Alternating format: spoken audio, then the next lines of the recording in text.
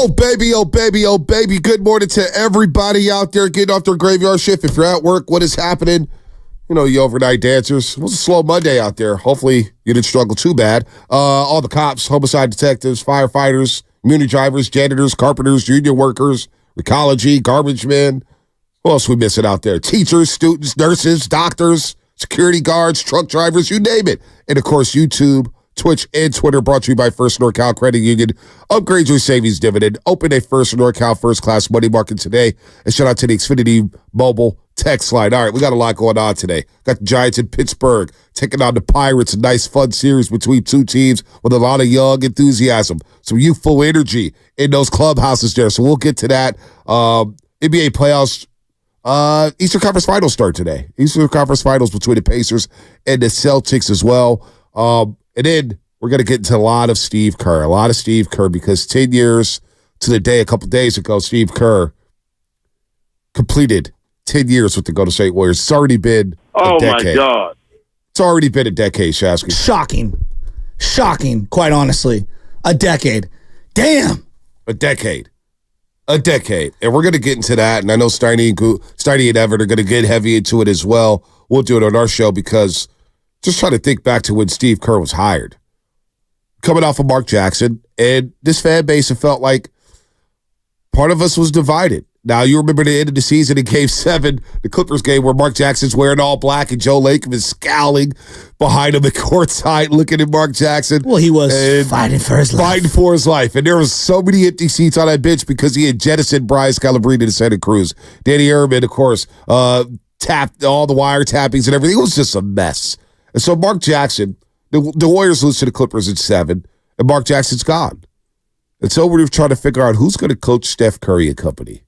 Who's going to coach him? Is it going to be this guy who's never coached before, who had been a GM with the Phoenix Suns and really didn't work out there in Phoenix? Is it going to be Stan Van Gundy, the guy who had took the Orlando Magic to the NBA Finals? Now, from what I remember, Stan Van Gundy wanted a lot of power, wanted to run everything like he did in Detroit. Well, it didn't work out for him in Detroit, and he didn't get the job with the Warriors. Steve Kerr did. And just going back to that, I just remember it's like, interesting. I'm not sure how this is going to work out. What were your thoughts when he got hired? I remember specifically, and I'm going to give him a shout out here. You know, Damon was hosting, and Damon was very high on Mark Jackson for the simple reason that the Warriors were finally playing defense, and he had empowered the Splash Bros, which I totally acknowledge. Yep. To me, he's the ultimate level up coach, meaning he leveled the Warriors up to a certain degree. But to level up again, they needed to upgrade. And I go back to that Clipper series against Lob City or whatever they wanted to call themselves. They should have won that series. Yep. It was a joke that they didn't win that series. Tie game, 2 minutes to go, Game 7. And they're running ISO offense where it's basically Steph Curry at the mid-block. Right. Trying to make things happen. Yep. Are you kidding me? Yep. And if you contrast that with what they did ball movement-wise the very next season, it's like night and day. The offense completely opened up.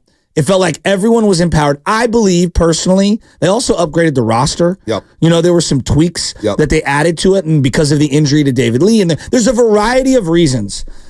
Steve Kerr was the perfect coach at the perfect time, and I thought he did a great job incorporating specific fundamentals of offense with unbelievable support emotionally, and they went to a completely different level. Also, all those players were ascending into their prime. So, like, it was a convergence of, like, 7 things at one time, almost like a Venn diagram. You know, Steve Kerr hired May 14th, 2014, and there was the Knicks rumors. The New York Knicks, of course, just had Phil Jackson running things, and it was not going anywhere. But New York was definitely, there was an allure to it. Yes. It always have an allure. It always. I agree Madison with Square you. Garden, the New York Knicks, you bring that franchise up. He knew what it was all about. He played with the Bulls. You know, he had a lot of battles with the Knicks. Then the Warriors brass and Joe Lacob and company went to Oklahoma City where Steve Kerr was broadcasting the game, where Oklahoma City was in the playoffs. And they met with Steve Kerr. And they identified that this was the guy to lead them into the promised land. And Steve Kerr being a California guy, kids are in school out here. It's like, you know what? Let me take that job. And he reached a 5-year, $25 million deal. I remember where I was when it happened, right? When it happened at the other station, working when it happened. It was like, Steve Kerr. But there was some confliction because, as you said, Mark Jackson did impart defense into the Golden State Warriors. Defense. He did empower the Splash Brothers. But there was something amiss, right? You can't piss off ownership. Well, you can't do that. Undeniable. You can't tick off everybody in the company as well. Before you keep going, the thing that bothered me the most was when I found out I thought he was a fraud on two fronts. First, there was this weird extortion story that came out that year. Remember where he was a preacher and then somehow him and, as my dad used to call them, ladies of the night, was trying to extort him. The overnight dancers? And then... Not the overnight dancers. Oh, my God. Not that. The other part that bugged me way more, and I call it the Terry Donahue, which is, I'm going to run the team, but I'm not going to live locally. He was living in L.A. Yeah. He wasn't local. And so it was like, dude, are you in or are you out? He did change the culture. He did help change the culture. He did plant the seeds. Now, I acknowledge all that. But sometimes you need a guy to take it to the next level. You think Tony Dungy with the Tampa Bay Buccaneers, Gruden comes in, they win the Super Bowl. He wins it with Dungy's team, but they needed that extra and I'm not the biggest Gruden fan, but that's an example of just kind of taking the team to the next level. And, kind of like Jim Harbaugh with the 49ers. Singletary and Nolan couldn't get it done with those group of players. Jim Harbaugh comes in, they make a couple shrewd moves, they go to the next level, they come up just short of winning a Super Bowl, but they go to 3 straight NFC championship games. The Mark Jackson era was something, look, it got off to a hot start, right? You get to the second round of the playoffs, Curry all of a sudden becomes a star, but then that last year, just the way it ended, they were going backwards. There was no doubt. They needed to be a little more innovative, knowing that OKC was in that bracket, knowing that San Antonio was still lingering around in the Western Conference. We Believe is something that feels like a cosmic moment in time for Bay Area fans, right, and Warrior fans in particular. I think we really, really underrated how fun that first Mark Jackson playoff run was. Because when we knocked off the Nuggets, I remember being on the edge of my seat in the identical fashion of We Believe. Now, I didn't have the same long wait in between playoff berths and all of the drama and everything of the 17 years. Like there was a lot baked into it. I'm not saying it was greater than We Believe, but you could feel they had a young nucleus that was ascending. Baron Davis and those guys, who knew where it was going to go? But they certainly caught, lightning in a bottle. And I'm not saying it was greater than. I'm just saying it felt different because it felt like, oh my God, you got a 20-year-old Harrison Barnes. You got like a 24-year-old Steph Curry and a 23-year-old Klay Thompson. Like it felt like they were growing something spectacular. Spectacular. They were. And I remember being at that second round series when they played the San Antonio Spurs. I was a young promo intern. Man, that's 2014. Wow, decade ago. I was a promo intern. Passing out stickers, right? Who had a better decade, Steve Kerr or Monte Hill? I think Steve Kerr. Steve Kerr, definitely his bank account. I'm not pocket watching. I'm just well-rounded. But I remember being at the Spurs game when they beat them on Easter Day. Jared Jack had some big-time shots. They win in overtime. And then they lose Game 6. And I remember they lost Game 6 that year to San Antonio at home, a very hard-fought second-round series. Game 1. They should have won Game 1, but they bounced back and won Game 2. I know. They blew to Game 3. Would they have a 20-point lead with 4 minutes to go? Yeah, something crazy. Ginobili over Bazemore. I just remember Richard Jefferson not dunking and missing free throws. I remember watching that game with Igor, my guy in the front office, and I'm like, yo, we're about to take a 1-0 series lead over the Spurs. And he's like, Tato jinx it. And you did. And it was like, oh, wow. They just lost Game 1. I'm having a meltdown. I didn't think there was any chance that they would win Game 2. They did.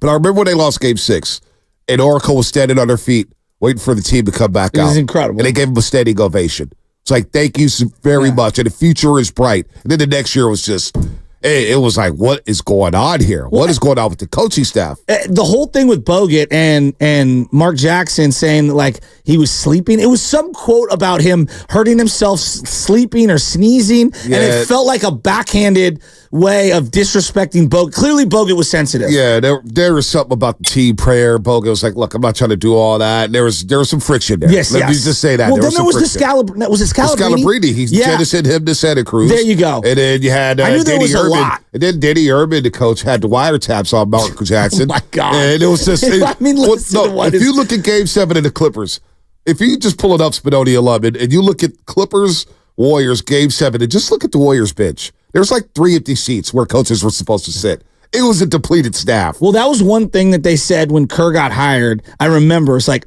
he is not afraid to have high-level coaches on his staff. Yep. And that was like the shot at Mark Jackson. I do find it interesting that Mark has never gotten another job. Yeah, something's up with that. Something's up with that. I think it's how you after treat being people. but I think after being fired for a decade, he deserves a job. Like, I'm not saying he's the greatest coach in the world, but I'm watching some of these recycled coaches. I'm like, Mark Jackson's better than that guy. Mark Jackson's better than that guy. I know he was rumored with the Laker job, but I don't think he's getting that. But I get it. You burn bridges in this league. You made something's up. Something's up. Somebody didn't like something about Mark Jackson, but I do think it's been a decade. Maybe he learned. Let bygones be bygones. I see a lot of coaches in the league that don't deserve coaching jobs. Bonte, I don't disagree, but like when your track record is what it is in terms of disrespecting ownership, that gets out. How you treat people gets out. It's not the first time a coach is disrespecting I agree with you, but I think that there's a tolerance. Right. Like George Karl had like 400 million jobs. I think George Karl is one of the great manipulators of all time. I can't stand George Karl. Oh, he's terrible. You see him on Twitter all the time. Beating him in that Nuggets series is one of the more satisfying things that's ever happened. He won Coach of the Year that year, then got fired. Iguodala in that George series. Karl won Coach of the Year that year, then immediately got fired. I'll never forget in that series that when they knocked off the Nuggets, Rocco would say, the second Iggy sits down and he gets back up, the old knees aren't the same, because he was their best player that year, and he was 100% correct. Yep. And then they also, George Karl blames Iguodala would be a secret agent, all that stuff. All that, and he says stuff. George Karl, put the phone down, George Karl. Well, allegedly, they were going after Steph's ankles in that series, too. The Nuggets, you remember that whole thing? Was that Kenneth Fareed? I think that it was. Manimal. Yeah, that was Manimal, Iguodala, Andre Miller. Allegedly. Andre Miller, he was on that team. But then they fired Mark Jackson. And then they hire Steve Kerr May 14th, 2014. 5-year, $25 million deal. Remember, he coached the Summer League team. And I'm thinking, how's this going to look? He's never coached before. And the experiment in Phoenix when he was running the team, and he had to riff with D'Antoni, it didn't work out at all. Did not work out whatsoever. Was he the one that traded for Shaq? Traded for Shaq. Yeah. And I'm not sure what went down with that, but it was a weird fit considering how D'Antoni wants to play, where Shaq was at that stage of his career. But right away, you see the Warriors come out, and they start 19-2 with Steve Kerr. I think people forget that. Right off the bat, first 21 games, he goes 19-2. 19-2. That team was so much fun. I mean, think about that. 19-2.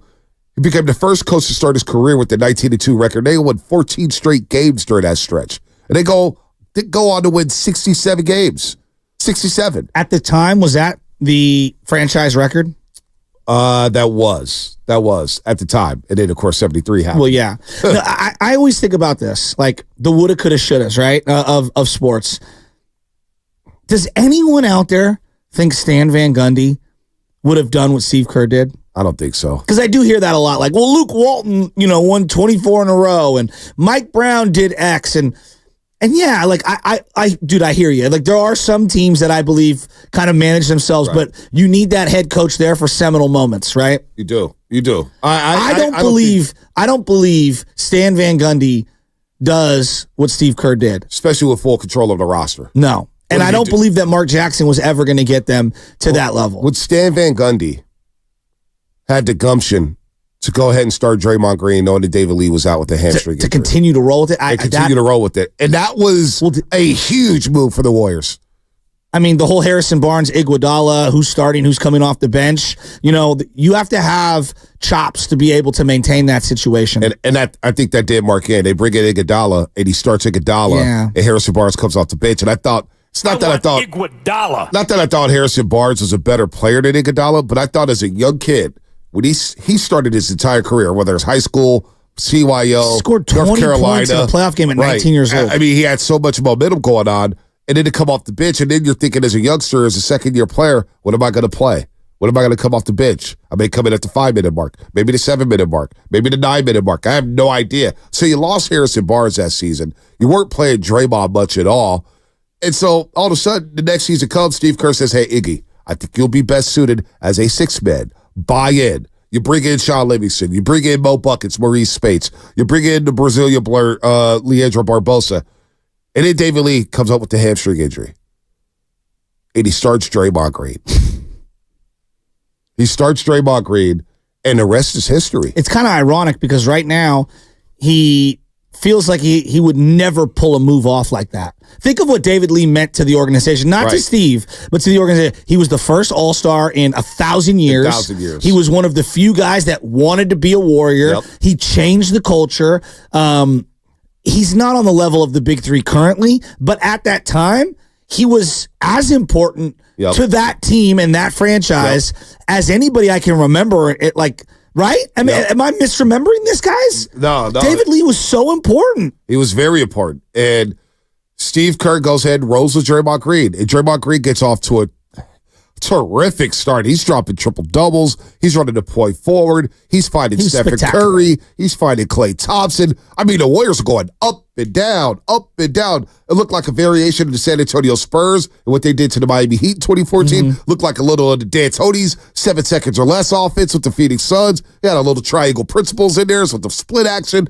I was like, wow. And then David Lee accepts his role. Basically doesn't play much the rest of the season. Doesn't play much. And Draymond Green goes ahead and takes off. He becomes a DPOY. Not that season, but later on in his career. Season, But Steph Curry wins his first MVP, and the Warriors win 67 games. Do you think prior to Steve Kerr, Don Nelson was the best Warrior coach in your lifetime? In my lifetime, yes. Yeah, I think so too. Right? Up until Steve Kerr. Right. Do you think Don Nelson takes this team to where Steve Kerr took it? Don Nelson was a hell of a coach. I know. Hell of an offensive coach. Isn't it a great question? Great innovator. I don't know what Don Nelson does. Does he have the patience with Steph? Does he have the patience with Draymond Green? He would wear guys out. He did. He wore young guys out. Yeah. If he got on his bad side, he just wouldn't play. You think he would have went back to David Lee? A lot of coaches would have. I think a lot of people would have. I probably would have. And they said, you know what? This is how we're rolling. But it probably was easier for Steve Kerr because he had no attachment to David Lee. No, that's a good point. That's a good point. He didn't have an attachment. What if he was here for 2 years and then David Lee comes back and he's like, because we kind of see that with Andrew Wiggins. Andrew Wiggins leaves or gets injured. He comes back and he's like, I got to start him. He's my trusted agent. I don't even know if that's the number one thing that I think of was that first year with Steve Kerr, the David Lee Draymond, though it should be. It's the Memphis series. It's the adjustments in the Memphis series. Yeah. The laying off Tony Allen, the way that they basically said, like, Andrew Bogut, don't guard him. Exactly. Don't guard him. And if you look at the modern NBA, as much as Steph has influenced things, the way that they defended in that particular series made one-way players almost unplayable for long stretches of games in the modern NBA. Yep. So they became the 10th team to win 67 or more games in a regular season. Obviously, you mentioned it earlier, the greatest season in Warriors history up to that point. And then they make the adjustment, of course, as you mentioned, against Memphis in the second round when they were down 2-1. Draymond and Steph Curry have the infamous dinner on Bill Street, sipping a bunch of wine. And, of course, they win 3 straight. I remember the first 2 games. Steph Curry got his MVP award before game 2. And I remember Tony Allen, during the fourth quarter, the little junior jam team was dancing. The girls were dancing, and he walked right through them. So I remember asking him after the game. He was like, oh, come on. Tony Allen, by the way. He's a great guest. He's a great guest, and he was great in the locker rooms. He's one of the guys I remember going into visiting locker rooms where he's like, dog, why are you so close to me, man? I'm like, oh, my bad, man. And Mark Spears will be next to me. He's like, oh, man, he's just young buck. Because I know young buck, and he'll slap me in the chest like, all right, what you got, man? What you got? Tony Allen was great. I'm thinking about the series just prior against the Pelicans and a young Anthony Davis. And they ended up sweeping. But the moment that I think of, as a still photo, is Steph hitting that 3 where he got fouled in the corner, and all of the fans like, no! It was like one of those social media moments that now is a meme, forever. Like, that was one of those.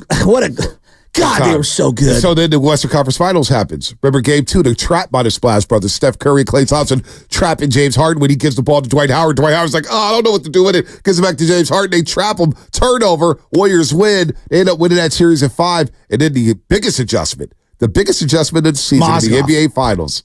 Game number 4. Steve Kerr and company. They say, you know what? Let's go ahead and start Andre Iguodala. They win small. And the rest is history. I want Iguodala. Steve Kerr comes in his first. Could you think about? He comes in his first year and wins a championship with the Golden State Warriors in his first season as coach. Make sure you don't miss that break, bro. They beat LeBron James.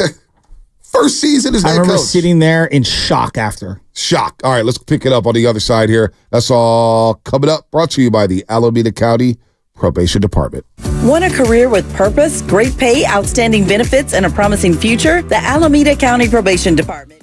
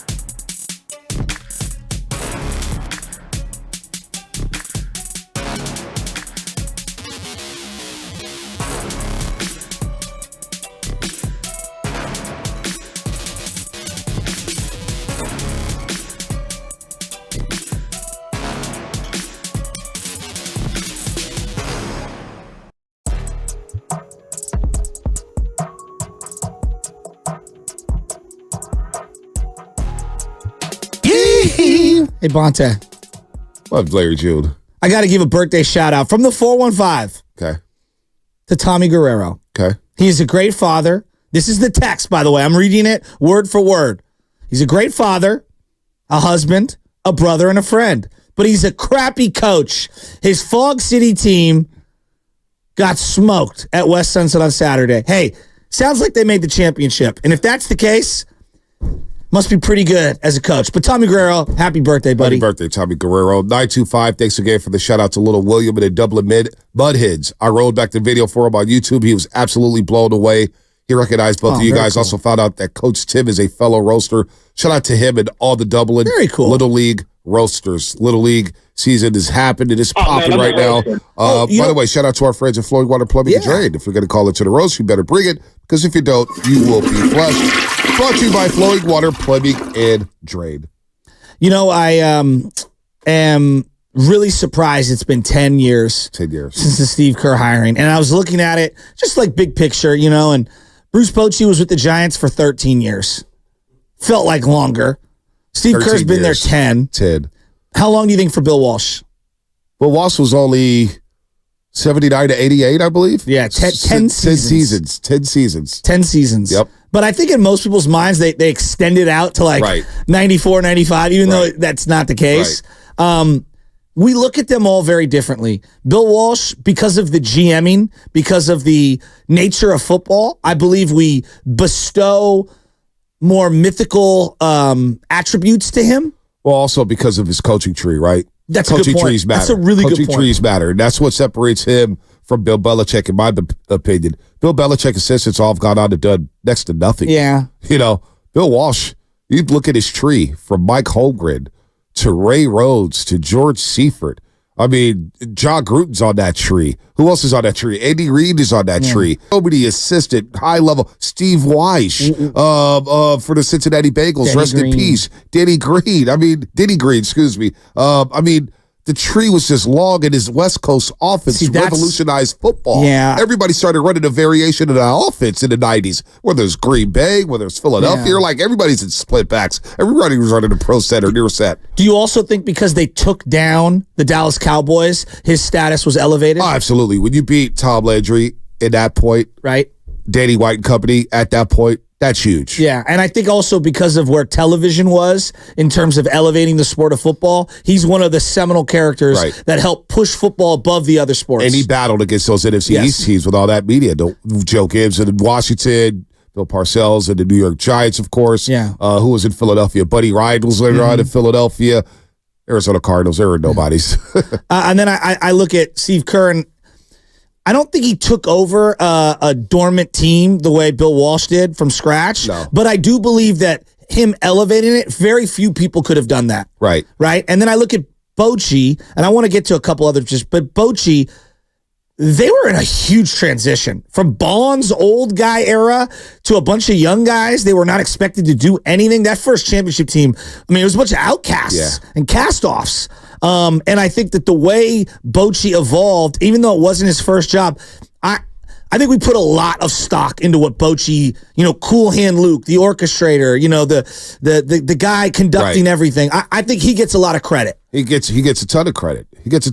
I think Dusty should get a lot of credit. I agree. Think about when Dusty Baker took over the Giants in '93, the first year of Barry Bonds, last year of Will Clark. They win 103 games, and Dusty rides off. They have some down years. They bounce back in 97. And you just remember Dusty being in the clubhouse doing this, pumping his arms up in the air. They get swept by Florida, but then they go on to have a great run. And Dusty was here for what, 10 years? Yeah. Was it 11 seasons or 10 seasons? I think it was 9. 93 to 2002. Yeah, so 9 or 10. I mean, a great run for Dusty. Absolutely. And it gets lost in the shuffle because he doesn't have the World Series. We don't even bring him up. Same thing with Jim Harbaugh. I think the job Jim Harbaugh did with the 49ers is one of the most outstanding jobs in Bay Area sports history. 100%. The 49ers were dead in the water. All this talent. Could win more than 6 games. What, 7 games, 6 games, 5 games? Bunch of guys who had never been to the playoffs. And Harbaugh instantly changes the culture. Instantly changes the mindset. And they go on to go to 3 straight NFC championship games. Tony La Russa.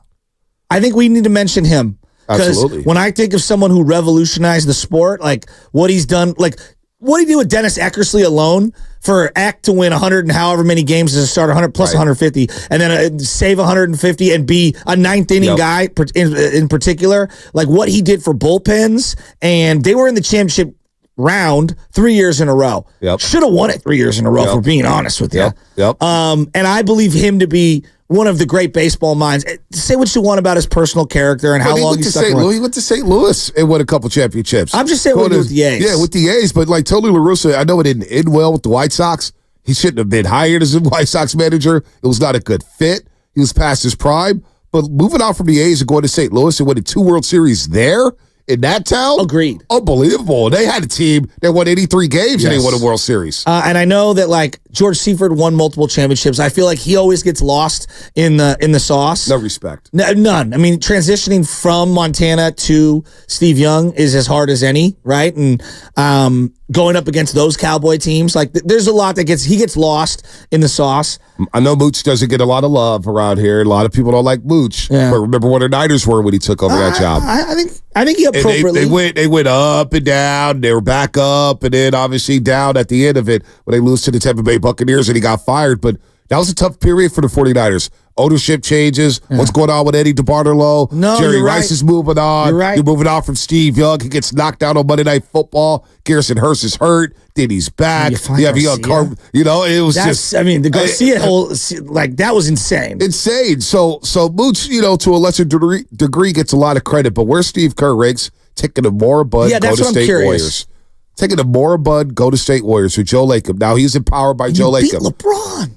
Well, beat LeBron, and we got to give credit to Nick Urin, the assistant coach. Nobody ever heard of Nick Urin up until he suggested in the middle of the night, hey, Steve Kerr, what do you think about a lineup change? Let's go ahead and start Andre Iguodala in place of Andrew Bogut.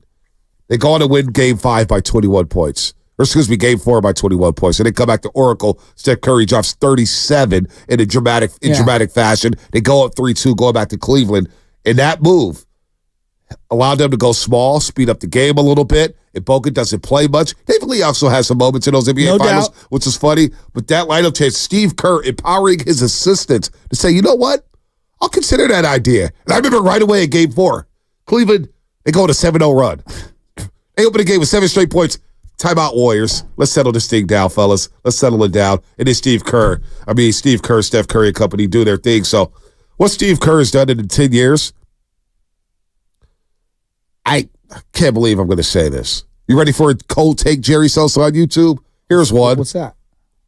Steve Kerr and what he's done with the Golden State Warriors may be more impressive than what Bill Walsh did with the 49ers. Oh, my God. I know it's crazy to say. I mean, it's crazy the to say. Niners had no first-round draft picks. They were a laughing stock. They were. I mean, you beat the Dallas Cowboys.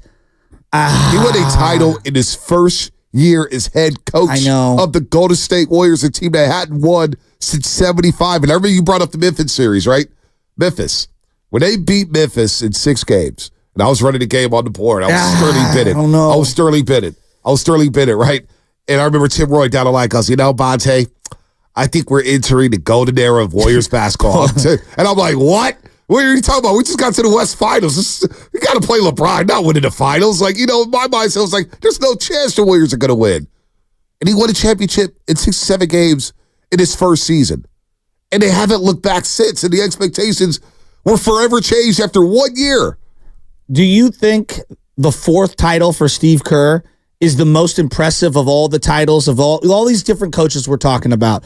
Like, that one was as improbable. As much as the 2010 championship was improbable for the Giants, I believe the same can be true for the 2022 Golden State Warriors. Absolutely. Absolutely. Even more so than that Niner team. That thing came out of nowhere. Nowhere. It was wild. So the 4th championship comes out of nowhere. But I think the first championship came out of nowhere. When Steve Kerr got hired, honestly, what was the real win the championship? Like that first year? What was the realistic expectations? Can we get back to the second round? Western Conference Finals. Can we get to the I wanted to getting to the Western Conference Finals at that point in my life as a Warrior fan felt like winning the championship. And they were in the NBA Finals. And I remember Matt Kolsky was sitting next to me because a Cleveland playing dealer failed to send their writers out. And I don't know what was happening. Thank you, Cleveland playing dealer. Thank you, Cleveland playing dealer. That should have been a sign that newspapers were dying. Dude, because Kolsky and I sat there in the first level. He was like, where are we going to sit? Where are we going to sit? I said, just follow me. We'll be okay. And I'm sitting there at tip-off, and I'm like, dude, they're about to tip off against LeBron James in the NBA Finals. This is absurd. This is absurd. That first game into overtime was one of the greatest games. I remember Kyrie lipping off right in front of me. It was like, wow. It was unreal. All right, anyway. The block off by Kyrie. Oh, my God. There's so many things I could think of. There's so much going on here. But Walsh built the dynasty. But can you give the same credit to Steve Kerr and company? I have a heart. That break, doggy. I know. I want to talk about this. This is a good conversation. I know. That's coming up. Brought to you by Fremont Bank, full service banking, no compromises. The economy is rough, and traditional four-year programs are just not cutting it. People need something new, and Merit America is that.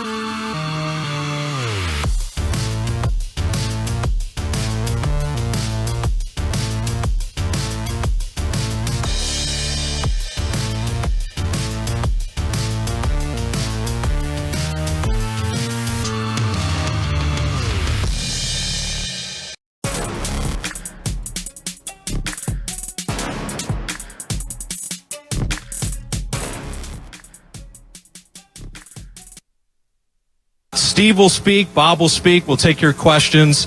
But first and foremost, there's a lot of special people in Steve's life that are here today. And so his family with Margot and Nick and Madeline that are here. The man who taught him everything he knows, Lute Olson, is here, and his friend Paul Whiteman, which is great to see. And so really, this is a great day for the Warriors, a tremendous day for Steve, and something our whole organization is incredibly excited about. So what? This is Steve Kerr, and you're listening to the Morning Roast on 95.7 The Game. Wow. He was hired May 14th, 2014. 10 years and 7 days. 10 years and 7 days since Steve Kerr has been hired. I know Steiny and Ever going to do a lot with Steve Kerr. They got Bob Myers coming up. Shawn Livingston is going to join them. I should text that stat right now. Bob Myers? I'm going to text Shawn Livingston right now. Be like, why are you going out with Steiny and Evan, man? Come on with us, Shawn. I'll flex right now. That is a subtle flex. It's me texting Shawn. I'm not going to do that. I'm not going to do that. By the way, the segment brought to you by Go to State Lumber, serving the Bay Area for 3 generations. When you succeed, we succeed. Visit GoToStateLumber.com. All right, talking a lot of Steve Kerr. Right before the break, brought up Bill Walsh and Steve Kerr and who had the more impressive runs. And look, the popular choice is Bill Walsh. There's no doubt. For a variety of reasons. He came in when he got hired with the 49ers. They were an expansion team. And he gets GM power. Yeah, GM power, because they got rid of Joe Thomas, who was the GM prior, who was a terrible GM and traded all those picks for O.J. Simpson. He was just awful. Awful. He was so bad, they literally destroyed all of the records and the books and the history. They literally burned it all. Burned it all. They have nothing from that era. And Joe Thomas was a guy who had a terrible reputation in the NFL, but Eddie D needed somebody who knew somebody in the NFL. Yes. So that's why he hired Joe Thomas. Joe Thomas gets fired. Later on, Bill Walsh like, you got to get this guy out of here. Anyway, and what's funny is, too, Bill Walsh's first Super Bowl win coming against Cincinnati, where Paul Brown would not hire him. And he's like, dude, I implemented the West Coast offense in Cincinnati. I'm your guy. And Paul Brown's like, yeah, you're not my guy. Against the quarterback that he elevated and but helped reach the heights. Kid Anderson. Ken Anderson, very underrated player. Very underrated. So Bill Walsh, that Super Bowl meant a lot to him to beat Paul Brown. He did it not once, but twice. His first Super Bowl and his last Super Bowl. Makes me feel like the current Niners are the equivalent of the Cincinnati Bengals to the Niner dynasty. That's what the Niners are to the Chiefs dynasty. And that is really hard to swallow. That is. But keep you know going. What? But you know what, though? You know, and look, it's easy to take. I get it. Bill Walsh in the league that didn't have a salary cap yet. And Eddie DeBartolo had all the resources in the world to get Bill Walsh anything that he wanted. But Bill Walsh gets credit for drafting, he gets credit for development, and he gets credit for changing the league. The evolution of the NFL doesn't happen without Bill Walsh in the forward pass. Everybody, like when they beat Miami in that Super Bowl at Stafford, everybody's like, we'd never seen anything like this. Well, I also believe what elevated his status was you knock off Tom Landry, right? So it's the end of the Cowboys run. Yep. You went through Bill Parcells. Yep. You went through Joe Gibbs. You faced Don Shula. Like, if you look at that era of head coaches, not just in the NFC, but also into the AFC, I mean, it's a hell of a freaking, golden era of head coaches. Like Buddy Ryan's Eagle defenses and what the Bears represented. The win, I think the win in '88 in Soldier Stadium is one of the seminal moments of Bill Walsh's career. It's kind of like the icing on the cake. To win in the dramatic fashion that they won on the one end at the beginning of the dynasty with the catch, which is the famous play, and then obviously at the end with the 2-minute drill in Miami, like.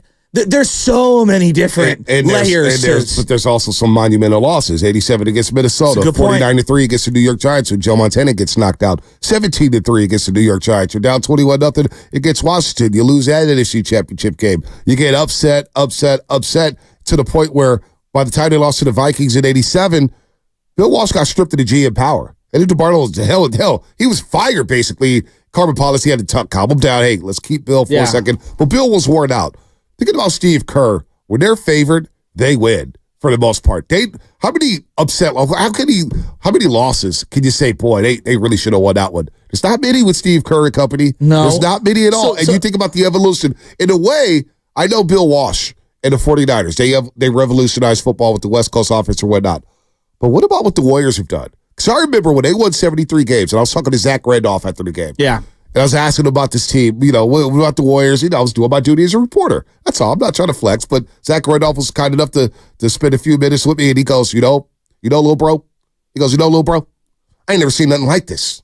He goes, they broke basketball. I'm like, what does that mean? He goes, I've never seen this style of play with the shot-making ability. And by the way, they're going to the paint and getting layups. We don't know what to do against this team. I think Steph Curry gets all the headlines as this three-point shooter that everyone wants to shoot threes. But simultaneously, and I think the Miami Heat are also an evolutionary step forward in this progression.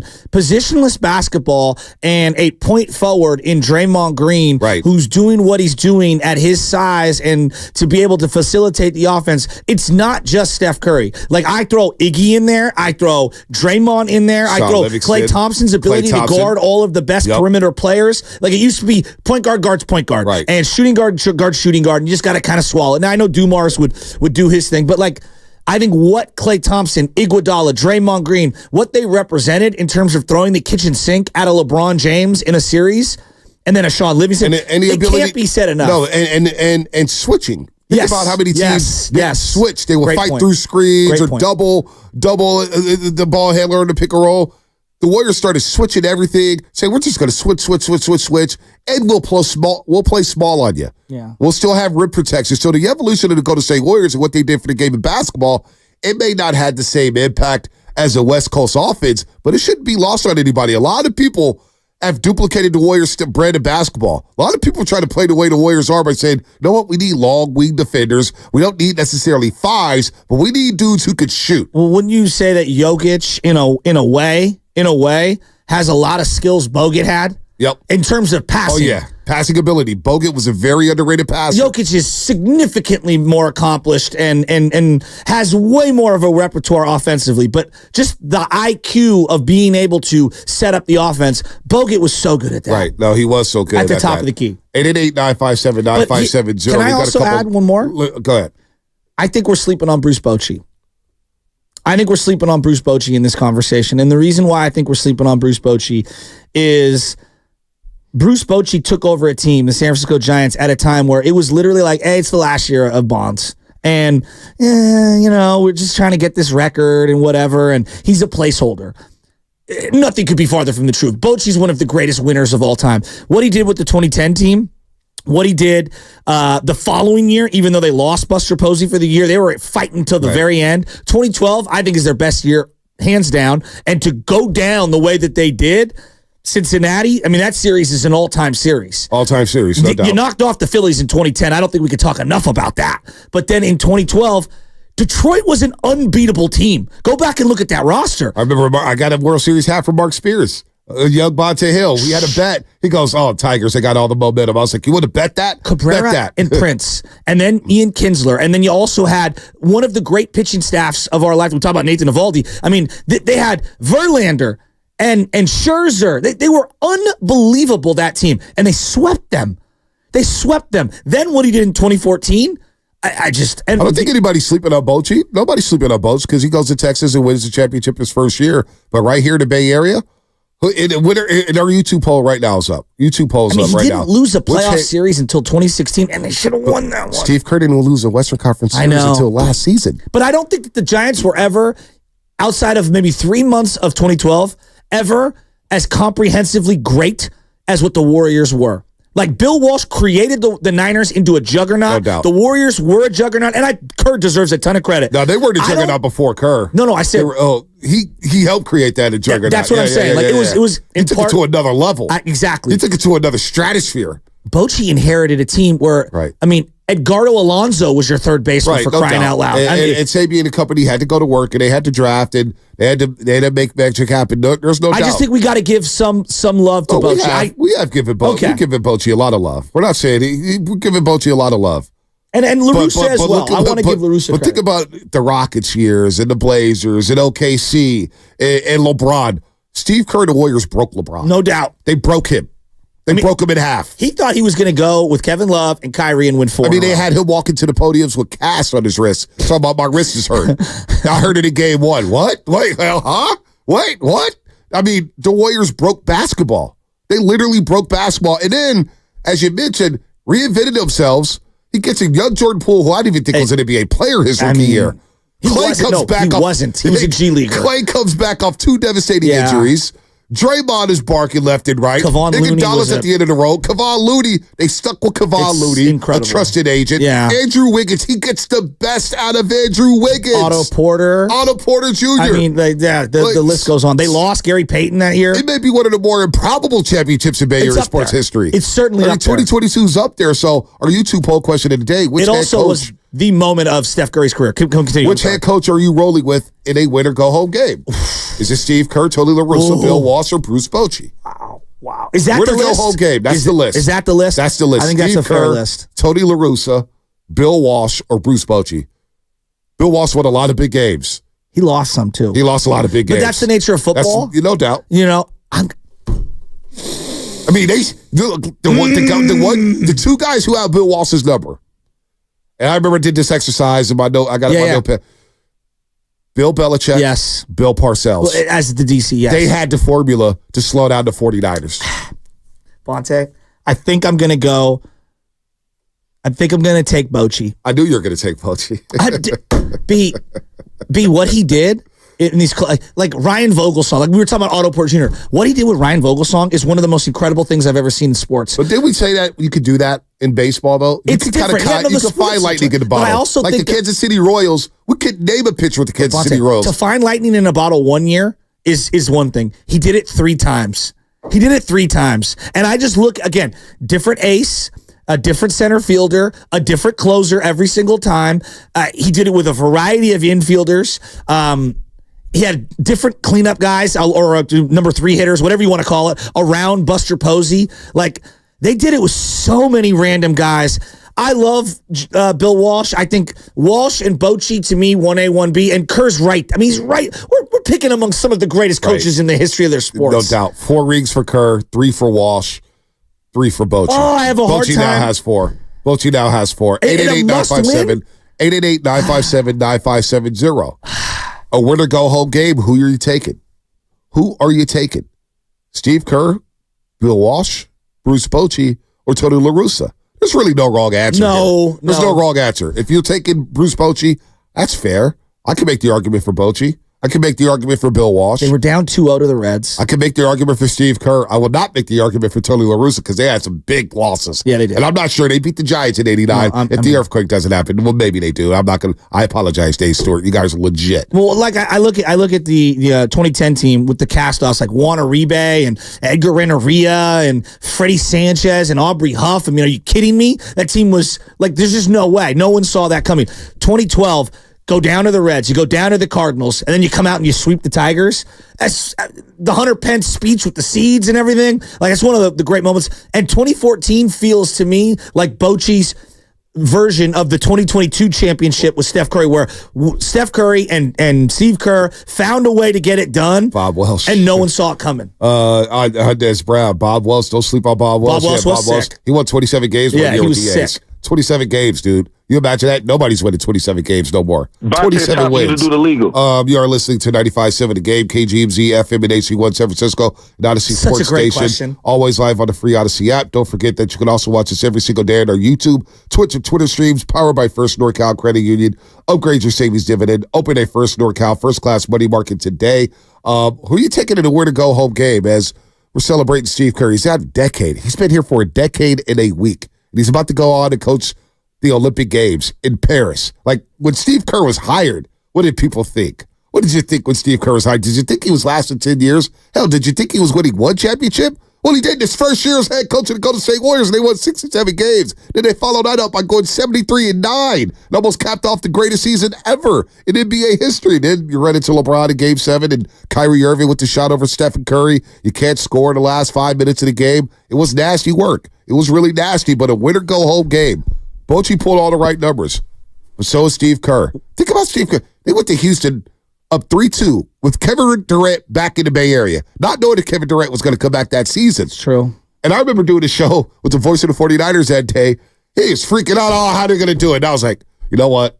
I remember being in the locker room with the Rockets. They were devastated losing that Game 5. It's like the Warriors will find a way, and they found a way in Game 6. Hell, they almost found a way to send a game send the Raptors in Game 7 without Kevin Durant. I mean, it was Klay Thompson. I was so proud of that team. The team was they were so good. What's the moment for you when you say like win or go home? Why do you roll with Kerr? What's the moment? Because I have one. If I'm gonna make the case for Kerr, to me, and I'll let you think about it for a second, and I think a lot of people are gonna pick something different for me.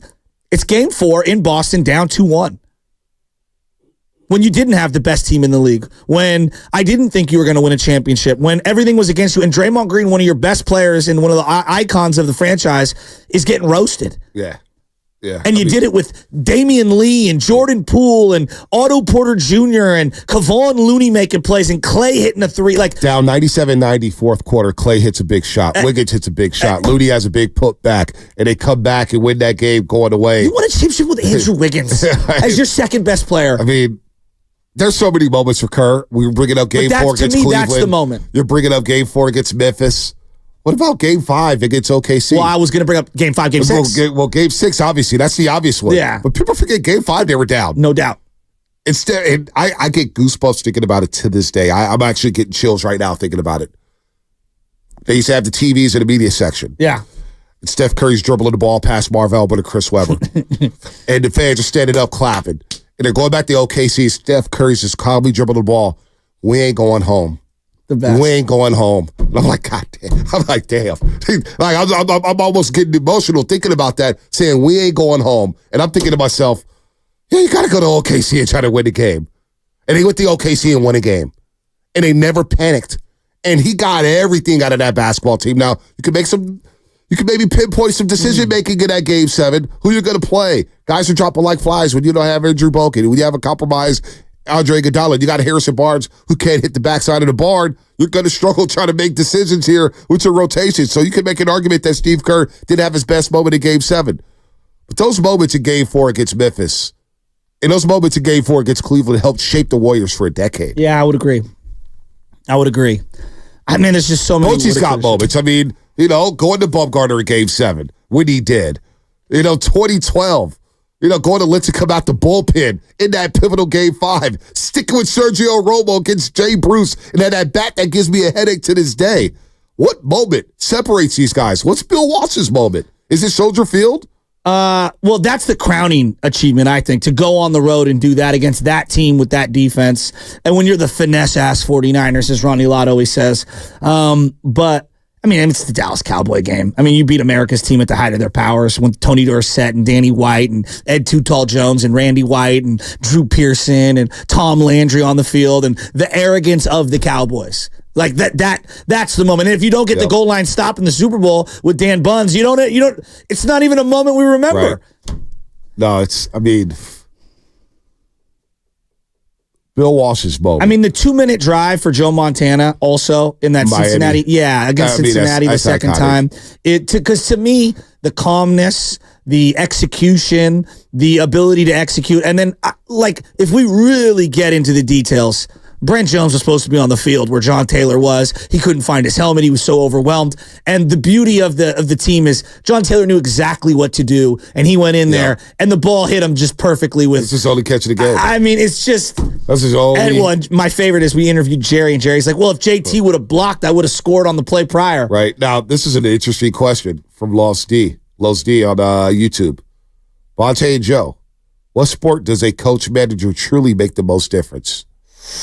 I think football, most people would say, is going to be at the top because every single play is scripted. I would say football. But at the same time, we all believe, like great example, is Belichick still really good? Yes. Yeah, I think so too. I think so. But when you have a garbage quarterback, none of that matters. You know what I mean? Bochy had Posey as a manager on the field. And he had those great pitchers. Yeah. Who knew what to do. I mean, to me, the NFL, the coaches in football make the most difference, Los D, if I had to say. I think it's football. Yeah, I would agree. No doubt. Though I believe the NBA dynamic of power structure for the players is the most difficult to navigate. Yeah. And because the small amount of people in a small locker room, I actually think that's the hardest one to navigate because the egos can go so out of control. Right. The players have the most power of all the three sports, in my opinion, and they're so much more rich than what the coach is. And what's different about Walsh and Kerr? Now I'm thinking about it here. Bill Walsh didn't want the players to like him. So he would yell at his coaches to piss the players off, and the players would want to fight for their positional coaches. Ronnie Lott and Bill Walsh had a big-time rift for many years. For many years, they did not get along. Steve Kerr wants to be liked. He gets along with his players great. The way he speaks, he just wanted to war for best coach of the media or whatnot. I get the specifics here on that. But Steve Kerr wants to be like it. He's had to manage egos. Hell, he's had to manage Draymond Green. We talk about 2016, Oklahoma City. Security had to go into the locker room, about to fight each other.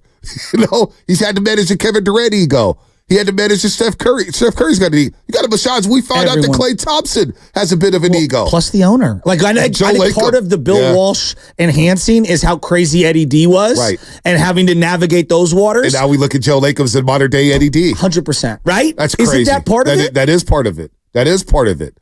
Win or go home game. Bochy.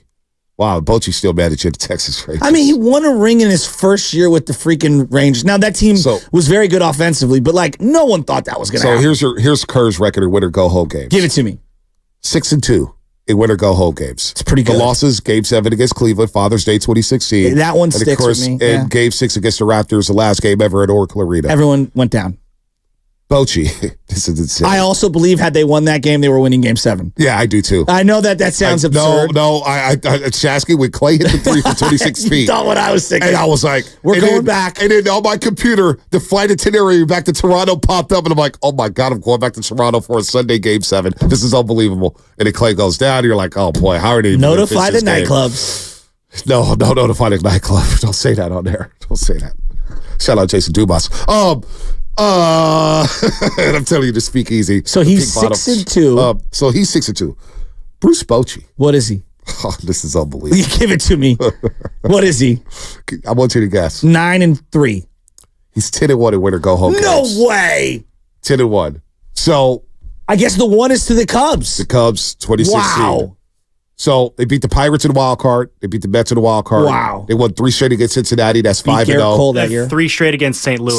That was the one I was talking about. Yeah. 8-0. They're down 3-1. So what's the other 2? Then there's the 6 Kansas City. And then Kansas City, yeah. Kansas that was City. Game So that's 7. 9.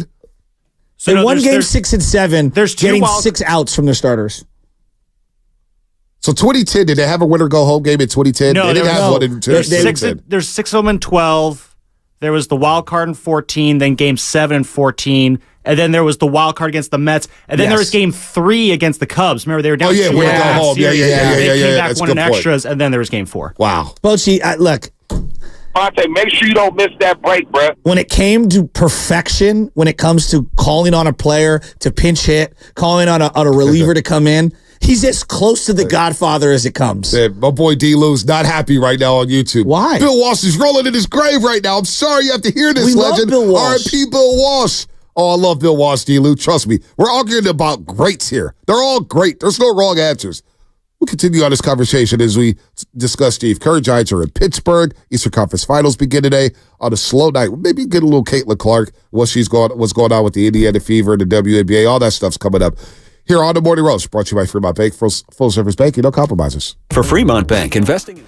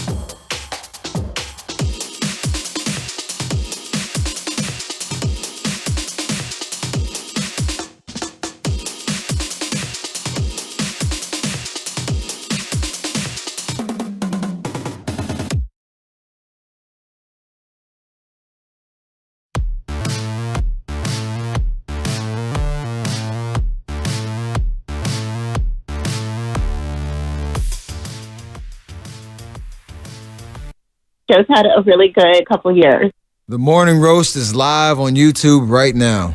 Take it away, Bonte. All right, Steph, we'll see you soon in Paris, France for the Olympic Games. Shout out to my guy, Anthony DeVore, and his daughter, Mariana, listening in the morning.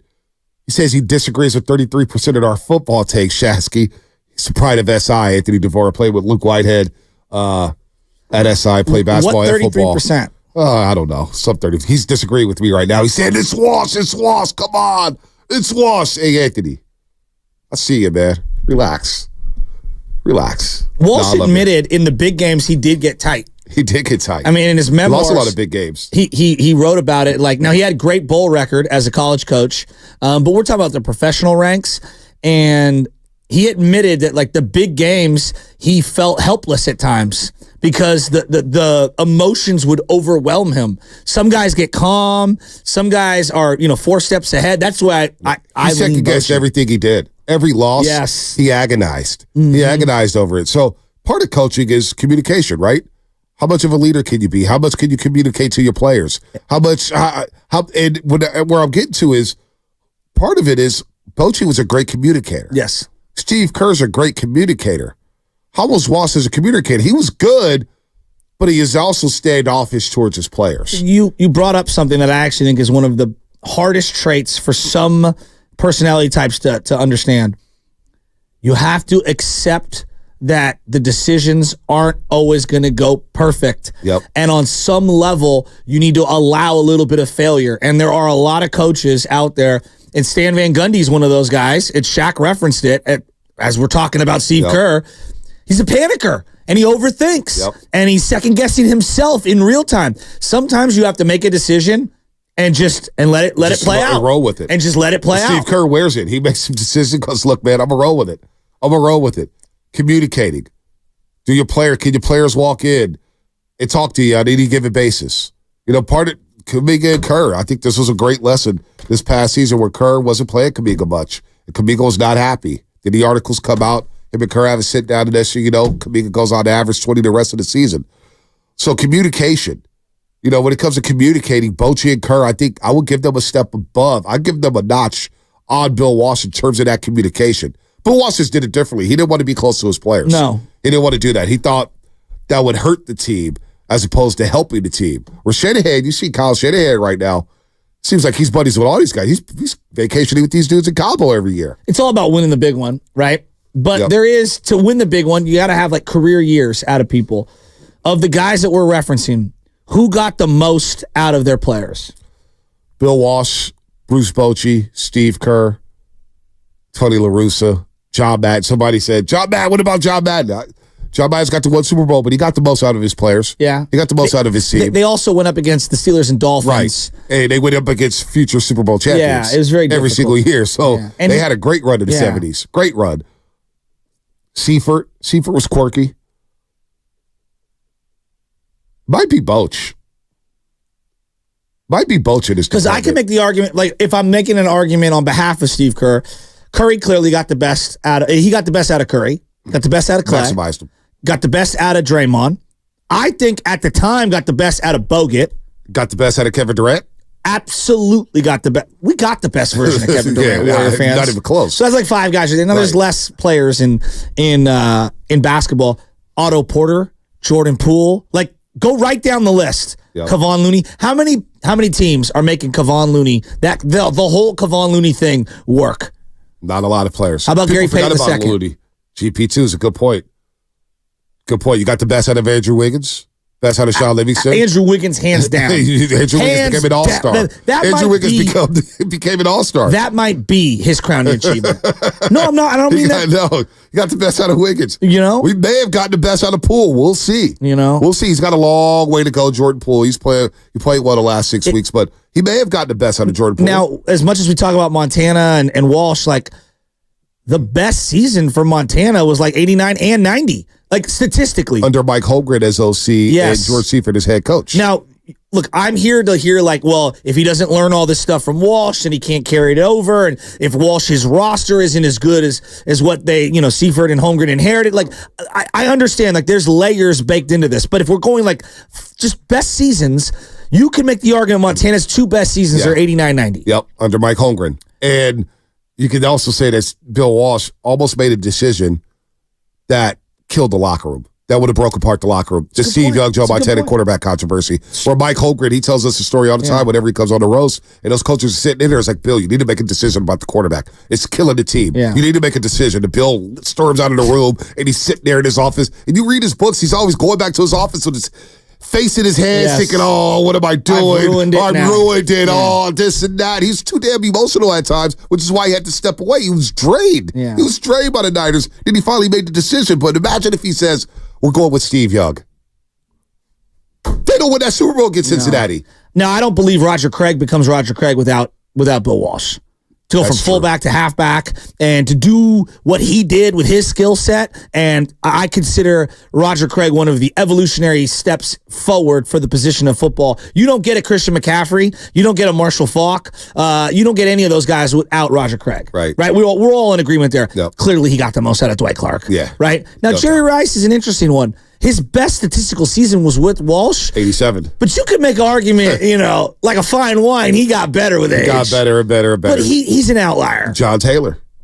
Taylor? And John Taylor was telling Guru and I at the Bay Area Sports Hall of Fame about the story where he was like, hey, Bill, I could return punts, right? Bill was like, no, you can't. And he finally does it in the Hall of Fame game. And then he gets tackled by the punter, right, at the end. He almost breaks it back. And John Taylor walked by Bill Walsh and goes, yeah, you're right. I don't think I can return punts. Well, John Taylor becomes a punt returner. His punt return turned the season around in 88 against the Washington Redskins on Monday Night Football when they go beat up 37-21 and they don't look back and they go on to win the Super Bowl against Cincinnati. So I don't know, man. Did he get the most out of Ronnie Lott? Absolutely. Right. And he made the uncomfortable decision in telling Ronnie, you're no longer a quarterback. You're a safety. What? Ronnie was not happy about that. No, but it ended up making him one of the greatest safeties of all time. One of the greatest defensive backs of all time. Hands down. In Right? both positions. I think of someone like, Eric Wright. There's so many guys. Like Walsh, because he drafted them, he identified them, whether it's Wendell Tyler, whether we're talking about, Ricky Waters, like whatever. He had his hand all over all these selections. And so Walsh gets a ton of credit. Now let's go to the Giants. Did he get the most out of Matt Duffy? How about Joe Panic? How about Brandon Belt? How about Crawford? Well, Brandon Belt had his best season with Kapler. Okay, that's what I'm asking. Give that. Yeah. He had his best season with Kapler. What about Lincecum? Lincecum faded under Bochy. He won 2. No, I know, but he faded at the end. Lincecum was unplayable. I think he got the most out of Tim Lincecum. Well, yeah, I think it's safe to say because the tail end of Lincecum wasn't pretty. Matt Cain as well. Johnny Sanchez. I can't argue against Brian that. Wilson. I can't argue against that. Andres Torres. We count lightning in a bottle with that boy. Oh boy, Andres Torres. He got the best season out of Aubrey Huff. Most home runs he had was 2013 with the 27, 99, and 22 steals. What was his batting average? In Philly, 2012, 2011, 2012, he had a combined 24 home runs. Batting average in that contract year was 283. Oh, a little lower than I thought. Okay. But he had some years in Houston, second year, 25, 83, 11 steals, 25, 72, 14 steals. Had a hell of a 25, 91, 22, 97. I mean, then he kind of slumps in 2011, goes to Philly. Actually, he went to Philadelphia that year.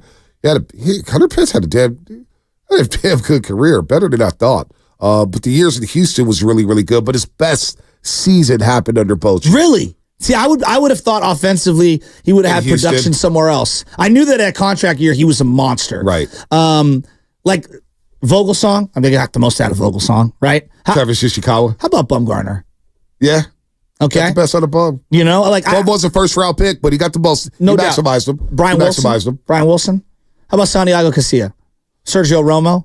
Jeremy Affel, Javi Lopez. Guys. I mean, I think Walsh and Bochy, and Kerr, I think the common denominator for all three of these guys that we're talking about, they maximize their players almost across the board. Isn't that what it takes? Like Phil, when you think of Phil Jackson and Popovich, maximizing their players across the board. Across the board. Ron Harper on those, he was a good player, and then he went to the Bulls and was like, oh wow, I really underrated how good he was. We forgot how good he was in Cleveland. Ron Harper, when he was at the Cleveland Cavaliers, was a 20-point per game scorer.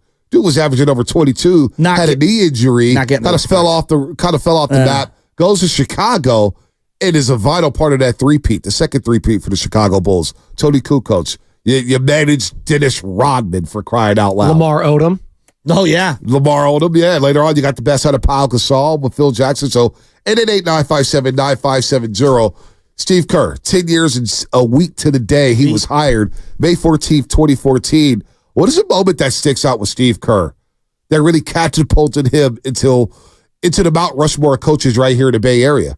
Or do you even have Steve Kerr in your Mount Rushmore of coaches in the Bay Area? Some may say John Madden deserves a spot.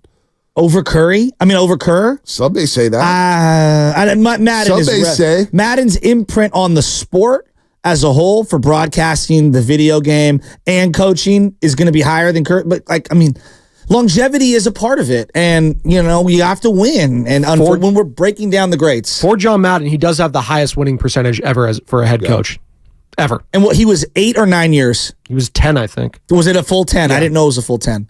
He always said it, too. When somebody asked him, they lost the AFC Championship game to Pittsburgh. May have been the Immaculate Catch game. The Immaculate Deception? Yeah. Agreed. I agree the ball with hit the ground. Oh, that was 9 great. years, by the way. To your 9 years. Okay. It might have been 10 seasons, great. but it says 9 years, so I don't ever know. You ever watch Football Life on that? It's the Football Life on that? It was great. And the fans on the field scowling at the referees, waiting for their call.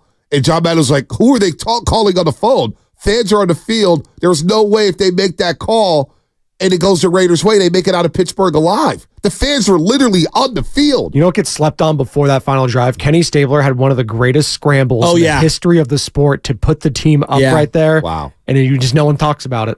Matt didn't even want to play that game. He was like, dude, this turf is unplayable. Pete Rozelle didn't care because he was sticking it to Al Davis. It was unbelievable. But Matt said after that game, they were like, you keep losing all these big games because, dude, we won a lot of big games. All these games are big. Yeah, to get to all this these games, like that's why with Shanahan to say, he can't win the big one. I'm starting to push back on that. Say, okay, I know he can't win the Super Bowl, but damn it, they've won a lot of big games under Kyle Shanahan. And as we talk about Bochy, Kerr, and Bill Walsh and I would put LaRussa there as well, and Madden, and the common denominator on all the great coaches, Andy Reid currently, they maximize their guys. When I look at Kyle Shanahan, I don't think Debo works anywhere else but here. McCaffrey's been great. He ain't been this great. Nah, he ain't been this good. Ayuk's a really good player, and I think he'd be good in a lot of places. I don't know if he'd be putting up the year that he put up this last year anywhere else. Brock Purdy, are we sure he'd be as good anywhere else other than with Shanahan? He wouldn't have been on the team if the Niners didn't draft him. He would have been an undrafted free agent. So I think, as we're talking about these other great coaches, I kind of have my eye on Shanahan, and I'm saying he's pretty damn good. For all those anti-Shanahan fans out there, or I guess non-fans. Everybody loves Shanahan, don't they? There's a lot of people, to your point about winning the big one. People like Steve Kerr. People think he lost them the 2016 finals. Yeah. He lost them the 2019 finals. He lost them the play-in game this year. And I don't think you're putting enough pressure on players. Players have to make plays. Players got to make plays. Ernest Brown did bring this up. Andy Reid, he thinks we'll maximize Debo. I'm with him. Okay, that's one coach. Andy Reid, McVay maybe. McVay will figure out a way to use him. Maybe Matt LaFleur. But there's not too many coaches who could maximize Debo. I give Matt Eberflus. But you know what, though? Debo Samuel. But you know what, though? It's kind of disrespecting Debo. No, I'm not disrespecting No, I'm not saying you are, but Debo's a baller. That's just as much as he drives us crazy, Debo's a damn baller. But I think in football, this kind of goes back to why coaching's so important. The right situation does matter. It does. Situations matter. Steve Kerr's in the right situation. Bochy happened to be in the right situation with this great pitching staff and his great bullpen. And you had a great architect in Brian Sabian. Absolutely. Who made all the right moves to say, okay, this is what we need. Like, he went out and made the trade for Hunter Pitts. He went out and tried to make the move for Jose Bautista. And then he gets popped. Or not Jose Bautista, Jose Guillen. Yeah. And then they make the move for Cody Ross. You know what I'm saying? They made the move for Javi Lopez to bring him to the bullpen. They made the move to bring in Jeremy Affeldt to the city. They made moves in season, and Hale Pagala was a freak. You know what I'm saying? Sabian he deserves a lot of credit too. So the tandems, I think we're getting to the tandem of Myers and Kerr, the tandem of Walsh, Policy, DeBartolo, the tandem of Bochy, Sabian, and Bobby Evans. Pretty damn good. So Kerr's 10 years here, he's had a lot of adversity. I know we all think that they just roll the ball out, they're going to win the championship every year. I mean, they have had a lot of adversity. Early on, it was Steph Curry's injury. You're just concerned about it. There's the David Lee dynamic, which we were talking about. Did we even know Klay Thompson would be the two-way player that he became? I didn't. I didn't think he could defend like that. I didn't think he'd be a guy where you say, all right, Damian Lillard's come to town. Go ahead, Clay. I didn't think Bogut could be healthy for a full season. Right. No, I'm being real. Yeah. I didn't think that could happen. I didn't know if, Harrison Barnes and Andre Iguodala, they would be able to navigate who starts, who doesn't, the way that they did. I didn't know if they'd be able to navigate the bench the way that they did. And then later on in his tenure, clearly there was some issues internally with Durant and other guys on the team. Yep. The Jordan Poole situation, Yep. Losing Steph Curry for an entire year, very reminiscent to losing Buster Posey in 2011. Navigating injuries with Kevin Durant and Steph Curry during the championship years. We thought Kevin Durant may be out for the season this first year with the Golden State Warriors, or Martin Gortat threw Zaza Pachulia to Kevin Durant's knee. And you had to navigate those tough waters. Plus the rib. Don't forget the rib injury. Oh, yeah, the rib injury for Durant was big. Rib was big. That was big. I mean, in the 2016, when Curry hurt his ankle and was out for we had a Ian Clark game, for crying out loud, in the first round. Did have an Ian Clark game against the Pelicans. 888-957-9570. What is Steve Kerr's greatest accomplishment as Warriors head coach? Another question for everybody out there. 888-957-9570. What is his greatest accomplishment? Which coach was the best at leading the team through adversity and tough times? We are getting ready for the Eastern Conference Finals. I think these coaches have done a good job with their teams. Like, looking at Chris Finch and what he's done with Minnesota. That is a hell of a coaching job that he's done up there in Minnesota. To bring that franchise 4 wins away from an NBA Finals appearance, unbelievable. But not lost on me is Jason Kidd. Think about what Jason Kidd has had to do with Kyrie and Luka. He's got Kyrie on straight. Kyrie's become a leader of that team, and now it's Luka he's working on. That's a hell of a job Jay Kidd has done. But 888-957-9570, what is Steve Kerr's greatest accomplishment as Warriors head coach? Is it the rings? Is it the coach of the year? Is it managing egos? Is it Andrew Wiggins? I mean, to do what he did with Andrew Wiggins being the number 2 player on that team, it's pretty impressive. It's pretty impressive. I mean, that to me feels like the cherry on top of the icing of the championships. I think taking Steph Curry to another level. Okay. Unlocking Steph Curry. You don't think Steph was ever going to get to that next level? Under Mark Jackson? I don't know. Would Mark Jackson have played Steph Curry off the ball? That's a good question. The way Steve Kerr did. And put the ball in the hands of Draymond Green. Put the ball in the hands of Andre Iguodala. And demand the amount of passes that they did. 300 passes per game. Yeah, we want 315 passes per game. Yeah. We want 30 assists. We want to play inside out. Even though they were this 3-point shooting team, and a lot of people say, oh, they're 3-point happy, they're a finesse team. The Warriors were leading a lot of categories. They were leading the NBA a lot of those years in points in the paint. They were getting 2 feet in the paint and getting layups because of all the split action, because of all the cutting, because of all the movement. They made playing off the ball and motion offense popular again. If I had to think about the NBA, it's all pick and roll. I know, but if I had to rank it, and people are going to say, Joe, you're too LeBron obsessed, but like beating LeBron when they did, I know we were removed from it 10 years. It still doesn't get old on me. Like, that's one of the greatest wins of all time. The Golden State Warriors beat LeBron at the height of his powers after he left the Heatles and created a super team where he thought the league was going to be his. Beat him 3 times. No, but the first one is what I like to win with that team. First one, yeah. I mean, Blante. See, I can't believe I'm going to say this. I don't know if the Warriors wait if Kyrie doesn't get hurt. Okay. I don't know if they, but that's part of it. I don't think the Niners win in 1981 if Tony Dorsett doesn't separate his shoulder in the first quarter. We weren't born yet, but who knows? I'm just saying. Who knows? They did throw 3. Montana did throw 3 interceptions.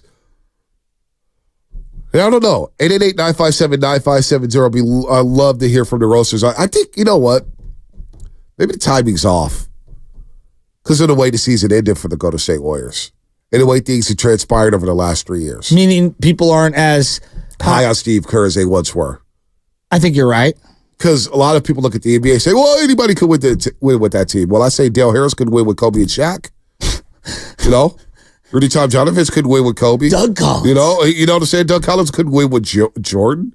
You know, like not anybody could coach these teams. No, I would agree. Like I don't think anybody could just coach LeBron James. Like David Blatt took them to the finals and got fired the next year. Why do you think they're going to hire J.J. Redick? J.J. Redick, who has Pat Riley traits, according to Sean Sharadia.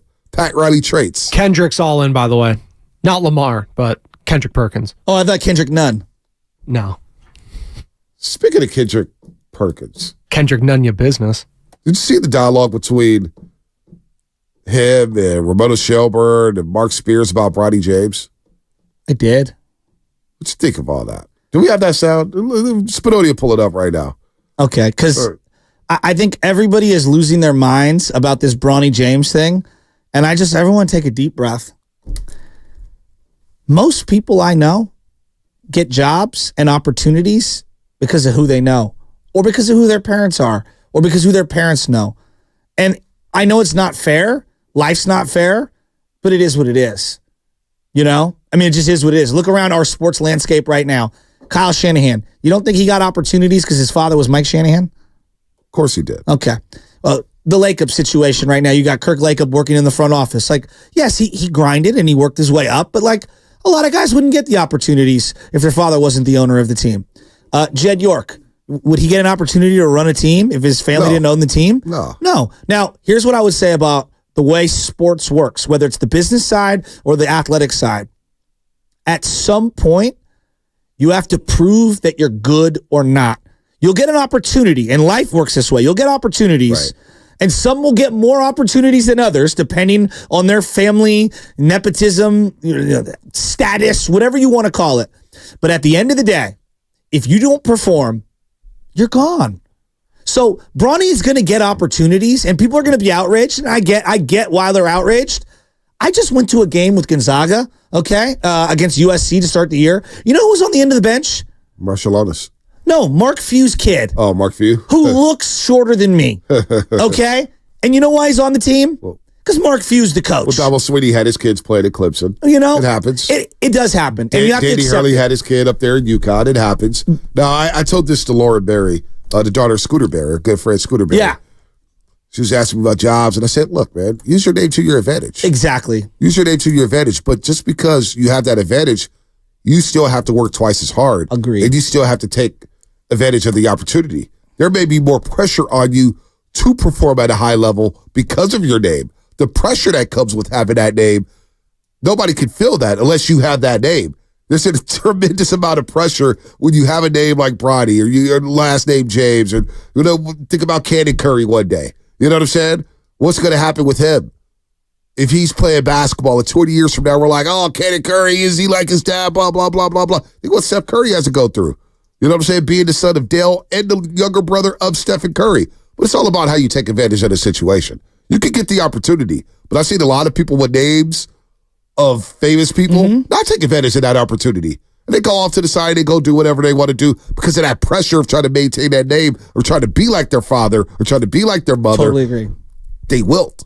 So it's not easy having that name. No, I agree. Not easy at all. So you can have all the, and I agree. Yeah, you can get all the advantages you want.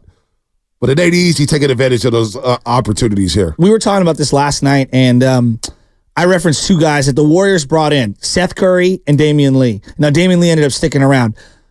Both, a lot of people, nepotism, oh my God, it's because of Steph Curry. Well, yeah. Thanos was on the Bucks because of Giannis. Like, yeah. Thanasis. Oh, sorry. My bad. Not Thanos either. Yeah. My bad. Thanasis. By the way, he tore his Achilles. I know, I feel bad for him. Well, I mean, it's all the celebrating. But, like, honestly, like, you thought that was a good one. You like that one. That should have been an injury report. I mean, no, but Damian Lee earned his keep. You know what I mean? Seth Curry has earned his keep in the NBA. You'll get an opportunity. If you're no good, you're going to get flushed out. Like, that's the way I believe life works. People are going to get opportunities, and then they're going to get flushed out if they're not any good. Now, if your dad owns the company, all right, you're going to get more opportunities and more opportunities. But eventually, if you inherit the company and you sink it into the ground, well, now your company's gone. Right. Here's Kendrick Perkins, Ramona Shelburne, Mark Spears, talking about Bronny James. Hey, look, let me say this. We have to stop. We have to stop. As the media and everybody else shining the light on Bronny, because it's other players that are deserve our attention, right? The lottery guys, the guys that are actually that are going to get drafted in the first round. Like, we're talking about a guy, a young man that's possibly going to go late second round or not getting drafted at all. That I've never, in my 4 years of working here, I've never sat on the table where we're talking about a second-round pick. But this is LeBron James' son, and that is a legitimate storyline that one of the greatest of all times has a son trying to play in the NBA and you have at the to same give time. Bronny credit for actually trying to say the right things and showing up in the right places. And at the end of the day, and by the way, I like seeing LeBron in the stands as a proud dad. I like that. That's a great example for fatherhood. He's the number one scorer in NBA. What does that have to do with his son being at the draft Scottie Pippen's kid was playing on the Lakers. We didn't shine the light on Scottie Pippen's son like this. We can't move the goalposts and feel like we go do it when it's convenient. For us. When we say Nepo baby, that means that you have the same career, parents to child. And so for those somebody's a Hollywood producer, their son or daughter gets a job. But if he has the same dreams and he does get a little bit of the benefit of the doubt. This is a guy who has, but can we talk about this, y'all? This is a guy that who's given his life to the game, LeBron James. And if the byproduct is that Bronny gets a little bit of a nod, maybe there is though. Maybe that's okay. Because right now LeBron is still at the peak of his game where he has the leverage to maybe get the Lakers to draft his son. And guess what? Maybe the team you want it that way? I wouldn't. However, if it's got to be done, that's the only way. That's the only way. Look, I want Bronny to be successful. I think all of us do. But I'm also being a realist here. So what? So I actually agree with Kendrick Perkins in this sense. I get that it's Bronny James, but Mark Spears later on mentioned that 2 scouts told him at the combine maybe he could be a poor man's Davion Mitchell in Sacramento. But we don't think he's NBA ready. And the hype that he's getting for a guy who may get selected in the second round or may not even get drafted is, I think, what's bugging Perkins. And I kind of agree with him there. I get that it's Bronny James and he's playing his LeBron James' son, and LeBron James may be the most accomplished basketball player we've ever seen. But taking the attention off the other lottery picks should be their draft. Let's talk about the guys. I want to know who's going in the first round. I want to know who's going to be the top 15 players. It's supposed to be a weak draft. Well, I want to know how weak it is. We're talking Bronny the whole damn time, and we're spending segments on Bronny James, a guy who may not even be drafted. We didn't do this Michael Jordan's sons at all. They may have had they may have been more accomplished in college than Bronny James, which is crazy. Well, agreeing with Perk, but then also, I get what you're saying. You agree with him, but just take a step back. Nobody knows any of those other prospects. Now, yes, is it the media's job to educate us on certain prospects? Yes and no, right? There are people that are experts that know these things. I don't know one prospect outside of Edie and Bronny. Right. And so I do a little bit care where Bronny goes. Well, I think everybody will. But can we talk about the other prospects spending the top of blocks on television segments talking about Bronny James and where he may go or where he might go? I get that decision, if whoever drafts him may have a leg up on LeBron James, but who knows? But this isn't exclusive to Bronny James. We do this with Odell Beckham Jr. Odell's going to sign with this team because we love names. And Odell does nothing. Yeah, but we're talking about a player who did nothing. No, I agree, USC. but I'm saying a player who got called. Literally got called a poor man's Davion Mitchell. Well, Davion Mitchell was barely hanging on in Sacramento. He was out of rotation by the end of the year. I mean, this is a guy that you keep throwing in our face, and when you have an entire media landscape that's paid for by Clutch, why are we surprised? But that's where Kendrick Perkins was saying, hey, look it, 4 years I've been here, and we're talking about a guy who may not even be drafted, and we're not shedding light on guys who may be drafted or guys who are going to be at the top of the draft. Let me find out who the top 5 picks are. Let me find out who the top 10 picks are. It's their job to enlighten us on who these prospects are. You don't find the irony of Kendrick Perkins, who takes low-hanging fruit topics every single day, saying that this is a low-hanging fruit topic? I find that pretty funny. Look, it's like layers of inception funny. A broken clock could be right twice a day, right? But I think Perkins is right here. I think Perkins is right. He's right. This guy averaged. Oh my God. This guy is 6'1". Bronny James is 6'1". And Scott's like, yeah, he doesn't have elite athleticism. Now, he has the 40-inch vert, but he's 6'1". And he can't run a team as a point guard, but he's too small to be a shooting guard. Who is he? It's a lot of time on Bronny, and I get why we're spending all this time on Bronny, but also get Kendrick's point where it's just like, hey, dude. I would. Oh, there it is. I like that. It's basically like, dude, we're doing this all day, every day about Bronny James. a guy who may even be drafted. I mean, Monte, it's kind of wild to me. Archie Manning has barely played for the University of Texas. Arch Manning, I get it. And we're talking about him all the time. Like, that's kind of what sports is. But you know what, though? At least Arch Manning had a more accomplished high school career than Bronny James. Oh, no, that I don't Bronny James was like a role player in high school. I mean, I'm not arguing any of those things, but this is what we do. I mean, this is society. Kim Kardashian has no talent. We talk about her, not us, but like he'll talk about her every day. Depends.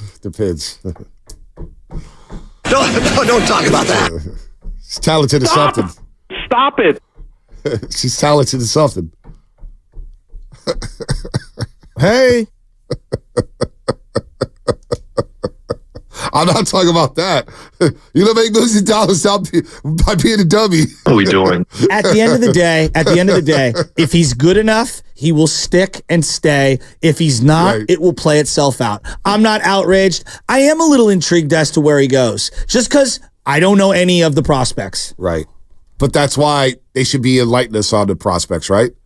I don't go to Kendrick Perkins to educate. The NBA Today show though. That's a different conversation. But they employ. But you and I know Nick Friedel very well. They employ Kendrick Perkins because they don't want to do those things. They want to generate the highest amount of clicks. No doubt. I get it. No doubt. 408 Xfinity Mobile text line. What if Bronny goes overseas and LBJ follows him? He's not going to Europe to play. Barcelona. Real Madrid. My favorite is when LeBron chooses the Warriors, and then we're like, "Hey, we're back on. We got a preseason game, and Bronny James is suiting up, and we're back on that now." Bronny, are you still holding out hope for that? I don't know. We could ask everybody at Copper Skillet Thursday. We're coming out there Thursday at Martinez, Copper Skillet Courtyard in Martinez. Opening at 6 a.m., so come out early for that. It should be a lot of fun. And if you want us at your location, email us at themorningroast@957thegame.com. Can't wait to hit up our East Bay folks, our East Bay audience out there. Copper Skillet, it's going down in Martinez. I'm not comparing myself to LeBron James. I'm not. I'm really not. But I get wanting to play with your kid. My dad and I played ball together for a long time, and it's some of my favorite memories of playing ball. When I see the Ken Griffey Jr. Sr. and Ken Griffey Jr., photos and the videos and things over the years, like I get kind of like nostalgic over that. Now, Ken Griffey Sr. admitted like he was pretty done, and he came to the Mariners to be a veteran leader, and because he knew his kid was going to be there, and the novelty of them playing. They had a home run in the same inning. Like there's a lot that gets into it.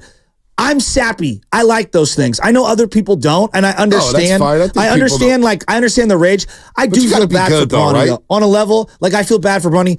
Ken Griffey Jr. was the #1 pick in his sport. This guy might not be drafted. And that does suck. And there's going to be a lot of unwarranted hate. There's going to be a lot of unwarranted criticism, and it does suck. And it's part of the territory. You get other perks of being LeBron's son, but you get other negatives. And like this is a kid, and I do feel bad for him. But again, as a consumer of the league, I'm interested to see where he goes. And I'm glad, real quick, Bonte, that LeBron has kind of like not really been talking about it, because remember during the season when he basically insinuated that his son could be playing on that team, I was like, come on, man. Well, I love that creating those expectations. He did a disservice to his kid. Yes. He did a disservice to his kid. But I love how Bronny came out and basically said, look, I'm trying to be my own guy. I'm trying to make my own way. I'm trying to create my own path here. So I do hope Bronny becomes a good player. Boy, it's so much coverage on this guy. That's what I'm saying. There's so much coverage on a guy who averaged 4 points a game, didn't shoot the ball well, barely played, and it's like, oh man, like it he's 6'1". He's 6'1", and I'm just like, let's just evaluate him as a basketball player. Said everything on the ESPN. Bronny James. He might not even get drafted. That's a harsh reality. He may not even get drafted. Well, and I think, LeBron, unfortunately, is playing out the reality of what a lot of parents do in youth sports, where they live vicariously through their children. They overhype the situation, and they don't allow things to play itself out. And what happens is you're setting your family and your child up for huge disappointment. And now you're also alienating your peers. Like, I see this happen a lot, and it's not on the level of LeBron, but you see this a lot in youth sports, man. The parents, it's not the kids, it's the parents. LeBron, unfortunately, is living it out in front of everyone. I love what Melo does with his son, though. He just kind of steps on. He goes to every game, but he told Kanye, he's like, dude, you create your own path, man. You're gonna go Carmelo? to college. Carmelo Anthony. Yes. Yeah. The way he kind of parents his son. He's like, "Look, you're gonna do your thing. I'm gonna back off a little bit. We're gonna do this college route. You're not ready for this." And he just has cold hard truths with him. Cold hard truths with young Kai and Anthony there. So it is kind of crazy. We're getting older, man. These guys' sons are about to be in the league and in college. Every baseball player that gets drafted now is a junior or a son of somebody. And yeah, now it's all in the NBA. Right. It's making me very sad. It's a good point, 415. And I get why they're talking about Bronny because it's LeBron, but Scottie Pippen's son did get the fanfare. He's kind of had to go through a tough road, but he found his way in the NBA, man. He's getting some run. Well, Hardaway's kid for the Dallas Mavericks. Tim Hardaway Jr. You know, I enjoy watching him play, and he's earned his keep.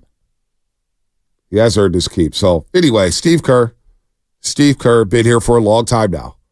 And the reason why we're talking about Steve Kerr, one, he was hired 10 years ago in 7 days to the date, 5-year, $25 million contract. But also, when he sat down with Raj Mathai last week for NBC News Bay Area, and he talked about the next 2 years.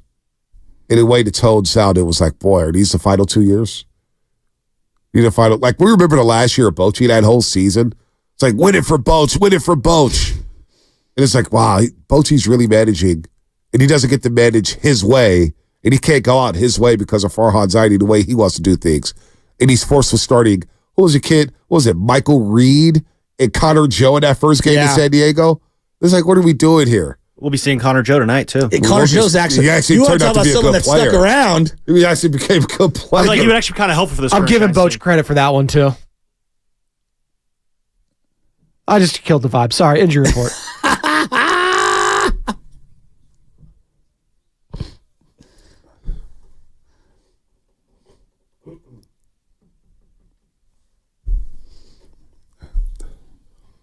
All right, Eastern Conference Finals tip-off tonight between the Celtics and the Pacers. Celtics, the heavy favorite to come out of the East and advance to the NBA Finals. However, they'll be without Kristaps Porzingis for at least the first 2 games of the series against the Pacers. Porzingis is continuing to work his way back from a calf strain he suffered during the first-round series victory over the Miami Heat. Celtics are optimistic they will get Porzingis back during the Eastern Conference Finals, barring any recovery setbacks, but I'm optimistic, Bonte. Do the Pacers have a puncher's chance? Do they have a puncher's chance? Rick Carlisle, the only championship-winning head coach of the 4 remaining. Interesting. That was over a decade ago with the Dallas Mavericks. The injury report brought to you by Boxer & Gerzer, Northern California's premier workers' compensation law firm, helping injured workers get their lives back for over 40 years. All right, what's coming up in the game? Brought to you by Fremont Bank, full-service banking, no compromises. You'll take your phone calls, 888-957-9570. If you want to discuss Steve Kerr over the last decade, are you shocked he's lasted a decade with the Golden State Warriors as the head coach of the Golden State Warriors? Plus, we got Giants and Pirates beginning a 3-game set in Pittsburgh, PA. Logan Webb on the mound for the Giants. We'll look at the Eastern Conference Finals. Niners OTAs. I had an interesting tweet from a new member of the 49ers yesterday. Getting to that as well. All that coming up here on The Roast. The Morning Roast loves taking your phone calls each and every day. But if Bonte and Shasky think your take is ridiculous, be prepared to be flushed. Brought to you by Flowing Water Plumbing and Drain, the Bay Area's top pick for quality plumbing services.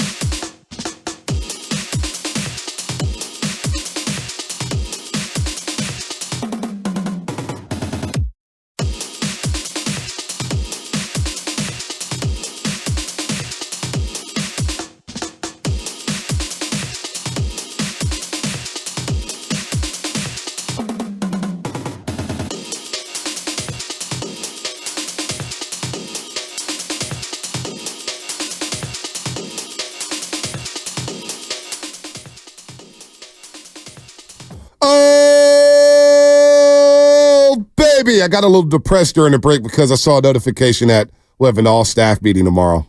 All-staff meeting at 11. Matt Nahiga, just in case you're listening, I have to leave at 12. Got to pick up baby Chaz at 12:40. Can't have her standing by herself in Montessori school for pickup, so I got 1 hour, buddy. 1 hour as we say good morning to everybody out there getting off the I'm a free man this week. We got some childcare situation set up. I don't know why you admit that. Praying to God that she doesn't bail on us. Shasky pro tip. In the future, there's a meeting. You don't want to go, hey, I got to get my kid. I've used that for the last 6 months. Well, you can use it for the next 60 years. All right. Shout out to YouTube, Twitch, and Twitter. Brought to you by First NorCal Credit Union. Upgrade your savings dividend. Open a First NorCal first-class money market today. And shout out to our friends at Flowing Water Plumbing and Drain. If you're going to call it to the roast, you better bring it, because if you don't, you will be flushed. Brought to you by Flowing Water Plumbing and Drain. Look, man, we got a lot going on here with the Pirates and Giants later on today. We'll get into that. Luis Matos wins NL Player of the Week. It's been 6 years since the Giants had anybody win NL Player of the Week. That's crazy. It's kind of wild. So wait, the entire Farhan era, not one guy has won Player of the Week? Nope. No, unless Brandon Belt, 2018, right? That was Farhan's He came in year. that December, 2018. So was it December? Yeah. Both teams around in 2019, huh? Yeah. It was his last year. That was his last year. Wow. So, yeah. First player ever. That's to win crazy. NL Player of the Week under Farhan Zaidi.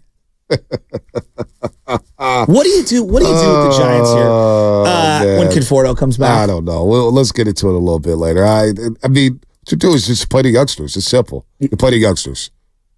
It's simple. I don't know why this is complicated. You DH Conforto. You figure out a way to platoon Conforto somewhere, or you just flip him. Just trade him.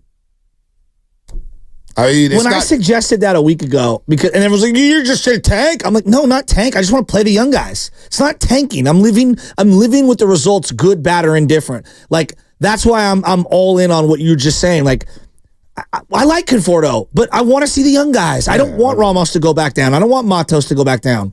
So that's my thought. Just keep doing what you're doing. And when you had this 4-game winning streak, you're rolling on Matos, you're rolling on Ramos, you're rolling on Luciano. It's not a hard decision at all. In my opinion, it's not hard at all. But we're talking about Steve Kerr, him being hired, Stardy and Evan. We're gonna have Bob Myers on later today. They're gonna have Otto Porter Jr. and Shawn Livingston discussing Steve Kerr, his 10-year anniversary here. Just let's go back to that presser. As Bob Fitzgerald introduced Steve Kerr, by the way, good morning to everybody out there getting off the graveyard shift. If you're at work, what is happening? Overnight dancers, you know the drill. Scott Schindel, Kim K is very talented. Damn near billionaire. He got to be talented to make the dollars she's making. And everybody's wearing Skims. WNBA players, NFL players. Kim K is talented. That's for sure. Bob Fitzgerald introduced Steve Kerr. Steve will speak. Bob will speak. We'll take your questions. But first and foremost, there's a lot of special people in Steve's life that are here today, and so his family with Margot and Nick and Madeline that are here. The man who taught him everything he knows, Lute Olson, is here, and his friend Paul Whiteman, which is great to see. And so really, this is a great day for the Warriors, a tremendous day for Steve, and something our whole organization is incredibly excited about. And then the young Bob Myers. The young Bob Myers is going to be on 95.7 The Game later with Matt Steinmetz and Evan Giddings on the coaching search. Why decided on Steve Kerr? We began the coaching search. We identified a short list of candidates. Steve was one of them. Stan was one of them. A couple other people that we were in line to interview.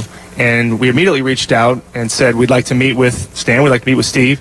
Unfortunately, Steve was going through the process with the Knicks. So we felt at that time we were not going to be able to even interview Steve, let alone hire him. So I've read it reported that Stan was our first choice or Steve was our first choice. My opinion is, and I think ownership shares this, you don't designate a first choice until you've actually met with somebody. So that's how we went about the process. Why was Steve Kerr the right guy for the Warriors, Bob? Everybody but you talk to that's won a championship in the NBA, how grueling and grinding that is. Even when blessed with the utmost talent, hard work was a big part of your success, and that's why you were attractive to us. But we want to have winning people in the organization. And when you say winning, you mean winning, ending your season on a win, and only one team gets to do that. So we met with Steve, and he's able to look at you in a very humble way and let you know his story and how he's achieved success through hard work, and it's translated into winning. That meant a lot to us. It meant a lot to our owner, meant a lot to myself. It will mean a lot to our players because that's the thing everybody wants. It will mean a lot to our players. And they go out and win 67 games in the NBA championship that first year. But Stan Van Gundy, you imagine Stan Van Gundy being the head coach of the Warriors? He would have drove people crazy. No. He would have drove us all crazy. Well, so then I guess my question to you is this. Our lifetime, last 40 or so years, how many coaches in the history of the game do you think could do what Steve Kerr did? With that roster? I don't think there's a coach out there. Because I do believe, we all get frustrated with Steve. I don't think Phil would have tinkered his style for Stephen Curry type of player. Hell, Phil was very outspoken about the Warriors, saying, I don't think they're going to win. They're a finesse team. They're a jump shooting team. Phil would win? I don't know if he would adjust it to Steph Curry. Interesting. I don't know if Pat Riley. Because I wrote down some names. I mean, Pat Riley's a winner. It's tough for me to say, well, they didn't win. But with this type of personnel, they would have probably made tweaks. This is like a bar conversation. Two guys having a conversation. Because anyone could have won with that team. I don't agree with that. I don't agree not with this personnel. Chuck Daly? Chuck had a backcourt that was similar. That's why Joe Dumars and Isaiah Thomas.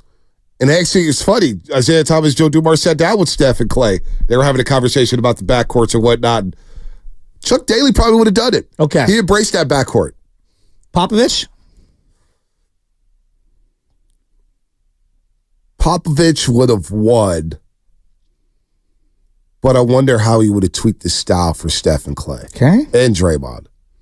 But they're winners. Okay. I mean, they've won at the highest level. Spoelstra wins. Okay. I don't know if he wins, but again, they may make moves, right? Agree. Having that same specific roster, but these guys are winners. I don't know about his tolerance level for Draymond because he seems to be very uptight. He might have had to have Udonis Haslem on the bench. I'm just asking at the NBA level because I think we can do this thing like, Coach K. I don't know. I didn't see him coach I don't know about Coach Cal and all these different guys from the college ranks. Right. Who are we omitting at the NBA level in the last 40 or so years? Casey Jones. You think he wins this way? I don't know if he does. He won with the Celtics. I'm glad you brought him up. He won with the USF Celtics. legend. I'm glad you brought him up. I'll throw Don Nelson in there. Okay, Don Nelson. I'll throw Rudy Tomjanovich. He's a two-time champ. Yeah, no doubt. And they were shooting a lot of threes with the Rockets. They were playing Hakeem down on the block. You had Kenny Smith. You had Matt Max. You had Robert Horry sitting there on the three-point line.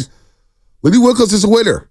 He's a winner. He's got one championship with the Seattle Sonics. How about Larry Brown? Coached a lot of good teams. Cleveland, Atlanta. Larry Brown. I don't know if Larry Brown would have had the tolerance level. I agree. He would have war on these guys. Larry Brown, I don't know if wins with this team. I don't think so. He's one and done. Jerry Sloan. I love Jerry Sloan. I see a lot of Clay Hornacek comps. I know people are going to laugh at that. No, Hornacek was good. Hornacek was a baller. Dude. Hornacek was a baller. I don't know if Jerry Sloan wins this team. Another name I'll give you. Yeah, give me. Paul Westphal.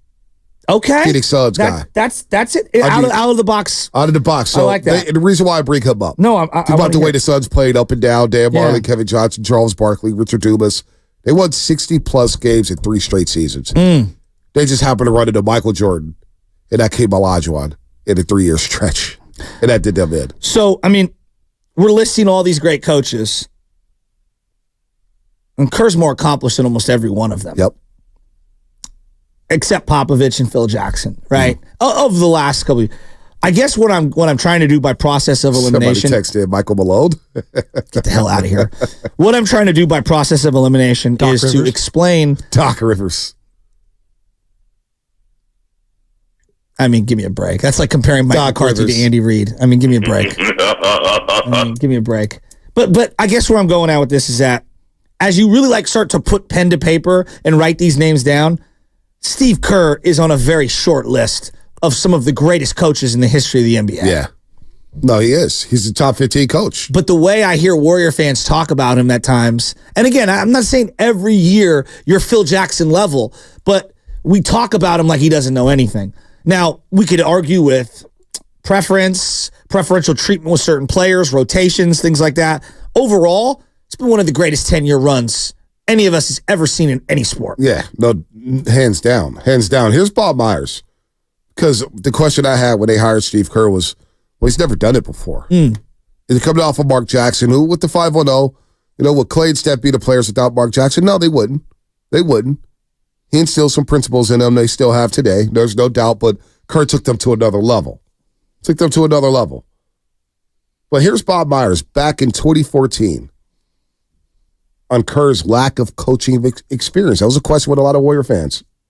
It was the question that rose up the most. Why you, and how you can overcome the lack of coaching experience. But the best thing I think I heard in that response, Mindy, was he didn't run from that. Steve said, I haven't coached before. I'm well aware of that. But I'm going to work hard and surround myself with people that can help me get better. And each and every day, I'm going to become a little bit better than the day before as a coach in this league. And we believe that. For us, it was the right answer. It was confidence combined with humility, and we love that combination of Steve. So he hires Alvin Gentry, you bring in Luke Walton, you have a very, very solid staff. Bruce Frazier, who's still along for the ride. He holds over Chris DeMarco, our buddy who's still an assistant with the Warriors. He was a holdover for the Mark Jackson staff, so it empowered his staff. Bringing in Ron Adams, look, can't forget about Ron Adams. Ron Adams was a great addition to this roster, helping the defensive principles, having that mindset where the Warriors became a top 5 defensive team during this dynastic run. Here's Steve Kerr joining the Warriors team with the high expectations. I would much rather have talent and expectations than a low bar with a huge rebuilding process ahead. And so I understand the pressure. The most important thing that I've learned in sports is owner, GM, coach. That relationship between those three is critical. The relationship between those three will determine how you get through those bumps and through the adversity.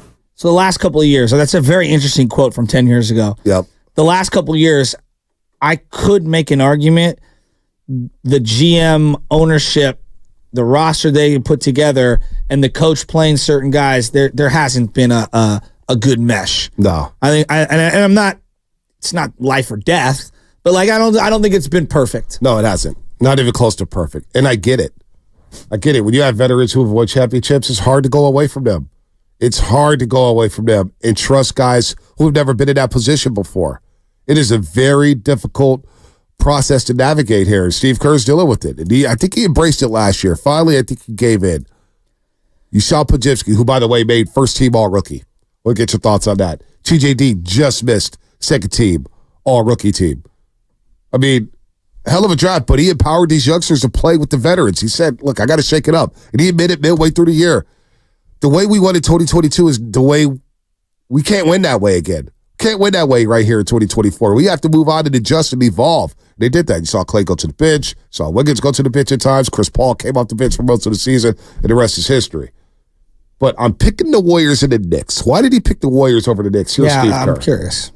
In the end, I felt like I was choosing between two unbelievable opportunities. I mean, the Knicks, the brand speaks for itself. It's Phil Jackson. He's been one of my mentors. The thought of having him guide me through my young coaching career was enticing. There were a lot of great things about the Knicks, and he laid out a great plan. I talked to Steve Mills, several people in the organization. I'm convinced Phil is going to make it work in New York. But when I sat down with the Warriors, it just clicked on a lot of fronts. I think it's a better fit for me. I was already familiar with Bob from my days as a GM. Didn't work out for Phil and the Knicks. It worked out pretty well for Steve Kerr. I think he made the right decision. Last 10 years, how many championships and how many finals for the Warriors? Let's see. 6 finals for the Warriors. 4 championships. Okay. In the last 10 years, and the Knicks have made the Eastern Conference semifinals twice, and they lost in the first round once. 3 playoff appearances in the last 10 years. It's pretty interesting. It's pretty bad. I mean, Phil Jackson, you want to talk about skill set not applying? How many times in life does a great salesman get a sales manager job and they can't manage people? And you're like, yeah, it's a different skill set. Phil, you were a great head coach, not a great GM. Not even close. The year 2014, 2015 that the Warriors won the championship, the Knicks went 17-65. Can I repeat that? 17-65. The year the Warriors won the championship against LeBron James, Steve Kerr's first year, the Knicks went 17-65. It's incredible. Like we were asking a little while ago, what if, Van Gundy came to the Warriors? Does he get the most out of the Warriors? What does that look like? Turn it the other way around. Kerr was basically going to the Knicks before he backed out and came to the Warriors. What if he never backed out of that and he ended up going to the Knicks? I mean, how different is Steve Kerr's, coaching career? Like, we look at him as one of the 15-10 greatest coaches in NBA history. I mean, how long could he have even lasted with the Knicks in that dumpster fire that they were at that time? Here's a controversial take. Give it to me. I want it. Steve Kerr doesn't get the Warriors job. The Warriors don't win championships. The Warriors may never come over to 95-7 game. And the station may not be existing today. Oh, my God. The Warriors. Does Bonte Hill ever make it to TV? Probably not. I got a joke for you, Bonte. Probably not. I mean, it changes everything in the Bay Area. Derek Fisher. Do they even have Chase Center? Wow. I mean, I know they bought the land. Maybe that doesn't prevent them from doing it. Who knows? Who knows what happens? I know that they're not the most valuable franchise in sports. There you go. I mean, that's pretty obvious. This is who the Knicks have went through as coach. Okay, and Kerr would have been a part of this somewhere. Derek Fisher, Kurt Rambis, Hornacek, Fizdale, Miller, Thibodeau. They've had a zillion coaches. I honestly forgot Derek Fisher was there. I did too. I completely forgot. I was like, wait a minute. 17-65. I was like, wait a minute. He got the coaching job with the New York Knicks. Replaced Mike Woodson. Oh, my gosh. Who was after Fisher? Fisher, Rambis for about 30 games. Jeff Hornacek for 2 years. I like Hornacek, but he's... and then Fizdale, and then, I don't know, M. Miller. I don't know who... Oh, man. Mike Miller. Okay. Mike Miller coached the Knicks for a second? A different Mike Miller, I think. A different Mike Miller. No, Miami They're not going to rook Miller, us. Right? No, 59-year-old Mike Miller. I don't think Mike Miller from Florida is 59 years old. Fizdale. His back Thibodeau. I mean, this is bad. Changes everything. Changes More everything. appreciation for Tom Thibodeau is what that tells me. Wow. No wonder Knicks fans are celebrating the second round exit. I mean, that franchise, think about the Knicks. They haven't won a championship since 1973. And they were a more successful franchise when Steve Kerr chose the Warriors over the Knicks. More successful. Everyone was like, what are you doing? What are you doing? They have the third longest Eastern Conference Finals drought in the East, along with the Washington Wizards and Hornets. That's incredible. Charlotte. Yeah, Charlotte Hornets. Yeah.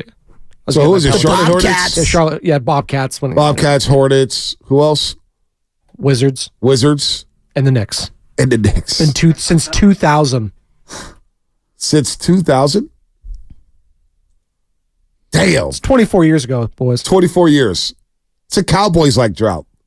Cowboys haven't been to the NFC title game since 95. How many more years do you think he's got?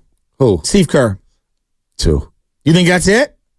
It sounded like it, right? And then what? He sits out a year and goes somewhere else? I mean, let's listen to him with his sit down with Ross Mathai last week. There's going to come a time, and maybe it's in 2 years when my contract's up. Maybe that's the time where it's time for me to move on and time for the Warriors to seek new blood and new ideas. And we'll both know when that time comes. And I can tell you one thing, it will be a very amicable parting of the ways whenever that happens. That doesn't make me feel good about the Warriors competing for championships these next 2 years. Well, I don't know why. I don't know why. I think they will try to compete for championships. Biggest thing I take it away is like, man, 2 years, it could be it. That could be it. Really, and these 2 years are going to fly by. They're going to fly by, folks. Like, as much as people complain about Steve Kerr and we complain about some of the things that's happened with this franchise, Steiny always says, boy, whoever has to replace Stephen Curry is going to be the toughest job out there. Well, what about Steve Kerr?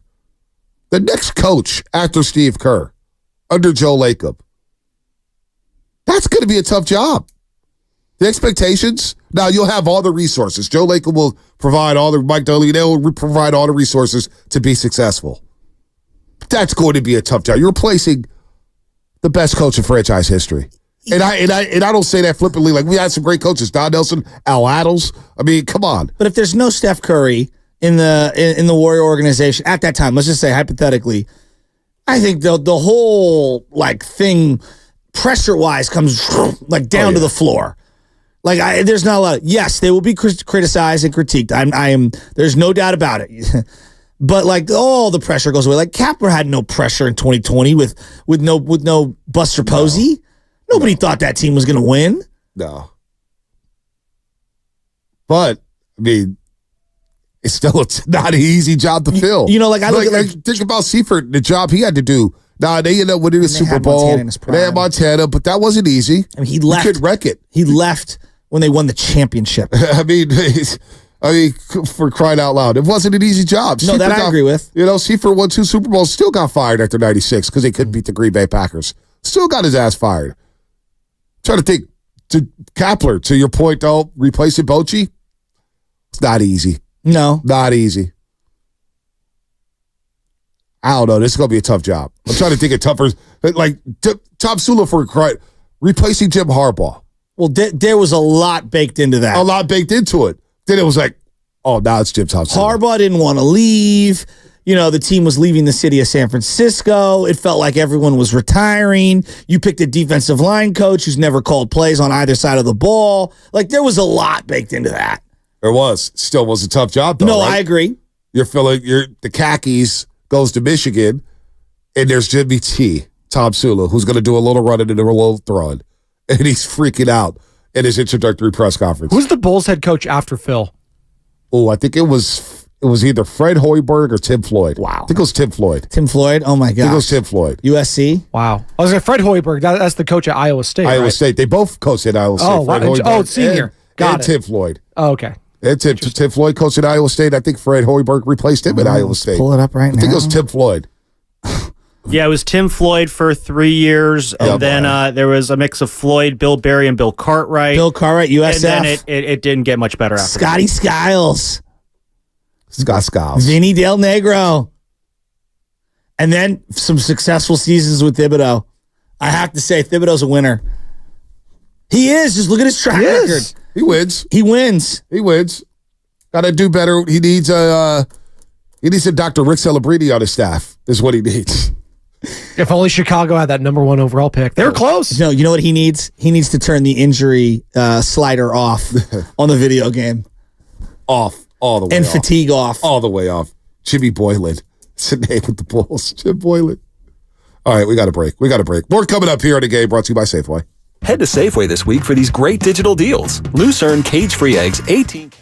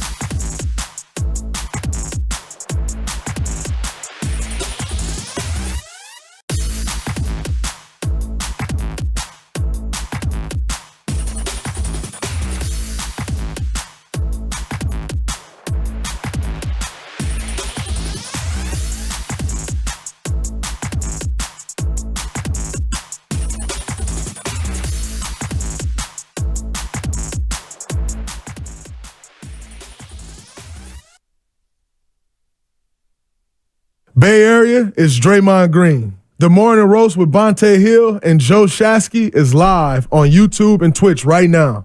Time for you to like and subscribe. Draymond was at the facility yesterday giving Brandon Podziemski some love for making a first team all-rookie. How about that? Brandon Podziemski, first team all-rookie. There's Chet Holmgren. There's Victor Wembanyama. There's Brandon Miller. Oh, there's Brandon Podziemski. It's an incredible achievement, and it goes to show how awesome and impactful he was this year. Jaime Jaquez, the other one. Jaime Jaquez. Who was an amazing player. A little older. Selected right ahead of Brandon Podziemski. Yeah. I really like Pods.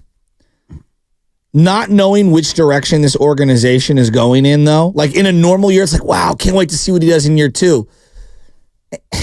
If you had to make the decision right now, I'm not trying to trade people. I'm not trying to ship people out. I'm just asking out loud. On a team with not a lot of assets, on a team that's trying to grasp at the last, feet of rope on the dynasty rope to climb back up into the championship contention, is he somebody who can help you win a championship? Or is he somebody that's an asset that could possibly be moved to help you get somebody who will get you close to the championship? Like, I don't even know. Like, again, a normal year, he's a guy I want to keep, I want to build with. I'm thinking long term. But, like, they don't have a lot of assets. So if another team comes calling in the right deal, and I'm not trading Podziemski. It's not what I'm saying. I'm just asking out loud, is he more valuable to me, or is he more valuable to acquire something else? Like, I don't even know. He did a little bit of everything for the Warriors. He ended up shooting 38.5% from three. I think he could shoot the three ball even better. And yet he shot 38.5% his rookie season, 45% from the field. He's 21 years old. And then you get TJD, who finishes a vote shy of the second team. Can they be building blocks on the championship team? Well, they helped you at least get to the play-in. They played a big role in this season. And part of the turnaround this season was when they started playing the young guys. Agreed. Kaminga, Pods, TJD. Now, Moody, pardon me, got the short end of the stick a lot of times with DMPs or whatnot, but he'll get an opportunity next season if they don't move him. I don't know what you do with Pods. I don't know. What's his ceiling? What's his ceiling? That's a great question. Like, I don't think you can start him alongside Steph Curry for long stretches of a season, because I don't think defensively they're good enough as a combination in my backcourt. I think he does a great job rebounding and hustling, and he can set up plays. And I'm very optimistic as to what his half-court offense can look like. Led the league in charges. Yes, but that's not an indicator of how great of an individual defender you are. No, I agree with that. I'm just saying he led the league in charges. Sometimes you could say he took a charge because he got beat on the play. Yes. You know what I'm saying? So he's trying to recover and whatnot. But look, man, he as a 6', 7', 8 guy, I'm not mad at Pods. No, I'm not. Can he be a starter right now in the championship team? No, that's asking a lot for a 21-year-old. But with his, he's not athletic, but he has great footwork. I mean, if he can get the floor down, floor vision, he rebounds well for a guard. He's a tough customer, man. I like Pods. But when we say like all rookie team, right? Most people's assumptions like, oh, this guy could progress into a starter and he's going to be a 5 to 10 year player for your team and things like that. So I wonder how they view him long term. Yeah, I do too. I'm very intrigued. But, I mean, you make the rookie team, and this was a really good rookie class. Oh, my God. A really good rookie class. I mean, TJG just missed out on the second team. G.G. Jackson, who we got to know well. Oh, yeah. Martin Luther King Jr. Day. Cason Wallace for OKC was a rookie, had a vital role for their run. In the second round, Keontae George is a nice young point guard in Utah. Amid Thompson, one of the twins, the Thompson twins down to Houston. Derek Lively is second with the Mavericks. This is a very good rookie class so far. By the way, comedian Jim Gaffigan, don't miss your chance to see him at one of his 2 shows taking place at the Mountain Winery in Saratoga, June 21st and 22nd. Get your tickets today at mountainwinery.com, and for your chance to score a pair of tickets on the show, on the 22nd, enter online at 957thegame.com. Again, go see Jim Gaffigan. He's a funny, funny dude. So I'm wondering, like, as the Warriors are looking to make moves and they're going to be active and they're going to be in on everything, and is he an untradeable? I don't think anybody's untradeable on this team right now, with the exception of Stephen Curry. But part of what we're saying here in the offseason is you want to get younger. You want to get younger. We got to get younger. And all I hear is, let's trade the young guys. So like, wait, what do you want to do here? I think first and foremost, the team needs to get more athletic. You need to get longer and rangier. Well, that's in my mind. Yeah. So like, I view Pods as a point guard. I don't view him as a shooting guard. Can he be a backup point guard? No. Yes, absolutely, okay. Run the second unit at times. Run the first unit. Start to hit the open three. I like Pods. Their number one need is a bigger number two who's athletic. Right. Yep. To me, yeah. So I if I don't have to trade Pods, I wouldn't trade Pods. I wouldn't either. But I just wonder, like, is he like a no way? I'm never going to throw him in a deal. I don't know how they view him like that. I think they really like Pods. Okay, I think they really like Pods. Take your word on that. But I don't know if he's untouchable. I'm not a wall on the fly.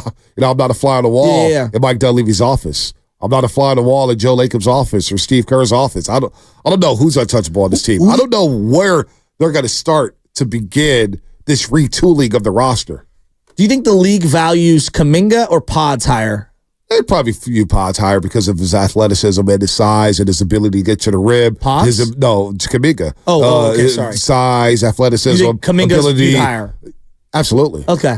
I would think so, but who knows? Yeah, who knows? Yeah, I would lean Kuminga, absolutely. Especially because there's so many dynamic point guards. But I'm not going to worry about who's going to get traded or who's available. Warriors have to make that decision themselves. And this is just a good accomplishment for Pods. He should be able to wear this badge of honor. Maybe his value skyrockets because of this. I have no idea. I have no clue how the league sees Pods. Is he throwing in the trade? I want to keep the youngsters. I think the youngsters are pretty damn good. The youngsters infused life into this team last season. When Wiggins was down and out, well, you had Kuminga and Pods stepping up. You know what I'm saying? When Clay was down and out, you've had Pods stepping up and TJD. When Looney went down. They went to Pods at the start for the first guy off the bench in the playing game. They went to him over CP3. Yep. And then in the second half, they went to Pods before CP3 again. Right. I was surprised by that. I was surprised, but you know what? Good experience for him. Good experience for him. So these days, I'm not iffy on Pods. What are you talking about? I want Pods to stay. What are you listening to, son? Let's go to Bill and Marin. Bill, what's happening? You're on the roast here on 95.7 The Game. Okay. What up, Bill? Hey there. So I just want to quickly say, first of all, Pods is on a rookie salary, so he's cheap. The other thing, too, is I think the big story right now is the league is so deep. So behind the Warriors, you have Memphis, San Antonio, and Houston that are just going to get better. And the teams ahead of us are all younger. So I don't know that one move is going to do it for you. So now you have this guy who's incredibly valuable with Podziemski. So I can't imagine putting him in a trade of any kind. I don't think you're that close to. I mean, I think we're competing, which is great. But this idea of choosing this moment to go for a title just because Steph is in his last years, the league is incredible right now. Well, look at it. There's so much depth. I'll let you finish because I just want your opinion on this. Like, if you have a bunch of undesirable pieces that cost a lot, most of the time you have to staple something that is of value, and that's the only reason why I suggest the Podziemski thing. I think most people would want it, but like another team, like, hey, if we're going to take on Wiggins' contract, we want something of value, and that's the only hypothetical that I'm contemplating. Yeah, no, go ahead, Bill. That's a really good point. I think it's just crazy right now. I mean, because I really like San Antonio, really like Houston, and Memphis with Ja back and those young pieces.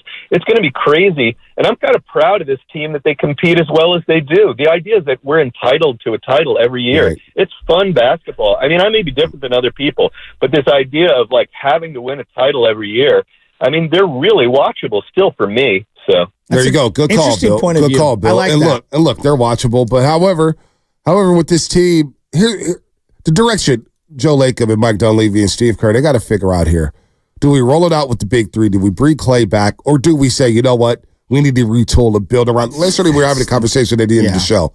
And I truly do believe this. No matter what people think about me and Draymond Green or whatnot, I still think you could build a very competitive team around Stephen Curry and Draymond Green. Now, you need to do some work here. You need to make a lot of moves. That means CP3 is going bye-bye. That means Klay Thompson's going bye-bye. That means Andrew Wiggins is going bye-bye. Then you got to make a decision on some of the youngsters. Maybe Moses Moody. I don't like throwing these guys into trades, But can you build around Steph and Dre at this moment?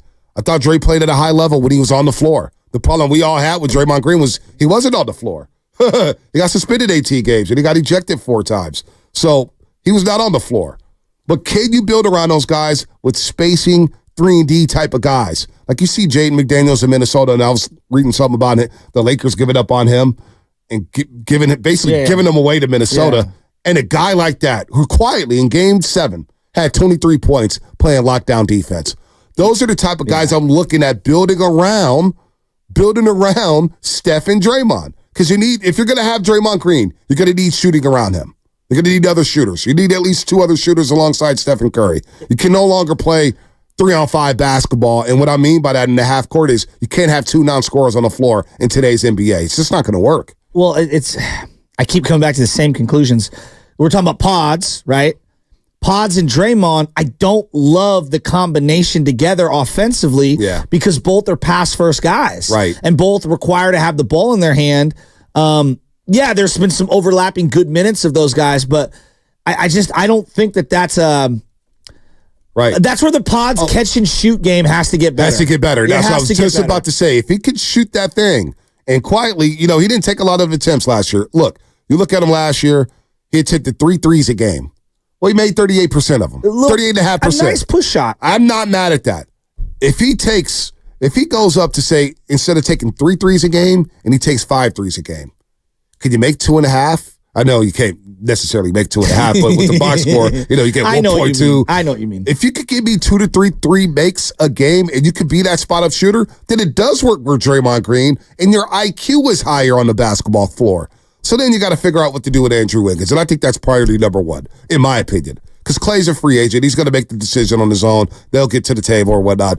But what are you doing with Andrew Wiggins? Well, that's the thing I worry about is, okay, Clay walks. Where do you find shooting? Just raw shooting. That's what I'm saying. And raw shooting. And you have to get shooting around Dre and Steph. Yeah. Because if you don't get shooting around Steph and Dre, one, they're going to blitz Steph all day long. You're going to see defenders like Jaden McDaniels every day, Herb Jones, Trey Murphy III. The list goes on and on and on when it comes to Stephen Kerr. Derrick Jones Jr., all the guys in Minnesota, Dallas, everything. You're going to be Aaron Gordon and, Tavius Caldwell-Pope in Denver. They're going to be a problem. They're going to be shadowing Steph Curry all day long. So you need shooting outside of them. Now, if you don't believe Pods can take that jump for the 3-point line, then you got a decision to make, and then maybe you sell high. That's where a situation where you sell high. But right now, I'm not looking to get older. I'm looking to get a little bit younger, and I'm looking to get more athletic. He's better than this guy. But, I remember when Eric Paschall had a season with the Warriors, and everyone was all excited, and it was like, where's this going to go with Eric Paschall? And he ended up getting traded, and it wasn't a fit. It just wasn't a fit. I think Potts fits way better than Eric Paschall. That's not what I'm comparing. That ball hops around when he's on the floor. Absolutely. I guess the question that I'm getting at is that normally when a guy makes the rookie, first team, you're thinking, can he be an all-star? I don't even think that comes into my equation of Podziemski at all. Not right now. Not right now. Not in the Western Conference. We got Luka. Jamal Murray hasn't made an all-star game. I know, but you know what I'm saying? First team rookie, first team rookie dream, Yeah. Well, let's not dream. Let me kill that dream right now. The Western Conference is loaded. Well, yes. All right. Making an all-star. De'Aaron Fox didn't make the all-star game last year. Okay, that's a good point. I mean, but you see what I'm saying? That's how a fan's brain starts to correlate. Now, are people dreaming about all-stars? Well, I think Podziemski shockingly is extremely polarizing. Some think he plays too much. Some think he's great. I think he's been awesome. I think he's a good 6-man. Whether you want to call him light Dante DiVincenzo or whether you want to say that he's just a great energy piece who really fits. That's what I think he is. To me, he's a great off-the-bench type of a player, but I view him more as a point guard. I don't view him as a shooting guard. I don't love him starting alongside Steph. I don't love it. So one thing about Pods, when he got himself into trouble is when he dribbled, and he went to the paint and he didn't have anywhere to go. And then he's pivoting and he'll work on that. I believe he'll work on that. He's probably working on it right now down at Chase Center. So when that ball sticks, he knows that, hey, in this offense, it cannot stick. It's got to be 0.5 basketball, like Steph Curry was describing to the young hoopers at the Olympic Club a couple years ago when he was running his camp. Hey, that ball's like a grenade. 0.5. What are you going to do with it? Pod's got to figure out to get that thing out a little bit quicker. That's when he gets himself into trouble. When he's playing well, that ball's hopping around and spinning around the perimeter. He's getting to the paint. He's passing it back out. So that is definitely an area of improvement for him. But for him to be the 19th overall pick, to be getting DMPs a couple years ago and make first-team all-rookie, hell of an accomplishment for him. I was talking to somebody yesterday. I didn't see it coming. I was talking to somebody yesterday who's affiliated with the Warriors, and they were just like, I didn't see this coming. I thought he was going to be a center crew. You asked me before the season, what do you think about Pods? It's like, get ready for the C-dubs. Well, me and Guru were like, kind of tongue-in-cheek, like, Pods looks good. And like, that's what we kept saying. Like, because he had a couple of bad summer league games, and then he played a little better toward the end. And like, me and Guru were always hyped up on the draft picks, and we were kind of tongue-in-cheeking it, and you kind of rolled your eyes at us. And I was like, yeah, I know, you're probably right, Bonte. I wrote, everybody did. And the guy made first-team all-rookie. And then TJD not far behind him in the sense that, like, he had obviously a different role, and I think it took a lot longer for him to assimilate to what they were trying to do and for him to gain that trust. Right. I love TJD off the bench. Him and Paz off the bench is very, very love solid. TJD off the bench. Very solid. Very solid. I do like that. Let's go to Coach in Los Altos. Coach, what's happening? You're on the roast. Oh, hey, guys. It's great to be back in the Bay and love hearing the show. They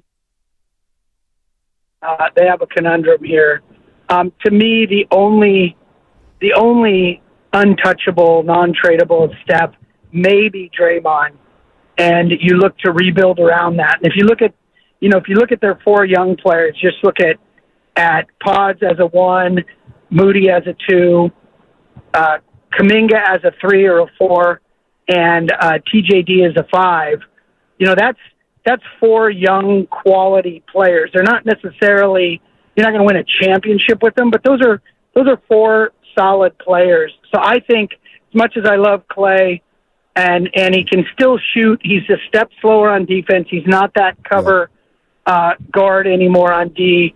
And I think Wiggs, I think he won his ship, got his bag, and I just think his head's somewhere else. So, so to me, I think you can move the whole roster except for Steph and Dre, but I would try and keep that young cadre of players because I think they're a good, solid unit. Yep. And you could probably get a 3-and-D wing, as you've said, or a defense first 2 guard to play alongside Steph. I love the McDaniels.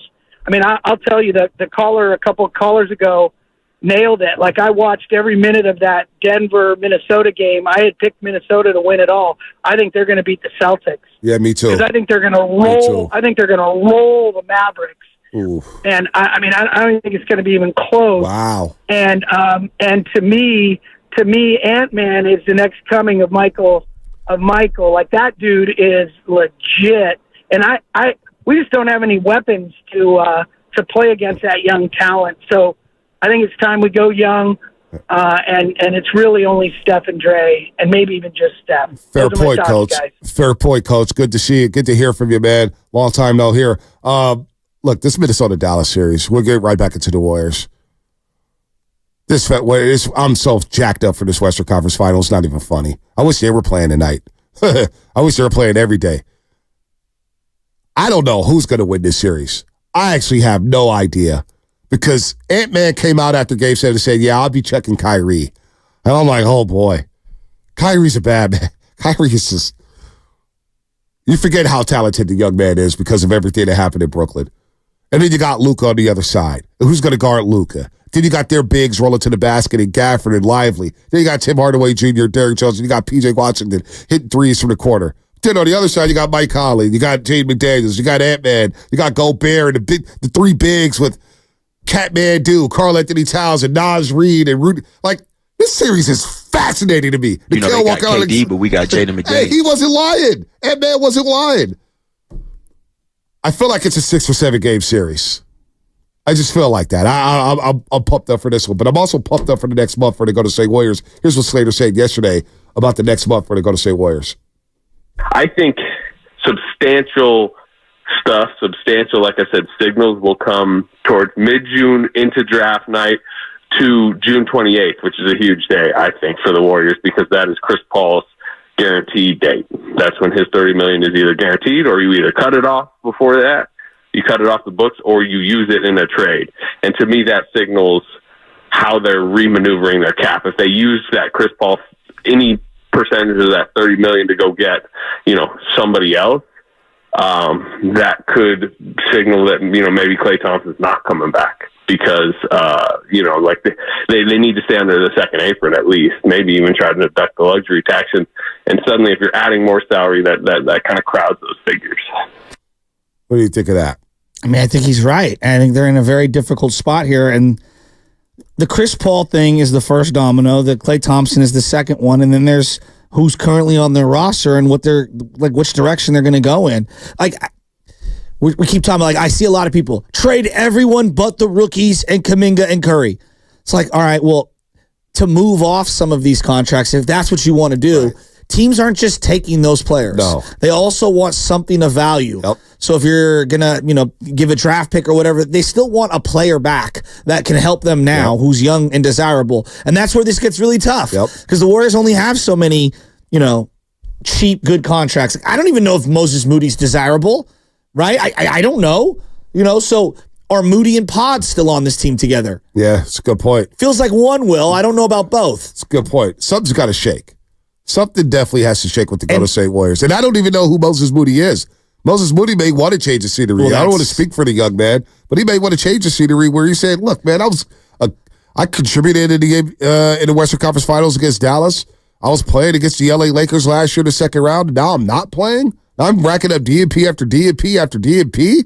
What's going on here? So I don't know what's going on with Moses Moody. I don't even know what type of player is he. Is he a good two-way player? Can he hit the three consistently? We just haven't seen it. Doesn't it feel like these deals that could hypothetically be happening are happening behind the scenes right now, and they're all going to go down immediately? Tampering's real. Well, like the Brandon Ingram thing, right? For example, from New Orleans, it sure feels like they've got 4 or 5 offers, and they probably have more that they're going to consider, and they're going to move him almost immediately. Oh, I mean, this is why you have the NBA scouting combine. People get together, they have dinners, they have lunches. Deals are happening behind the scenes. There's no doubt about that. Rumblings are happening. Slater yesterday, before we get back out to the lines, Slater yesterday, how the Warriors are viewing these playoffs. If you're the Warriors, you just need the league to still look like it has a level of parity and no like Goliath that you can't beat. And I don't know. I mean, I'd ask you guys, but does it feel more or less like that than it did prior to the playoffs? I would say maybe a little bit more like that because I thought Denver was a little bit more indestructible, and they're just not. Now, Minnesota's better. I do think depends. You can say chaos in the league. If that turns out that the Thunder do get like a Lauri Markkanen, that could be concerning for the Warriors. Before we get to the lines, let me ask you a question. That's a guy the Warriors want to come save them. He's going there to clearly be a 2 or a 3. Right.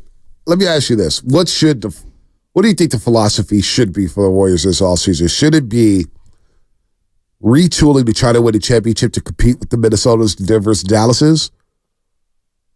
Or should you try to just get under the second apron, be competitive with the eye on 2025?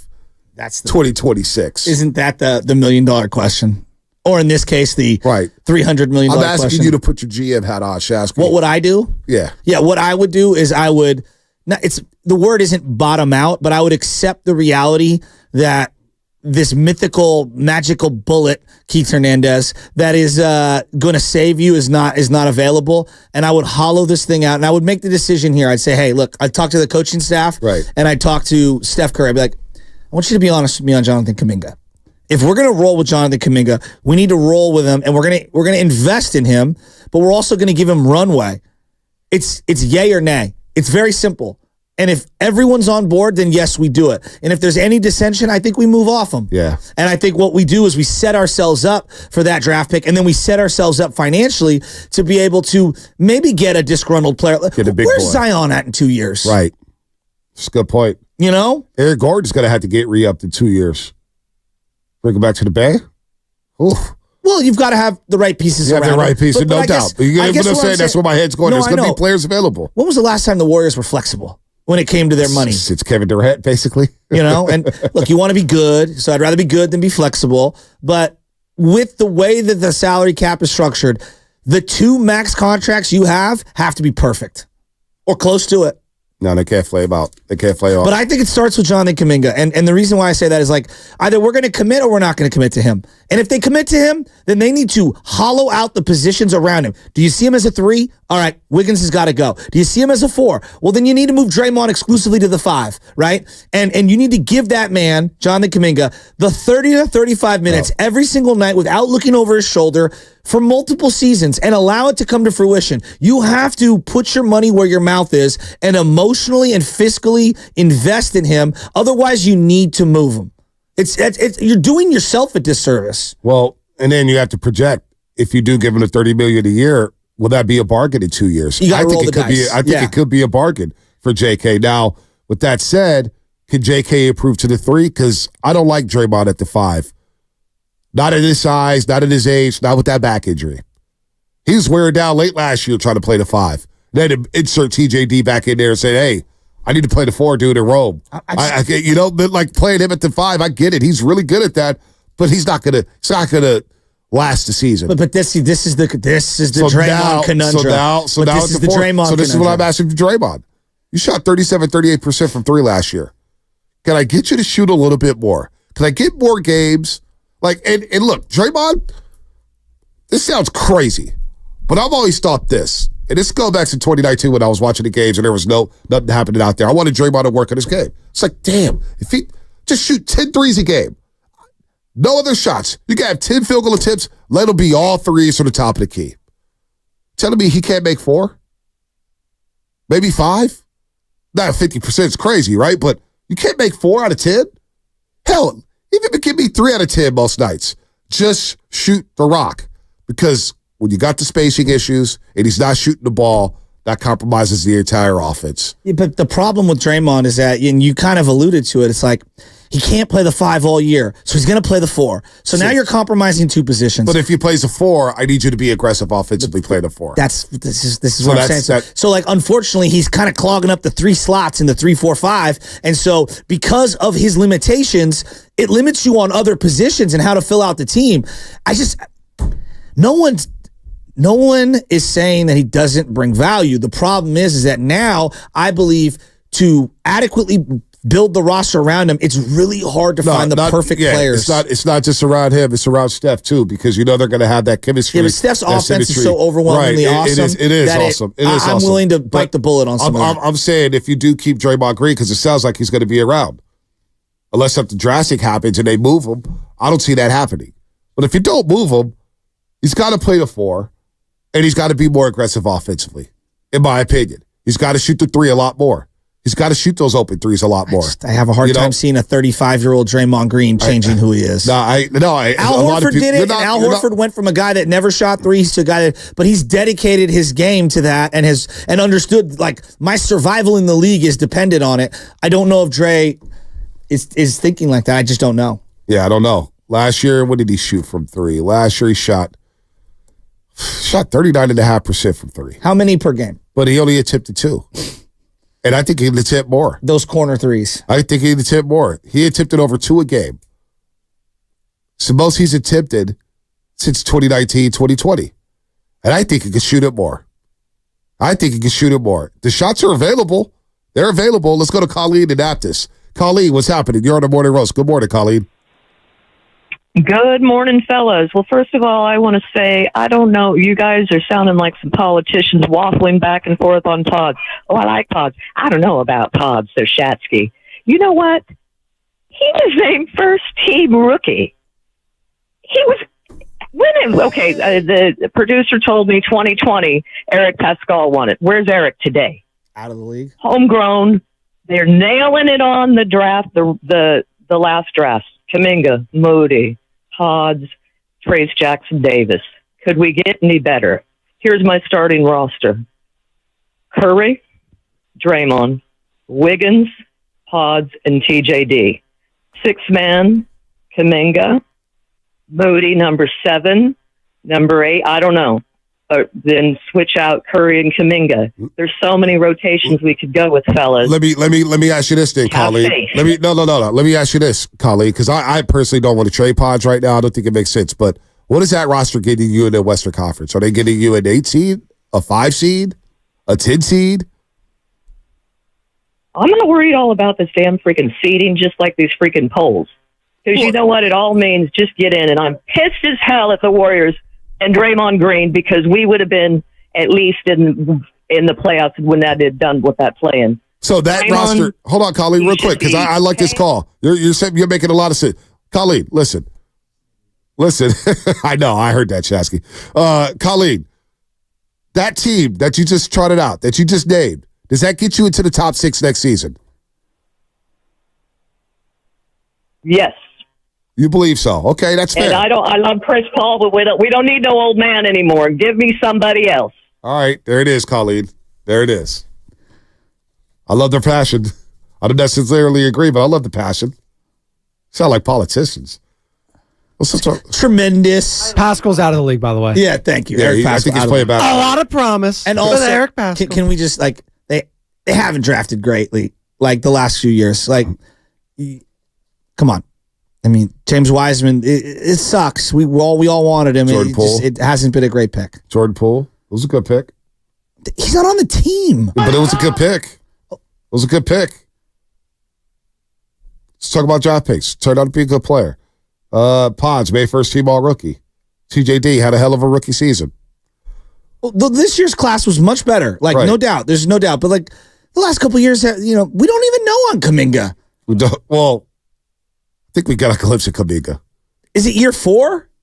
Year 4 is next season. So, yeah, okay. So we're 3 years in. What is Jonathan Kuminga? Guy got you 20 a game. Guy who can put his head down, dunk on your head. Where was he in the playing game? 10-foot midi. Well, he got hurt, and then he was out of the rotation. But, like, but he got hurt and was out of the rotation. See, that is, to me, that's, when the season was on the line, the organization felt so great about him, he was out of the rotation. No, he was in the rotation. He wasn't starting. He wasn't getting a lot of minutes. You can't say that Kuminga, you don't know who he is. Kuminga was solid. We know more about Kuminga than we do about Moses Moody. Okay, a little, yes. I will meet you there. But, like, I mean, let's just call it what it is. Like, what? You sound exasperated. You okay over there? Because I just think Warrior fans are delusional. No, Minnesota sees that roster that she rolled out, and they're laughing. So Kuminga last year, 26 minutes a game. 26 minutes a game, 53% from the floor. 32% from 3, 16 points, 5 rebounds, 2 assists, 75% from the free throw line, and the guy got better and better by the game. Now, I don't agree with Colleen that they're a top 16 with this roster. They need to make moves. You can't trot back the same roster and expect to get back into the playoffs when you didn't even make the playoffs right now. But say we don't know who JK is. We know JK is going to demand about $30 million, and somebody's going to give it to him. We know JK. Let's go to Miley in Walnut Creek. Miley, what's happening? You're on the roast. What's up, guys? If you can give me a second, I want to kind of lay out what's right in front of us, in my opinion. And in this young talk is like, it doesn't fit what they're doing. So they gave Kerr 2 more years. Draymond's up in 2. Curry's up in 2. And if Clay resigns, it's most likely up in 2. So my opinion is that we go after what Steph needs more than anything. You guys are laying out all these scenarios. He needs a number 2 scorer or a number 1B. He's a 1A. Give me a 1B. Hard to get. But I would look at DeMar DeRozan in Chicago as a guy. He fits their timeline age-wise. You know, when Steph's done, it's over. So why go young now while Steph is still able to be such an amazing player? That's fair. You add, maybe if you could get DeRozan and maybe either Vucevic or Caruso, one of those, or my dream trade is with Brooklyn, where you go get Bridges and Cam Thomas. Cam Thomas is your number 2 scorer. Bridges gives you defense and offense. Yep. And he's that wing guy that you can always use. I do like that. Would you trade DeMar DeRozan straight up for Wiggins? Is that what you're saying? You're suggesting? I just don't see. Because I don't think Chicago would do that. Yeah, I agree. And I think JK would fit amazingly in Chicago. With Kobe White? Well, it's just their timeline. He fits their timeline. That's a good point. He wants to be free. That's a very good point. I don't think Kuminga would mind that. I don't want to speak for the young man. I don't know, but sometimes youngsters just want to play and make a name for themselves. Bonte, it's time for you to do the lead. And I ride the coattails of some of the superstars here. By the way, you're listening to 95.7 The Game, KGMZ FM and HD1 San Francisco, and Odyssey Sports Station, always live on the free Odyssey app. Don't forget that you can also watch us every single day on our YouTube, Twitch and Twitter streams powered by First NorCal Credit Union. Upgrade your savings dividend. Open a First NorCal First Class Money Market today. Now, I don't want to put Colleen in a box and say that all Warrior fans feel like Colleen. That's not fair. There's a lot of Warrior fans who do want change. There's a lot of Warrior fans who do want roster movement. I think there's so many opinions all across right. I don't think there's any one way for any Warrior fan to feel. I don't know what you may feel good about Pods. Another guy may not feel good about Pods. How do you feel about, like right now, if he says DeMar DeRozan comes onto the Warriors, I don't think that does enough. It doesn't do nothing to me. It does nothing. That does nothing to me. DeMar DeRozan is a scorer, but the Bulls just got smoked in the play-in tournament. And who's playing defense? Right. So if you trade away your two best current perimeter defenders in Wiggins and Kuminga, I like the thought though. I do. I like the thought of the mid-range scorer. And then he's going to operate in a lot of the spaces that TJD is going to be in, because he's in the middle of the right. Well, TJD would be setting screens or rolling to the rim. It can work. It can work. Let's go to Rob in San Bruno. Rob, what's happening, Rob? What's going on, fellas? What's up, Rob? The downfall is near. What's up, Rob? Is the downfall near? Oh yeah, it's already. I'll speak on that later, but it's definitely that defensive coordinator guy. What the hell was that? I mean, goddamn, and y'all got rid of a well-spoken man for this dude. But anyways, I'll let. Oh, you talking about now? You weren't. Hold on, Rob. You weren't impressed with Nick Sorensen? I mean, are you? Did you hear that? Like, to me, he sounds like a guy that's just gonna do what Kyle says. And then, looking at the other coach he had, he sounded like a brother who had an opinion. So it felt like they got a whole bunch of, okay, he gonna do what I say. But anyway, that's for later. I'll say that for later. But I want to thank Ant for bringing back the real NBA, man. Yes. Getting rid of small ball. Small ball is dead, and that's what's wrong with the Warriors. The Warriors are stuck on one style of play. They're stuck from getting. They want to play small ball, and then for small ball, you need a certain type of player. And there's no Iggy's or Livingstons out there no more. There's no 6'7" guards with 6'7" point guards with smarts out there no more. They're all slashers. So the Warriors need to get big. Gobert, big. Towns, big. It's NBA is back. Small ball is dead. It's not the draft picks. It's the coaching and the style of play. Not saying Kerr's a bad coach, but small ball has been done with. It's over. It's time to move on and get back to real basketball. That's my opinion. There it is. It is. Small ball might be. And did Rob hang up? Yeah, he did hang up. This just misnomer too that the Warriors played. Kevin Durant was not small. Andre Iguodala was not small. No. Livingston was not small. No. Draymond's not small. Clay's 6'7". He's not small. So the whole misnomer, hey, they play small ball. Call it death lineup. You didn't have a traditional center. They were not small. Now, they played a little small when they won that fourth championship. That's for sure. When you had Wiggins and Poole. Everything aligned there. And Clay. But it was all spurts. It wasn't like they went 30 minutes of small ball. Exactly. They would play Looney. They would play Otto Porter Jr. So, well, they were also dynamic offensively in the half court. But to Rob's point, Minnesota's not really going anywhere. They got some big boys. How are you guarding him for the next decade? I don't know. How are you guarding Luka? People talking about Pods. This is a good example. Could Pods be a point guard replacement for Curry down the line? Sure. Playing alongside Curry next year, and he's guarding the guys that I'm referencing. I don't see that unless he takes a massive leap forward. Yeah. So whoever plays alongside Curry in that backcourt has got to be a dynamic in your face defender. Yep, no doubt. Austin in San Jose will get you on the other side. We'll talk a little Giants. We got a little Eastern Conference Finals. We'll get to all that. We'll just do a little buffet card. What do the Giants do when Conforto comes back? But it's an easy decision. On the levels. What do the Warriors do when Wiggins comes back with JK? Or what do the Giants do when Conforto comes back with Ramos and Matos? It's an easy decision. Conforto, chill on the bench for a second. Rest it heavy. And I like Conforto. You do? I do. Play the youngsters. Anyway, that's all coming up. Brought to you by Scandinavian Designs Furniture. Don't miss major Memorial Day.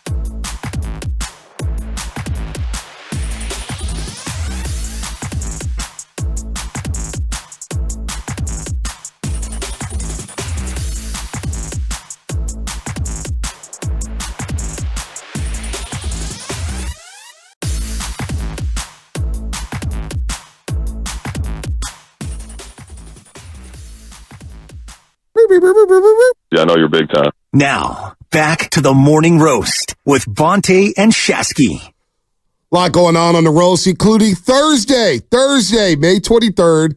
Circle the calendar to all you East Bay folks out there. Walnut Creek, Pleasant Hill, Martinez, Concord. We're going to be at the Copper Skillet Courtyard in Martinez, and it's a special opening time for all the roasters out there and all the fans here at 95.7 The Game, our lovely audience, boys and girls, ladies and gentlemen, everybody. Come out early, 6 a.m. We'll be out there. And if you want to have us at our location in the future, email us at themorningroast@957thegame.com. I will head out to Martinez on Wednesday and have a lot of fun. We'll meet some of the roasters. We'll find a spot. We'll watch Giants-Pirates. Yeah, we'll watch Giants-Pirates, and then we'll watch game one of the Western Conference Finals between the Mavericks and the T-Wolves, and we'll all yell at the TV saying, we need that, we need this, we need that if we want to get back to the top with the Golden State Warriors. And then we'll watch the Giants and see what they do with the youngsters here as Luis Matos is coming off the NL Player of the Week award. We'll get to that in just a second. Let's get to Austin in San Jose. Austin, what's happening, man? You're on the roast here on 95.7 The Game. Hey, good morning. Good morning, guys. Great conversation. Listen, Shasky's on fire today, Bonte, in his Warriors takes. The caller, previous caller talked about kind of interim moves they should make. I think he was right on with DeMar DeRozan, someone like that. I've always loved Brandon Ingram as a potential piece for the Warriors. I look at Naz Reid and the player that he's become. I mean, those are the kind of guys that I think we miss and we don't have just in terms of look and feel on the Warriors. And the good news, to Shasky's point, is that, hey, the young guys, the drafts recently have been really good, and the more encouraging thing is look at Pods. He actually has a lot of value now, whereas before none of our rookies had any value. So if you look at Pods, Kuminga, Moody, I don't think Moody has much value. Although I did hear a couple of years ago when they were looking to move Weissman that San Antonio had a lot of interest in Moody. I don't know if they still would, but that's something to watch, Bonte. But I think they should go ahead and do the interim move. Go get a 1A or 2 now. So forget about what Steph wants. Yeah, so 1A, 1B, in your opinion, would be a DeMar DeRozan or a Brandon Ingram? I think DeMar DeRozan, Bonte, would feel more like a 1A than Ingram. I think Ingram could become, but look, nobody ever saw Naz Reid. Nobody ever saw Naz Reid becoming the player that he is now too. So we got to go find that. We got to go find that guy, man. That's my opinion. Yeah, longer, athletic wing defenders and a low post presence. Now the Naz Reid thing is very fascinating because he was undrafted. And Mully knows him from recruiting him at St. John's, and apparently he's dated a girl, went to St. John's. I don't know if they're still dating or whatnot, but the whole backstory of Naz Reid is very interesting. And then we saw Naz Reid up close and personal, starting with the season with no fans in the crowd, right after the pandemic. And Minnesota came in for a baseball doubleheader. I'll never forget it. And it was like, man, this is some sloppy basketball. What the heck's going on here? They just got a bunch of dudes running and jumping, athletic. Then Naz Reid turned into a player. And we watched him cook the Warriors a couple years ago. Then last year, he had a monster first quarter where he dropped at least 20. It was like, damn, ain't nobody guarding him. Nobody can guard him. And then you see what he does in Game 7 in the fourth quarter for Minnesota. Look, that ship is sailed with Naz Reid. Trust me, every team in the league wants a Naz Reid. When Austin brought up DeMar DeRozan and Brandon Ingram, Brandon Ingram's a good player. I'm a little disappointed in what I saw from him this season. He wasn't as healthy. He still looked frail. He didn't have the greatest Olympic game last year in the FIBAs. And KD played the system that Steve Kerr wants to employ. I don't know if he can. And then DeMar DeRozan is a scoring first guard. He's not going to play defense. And I don't think he's a 1A. I think he's a great third option. Could they do with Brandon Ingram what they did with Wiggins and just kind of, ring the towel for every drop? You can. Look, I would rather have Brandon Ingram than Andrew Wiggins at this point. You would? Yeah, younger player. Okay. I think he can handle the ball better. He can shoot better. I think he's a willing defender. Can he be the defender that Andrew Wiggins was during that championship run or that he is right now? I don't know. But I think just to shake it up, yeah, I'm here for it. Can he play alongside Kuminga? I think Brandon Ingram could. Or would Kuminga be a part of a package to acquire It may be part of a package because Brandon Ingram is valued around this league. So you may have to move a Kuminga and a Wiggins for Brandon Ingram. And are you willing to do that for Brandon Ingram? Are you? I'm hesitant, but I think I'd probably do it.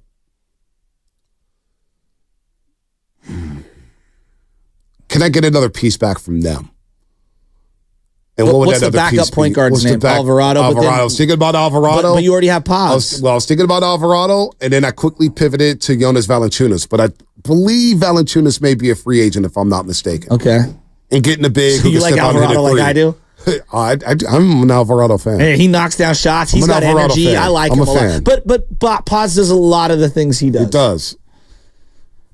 I like Jonas Valanciunas, too. You know, you could play him off the floor, but for 15, 20 minutes, I do like him. No, he's a banger. I do like him. He can step out and hit the three as well. Let's go to Brent and Conquer. Brent, what's happening? It's Brett Casino Matrix, Monte. How are you, buddy? Brent, what's happening, man? What is My happening? man knows how to get in. Let's go. I get in where I fit in, Playboy. Hey, you're gonna be in Martinez on Wednesday at the Copper Skillet. I'm gonna stop by and see you. Yeah, well, we'll be at Copper Skillet Thursday morning, but I'll be in Martinez Wednesday afternoon. I'm gonna stay over tonight. I'm not waking up super early to drive out to Martinez in the morning. So you're staying over Wednesday night? I'm staying over Wednesday night. Copper Skillet will be at Thursday. Okay, copy. Yeah, because I'm definitely going to come by and see you then, man, because I just got a condo in Concord, so. Big we'll baller. Yeah, wow. Con, we need to talk real estate then. We make boss moves, Ponte. Hey, I like you, Brad. I like you a lot. You're my type of guy. God made a gift. Boss. Yeah. I like that DeRozan move, though. I really do. I mean, he's another closer on the court at the end of the game. If we could get the right pieces without giving up the farm. Man, I like that. I like tomorrow. I'm just saying. I mean, getting a guy like that with Steph and then spreading out the offense there at the end of the game, that could be something. That could be something to think about. But, all right, I'm thinking. What's he? Is he 34, 35? How old is DeRozan? I'm just pulling up DeMar DeRozan right now as we speak. He is 34 years old. He'll turn 35. So you can get 35 older. In August. So you're replacing one 35-year-old guard with another 35-year-old guard, basically. Eesh. Got to 24 a game last year. Played really well. He's a good player. Caruso thought he should have got Clutch Player of the Year. He was in a conversation. He had a lot of big moments. But if there's anybody from Chicago I want, you know who I want from Chicago. It's Kobe White. They're never trading him. Not at that I thought it was Lonzo. I'll take Lonzo. He's working himself back. Another point guard? Another point guard, 6'7". They just picked up his option. They did. He's working himself back. He may play next year. He may play next year. I mean, the poor guy. You laugh at it and say poor guy. I do. I feel bad for him. His body has been giving out on him. He's been working out. He's dunking now. He said he's at 70%. I like Lonzo. From what I've seen via social media, I like the way Lonzo conducts himself contrasted to LaMelo. I think LaMelo's too much for me. LaMelo's out there. He might be a better player. Hey. I like Lonzo's. Look. I just think Lonzo's a little more mature. DeMar DeRozan is a nice player, but damn it, the boat was missed on Kobe White. Kobe White makes $12 million a year. Oh, he's so good. Is he a superstar? No. But he's young. He's athletic. He could do all things on the floor. He's a baller, man. He is a baller. Let me look at DeMar DeRozan. He is a free agent. So what's he going to command on the open market? The Warriors wouldn't be able to sign someone outright like that. Let me see. Let me look at his cap hit here. Let me see his contract. Yeah, he's an unrestricted free agent. Unrestricted free agent, DeMar DeRozan. He's probably going to want one big fat payday before it's all said and done. The NBA and their paydays. Everybody, how much money has he made in his career? Please look that up. Hey, you know what? Everybody does it in every sport. What's wrong with that, though? What's wrong with that? All these guys should be getting it. The way these owners treat, some of these owners treat these players, some of these organizations, when they ditch you, whether it's football, basketball, baseball, hell, get your money. You got to maximize your money. You're a radio. You got a contract. You're getting up there, and you're saying, hey, what fat contract? Ponte. Us normal people could not fathom the monopoly money that is in professional sports currently, and I'm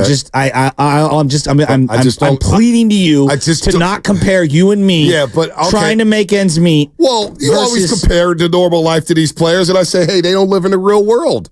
They live in a different world. How many hundreds of millions? 257 million. But what's wrong with him wanting one more payday? There's something wrong with that.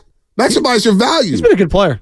Generational wealth set your family up for 100 years, 200 years. Nothing wrong with that. All these players should do that. I think he was the victim of playing in a very deep era, too, because his best years were 2015, 2016, a lot where there's the Cavs, there's the Warriors' dominance. Yep. Obviously, you saw the LeBron and him playing in the Eastern Conference Finals a bunch of times, like Kyle Lowry and those guys. So, as I do my Stephen A. Smith here. So, underrated, I think, in his career. You see his all-time scoring lists. Like, he always gets left off those lists that used to, look at, wow, DeMar DeRozan, he's up there in all the record books. I think of him and Lowry coming up short for the Raptors. It's LeBron. And then I think it's not his fault, but yeah, you're right. He does get lost. I think of him while I was in Cuba getting traded for Kawhi Leonard. Oh, yeah. It's like, whoa, what's going on out here? Let's go to Jeff in the city. He's bringing up a name that nobody's brought up yet. Oh. I like this. Oh. And I like this player. Okay. Jeff, go ahead. The floor is yours. What's up, Bonte? What's up, Shasky? What's up? Yeah, so I was looking at, so Tim Kawakami wrote an article that's kind of like putting out the wish list of targets. And two names I liked was DeJounte Murray and Jalen Smith. And so I haven't heard them get brought up. I like Jalen Smith. I know San Antonio Jalen Smith was a good defender, can play make, can take the ball away, take some of the pressure from Steph, can dribble the ball, can create. And then Jalen Smith, I like the comp Tim Kawakami said was basically like a younger Otto Porter Jr. with less wear and tear.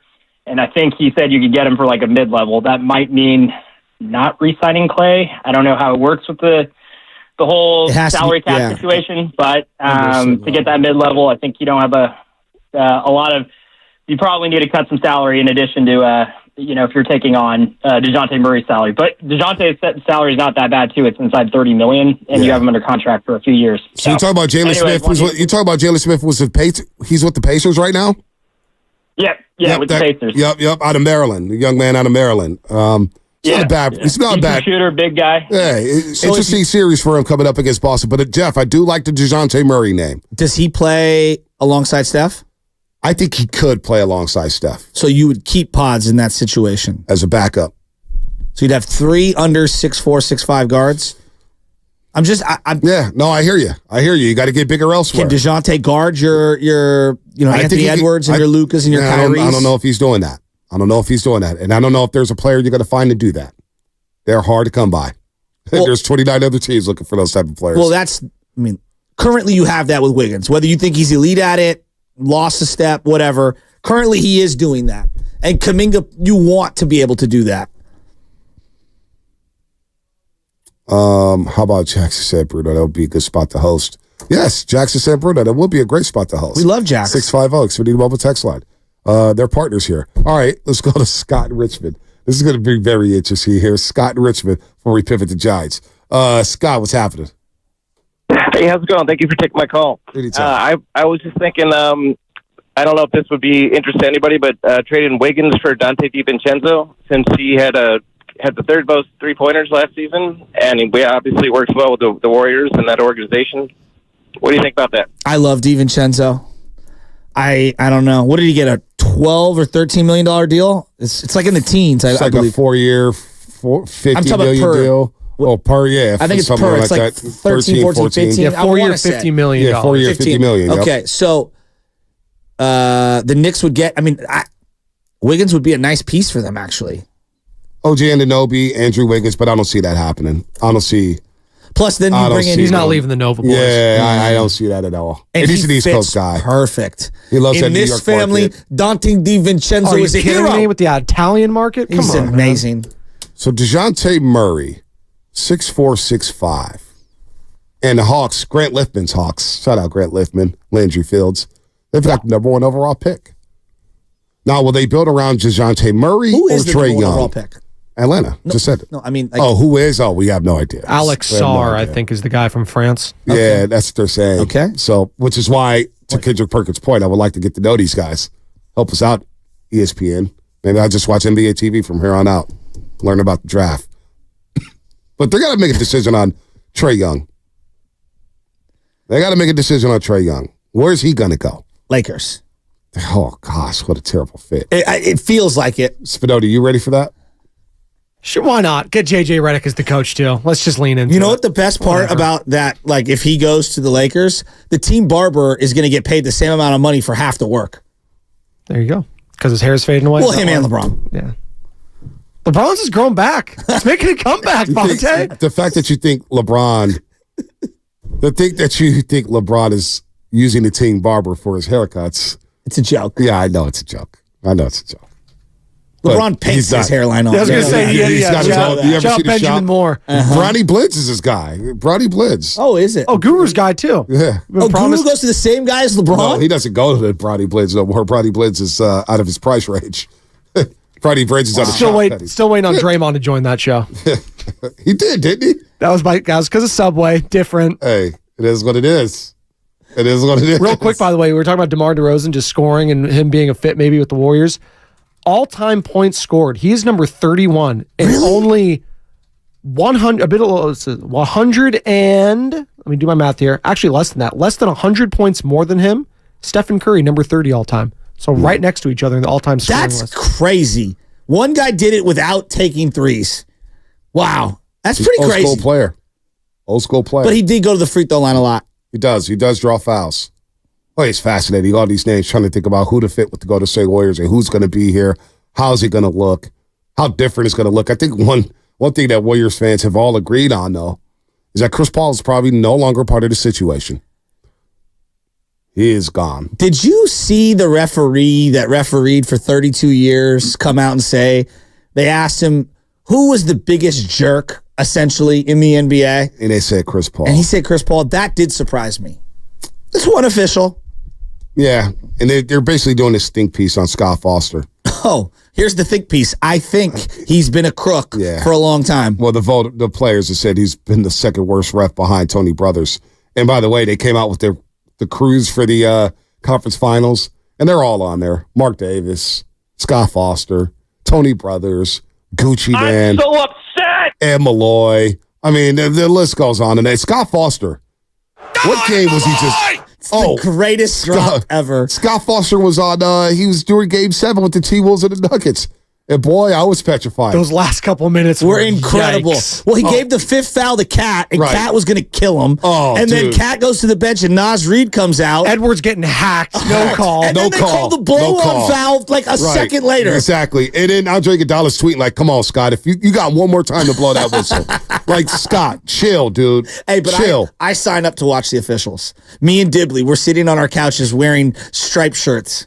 They're so bad. Go officials. They're so bad. So, this is interesting here. Speaking of Brandon Podziemski, real quick before we pivot, I just saw this here. Sounds so beaten and weathered. Thanks. Podziemski said his offseason priorities are becoming quicker laterally and vertically, being more explosive, not having to rely on tough shots around the rim. He's watching Brunson, Luka, McConnell tape as players who are effective around the rim that aren't supreme athletes, expanding his mid-range game, becoming a more aggressive three-point shooter, working out his shooting off the dribble, off the ball screen, out of DHOs, dribble handoffs, and catch and shoot. So, hey, he's got his priorities in order. Other than that, he's working on everything. I love that. We were talking about Bronny James real quick. Let me play this for you. I got to play it for you. Okay. Bronny James sitting down with SiriusXM Radio. On whether or not it's tough being the son of an all-time great. What is it like to play the game of basketball when your father is one of the all-time greats of the sport? It's tough. A lot of criticism gets thrown my way. But, I got to deal with it. They don't know what I've been through. But, yeah, I just try to make the best of my opportunities that's given to me. As a kid, did you know that basketball was where you wanted to take this, or were you interested in other sports? Was it always about hoops? Yeah, no. I played other sports. I played soccer. Wasn't allowed to play football. My mom didn't allow that. So yeah, I always just been a sports guy, but basketball was just my cup of tea. It was Robbie Hummel, former Purdue Boilermaker. You guys hear little LeBron in there too? It's absolutely. It's so weird. It is weird. Yeah. He does. I saw another interview. I was like, damn, that is LeBron's kid. Like, it really is. The voice and everything. I didn't even have to see I was folding laundry. My back was turned to the TV. It's like, look back. It's like, damn, okay. It is Bronny James. He's related to Bron. So the pressure is immense for Bronny James. All right, let's go to Giants. Let's wake Shasky up here. Luis Matos, NL Player of the Week. Your thoughts? About time. I don't know what he ends up becoming. He could be Jason Ellison, right? I mean, he could be Marvin Bernard. He could be the next outfielder for 8 years for the Giants. I don't know. But it's about time. You play the young man, you put him in advantageous spots in the lineup, and he rewards you.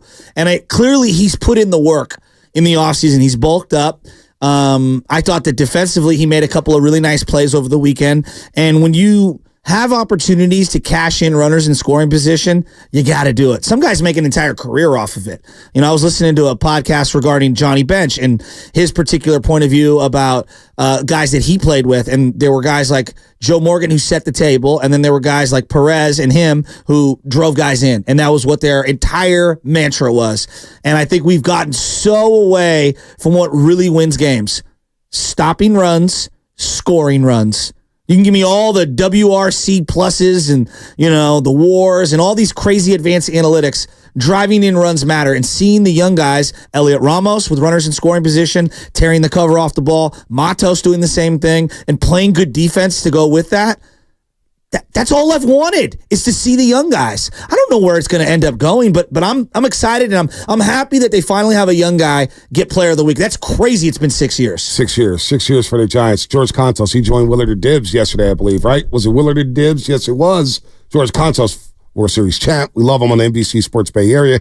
Doing Giants pre and post with Laura Britt. This is what I'm always intrigued with young players, because we did this last year with Casey Schmidt.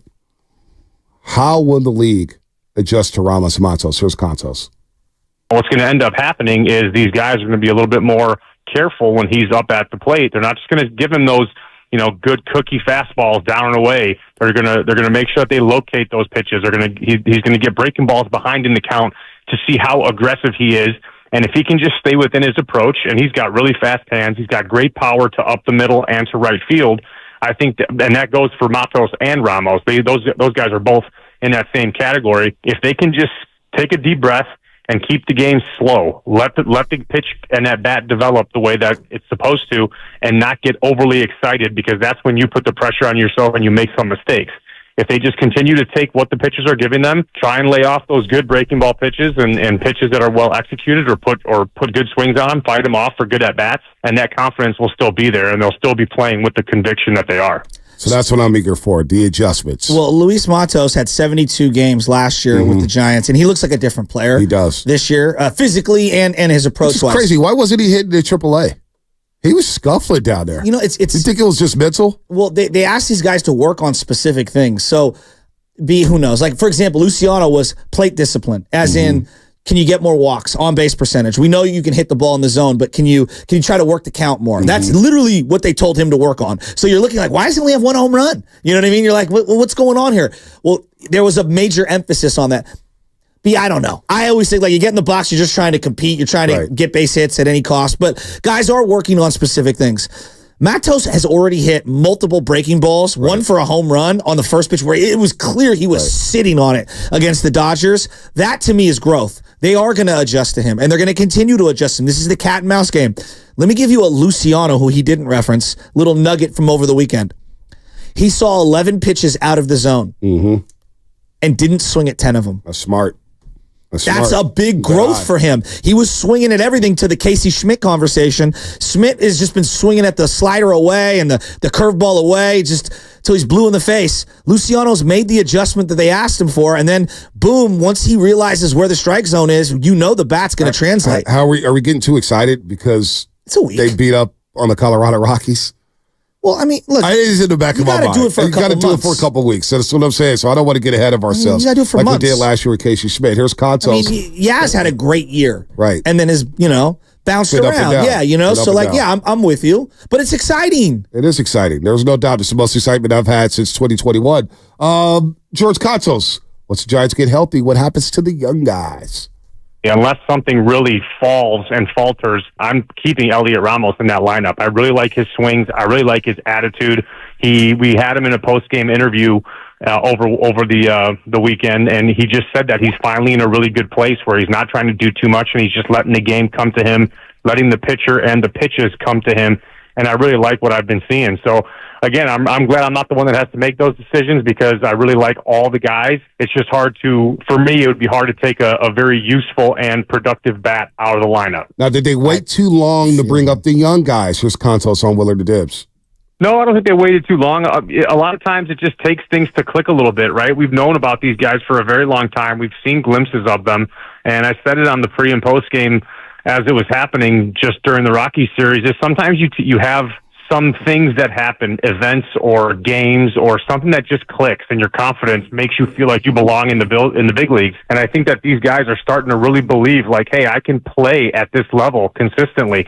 I don't need to be fearful that, hey, I'm going to get optioned, or if I have a couple games where I don't get a hit, I might be sent out of here. They're playing with that confidence, like they know they belong. And when you get to that mental state of being, it allows you to be dangerous and play at the level that you can play at. Really looking forward to this road trip. Really looking forward to this road trip to see how these youngsters bounce back from being at the friendly confines in Oracle Park and being at your home yard and being able to play behind your home fence. Now you're going on the road and take on the scrappy Pittsburgh Pirates team. You'll see Paul Skeens on Thursday. We'll break that down a little bit. But then, obviously, over the weekend, you play the New York Mets at Citi Field, and then you come back and play the Phillies and the Yankees. We're going to learn an awful lot about these youngsters on the San Francisco Giants. We will. Is it real? Is it a fluke? We're going to find out. While we were talking in this hour, Bleacher Report came out with a report. Rival executives believe one or both of Vladimir Guerrero Jr. and Bo Bichette could be traded. Oh, my gosh. Now, Bo Bichette's having a rough year. Oh, yeah. He's a two-time All-Star. He's going to be a free agent in 2026, so he's still under a 3-year, $33 million deal currently. Vladimir Guerrero Jr. is arbitration eligible next year, free agent the year after that. All right, he's on. You asked me if they're going to trade. Yes. I would sign up for Vlad Jr. on this team yesterday. 25 years old. He's struggling. Yeah, go. You know what? Go ahead and trade Matos Ramos and all these youngsters for Vladimir Guerrero Jr. Do it right now. I don't know if I trade all of them, but I definitely. Well, I don't know. I knew as soon as you said trade everyone for Vlad Jr., it's like, oh no, here we go again. Well, no, I just don't know. That's not how these trades. I know that's not how. But I get your sentiment. At a bar. We're talking at a bar. But as a first, nothing off limits. Like as a first baseman, yeah, I'd love to have him. I know Lamont Wade's having a monster year. I mean, this is a Gold Glove, silver slugging, 3-time All-Star who won a home run derby. You want to talk about face of a franchise? This is the kind of guy that you could plant your flag down at 25 years old, give an 8-year deal to, and sell T-shirt jerseys for the next decade. It's a no-brainer if they move him. It's a no-brainer. I mean, I don't even know what the conversation is. If he's available, and the Blue Jays right now 21-25, they're 10.5 back in the New York Yankees. That's early. In a loaded very division. Early. Division's tough. Tampa, Boston, Baltimore, New York. They want to trade Vlad Jr. Be my guest. What about Bo Bichette? He's also a 2-time All-Star. I'll take both of them. Can I have both? Can I do? Would you laugh? Don't scoff because the Dodgers were able to get Trey Turner and Max Scherzer. And don't forget, the Marlins many years ago traded away Dontrelle Willis and Miguel Cabrera to the Tigers. Yep. That was a huge trade. Huge deal. So can I get both? And what is it going to cost to get both? If it's both, if you're talking about like unload everybody, like Matos, Ramos, all those young guys, if I'm getting Bichette and Vlad Jr., yeah, I'm probably emptying the whole farm there. But we've also talked about Pete Alonso as well as a target. If both those guys become available close to the deadline, Alonso or Vlad Jr. I'd rather have Vladdy. Okay, yeah, that was good. Who would you rather throw the eye? He's younger, and I think he's better defensively. He's got a better eye as well. Yeah, and he'll take walks. He'll take a lot of walks. Who's more sellable?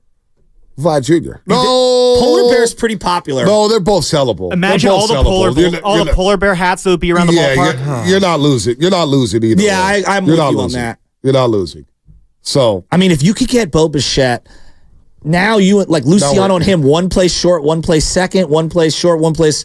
They're like, I know. What's Spinoni? You guys, why are we talking ourselves into this? You know it's not happening. Yeah, the Dodgers or the Padres. The Dodgers have a first baseman. His name's Freddie Freeman. Great. He's locked into an 8-year add on deal. Vlad. Yeah. How about that? And we already have Shohei. He can't or the Padres. pitch. Why not the Padres go after him? They already got Arias. Listen, we already know how this ends, guys. We know how this ends. This is how this worked. He brought up the Bleacher Report article and asked me, and I said before he could finish the sentence, yes, I would trade for them. Now, do I believe they would trade for them? Do I believe they're going to get them? No. Not as long as Farhad's here. It's president of baseball operations. Do I think he has the wherewithal to pull off a move like that? No, I don't. The aggressiveness to pull out a move like that? No, I don't. I don't believe him. I will believe it when I see it. But you're asking me if I would do the move. Yes, I would do the move. Exactly. It's a no-brainer. Yeah, I mean, duh. 20 other baseball teams would do the move. Everybody would do the move. Who would do the move? John Fisher. Yeah, that's true. That's true. There's one team. There's always one team. So no, God, he'd ball out in Sacramento though. As much as we're talking, as much as we're going, yay, Montelson, yay, Ramos, and yay, Luciano, I would flip those three guys in a heartbeat for Vlad Jr. right now. I'd do it in 13 minutes. Hey, Toronto, Vlad Jr., I got three guys for you right now. I'll figure out the rest later. You probably wouldn't have to trade the three, but I get your point. There you go. God, Vlad Jr., could you imagine him righting the wrong from not acquiring Vladimir Guerrero, the original, the first time in free agency, and righting the wrong and getting his kid? That would be freaking amazing. Yeah, it would. It would. We could all dream. Logan Webb Day. Logan Webb Day. Yay! Logan Webb Day. I am interested to see Bonil Cruz. Sorry, I interrupted. Go ahead. Do the Pirates have the best uniforms that we don't talk about in sports? We always bring up like the Cowboys and the Packers and the Yankees really and the Lakers. I believe they're outside of the City Connects, which there's not a bad Pirate uniform. All of their uniforms. And I think really their yellow stripe ones are the sickest of all time. I like their just clean whites with the Pirates. Yeah, those are sick too. The font is amazing. The P? Yes, so sick. The P is sick. I know. The Pirates got really good uniforms. Save that drop. Pause. Size matters. So what? What did I say? I said the P pops. The P matters. The P matters. It does matter.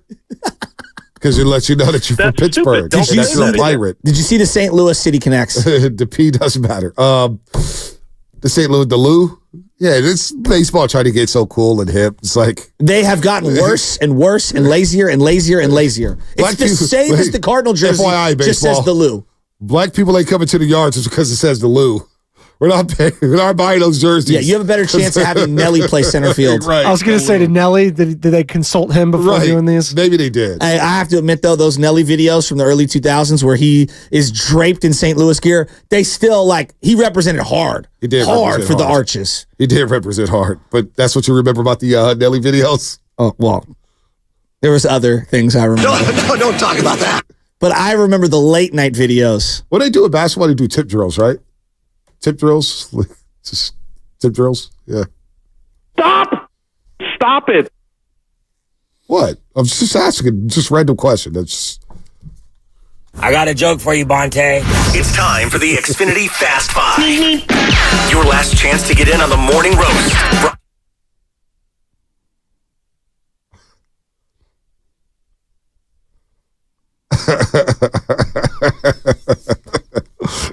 The horniest station in America. You got that right. That P does pop on the hat, though. Well, the Pirates, I do like those hats. I agree. I do like those hats. My early formative years of becoming a baseball fan, the early 90s Pittsburgh Pirates were one of the teams that drew me to the sport. Barry Bonds has always been my favorite player. Just the way he conducted himself. Bobby Bonilla, Andy Van Slyke, Doug Drabeck, Zane Smith. We've done this exercise a million times. There's just something I find nostalgic when the Giants face the Pittsburgh Pirates. I'm always rooting for the Pirates. And they're in a National League, and this is whatever. They've been so bad for so long. I always like the Pittsburgh Pirates. And I think outside of Petco and Pac Bell Park, that's the third of those in any order. Yeah. Of the newer stadiums that you have to go see. It's really good. Really good. You know, speaking of uniforms, I think the Twins have really good uniforms that nobody talks about. The new ones? I do like the Twins. Yeah, the new ones, the early 90 ones. The stripes? The Twins, they've always got some clean. Nobody talks about them. We don't watch Twins baseball. I just hate red, white, and blue. Yeah, I do like their combos, though. I do like their combos. My final thoughts, conference finals starting. Is this the year for the Boston Celtics? Can they win their second championship since 1986? I'm having my doubts. I don't know why I feel like the Pacers have a puncher's chance. And we'll see what Pascal Siakam's. This is a big series for Pascal Siakam. Gotta say, huge for him in these Eastern Conference Finals. They look into the West tomorrow. I can't wait for these Western Conference Finals. Oh my God, I can't wait. Go ahead, Spinoni. Don't count out that championship mentality of my guy over in Indiana. You know who I'm talking about. Rick Carlisle? Rick Carlisle. AKA Jim Carrey. He kind of does look like him. Do you know he used to do games for ESPN and stuff like that? Way back when. Way back when. It was funny.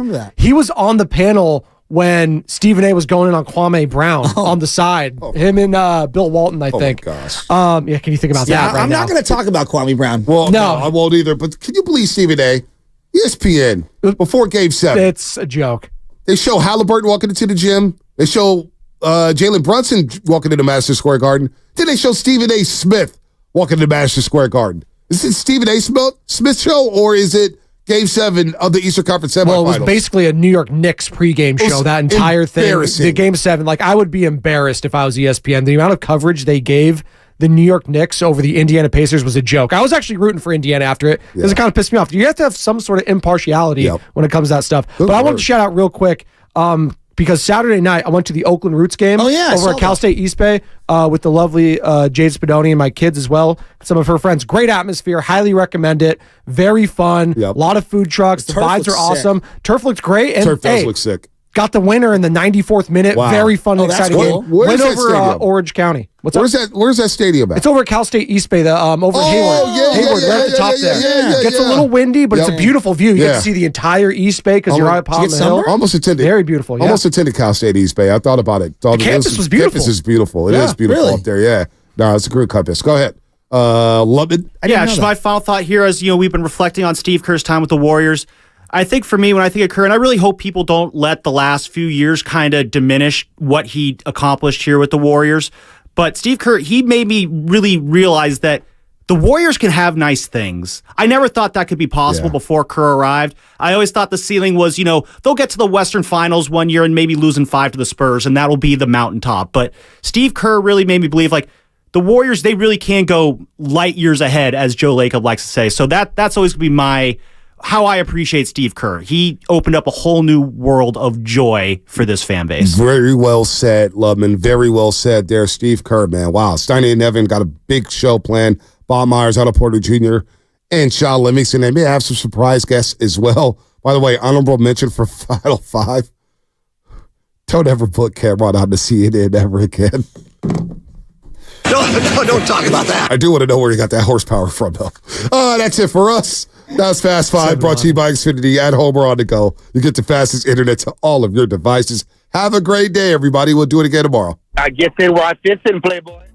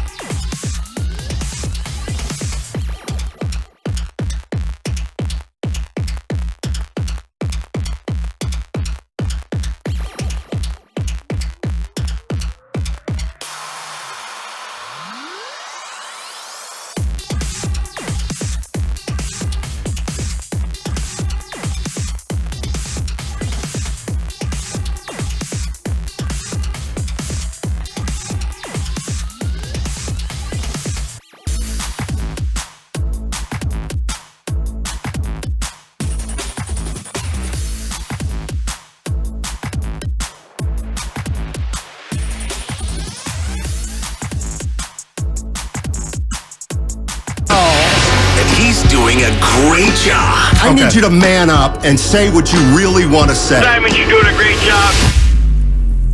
And together, they are Steiny and Guru. Yeah. On 95.7 The Game. All righty. Morning, everybody. Hope everybody's doing well today. Starting to warm up out there, Evan. I got my shorts on today. I'm excited. I noticed, a little bit of a tan line too. You're looking good. Yeah, I have the right around my ankles. It gets very white. Well, it was from the golf trip to Spokane, right? You got a lot of sun up there in Eastern Washington. Yeah, exactly. So today, we got action. Giants at Pittsburgh. They start a 3-game series. 49ers start OTAs today. So later on today, we'll probably be getting some sound down from Santa Clara. But one of the things that has been on our burner for the last few days, we haven't had a chance to get to it, though, is Steve Kerr. It's been 10 years since Steve Kerr was hired by the Golden State Warriors. Jimmy Garoppolo. Yes, and we were thinking that, it's time to take stock. It's time to take stock of Steve Kerr and his tenure here. And we're going to have a great show today. First of all, we're going to have Bob Myers, former president and general manager of the Golden State Warriors. He's going to join us right off the bat at 10:30. 10:30. And then later in the show, we're going to have Otto Porter at noon and Shawn Livingston at 12:30. So we got some great guests today. We got some great stuff to talk about with Steve Kerr. Because, Evan, it's been 10 years since Steve Kerr's been here. He's won 4 titles. And I just feel like he's one of the greatest coaches in Bay Area history. I think that's got to be acknowledged. But when you stack him up to Walsh, let's say, and Bochy, it doesn't feel like he's quite in that group. And I'm wondering why, or if that's even an accurate statement. I understand where a lot of people come from in regards to Kerr because of the amount of talent that he had. But I think it's interesting because Bochy is seen as, one of the great, puppeteers. He's a maestro, and the way that he was able to use certain players in specific situations and get the most out of the least. Walsh, meanwhile, and I wasn't around for that, but he did have a lot of talent. He did have all-time players, but perhaps players that he also extracted the most out of. And I think that's the common theme among all 3 of those guys, among any great coach, is how much you get out of the talent you have. And I don't know how many people feel like there's stuff left on the table with Kerr, but 4 championships in 8 years, and now it's at 10. You can officially call it an era. And I know it gets overlapped by Curry, but whenever you mention Jordan, Phil Jackson's probably going to come up. No doubt. You mention Kobe Bryant and Shaquille O'Neal, Phil Jackson comes up. You mention Tim Duncan, Greg Popovich comes up. You mentioned the great Celtics of the 50s and 60s, Red Auerbach comes up. My point is, the players come first, but the coach is intrinsically tied to all of them, especially in the NBA. So whenever you mention the Golden State Warriors and their dynasty, yes, Steph Curry comes first. Klay Thompson, Draymond Green, Kevin Durant, Andre Iguodala, whatever player you want to put up there. But the first person mentioned after them has got to be Steve Kerr. I don't think there's any doubt about it. And the one thing we're going to do today is kind of look back over his tenure, because I think we've forgotten what happened 10 years ago. And it's pretty remarkable if you think about it. The Golden State Warriors had a coach in Mark Jackson who went to the second round of the playoffs in 12, and then in 11-12, and then in 12-13 they got beat in the first round by the LA Clippers. And 13 and 14. 13-14. Right, 14-15 was our first one. And they decided to make a coaching change. The Golden State Warriors hadn't been to the postseason 2 years in a row for 20-plus years. And they'd finally gotten to the playoffs 2 years in a row, and they fired Mark Jackson. And when they the thing that was amazing, if you think back on this, you realize what kind of a gamble it might have been. And we'll ask Bob Myers about it at 10:30, Evan. But they go from a coach in Mark Jackson who has no experience, gets him to the playoff his last 2 years, and then they make a change, and everybody's figuring they're going to find that coach who can take them to the next level, somebody with experience or championship pedigree. And instead they go with Steve Kerr, who also doesn't have any experience. And it was a head scratcher as far as I was concerned, because to go from a guy with no experience to another guy with no experience, I just don't think a lot of teams would have done that, but that's what Lacob and Myers did, and it ended up panning out for him. Well, I think it was also a risky move because of what had preceded Mark Jackson. Mark Jackson dug the Warriors out of the depths of despair in regards to the amount of playoff appearances that they had. I mean, you were a part of the We Believe season, and that was miraculous, but they also only got to the second round, and that was a lone playoff appearance. Mark Jackson got the Warriors to back-to-back postseasons for the first time in over 2 decades. So it wasn't just as if he was helping this team succeed. He was on a trajectory to a place where they had not been in my entire life. I didn't grow up knowing the Warriors as a good franchise, as a great organization. And from that standpoint, it is one of the most unlikely, if not the unlikeliest dynasty in the history of basketball. Even the San Antonio Spurs, who are in a stranger market, that is in and of itself unique, but they were built on 2 number 1 surefire Hall of Fame picks. Greg Popovich is an all-time head coach, but David Robinson and then Tim Duncan are much more clear superstars. The Warriors cobbled together these Hall of Fame pieces as we know them now, but at the time, Mark Jackson had taken them from injury-ridden and underachieving, and he built a team that Steve Kerr inherited and then took to unbelievable heights in one season. So from that standpoint, it was a risk. I mean, nobody else in the organization had been a part of a championship before, outside of, I think, Jerry West. So there was not a lot of winning that was going on in Golden State up until Mark Jackson got there. And for them to say, thank you for your service, you've done a great job, but it wasn't good enough, that was a pretty ballsy move. And it ended up paying off. It was. It really was. And if you look at Mark Jackson, I think he does deserve some credit for laying a foundation here. I think he's got to get credit for giving Klay Thompson and Steph Curry the confidence that they had, that they've taken with them their entire career. And I also think Mark Jackson deserves credit for getting this team to start to buy in at the defensive end, which they'd never really done before that.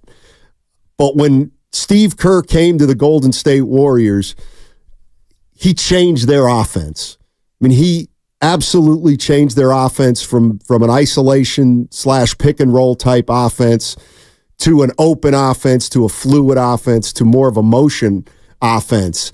And what's amazing to me, Evan, is in Kerr's first year, Steph Curry actually averaged fewer points than he did under Mark Jackson. He averaged 24 the last year under Mark Jackson, and then when Steve Kerr came, he basically averaged the same amount, 23.8 points a game. But Curry was the MVP that year. So Kerr's first 2 years, he delivered a championship, a finals appearance, and he delivered the MVP 2 consecutive years. So as far along as Mark Jackson took him, Evan, I don't think anybody can disagree that Steve Kerr was able to take this group to another level, and it happened. I know it's easy to say Mark Jackson would have never won a title here. I don't know if I'd go that far, and I'm not a huge fan of Mark Jackson, but he did. I thought he instilled confidence in this team that they used later on during their championship run. When he called the Warriors backcourt the best shooting backcourt of all time, we kind of rolled our eyes, but I think it did something psychologically for those two. And it gave them the confidence to feel like they might have been the best backcourt in the league. I think he allowed the talent to be birthed. Like he just allowed it to flourish. Now, Steve Kerr took that talent, which was already budding, and was able to mold it in a cohesive way that I think emphasized chemistry over the individual talent, or was able to sort of blend the two. Like, I remember listening to an interview Kerr did a while ago on really what he was trying to accomplish at Golden State, because in his opinion, there wasn't a whole lot that needed to be done. Right. I mean, this was a great team. They were great young players. It was an up-and-coming group. It's the primary reason why he told Phil Jackson, his former head coach, that he was not going to be the head coach of the New York Knicks, a team that he had already been in discussions with prior to being approached by Golden State. And the reason, really the biggest adjustment he needed to make was the emphasis of passing. The one thing that he noticed about Mark Jackson's Warriors teams was they did not pass the ball enough. They had all this shooting. They had all this motion. They had so much potential there. And while Mark Jackson got them to buy in on the defensive end, they had yet to be unlocked offensively into what we know now as an offense that changed the way that basketball is played. And Steve Kerr is at the center of that, because they went in one season from being a team that passed near the bottom of the league. That's right. To the team that passed the most of any team in the association in one season. And we saw what difference it made. Now, it also coincided with something like David Lee being injured, which allowed Draymond Green, who's one of his greatest strengths is passing, to be the center point of that offense. But when you had Curry, who at the time was regarded as a passer along the likes of Steve Nash, Draymond Green, who was somebody that could do a little bit of everything, who was a great passer, Andrew Bogut, who was a great passer at the center position, all of those players had yet to be, I think, fully unlocked offensively, and Steve Kerr got them to buy into what he envisioned for them, not necessarily taking away from what Mark Jackson did, but improving it to the point where you could go from a 45 to nearly 50-win team in 2014 to a team that was clear-cut the best regular season team in the association, and then, of course, went on to win the championship. So I think Steve Kerr gets a little bit lost in all of this because of how much just greatness lies in this dynasty, but he's not the architect, but he's the orchestrator. Yeah, and I think there's one thing, and we'll get into this later on in the show. I'm going to open it up to some phone calls, but I think there's something with Steve Kerr where he gets compared to Phil Jackson, and it's not necessarily a positive thing. But when people talk about Phil Jackson, there's a segment of fans that dismiss all the rings he's won because he got to coach Michael Jordan and Scottie Pippen, because he got to coach Kobe Bryant and Shaquille O'Neal. I think there's a lot of that with Steve Kerr, too. He got to coach Durant, he got to coach Curry, Draymond, and Klay Thompson. And I think there's a question, or there's a sentiment among some people, all he's got to do is roll the ball out, and this team's going to win. But the one thing that I think a lot of us have kind of forgotten about is, or I should say, are the circumstances that brought Steve Kerr to the Golden State Warriors. If you'll remember, the Warriors were set to meet with Stan Van Gundy, and he was a promising candidate. And Steve Kerr was essentially all set to go to New York and work for Phil Jackson, who was running the Knicks at that time. And what ended up happening was Stan Van Gundy ended up going to Detroit. Steve Kerr had second thoughts about the Knicks, and that's how Steve Kerr ended up here. But let's go down memory lane. Let's do it, Evan. And this is the press conference from 2014, and Bob Myers talks about the Warriors' coaching search. Take a listen. We began the coaching search. We identified a short list of candidates. Steve was one of them. Stan was one of them. A couple other people that we were in line to interview. And we immediately reached out and said, we'd like to meet with Stan. We'd like to meet with Steve. Unfortunately, Steve was going through the process with the Knicks. So we felt at that time we were not going to be able to even interview Steve, let alone hire him. So I've read it reported that Stan was our first choice or Steve was our first choice. My opinion is, and I think ownership shares this, you don't designate a first choice until you've actually met with somebody. So that's how we went about the process. So there was Bob Myers. I mean, I'd forgotten how open they were about the Stan Van Gundy situation. I mean, he was absolutely in the mix, And the way it's viewed now, Evan, and I think there was some truth to it. Stan Van Gundy wanted more control than Steve Kerr. Stan Van Gundy wanted to have a say in personnel, and the Warriors at that point still had Bob Myers here. They had Jerry West here also, and I think they were more comfortable with Steve Kerr, someone who was just intent on coaching the team, and that's it. I also think there's something about Kerr. You mentioned the relation to Phil Jackson. I also think he gets put under Greg Popovich as well. Yeah.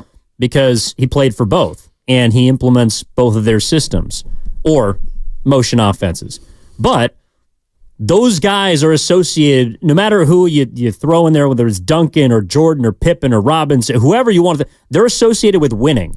And Steve Kerr, to his credit, even though he was not a head coach, had always been associated with winning. And I think that was the other big part of it, was that this was a franchise that if you are going to move off of Mark Jackson, which we discussed why that was a tough situation, you have to win, or you have to have the expectation of winning. Joe Lacob talked about it when he got booed, that he was going to deliver rings to this town. Yep. And he came through on his word, but Steve Kerr was the only person outside of Jerry West that had been associated with winning. And Jerry West is one of the greatest players of all time, one of the greatest NBA figures of all time, but you could make the case that he's associated more with losing than winning because of how many times he came up short. So Steve Kerr had all of that.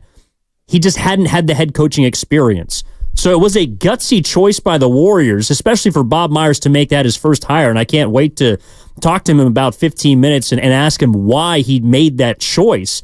But now, 10 years later, Steiny, it seems pretty obvious. Right. It seems very clear as to why he was the obvious choice for that position, even though someone like Stan Van Gundy might have got the job if he said, well, you can have personnel choices. Right. And I think the other interesting thing is in the last 10 years, Stan Van Gundy has, I think Stan Van Gundy's a really, really good coach. Yeah. I really do. But I think that his reputation maybe took a hit after he left Detroit. And, you always wonder, I always think, what would Stan Van Gundy have done with this team? And I actually think Stan Van Gundy could have had success with this team because I think he looks at a team a lot differently than his brother, but kind of similarly to Steve Kerr. I think he's got a creative side to him. I think he's got an outside-the-box aspect to his coaching. But it's pretty amazing that the Golden State Warriors' first two choices 10 years ago were somebody with a lot of experience in Stan Van Gundy, and then somebody with no experience in Steve Kerr. And they took in part because Van Gundy went to Detroit, but they went with a coach with absolutely no experience. And at the time, it was a big deal. And I think also at the time, if we have to be honest with ourselves, there was a small racial component to it because Mark Jackson had 2 good years here. He was fired, and they hired a guy without any experience. And the question was, well, how can Steve Kerr take this team to the next level if he's never been a coach before and Mark Jackson's been here for a few years? So I think that was another thing that was a small part of the hiring that made it such a fascinating hire, quite frankly. I mean, when he was hired, I was a sophomore in college, and I remember... Yeah, sorry. Oh, my God. I remember all of my friends being pissed. I was a little mad, too, to be honest, because Mark Jackson had done something that we'd never seen before. He had a team that looked like it was going to knock on the door the season after if he got another chance. I don't know what happened behind the scenes and, all of the... I guess personal dynamics that went along with Mark Jackson, but just at face value for fans, of which I was one at the time and a big one, I couldn't understand why that was the choice. And when Steve Kerr came in, it was as if you hired an unproven guy to replace an unproven guy that had proved himself. Right. It was almost like you were going backwards. And also, too, the first round series they lost to the Clippers was a 7-game dogfight. And the Clippers were a really good team. They lost that game in the last 2 minutes, too, if I'm not mistaken. They did, and most of those games came down to the wire. There was a couple blowouts, but I think it was Game 5 in Oakland when Curry, may or may not have gotten fouled by Chris Paul in the final shot. Anyways, there's a lot of things that happened in that series that could have gone the Warriors' way. The year before, they took San Antonio, who ended up winning the championship, to 6 games, and they should have won Game 1. They lost in overtime. So there was a lot of reasons to still have faith in Mark Jackson. And in spite of all of that, the Warriors felt like there was something missing. And Steve Kerr happened to be in the right place at the right time and was the right man for the job. And I credit Bob Myers, but also Joe Lacob, everyone in the brain trust of the Warriors, quite honestly, for recognizing that was an inflection point in their franchise and they had an opportunity to get better at the head coaching spot. Not to take anything away from what Mark Jackson did, but again, when we talked about Walsh, we talked about Bochy, it's about maximizing the talent. It's about capitalizing on what you have. And Steve Kerr, to his credit, has done just about everything he could have hoped for. Yeah, and the one thing I can never get out of my head, and sometimes a picture's worth more than 1,000 words, but remember the photo of Mark Jackson coaching on the sidelines against the Clippers with Joe Lacob and Bob Myers in the first row. And they were both kind of looking up at Mark Jackson, and their looks on their face were not friendly faces. And the picture ended up, in essence, summing up Mark Jackson's tenure with the Warriors, because Joe Lacob basically said you can't, as he famously said in that luncheon, you can't have a coach that 200 people in the organization don't like. And when he said that got a lot of people's attention, but that was also a part of it. Mark Jackson came with a lot of drama. He came with the extortion issue early in his career. He had an assistant coach who taped a conversation of Mark Jackson and another assistant coach. You had a situation with Brian Scalabrine where Scalabrine and Mark Jackson were at odds, and Scalabrine ended up being moved down to Santa Cruz. Remember that? So the one thing that Steve Kerr, I think, did was the drama had been created by Mark Jackson.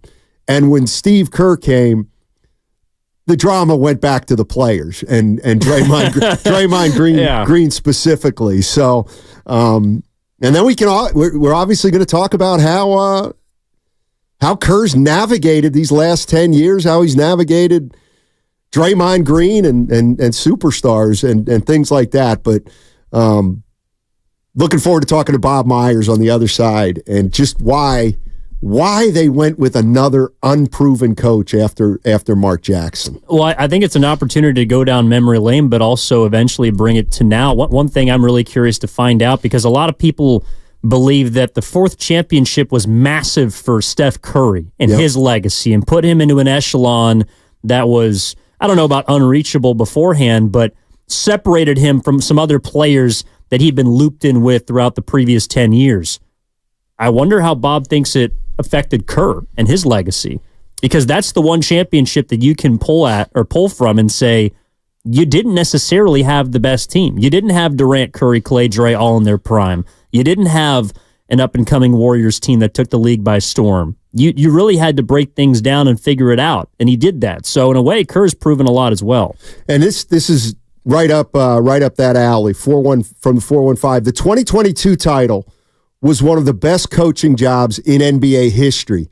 Name an NBA coach that could win it all with the small, non-scoring front court of Draymond Green and Kevon Looney. I mean, I do agree that title in 2022 is a difference maker. I might not be able to put my finger on exactly how it made a difference, but I think it solidified the Warriors' place among the greatest teams of all time. Whereas if they don't win that title in 2022, I think there is a small group of fans that don't give the Warriors the credit that perhaps they deserve for just their first 3 titles, because Durant was there for 2 of the 3. All right, on the other side, we got Bob Myers, former president, general manager of the Golden State Warriors. We're going to talk about Steve Kerr today. He's been here for 10 years. He's won 4 titles. He's got 2 more years to go. And we'll talk to Bob Myers on the other side. That segment was brought to you by Scandinavian Designs Furniture. Don't miss major Memorial Day savings at Scandinavian Designs.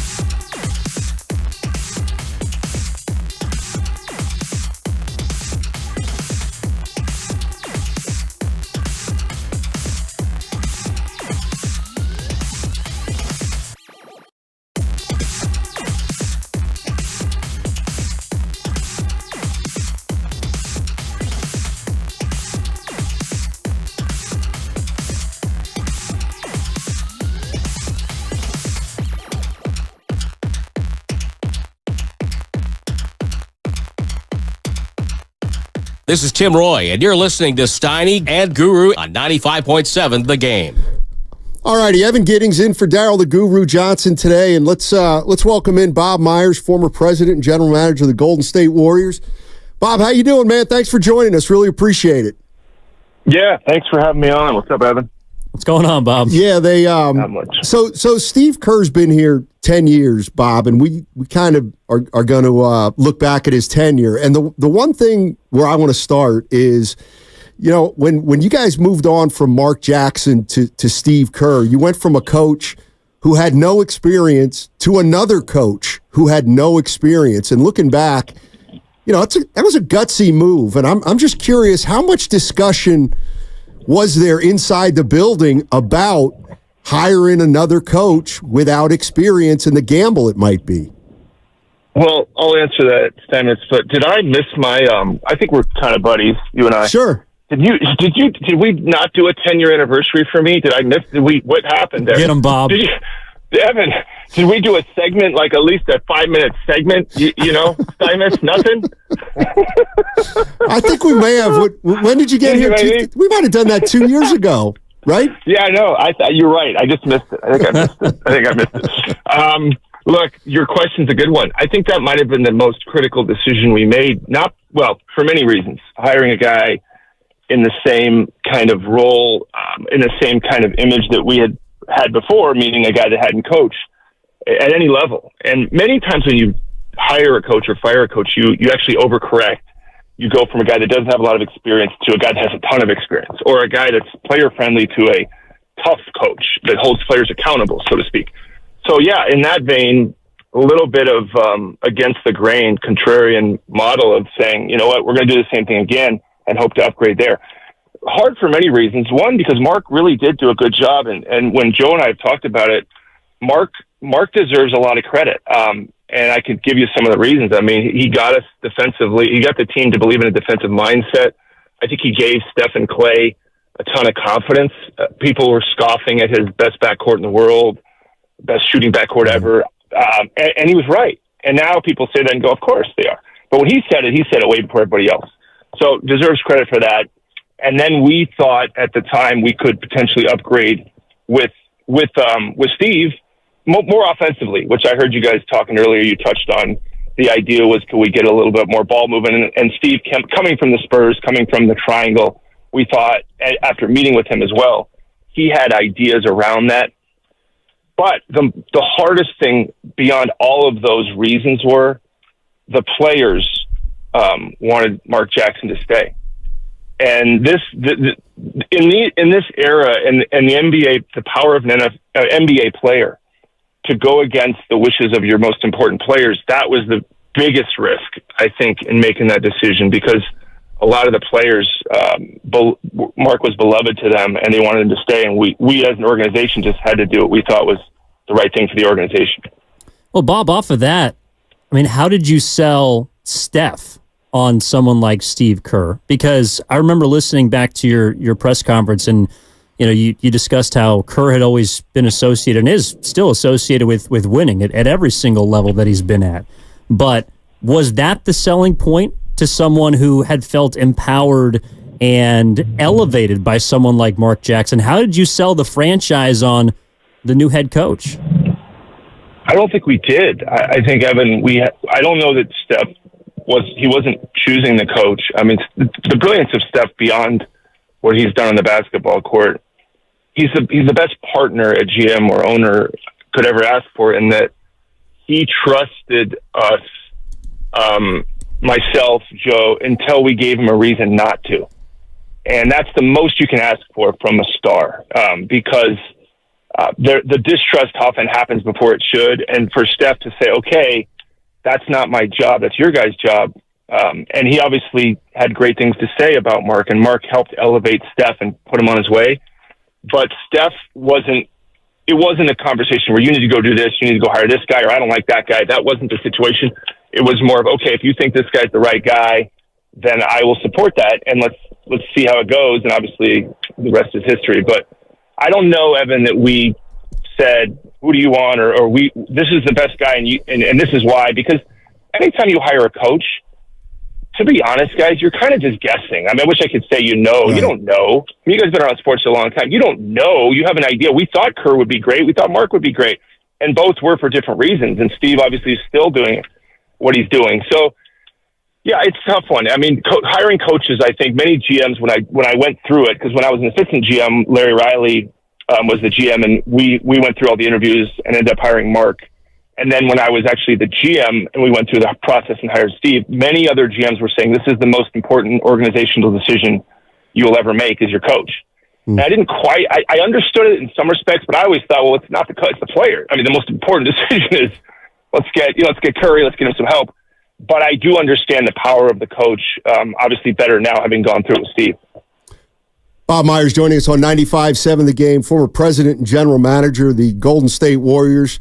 Let me ask you this. After you guys won your first title, Steve goes in for back surgery, and there's a complication.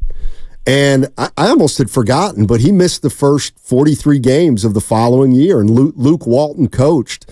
And the one thing now looking back on it, Bob, that I remember is Steve did not really want to bring attention to it. Can you shed any light on kind of how serious that was and how worried you guys might have been about his status? Really worried. I mean, as a friend, as a human being, worried because Steve, I think you guys have been around Steve long enough, covered the team to know how much of a fierce competitor he is. So for him to not be able to coach, and he loves coaching. He loves it. He will tell me and anybody else that he feels more authentic as a coach than any other thing he's ever done, probably including being an NBA player. So to see him not be able to show up at practice and at games alerted me and the organization to, wow, he must really not be feeling well to not be able to come to work. And by the way, coming off a championship, that team was a joy to coach. The talent, the camaraderie, the character. So it wasn't like, I'm not feeling good, I'm taking these games off and the team's not very good. It was a really, obviously that year we set the record for the most wins in the history of the NBA. So yeah, I mean, worried for sure for him, worried mostly as a person, but then to see him start getting a little bit better, to be able to come back. And then he missed some of the playoff games too. So it wasn't just as if this went away, and it was there for a few years. I think now he's in a better place. But yeah, it was a huge concern for everybody. Bob, the first 5 years you and Steve were together were glorious, and you accomplished just about everything possible. He took the franchise into different areas that we didn't know possible. But as Steve Kerr put it, after the pandemic, you guys were in the real NBA, and we've discussed the importance of the last championship you guys won together. And I'm just curious because people always discuss how that finals affects particular players' legacies. But how do you feel like it impacts Steve Kerr's legacy as one of the greatest head coaches that this league has ever seen? Yeah, you guys are better at defining and maybe determining what is the thing that puts players or coaches over the top as far as how they're viewed. I thought 15 was a tremendous year. I thought 16, he did a great job coming off not missing the first half of the season, setting that record. 17, Durant. 18, trying to repeat. You can see what happened with the Nuggets, how hard it is to repeat. Would we have gotten a third title? I don't know. I mean, the injuries, I think we had a good shot if we're healthy to get 3 in a row, which is, you watch the playoffs now and you realize how daunting even repeating is. But to think about the fact that we went to 5 finals in a row is just hard to get your head around. Hard to get my head around, and I was there every day. So 22, for me, I can speak for myself, and I'm sure Steve's been asked, I don't know what he said. I guess what I would say about 22 was, if there was any doubters, and all these people would say about Curry, well, you haven't won a finals MVP, or you guys won because you had Durant, or there's a lot of naysayers. And not that your goal is to quiet them, but I think that shut the door on any criticism for Steve, for Steph, for the organization. Okay, well, you won because you, got lucky in 15. I don't know what that means, but okay. Some people were saying that.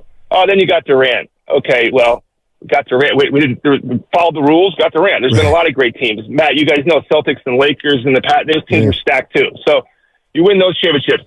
Then, you can't win without Durant. He left. you guys are done. And then to come back, one thing Steph and I were joking about after the game in Boston was, especially in relation to him getting that MVP, was kind of what are they going to say now? And that's not why you do it. Right? That is not why you compete, to quiet people down. You compete to win, and you're judged however you're judged. But 22, guys, was pretty great from the fact of it was like going back for your senior high school, guys, and getting to play your senior high school and you're 20 and you're just dominant. It's like you never get to go back and do it again and enjoy it. Right. And that's what 22 was for me, and I think many other people. Bob, what's Steve's greatest strength, do you think, as a coach? I think the poise. I say that as the season goes on, as the playoffs come along, the leadership around your coach, the poise in the huddles. I remember personally going through 15 with him, and everybody thinks when they're in these high pressure moments they're going to be fine or they're built for it. People say, I'm built for this thing. I don't even know what that means, right? There's very few people that are built for that type of pressure. But for me to walk alongside Steve, obviously I wasn't coaching or doing anything, but to see his poise in 15 as having played, this is a guy that hit a huge shot with Michael Jordan passing him the ball. I would have bricked that thing. I would have cast it off. That takes some real guts to do what he did as a player. So for me, and I think the organization, to watch him lead calmly in the playoffs, and I think for players, getting to the finals, everything gets elevated. For players that hadn't been there before, to look in Steve's eyes in the huddles, in the shoot-arounds, in the finals, there's no one better than Steve, I think, at saying, okay, this is what we're going to do. And you believe him. You believe him when he says things because he's been there. So I'd say that to me, and the strength of character, again, that like as a partner for me, if I'm being selfish, I would say that just having someone that I respect and that is decent around me every day it's hard to find. Coaches are different type of dudes. So just to have a really quality person for me was unbelievable. So. Well, Bob, I haven't had the chance to cover the Warriors as long as, say, Steiny here, but one thing that I've picked up over the couple of seasons that I have is how much he's talked about your guys' relationship and specifically your friendship. So I'm assuming you guys are very close, have been since you've worked together, and now with what you're doing. But I'm curious, I'm sure you've discussed all the great things that have happened, and I don't know, maybe some of them get lost. Is there any ever conversations about something or piece of what you've accomplished that perhaps you regret? Oh, man. I didn't do anything. I learned some stuff. One time I asked Mark Jackson after a game in L.A., we ran a play against the Lakers where I think Carl Landry ended up taking a free throw line jumper, and I questioned him after the game, and not in a demonstrative way, but just in a, hey, why didn't we get Curry the ball? And I realized how wrong that was in the moment. I realized how bad form that was. And by the way, guys, that happens all with GMs and coaches, but I just never doing that again. I'm never questioning. The coach has to make so many decisions, hundreds during the course of the game. If I don't believe in the coach that... Bob, we lost you. Uh-oh. All right. It's getting too emotional. No, that's... Oh, there you are. Bob, we lost you for a second. Go ahead. Okay. So anyways, that was the one time with Mark. I don't know where I lost you, but so with Steve, I learned I never did that. And I would say regret. What would I regret about Steve? Honestly, this is not a good answer, Evan. But my regret, not as much to do with Steve. I didn't enjoy it as much as I should have. The winning, the fun. I just felt like, I couldn't stop working towards the next thing. Even when we win championship, we'd have the draft 5 days later and then free agency. And I always was thinking about how do we get better? How do we increase our margin for error? How do we stay on top? And I wish I would have, at the top of Mount Everest, looked around at the view instead of just trying to get back to climbing back up it right away. Steve, I don't, again, it's not really a regret around my relationship with Steve. We had a fantastic and still do relationship. So I don't really regret anything. There's nothing I would go back and say, I wish I would have done this or that with Steve. Hey, Bob, really appreciate your time, man. I don't know how busy you are these days, but I still appreciate your time, man. Yeah, man. Happy to come on, and good luck with everything, and I'll talk to you guys at some point again. Who's winning the finals? Give me your predictions. T-Wolves. Celtics. But it's not. Is that because you got your personal? Yeah. Yes. Your okay. So because of Finch. Is yes. that the reason? Okay, but that's the reason why. Would you say that anyway, or are you not going to answer that? Would I you think say that anyway? I might, because they're playing. They're playing. They play hard, man. Yeah, they do. No, a lot of people are picking them. What about you, Evan? I got Boston. I think this is the year. It kind of has to be the year for Boston. Who do you got? I feel it. I'm Boston, but I'm getting less. I'm less strong on it as I was before. And I don't know why. Maybe I don't know why. Yeah. I do think they need Porzingis. though. Yeah. Without him, I think it'll be a problem. So, thanks for having me on, guys. Absolutely. Appreciate it, Bob. Okay. Yes, sir. That's Bob Myers, former general manager and president of basketball operations for the Golden State Warriors, talking about Steve Kerr. And that's who we're talking about right now. Steve Kerr's been the coach of the Golden State Warriors for 10 years. It was 10 years ago this week, essentially, when the Warriors hired Steve Kerr, and looking back on it, it was a gutsy hire. It was a gutsy hire after Mark Jackson. And Bob, the thing that I thought was interesting was that was the biggest issue kind of in the room when they were deciding on Steve Kerr or not, whether they wanted to bring in another coach here with no experience and how that would look, following up on a guy who already had no experience. Yeah, it's interesting because I also think the Warriors, and I've heard Bob discuss this with you and Goose, Steiny, he himself was a little unproven. And I think Lacob's even talked about how, not that you're trying to build an organization on unproven people, but you kind of have to take chances. You have to take gambles. You have to take swings. And you could make a case that the Warriors have built their dynasty on that, whether it's front office people, whether it's the head coaches, both Mark Jackson as well as Steve Kerr, whether it's even the players themselves. I mean, Steph Curry was the 7th overall pick. Klay Thompson was the 11th overall pick. Draymond Green was the 2nd round pick. They didn't hit on traditional spots. It wasn't as if, again, that they fell into these consecutive, top 3 picks, and they got this guy and they got that guy, and they just used talent in order to overcome and swarm the league. They ended up doing it because the players they found were gems, but in a way, it seems appropriate that Kerr is a part of that, because Myers was thrust into a situation that might have been unfair to someone at the time, but he made the most of it. Lacob was somebody that promised something that I myself, as a fan at the time, didn't believe he could deliver on. Right. For them to deliver us Steve Kerr, it was natural for us to doubt it, because everything up until that point had been doubt-worthy that the Warriors had done. And to their credit, all of them together flipped it on its head. And I think for Steve Kerr to now 10 years later, I don't know if he does do this, but look back at all he's accomplished. I just hope that he kind of has the same sentiment as Bob when I asked him about his regret, which is his only regret was that he's at Mount Everest and he's not looking around. Yeah, I thought that was interesting also, because he kind of brought that up on his own. Yeah, saying that he didn't enjoy it like he should have. Don't forget, here's the other thing about the Mark Jackson to Steve Kerr hiring that I didn't realize it was this strong. But Bob Myers said on this interview, and we just talked to him, that players wanted Mark Jackson. He didn't say Steph. He said the players. So, it's funny. We talk about Steph Curry, in essence, being a big decision maker behind the scenes or pushing one way or the other. I don't know what Steph Curry's role is right now in terms of guiding or trying to help out the front office, but clearly back then he didn't have a lot of pull.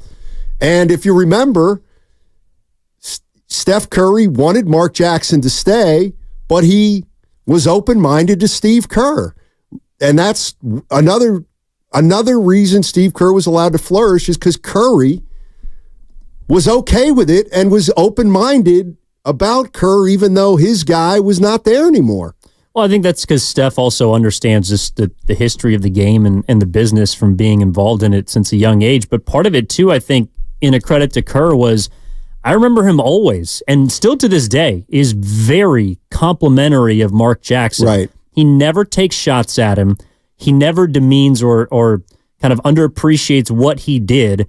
And I don't think that Kerr is somebody that, at least from what I can tell, doesn't understand how lucky he is in a way. Like he understood that the reason why that job was so sought after was because of the foundation you described, Sonny, that Mark Jackson had built. And so he doesn't necessarily go out of his way all the time, but if he's asked a question about what happened prior to the Warriors, what led up to success, he always references what was there before him. And I think that's important, not just to understand the franchise itself, but to the players. Because when you walk into that locker room, day one, that's their locker room. And Kerr understands that from being a player, but also I imagine you kind of have to prove it a little bit to them that you're not going to try and shake up everything that was wrong, because there was a lot of things going right for them. It's not about taking a flamethrower to what they've done and going scorched earth and rebuilding it from the bottom up. It's just simply improving it or amplifying it. And that's what Steve Kerr did. He amplified the greatest parts about Mark Jackson's Warriors teams, specifically on offense, and got them to a place I'm not sure they believed at the time they could go. But in a way, Mark Jackson helped them believe that they could be legitimate, I don't know about contenders, but legitimate all-stars and players in this league. I would also argue Steve Kerr helped them believe that they could become champions and that this league was theirs to own.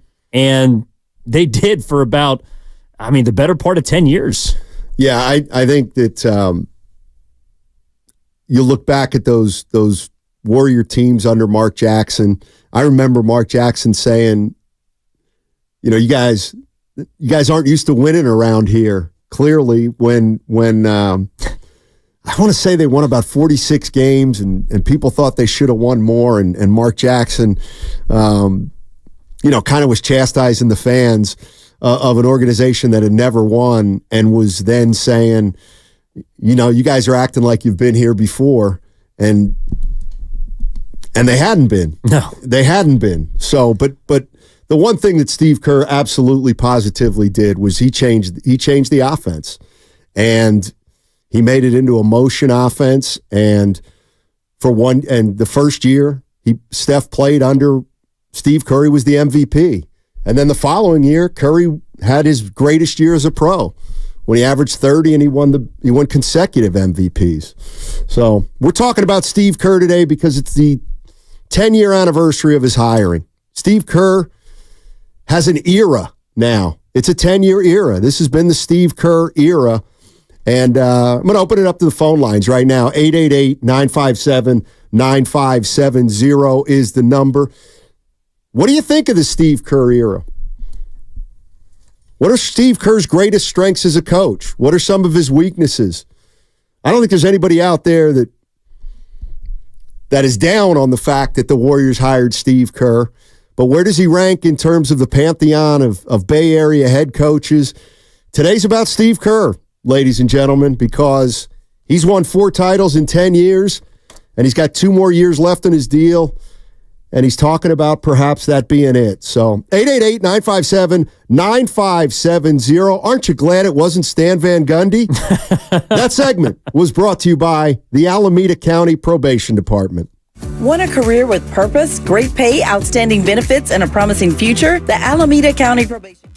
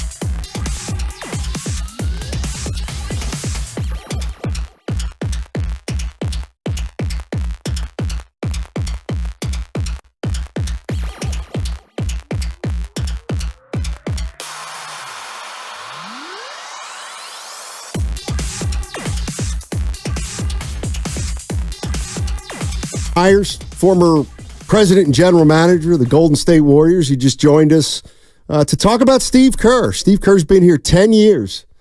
It's been the Steve Kerr era. Steve Kerr and Steph Curry. And we're talking about Steve Kerr and looking back at his tenure and how great it's been. How great it's been and where he stacks up in terms of Bay Area coaches and how many more years is he going to coach and all those kind of things. But let's start with Joe in San Jose. Guys want to jump in here and he can get the conversation started. What's up, Joe? Hey guys, thanks for taking my call. Sure. I just have one question. You guys are highly intelligent.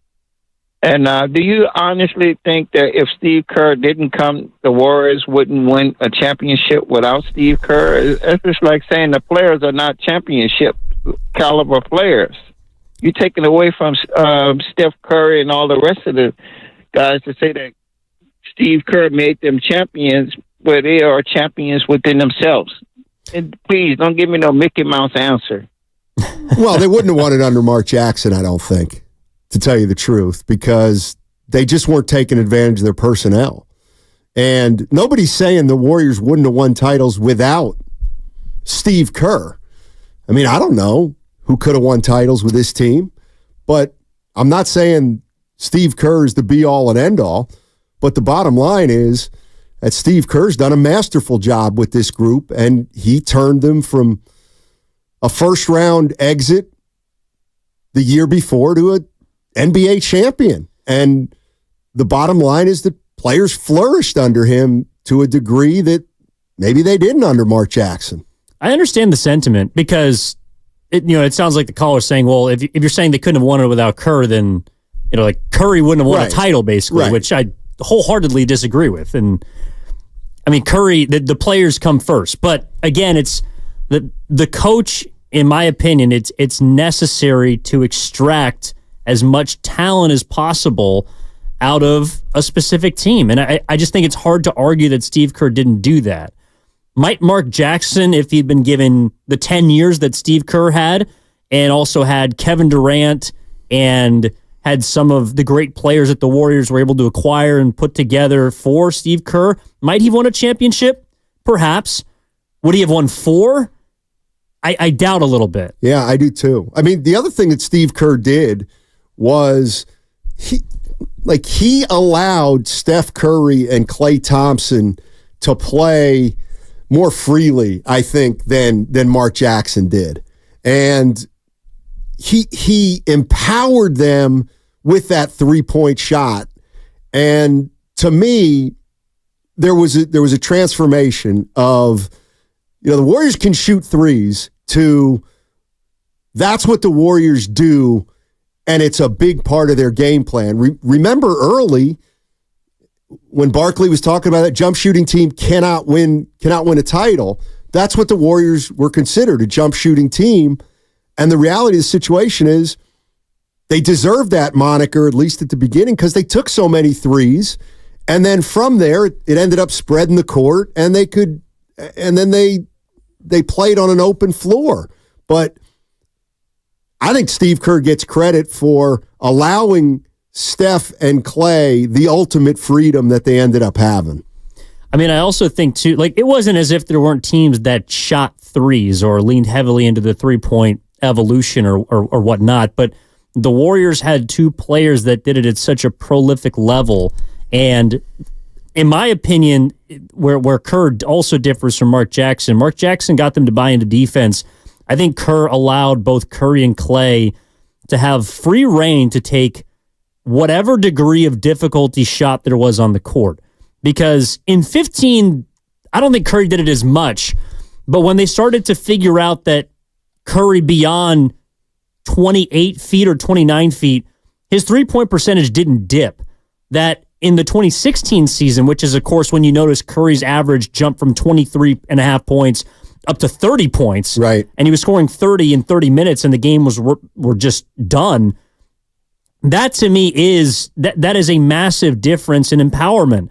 Mark Jackson he laid the foundation for the team, but Kerr, got something else out of Curry that I don't know if another coach would have been okay with, because traditional basketball is telling you that that's a bad shot. Right. That is exactly. that is a poor look. It is not a high percentage shot. But I think the combination of Kerr understanding both traditional basketball, but also if you talk to him nowadays, he's very understanding of how meaningful analytics are and how math can help a team find something that they might not see with their own two eyes. And Curry was taking these ridiculously long shots, but they were going in at a rate that was higher than anybody had ever seen before. Right. And so I think he brought the degree of difficulty out of the Splash Brothers and their willingness to both take and make those kinds of shots that now have kids in the park warming up with three-pointers before taking layups. Yeah, I don't think there's any doubt, and I'm looking at the numbers now, that when Steve Kerr came to the Warriors as the coach, the last year Mark Jackson, Steph Curry was taking 8 threes a game. Then the following year it was above 8. The year after that, he jumped to 11, and then 10, and then 10. In other words, you're right. Steve Kerr allowed Steph Curry to have the three-point shot be the foundation of his game and encouraged him to shoot not only three-pointers, but from beyond the three-point line, because he was that great a shooter, and it spread the floor in such a way that it helped every other player too. Let's go to Jason's in L.A. What's up, Jason? How you doing, man?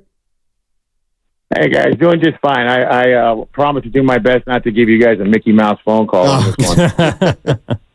That's look, to me, it boiled down to simply this. Mark Jackson, when the hire was first made, I loved it. All my friends loved it because this was an outside-the-box hire for a young organization that has been saying that we're going to turn things around. We're going to do things differently. We're going to put this team back on the map. And for long-suffering fans like us, that sounded like a lot of talk. But Mark Jackson coming in was huge, huge. But when I started paying closer attention to the timeouts and the crunch time and things like that, team gathers around and Mark, stay together, play strong, don't quit. Only you can prevent forest fires. Okay, let's get back out there. And I just thought they're looking for a little bit more than that. Now, listen, nobody could have possibly gotten these young kids ready for the league like Mark Jackson. Love that. But they needed a teacher. Curry comes from the pop tree. He played under Phil Jackson. He won everywhere. Lute Olson at Arizona. Come on, that guy had the pedigree. He had the history. He brought knowledge to the table. Mark Jackson, if you look at it, if there really was the coaching acumen there, where was the follow-up job? Where was the next coaching job? Didn't see it. Love what he did initially, but Kerr was absolutely the guy for the job. There's no doubt about it. Yeah, I agree, Jason. Thanks for the call. I mean, you brought up a good point about Steve Kerr isn't really thought of as an X and O guy, but he's the coach who implemented the open offense that took the Warriors to the next level. And I get it. The open offense isn't an offense where you call plays or there are rules, but you have to be a certain kind of coach to allow your players the freedom that Steve Kerr gave the Warriors that first year and thereafter. I mean, he saw something in the players on this team that he believed allowed him to play a certain way. And not to mention, he was the guy, Steve Kerr essentially discovered Draymond Green. Remember when he started Draymond Green over David Lee after David Lee got hurt and then David Lee got healthy, but he still came off the bench. Speaking of coming off the bench, he's also the guy that got Andre Iguodala to believe that was the best course of action for the team. Andre Iguodala is a starter. He started for a decade in the league. He was an all NBA defensive player. He was an all-star. He was the man in Philadelphia. He was a big part of Denver's success until they ran into the war. Like, he was an established veteran that he got to believe and buy into his system. Andre Iguodala, who we now know as not being perhaps the easiest temperament to work with at all times. So he got that to happen. And yes, some things break your way, but that's also the way that the league works, and it's about, again, maximizing all of it. Did Steve Kerr end up being lucky that David Lee got hurt? Probably. I would also like to think that if that didn't happen, he would have found a different way to utilize Draymond Green and his generationally unique skill set, especially for the time and seeing where the league was going and understanding how Draymond could be a bit of a cheat code for a team like the Warriors. Right. So having the vision to see how that fits instead of, I just look, and again, it's not a shot at Mark Jackson. I always felt like Mark Jackson he used what had worked in the league. Steve Kerr was forward thinking. And that's the biggest difference, in my opinion, between the two. That Steve Kerr could see where the league was going and the players that he had and their place in that league. And I think that's the only way you end up with 4 championships. You have to be ahead of the curve. And Steve Kerr was ahead of the curve. Yeah, I agree. The one thing that Mark Jackson would do that would drive me crazy was anytime the Warriors had a late game situation where they either succeeded or failed, he would inevitably say it's a make or miss league. And to me, when you say that, it absolves yourself of all responsibility as a coach, because what you're saying is guy's either going to make it or miss it, and it has nothing to do with the shot I created off a play or anything like that. But I think you're right. Mark Jackson was kind of a link to the past, and the league was changing, and he wasn't going to be able to change with it. But Steve Kerr was. Let's go to Ricardo in San Leandro. What's up, Ricardo? How you doing, man? Hey, guys. Thank you for taking my call. Sure. First-time caller. All right. Sweet. Amazing. Just incredible stuff about Steve Kerr.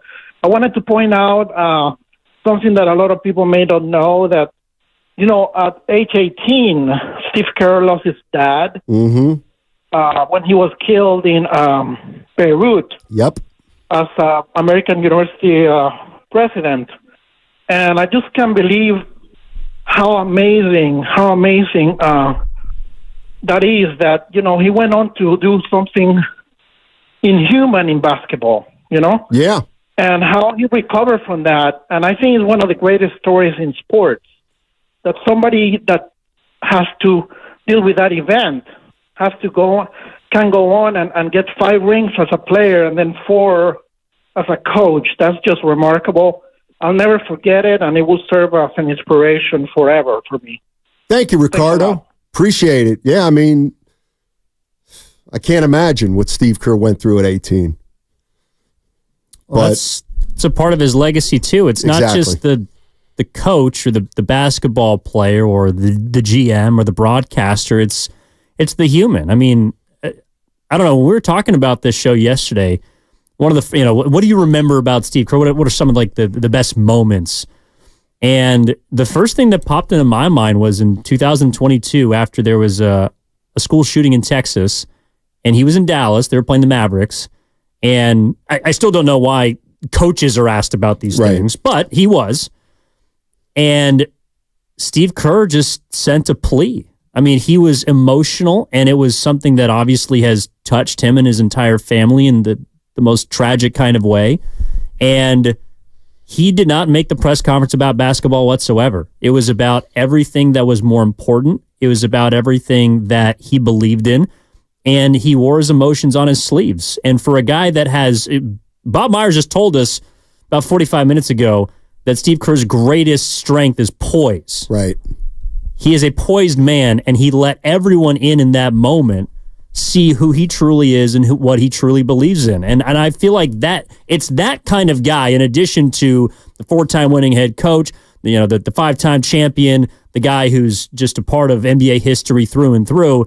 It's all of that together that I think has created such a special 10 years that I'm going to be eternally grateful for, because Steve Kerr's just a damn cool dude. Yeah. At the end of the day. I think that's the one thing that Warrior fans will all acknowledge, that he's a great guy. We're talking about Steve Kerr, and the reason we're talking about Steve Kerr is because it was 10 years ago that the Golden State Warriors hired him after they fired Mark Jackson. Looking back on it now, what a gutsy hire. They had hired Mark Jackson with no experience. He was here 3 years, went to the playoffs the last 2 years of his tenure. Steve Kerr takes it over, and they win a title in his first year. So we're talking about Steve Kerr today, and we're going to have a couple former Warriors joining us too. Otto Porter is going to join us at noon. Otto Porter, who now we look back and boy, was he super instrumental in the Golden State Warriors 2022 title. And also Shawn Livingston is going to join us, one of the classiest Warriors of the past 10 years, just to talk about Steve Kerr as a coach and what he's done for this organization. Otto Porter's really interesting, though, and I want to ask him about this because it feels like Kerr, and I'm getting from the Xfinity Mobile text line here from the 510, Kerr's getting left behind now. He's stuck in the past. And I feel like that's how a lot of fans felt, just from doing some of the pre and post this year. That's the sentiment a lot of fans have was Kerr's behind the curve instead of ahead, right? So if X's and O's and perhaps rotations were a strength of his in the beginning, what's happened now? Because one of the things that flew under the radar to me about that most recent championship, to bring it back to Otto Porter Jr., is the fact that Kerr went to him in the final 3 games of those finals. They beat the Boston Celtics, game 4, 5, and 6. Otto Porter Jr. started all 3 of those games instead of Kevon Looney, a guy that had 20 rebound nights on the way there, was getting Dennis Rodman comparisons throughout that playoff series or the playoff run. Steve Kerr has never been afraid to mix things up, to have a counter. 2015 finals is obviously the greatest example of it when Andre Iguodala gets inserted into the starting lineup. They go small, they create the death lineup. He wins finals MVP, all the rest. So I want to ask Otto what that conversation is like and how, as a player, you feel empowered by that, to have somebody who is always going to be willing to go to you if it's the right moment. But you never really know when it's your moment. And to be able to stay ready like that, I think, is something that I will always associate with Otto Porter. Let's go to Paul's in Folsom. Hey, Paul, how you doing, man? What's going on? Hey, guys. Really enjoy the show. Thank you. Doing a great job. I'll try to be brief. I've tried to watch every game for the last 10 years. Huge fan. And I think the stark contrast recently with Kerr's temperament, the respect he has for players, management, the media, in stark contrast to what we saw from Mike Malone at the end of Game 7, where he, chastised a reporter for an idiot question, things like that. Granted, it's the end of the game, and I know it's a tough season for them to end, but I just thought about 2 championship coaches and how they handled both winning and losing. And Kerr always did it with dignity, respect, his interpersonal relationships with, whether it's the players, the media, management, the industry.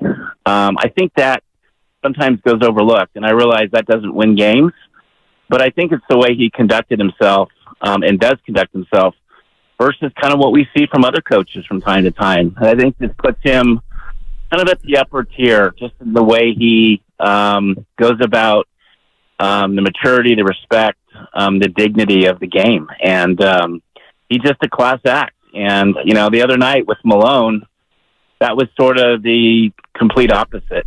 And I just wanted to add that. Yeah, no, appreciate the call. I'm trying to think if Steve Kerr's has he ever had a moment like a Michael Malone moment? Michael Malone moment. The only thing I can think of with Steve Kerr that he did, I think he's done it a couple times, but not recently, was break the clipboard. Yeah. He broke a couple clipboards, but that's about it. He's never done it off the court, I don't think. Like, I can't remember, because, I don't know, the last couple of years have probably been the hardest of times. I mean, during the pandemic, you weren't really allowed in, so there was no face-to-face interaction. That was the worst year. So there wasn't necessarily an opportunity for him to lose his cool, nor do I think he would have, because it was an expected lost season, so to speak. I've never, over the 2 years that I've had chances to, I don't know, see him at the podium, like, I've never seen him undress anybody. No, me neither. Or get mad or be unprofessional. And there's been times where he easily could have done that. No doubt. 888-957-9570 is the number.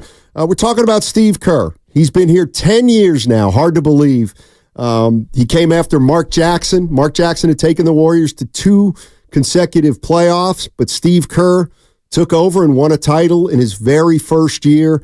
Steph Curry was the MVP in Kerr's first year. He unlocked the offense, and Steve Kerr was the guy who put it all together. And he's the person we're talking about. And when he came to this organization 10 years ago, he brought a style of play that was different and unique, and the Warriors rode it to 4 titles. I guess the other question then is he the same or a different coach now as he was 10 years ago? Has he grown? Do you look at him differently? 888-957-9570. Let's head out to Murillo's in Petaluma. What's up, Murillo? How you doing, man? Hey, man, it's been a while. I'm well. I'm doing well. Taking a little break from my coaching and enjoying the day. That's the guy I'd love to spend a day reminiscing and giving flowers to, because it's been a joy. I learned a lot from him personally, and I think we could go either way here, right? I'm going to go X and O's, Evan, since you mentioned this a little earlier. Here are the big X and O's that Steve Kerr brought into the NBA with his style that, to me, just changed the NBA completely. Now in the NBA, and I'm going to point this back to Tony Allen, 2014 series, when he just left that guy alone and let him shoot.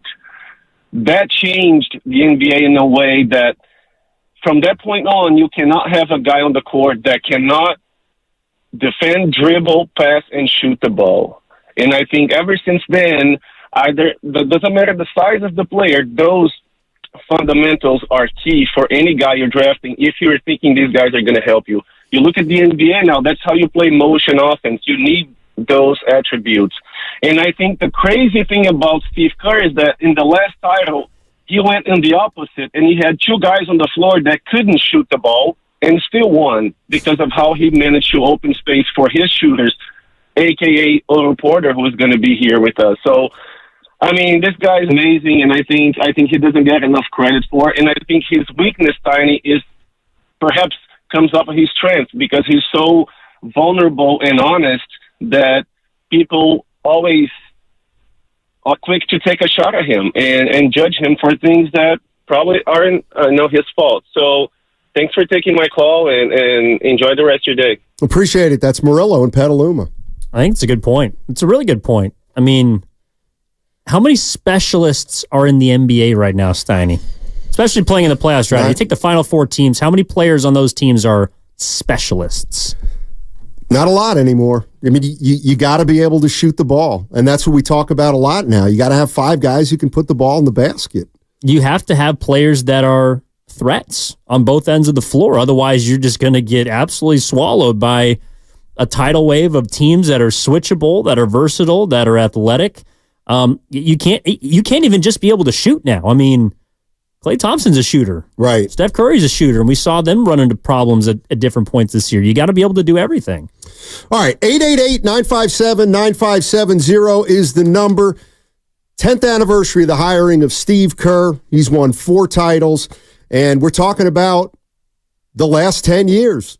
And we're talking about Steve Kerr's pluses and minuses. Obviously, the pluses outweigh the minuses, but the Steve Kerr era is up for debate if you want to jump in. 888-957-9570. We'll talk more about it on the other side on 95.7 The Game.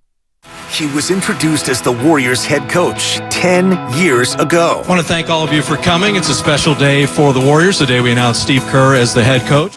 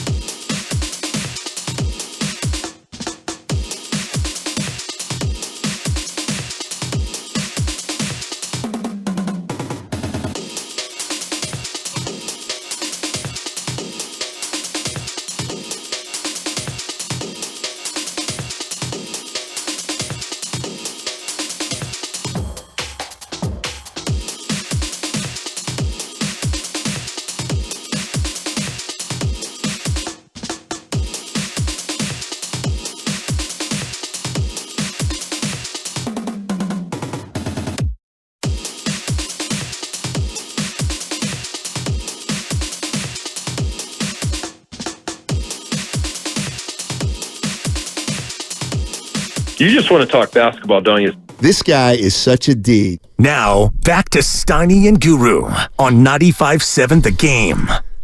Steve Kerr has been the head coach of the Golden State Warriors for 10 years. Damn. And we're looking at his tenure right now.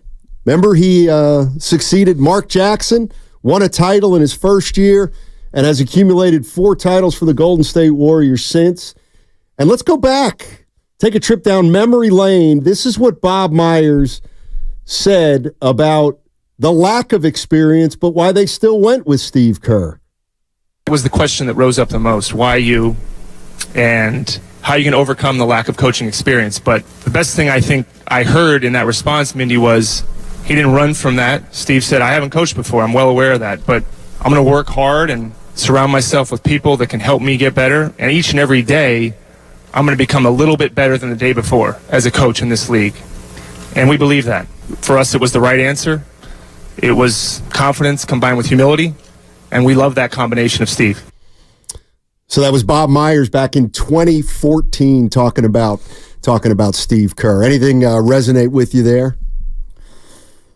Well, listening to Bob then and then hearing Bob an hour ago, by the way, you can rewind the Odyssey app, go check that out for free.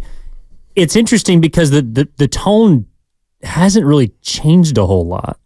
I mean, why would it, right? You got 4 championships, right. You've been to 6 finals, all the rest. It's history. But, I mean, for me, listening to that entire thing, and not just that clip, but the full, 30-minute back and forth was just how, I don't know, just how open Steve Kerr is. And it sounds like how open he was with the Warriors before even taking the floor for the first time. Like, he is... Right.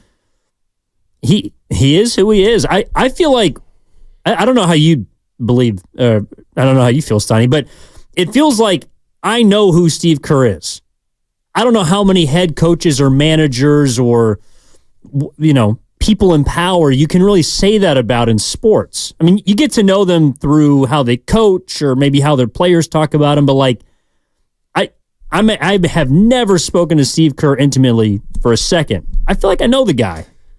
Yeah, you know what? I feel like I know him more than the Miami Heat fans know Eric Spoelstra, for example. Or Popovich. Or even the Knicks fans know Tom Thibodeau. I do think that is something about Steve Kerr. I think he lets people inside more than other coaches. And I think he walks that fine line between keeping stuff in the locker room, but also sharing it with the fans and the media. We're talking about Steve Kerr. And joining us in about 25 minutes, Otto Porter. Otto Porter is on the 2022 championship team. He started the last 3 games against the Boston Celtics, and we'll get some good perspective from Otto on Steve Kerr. And then at 12:30, Shawn Livingston. Shawn Livingston, another Warrior who was very popular in his day. He's going to talk about Steve Kerr. After 10 years and 4 titles, it's time to talk about him. Let's go to real quick. Jason in the Central Valley. What's up, Jace? How you doing? Jason. Hey, boys. Good afternoon. Hey, man. Good morning. How you doing, guys? Doing well. Appreciate you taking my call. Sure.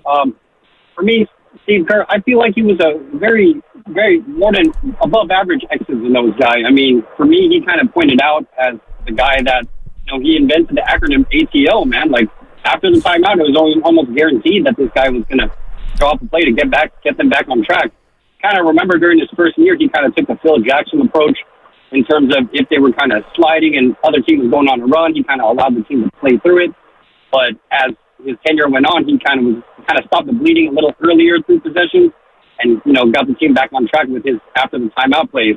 Kind of want to see if you guys can, whenever you have the chance, see if you can get some intel on that. Like, what is it like in terms of him in the huddle with the ATO plays? I would love to know a lot about that.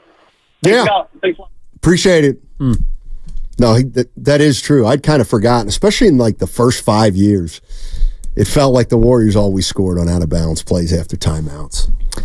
Well, that's part of the innovation is I feel like he understood how to use, he was given maybe the 2 greatest shooters of all time. Right. But he understood what kind of spacing they could create. I mean, one of the big parts about the motion offenses or the triangle implemented by Phil Jackson was they always ran through the post. Warriors never used a traditional post player. Right. I mean, that was always someone who was looking to pass more than to score. And when you have Curry and Clay who move so well off the ball, it just creates chaos. But it was a controlled chaos. When you watch the Warriors play at their peak under Kerr, there was so much movement, but it never felt like anybody was out of place. So the puzzle was constantly being rearranged, but the spacing was always where it needed to be. And I think that is what contributes to an ATO, is the fact that you have to be aware of all 5 pieces on the floor at the same time. And unless you are sharp, you're going to lose somebody. And then that's the guy that kills you. Yeah. Steve Kerr, 10 years as Warriors coach. Let me ask you this. And I want to ask Bay Area fans this, because this is the one that I'm trying to get, not to the bottom of, but I really want to get the sentiment of the fans. Here's the way I feel, and you tell me if I'm right, Evan. It does feel like when you compare Steve Kerr, who's won 4 championships, with Bruce Bochy, who's won 3 for the Giants, does it feel to anybody else like Kerr doesn't quite get the respect that Bruce Bochy got as a manager? And it just feels like Bochy is more loved in the Bay Area than Kerr? And I'm wondering if, A, you subscribe to that, and B, why that's the case. 888-957-9570. Is that just a thought that I have that doesn't come or pop into anybody else's head? No, I think it's a popular one, which is interesting. For example, like Bruce Bochy. Yeah. He's 500 manager. He's won. Yeah. He's actually 2,117 wins, 2,125 losses over the course of his career. I'm just saying. Sure. But it still just goes to show, I do think that people believe Bochy is a better manager than Steve Kerr as head coach because he did more with less. Those Giants teams were not expected to win championships. Perhaps the first one for the Warriors came a little bit out of nowhere, though they were the number 1 seed and they were a very good team. But once they got Durant, I think it just took things to a completely different place. So the expectation was winning, and the only thing that prevented him from winning everything 3 straight years was probably injury. Right. That's why I think the 22 championship is also significant for Kerr, because it put Curry into a place where, like Myers said, you couldn't knock him. There's nothing to doubt about him or who he is as a player. I don't understand why that isn't also attributed to Steve Kerr, because you could make a case that, yeah, there's a lot of guys that could have won championships with KD and the death lineup and all the great players that they had. It's true. I don't know if all of them could have won 3 and potentially 4, been in a position to win 4 in 5 years. But nevertheless, that 22 championship is going to be attributed to Curry, and maybe to some extent Klay Thompson, who came back from injury, and them coming out of nowhere. But it does feel like the more that we relitigate it, Kerr gets lost in it. And I'm just curious as to why that is, because Bochy gets full credit for all 3 World Series teams. And maybe it was because all 3 teams, though they had similar cores, were a little bit different. For example, by the time they got to 14, Lincecum was not really a part of that team, where he was the ace on the 2010 team. He had to mix and match with different players. And so there was more of a challenge to put that roster together and get the most out of it. I don't know if people feel the same way about Kerr's first 3 titles, but that 4th one,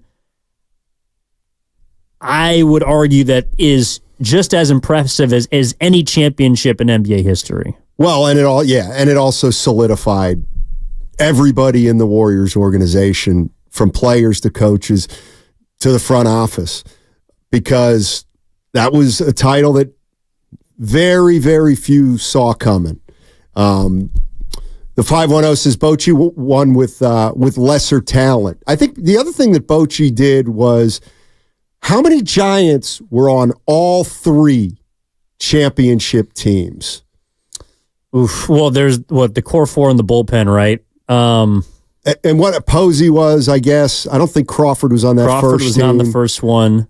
But what my point is... Sandoval. That's right. What my point is the Warriors won 3 titles with... They've had the same core, 3 guys, for all their titles. The Giants were a little different iteration of themselves in 14 than they were in 10.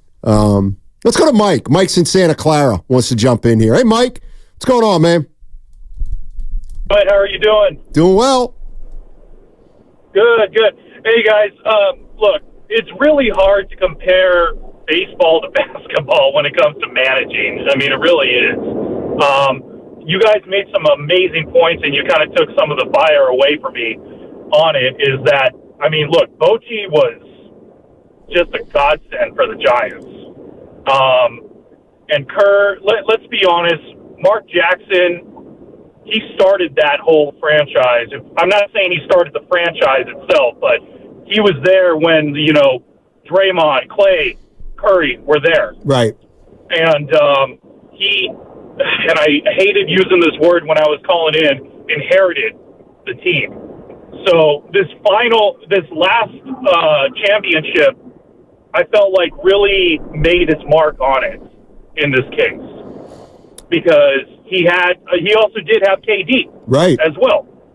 So, I mean, there's a big difference in it. And I'm not going to lie, man, I really miss Bochy. I really do. I mean, he won the freaking, Rangers World Series championship. Yeah. I mean, that's just how much you know about the guy. So, again, but nothing taken away from Kerr. I'm so happy that we had Kerr, and we still have him, and I just am looking forward to the final years of his tenure. Thanks, guys. No, thank you, Mike. Appreciate it. The one thing that I was thinking about with both Bochy and Kerr is, to me, they're both grown-ups. They're both adults. They're managers and coaches, but they're not big time. They just have a way of conversing with the media or the fans or their players where it's just a one-on-one thing. It's not really, I'm the manager and you're the player. There's just something about both those guys that can calm down volatile situations simply because of their personality. I think it's because they're also, Kerr's a little bit different. They're also former players. I mean, true. Bruce Bochy played in the big leagues. He spent a long time there from 78 till 87. And then he spent a long time as a manager. I think the biggest difference, and it's interesting too, because Kerr found immediate success. Bruce Bochy, until he got to San Francisco, was known as the guy who couldn't get over the hump. He was the guy who could get you to the mountaintop but couldn't get you to the promised land. So it's interesting how we in the Bay Area view Bruce Bochy as this wizard, quite honestly. Right. And it's because of how he was able to mix and match. And baseball is a much different sport than basketball, but I'll kind of throw this back at you, Stein, because Bruce Bochy has the 10th most World Series rings of any all-time MLB manager. Steve Kerr has the 6th most rings of any NBA head coach. And I was just looking at some of these names. All of them, to me, and maybe it's just a basketball thing, but they get associated with their players more so than MLB managers get associated with theirs. So Phil Jackson with 11. Right. Kobe, Shaq, Jordan, Pippen. Red Auerbach, Russell Celtics, Greg Popovich, Tim Duncan, Pat Riley, Showtime Lakers, Steve Kerr, say less. Right. All of those guys are great coaches. These are the winningest coaches in the history of the National Basketball Association. And it feels like all of those guys at some point, whether it was during their tenure or after, get nitpicked for how much talent they had. So maybe that's just something that's inherent to the game of basketball. And that's why when we're looking at Bochy versus Kerr, you're going to say, oh, well, he had this. He should have won that. It's funny because we criticize Phil Jackson and Steve Kerr for winning with the most talent, but we'll criticize a guy like Don Nelson, who's never won a title, but never had the best team. Yeah.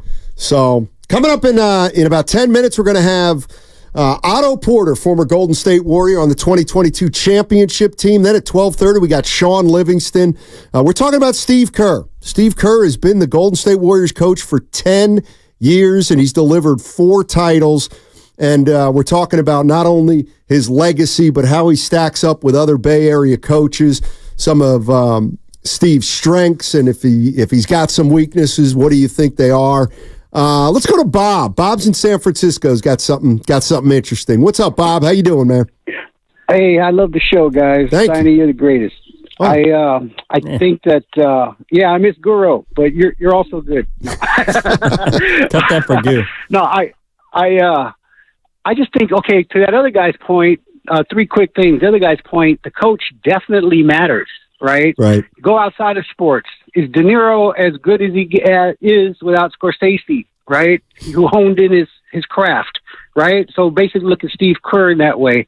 He had honed in the talents of the 3 and all the other players, and look what he did. I mean, it was amazing. He got us to the promised land, as you say. There's only one critique I've ever had of Steve Kerr, if anything, and that was not calling a timeout in Game 7 of 2016. That really bugged me till this day. And then you juxtapose that to what Harbaugh did in 2012, where he did call a timeout and cost us the game. Right? So, I mean, you can look at it both ways. So it's like, anyway, but Steve Kerr is definitely one of the greatest coaches in Bay Area lore, for sure. Yeah. And that's all I got, guys. Thanks, Bob. Appreciate it. Yeah, he didn't call a timeout in the end of Game 7. Yeah, I mean, they also couldn't hit a shot. I'm not sure if that would have changed either, but... No, this is from the Xfinity mobile text line, and I think it's a fair statement. Not that we have to dive deep, but he says from the 510, Kerr isn't perceived to be as loved as Bruce Bochy because he's more vocal about his politics. And conservatives from the outskirts of the Bay are irked by this, which is completely unfair. I absolutely think there's a part of the fan base that doesn't like Kerr dipping his toe into the political waters. I think that's a fair statement, and Bochy never did that. And maybe that is part of the reason, is because a small percentage of Bay Area fans don't want their head coach to dabble in politics. Perhaps. I mean, I never saw Kerr as divisive, though. I always just felt like he was speaking what he believed to be true. I really just think it comes down to the talent aspect of things.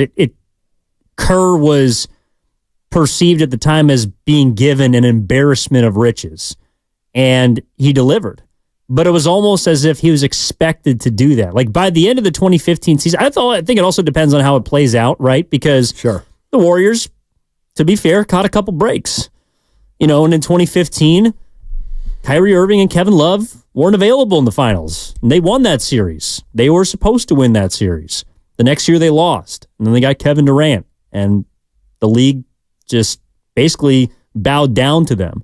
Yep. So the expectation for Kerr, it was almost, he set such a high bar at first, combined with the factors surrounding it, that it was almost as if the Warriors didn't win, then he was the reason why, as opposed to him being the reason why they were also in that position. I just think that basketball is a game where, I mean, not that baseball isn't, but there's less moving parts. I mean, if you have the best 5, you generally win. It's a best of 7 series. It's hard at the end of a season, unless injury is involved, for the best team to not win. I think we just saw that with Minnesota and Denver. Denver and Minnesota's starting 5 were pretty even. I mean, maybe they had the best player Denver did in the series, but Minnesota's bench was the difference in that series. They were a deeper team. They were built to beat the Nuggets. So I think in the NBA, it's a little more clear that if you have the best roster, you're probably going to win. And although that doesn't always happen with, we've seen with super teams and big threes, teams flame out. But Kerr, I think, has just been held to such a standard, partially because of how he came in and what he was expected to do, that anytime he doesn't win, people are left disappointed. Yeah, and especially when they had what everybody perceived as more talent than anybody else. Let's go to Jim in San Ramon. Wants to jump in on Steve Kerr and Bruce Bochy. Hey, Jim, how you doing, man? I am well, and great talk show hosts ask really tough questions that nobody can agree on, so good job. I see Kerr as light years ahead of Bochy. Bochy was so formulaic. He also had a much bigger roster, which you have in baseball over basketball, and he had great talent. He had one of the greatest catchers of all time who could call a really great game, and he could get to the eighth and ninth inning and run 6 pitchers in and out, which he couldn't even survive today because I don't think you're allowed to do that. I feel like Kerr changed the game, and I don't think Bochy would have the nads to do what Kerr did when Kerr benched Draymond in a really important game. Could you see Bochy doing something like that? I'm not quite sure. So I just think Steve is light years ahead in the way his mind thinks and adapts to the younger players. Appreciate it, Jim. It's interesting. Although some people would say that might be one of Kerr's weaknesses is too much loyalty to the veterans. But that's interesting. Bochy being formulaic. Well, so I do think formulaic in terms of like using his gut consistently, right? But I think that also gets a bit overstated. It's not as if Bochy was saying, well, I'm kind of feeling the lefty in this spot.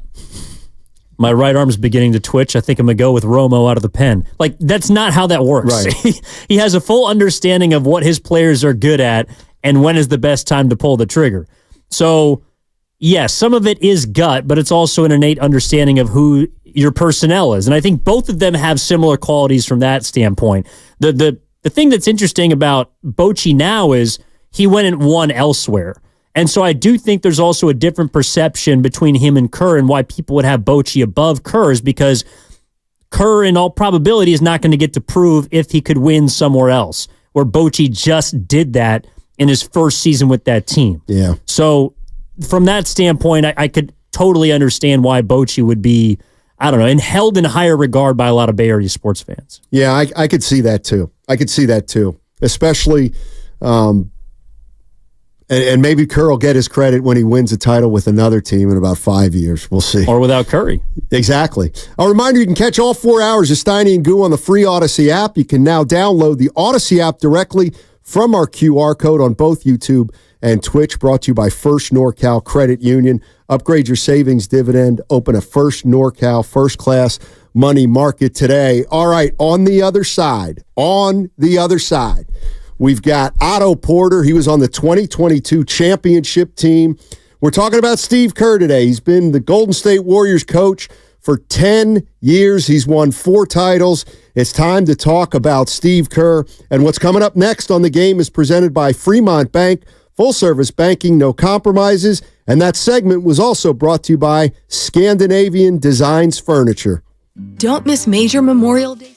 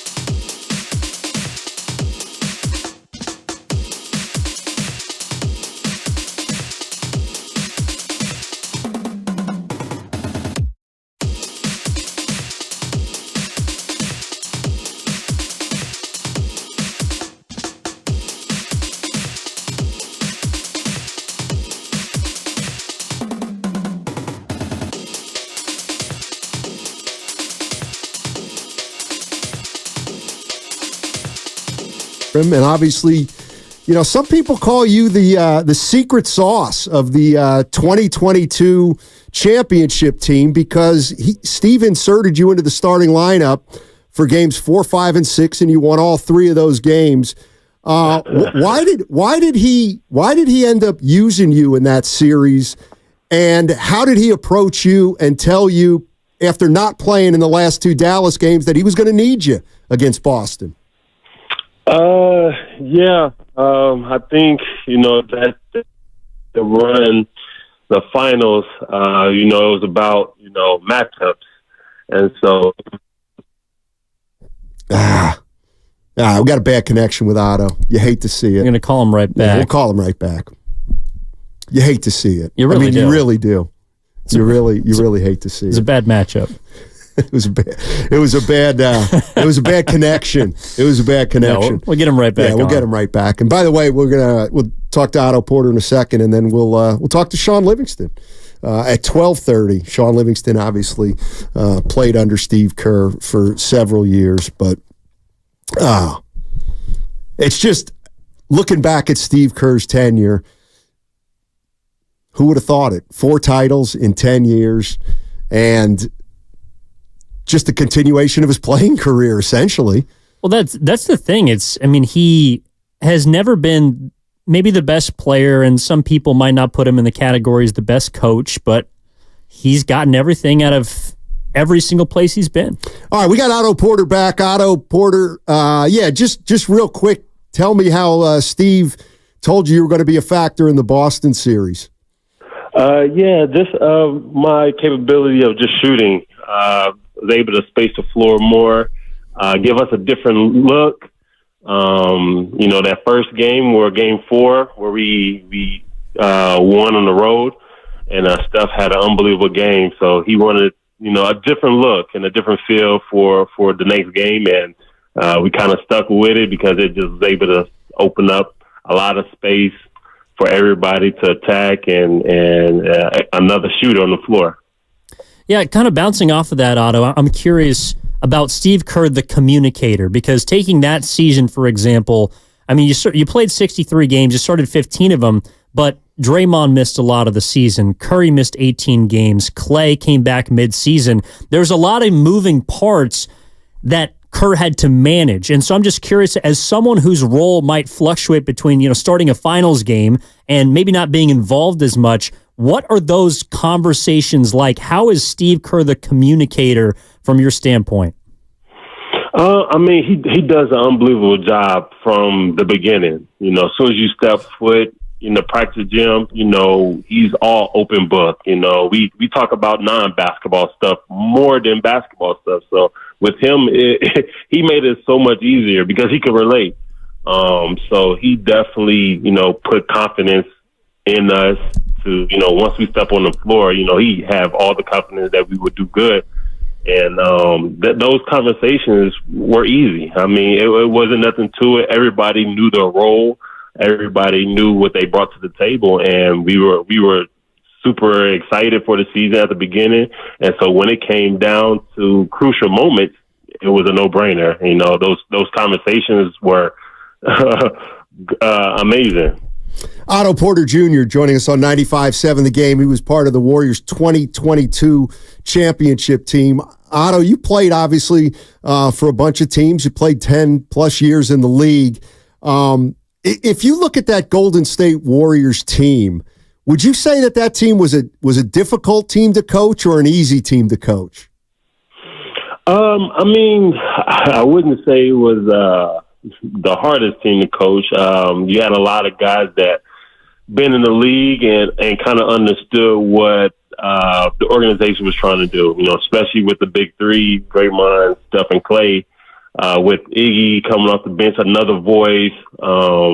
You had Looney, who's been there, done it. So you had guys that have been at that stage.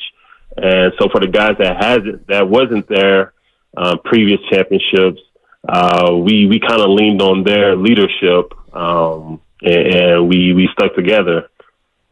Well, also a part of that team, Otto, there were a couple of young rookies and 19-year-olds in Jonathan Kuminga and Moses Moody, and they remain on the team. But I'm curious, you yourself have been a lottery pick. You understand what the pressure is like entering the NBA as someone who's expected to succeed and succeed quickly.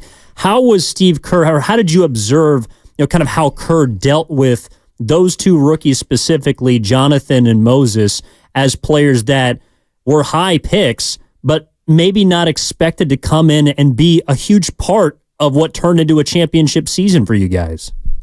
Yeah, I mean, he allowed those guys to learn, as much as possible, telling them what to look for, how to insert themselves, and it helped with having a lot of veteran guys, especially for them to, as rookies coming in,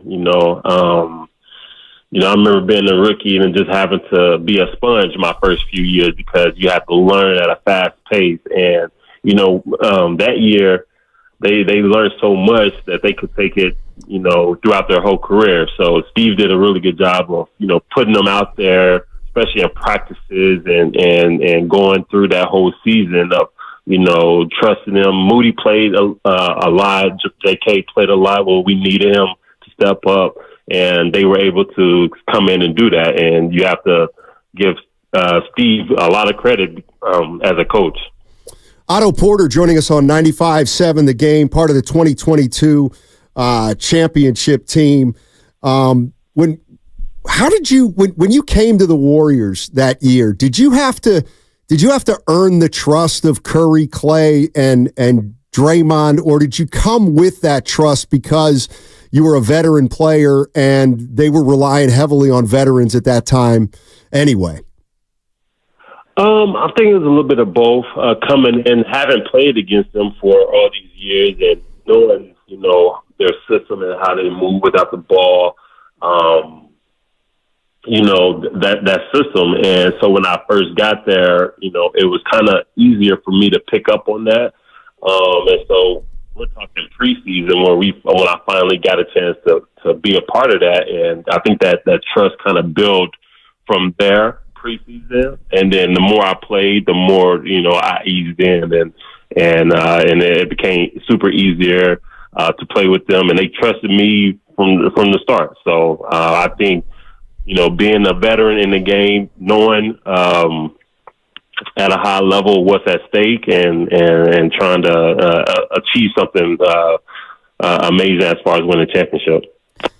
Otto, that season you signed a veteran contract. I have to imagine there were other suitors out there for your services. What was the determining factor for you? Why did you choose Golden State? You had no way of knowing what that season was going to turn into.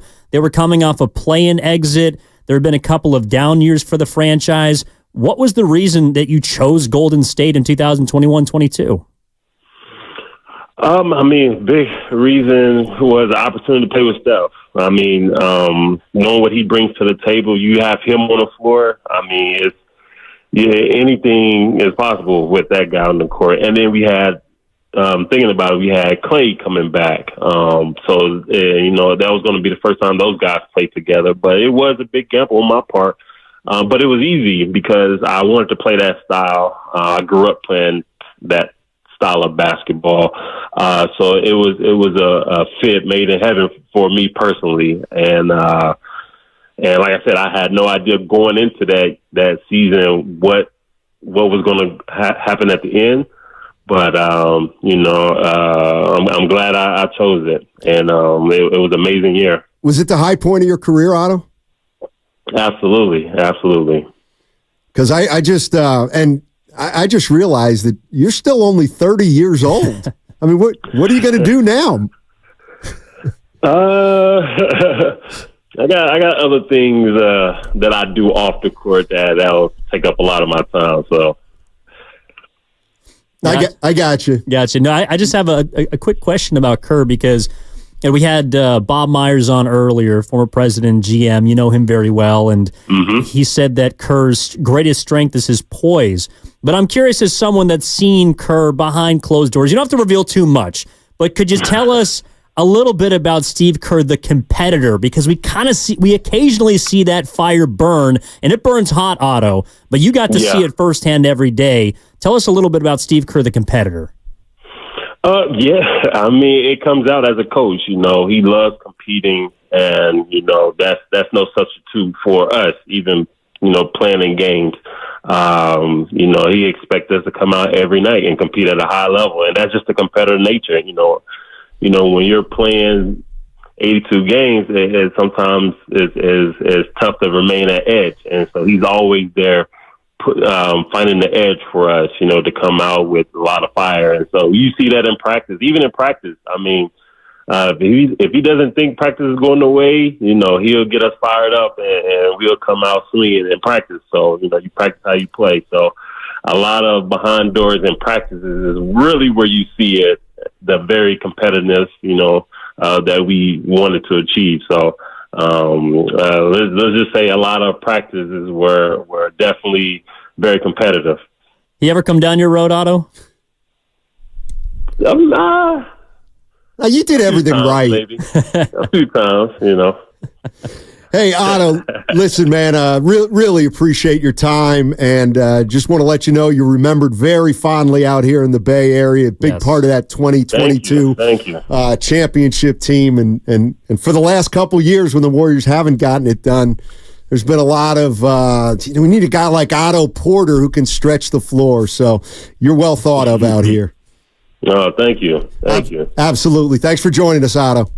Thanks for having me. All right. That's Otto Porter Jr., member of the 2022 championship team. It is funny how you win a championship, there's nobody who's remembered not fondly. No. Is there any Warrior player who's won a title that's not remembered fondly? Kevin Durant. Oh, that's true. Not sorry. Well, you asked me. I think a lot. There's a few out there. No, but I think your point is taken, especially like the role players, right? Like the guys who are, I don't know, just the others. I mean, it's a big reason why, I don't know, now here in these NBA playoffs, someone like Jaden McDaniels is making a name for himself. I think people are giving the credit that Mike Conley has been deserved of for apparently 17 years. Otto Porter is, you're right. Like when people say, what was missing in this year's Warriors team? What could they have used more of? It was, Otto Porter Jr., that guy was a godsend. He shot the lights out. And I was actually just looking at his stats from the finals, Steiny. He shot like 56% from three in the finals. So he came in, and though he did not play 40 minutes a game, he was instrumental in those last three victories. Yeah, and he started games 4, 5, and 6, and those were the games the Golden State Warriors ended up winning all three and winning the title in 2022. 888-957-9570 is the number. You want to jump into the conversation? Steve Kerr, that's who we're talking about. He's been the Golden State Warriors head coach now for 10 years. He's won 4 titles, and we're maybe taking a little trip down memory lane and remembering the day he got here, and we're talking about his tenure as coach. Let's go back and listen to this. This is Steve Kerr on joining the Warriors. Remember, Steve Kerr had no coaching experience when he got the job, and he came into a job where there were very, very high expectations. I would much rather have talent and expectations than a low bar with a huge rebuilding process ahead. And so I understand the pressure. The most important thing that I've learned in sports is owner, GM, coach. That relationship between those three is critical. The relationship between those three will determine how you get through those bumps and through the adversity. Interesting.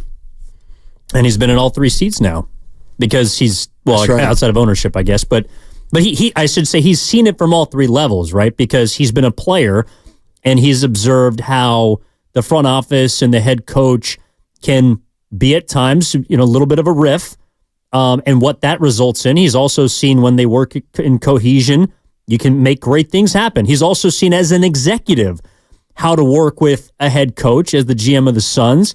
I believe they made the playoffs, if not 2 of the 3 years, then all 3 years that he was in Phoenix. And, of course, now as head coach, he's had the chance to view all angles of those relationships. And it's very clear as to why he is, I think, as easy to work with as it appears, because he understands that winning is the most important part. The players come first, but managing the egos and relationships, I think, Sonny, and he's kind of changed the way that I view what a head coach should be in the NBA, which is you have to be able to manage people. You have to be able to manage relationships. You have to be able to manage egos. And you have to do that while also having, obviously, the understanding of basketball itself. But he, with the amount of talent and just legends that he had in that locker room at various times, he was able to work through them with relative ease. There were bumps in the road, no doubt about it, and maybe that is his biggest downfall. But I'm curious in 15 minutes when we talked to Shawn Livingston, who had about as close of a view of it as possible, just how he views Steve Kerr from that regard. So I didn't think much of that cut until I started really thinking about that cut. So Steve Kerr basically said, I would much rather coach a team with championship aspirations than coach a team with a low bar, even though there's less pressure and trying to rebuild. So got a little trivia question for you. Okay. So Steve Kerr was flirting with the Knicks before he got the Warriors job. Yep. Who did the Knicks end up hiring? Ooh. Who did the Knicks end up hiring? Yes. Mike Woodson? He was who got fired. Oh, okay. Mike Woodson got fired. Who they hired? I completely forgot about this guy. Well, Derek Fisher. Oh my goodness. Derek Fisher. And you know what the Knicks record was the year the Warriors won the title? Not very good. 17 and 65.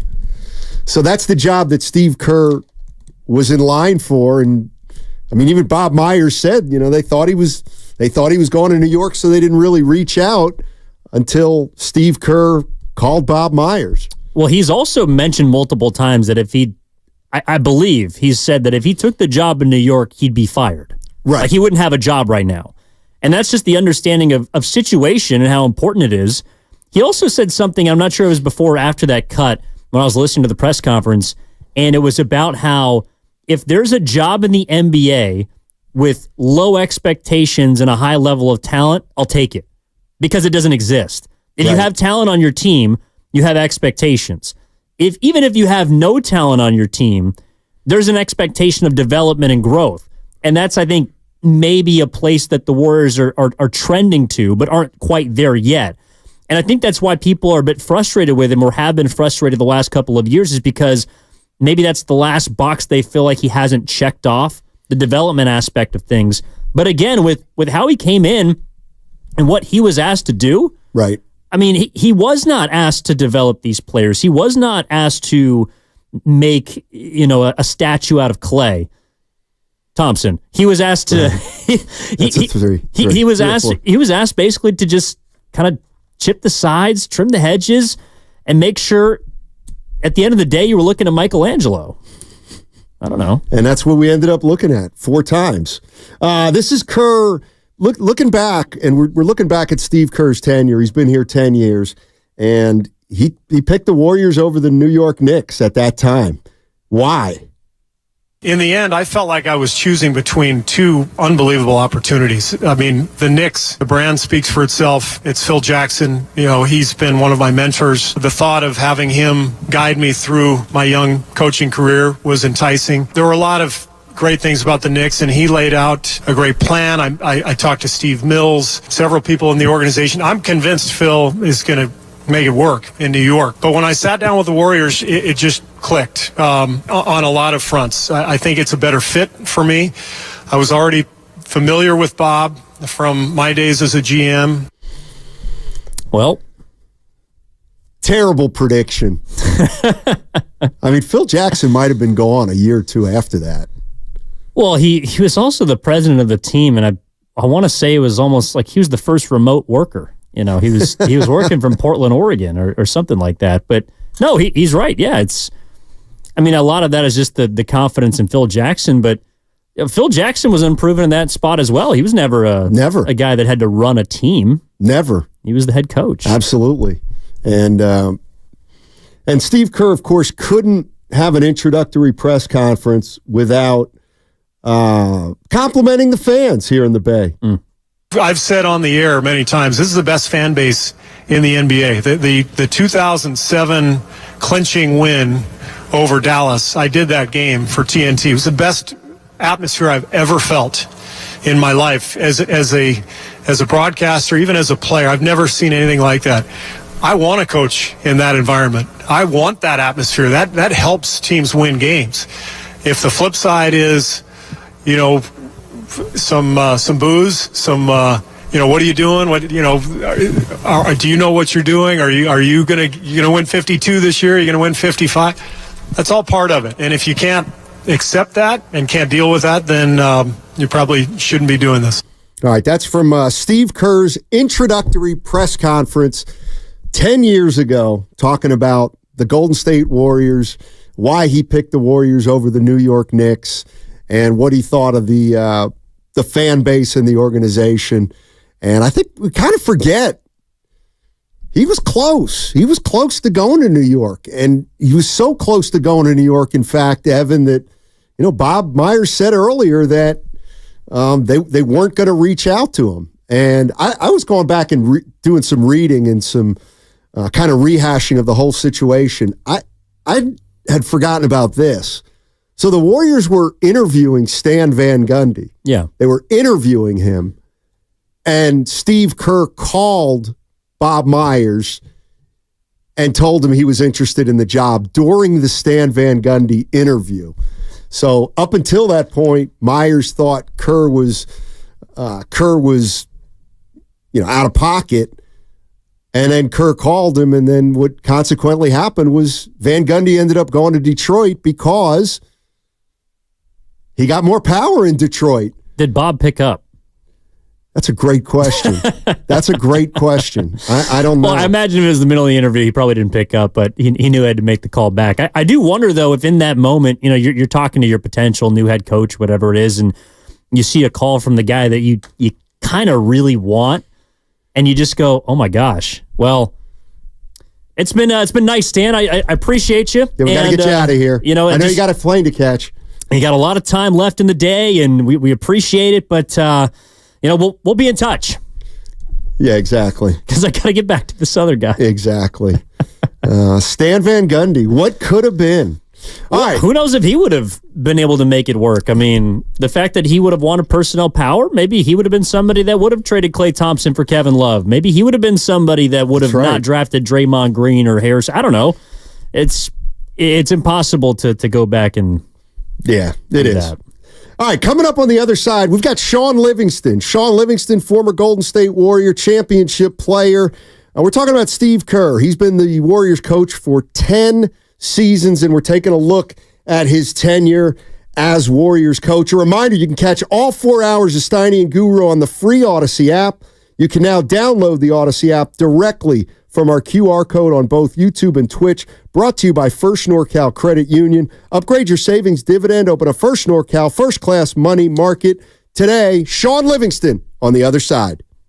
He was introduced as the Warriors head coach 10 years ago.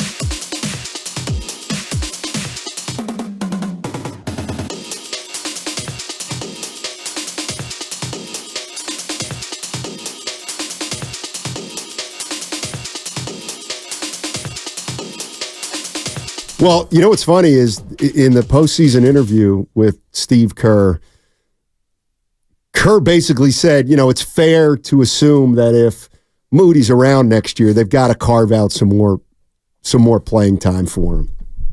Yeah, so, I think so. I mean, that's the next step, right? Yeah, you would think so. Steve Kerr has been the head coach of the Golden State Warriors for 10 seasons.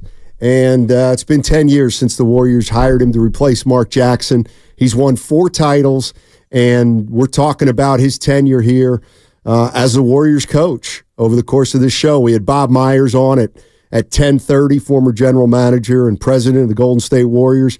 Otto Porter joined us at noon, and now we're hoping to land Shawn Livingston, who played for Steve Kerr. His first year with the Warriors was Steve Kerr's first year with the Warriors. What do you remember about Livingston? Well, I remember, probably like most people do, he was known for a catastrophic injury that completely decimated his leg. But beforehand, I remember, and I think it was, Myers made the signing, but I remember watching him on the Brooklyn Nets for, I think, 2 seasons before he came to Golden State. And I remember thinking that the guy's pretty good, but I was curious how they were going to use him. And Kerr basically developed, it's funny, like Mark Jackson, I remember watching his offense a lot and thinking, how come guys are just always posting up? Like he just always wanted to run through the post, whether it was with, I don't know, Hilton Armstrong or with Harrison Barnes, or he would even put Clay down in the post and let him go to work if he really needed to. Shawn Livingston was the one guy who really was the Warriors' truest post player, which is funny because he was a guard and he was a point guard. But that guy's mid-range game and fadeaway was just lethal. And the fact that Steve Kerr would allow him to be the one guy occasionally to, dribble, pull up, I just always thought was fascinating. Like, he might have been the most specialized of those members of that team, and he was also just very presidential off the court. So I remember Shawn Livingston as a class act. Yeah, I remember him as just kind of he was like the perfect Warrior. Knew his role, added a dimension to the team that they didn't have, calming presence. I'll tell you what, he's a class act, Shawn Livingston. He was somebody who, true professional, great post up, great. He might have had, I need to see the numbers, but he may have had a better mid-range than Steph Curry. Probably. That little 15-footer. Is being defended, for sure. A quick story. Yeah. Shawn Livingston was the first NBA player I ever interviewed, to be honest. Really? He was the first player I ever interviewed. I remember I was covering the Portland Trail Blazers right out of college, thank you. And I was working for their flagship, and they knew I was a big Warriors fan. And it was, I think, 2016. So it was right during the middle of the 73-win season. They came to Portland, and I was usually on duty to get post-game sound. Just go talk to, McCollum or Lillard or whoever else. Shabazz Napier was one of my favorites. And my boss said, hey, your favorite team's in town. Like, what you should do is just go in the locker room and start talking to guys. Like, don't worry about getting sound. I want you to just focus on getting questions out and, familiarizing yourself with how that's supposed to work. And the first guy I approached was Shawn Livingston because I'd heard he was the nicest guy in the locker room. And I didn't know any better. I walk up to him and he's at his locker and he's getting changed. And he goes, he just turns around and goes, just, back up a little bit. I'll get you in a minute. I'll get you on the way out. And to his credit, after I think I talked to JaVale McGee, there was a big scrum around Draymond.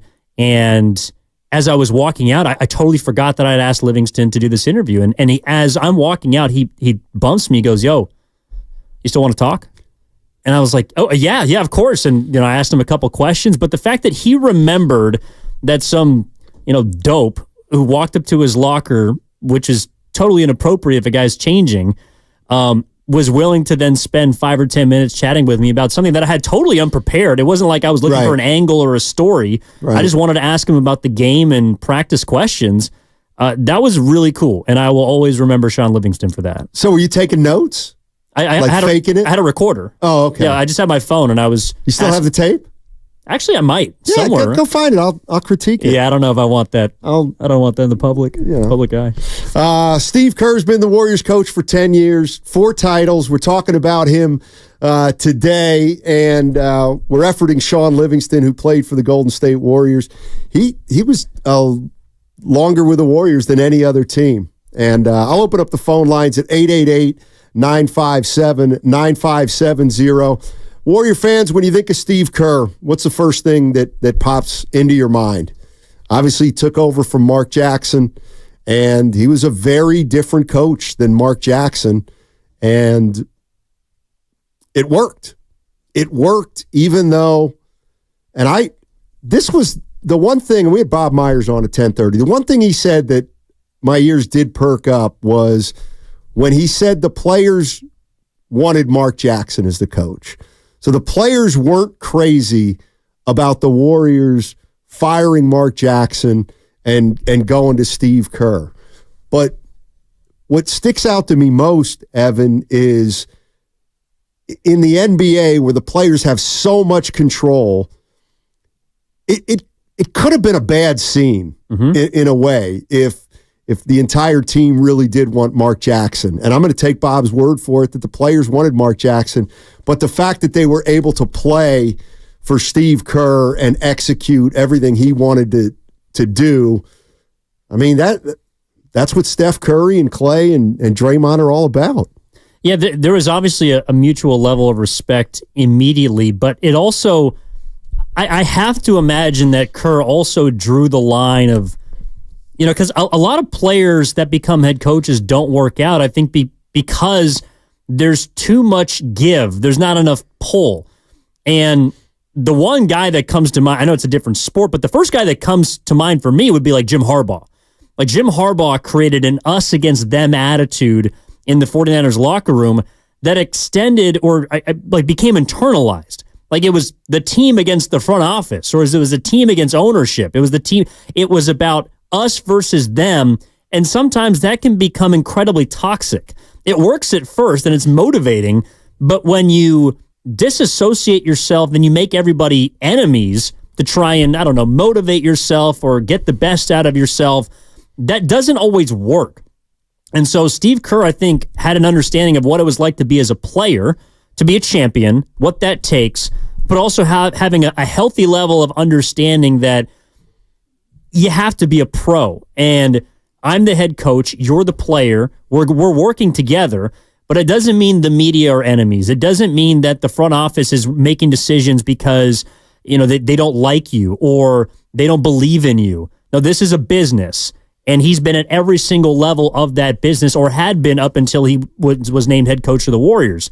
So that, to me, it was also a big difference between him and Mark Jackson. It felt like Mark Jackson cultivated this locker room atmosphere that was very us versus them, as opposed to Kerr, which was just about us. There was no them. Exactly. That's exactly right. And the one thing I remember about Mark Jackson, I remember a lot about Mark Jackson, and I think you just said this, but when they would bring it in and when they would bring it in as a team, their motto was just us. And one of the things that came out after Mark Jackson had left here was that, he was so into this us versus them mentality that the story goes that he essentially alienated Festus Ezeli when Festus Ezeli was hurt. And Festus was very emotional about feeling like he'd been left out just because, he was hurt. And Mark Jackson, talked about, hey, we're just going with the guys who can play. And if you can't play, you're not really involved. And it was an us versus them mentality. And I definitely view Steve Kerr as more inclusive than Mark Jackson. I don't think there's any doubt about that. And it's not as if he doesn't have faults. I think Kerr. You asked, all right, what do you think about when you think about Steve Kerr? And if people want to chime in, we're more than welcome to take these calls. I think, to me, Steiny, it's honesty, right? It's integrity, and it's loyalty. And that loyalty also got him in a bit of trouble because he is loyal to a fault. And he's discussed the similar characteristics he has with, say, Draymond Green. And that's why he loves Draymond. And it's probably why he will never, reprimand Draymond Green, quite frankly. I mean, he didn't do it in 2015 when he was nearly assaulted by him. He didn't do it, obviously, after the Kevin Durant incident. He didn't do it after the Jordan Poole incident. And maybe that wasn't his place, and maybe that was more for the front office to kind of to take a look at. But, those are also things that are a part of his time and his legacy. He's helped the Warriors achieve unimaginable heights, and there's been a bit of a cost to that because he will ride or die with players that he has been in the trenches with. And I think we're now just starting to see, it's oddly enough, 10 years later, we're just now starting to see him maybe, feel like he can't be as loyal as he once was because the results won't be the same. Yeah, I think that's where we're at right now is reluctantly he's seeing the writing on the wall, and maybe the entire organization is, and trying to figure out a way to move forward. I just wrote down some stuff about Steve Kerr, and I'm interested because he's been involved in a lot in 10 years. We're kind of stepping back and taking a big picture view of Steve Kerr. Of the era. Yeah. So remember the 73 win team. I'm just going to run down some of these, and you tell me what you think. Remember when he had the back surgery and there was a complication. He missed the first 43 games of that 2014-15 season. And Luke Walton, if you remember, got him to they were 39-4 under Luke Walton. And I think that's, while I'm going to go down the list of a lot of things that happened with Steve Kerr, I think that was the first time it set up anybody could coach this team. Because if you remember, Draymond Green was making threes that year, and Luke Walton had empowered Draymond Green, but Draymond Green, after Steve Kerr got here, would say, "I'm not a robot" to Steve Kerr. Mother bleeping. Exactly. So, Luke Walton had this team at 39-4 the year that they won 73 games, and that was a little Phil Jackson-esque, where people said, "You know what? Anybody can coach this team. Just roll the ball out." Well, I think it was also because about the time that Kerr came back, and I'm just looking at some of these numbers now. For example, like Draymond Green, his shooting percentage went down. He was letting it go and was empowered by Luke Walton, and that's probably the best offensive version of Draymond Green that we have seen and probably will ever see in terms of scoring. But I think that is where it started, because then it all creeps in your mind about how, well, what was the playoff path like for the Warriors the year before? You start to think about the decisions that he made. Were they obvious? Were they not? I mean, I think moving Andre Iguodala back into the starting lineup in the finals was a savant-like level decision and was not necessarily easy to do. But when you look at Luke Walton leading them to 39 wins, then you start to think, well, maybe it actually was a pretty simple choice. Maybe not guarding Tony Allen or guarding him with Andrew Bogut was a pretty simple choice. And so there are a lot of things that, from a strategic standpoint, I think Steve Kerr, we just assume are easy, are not difficult to make. And it again comes back to how much talent was on that team.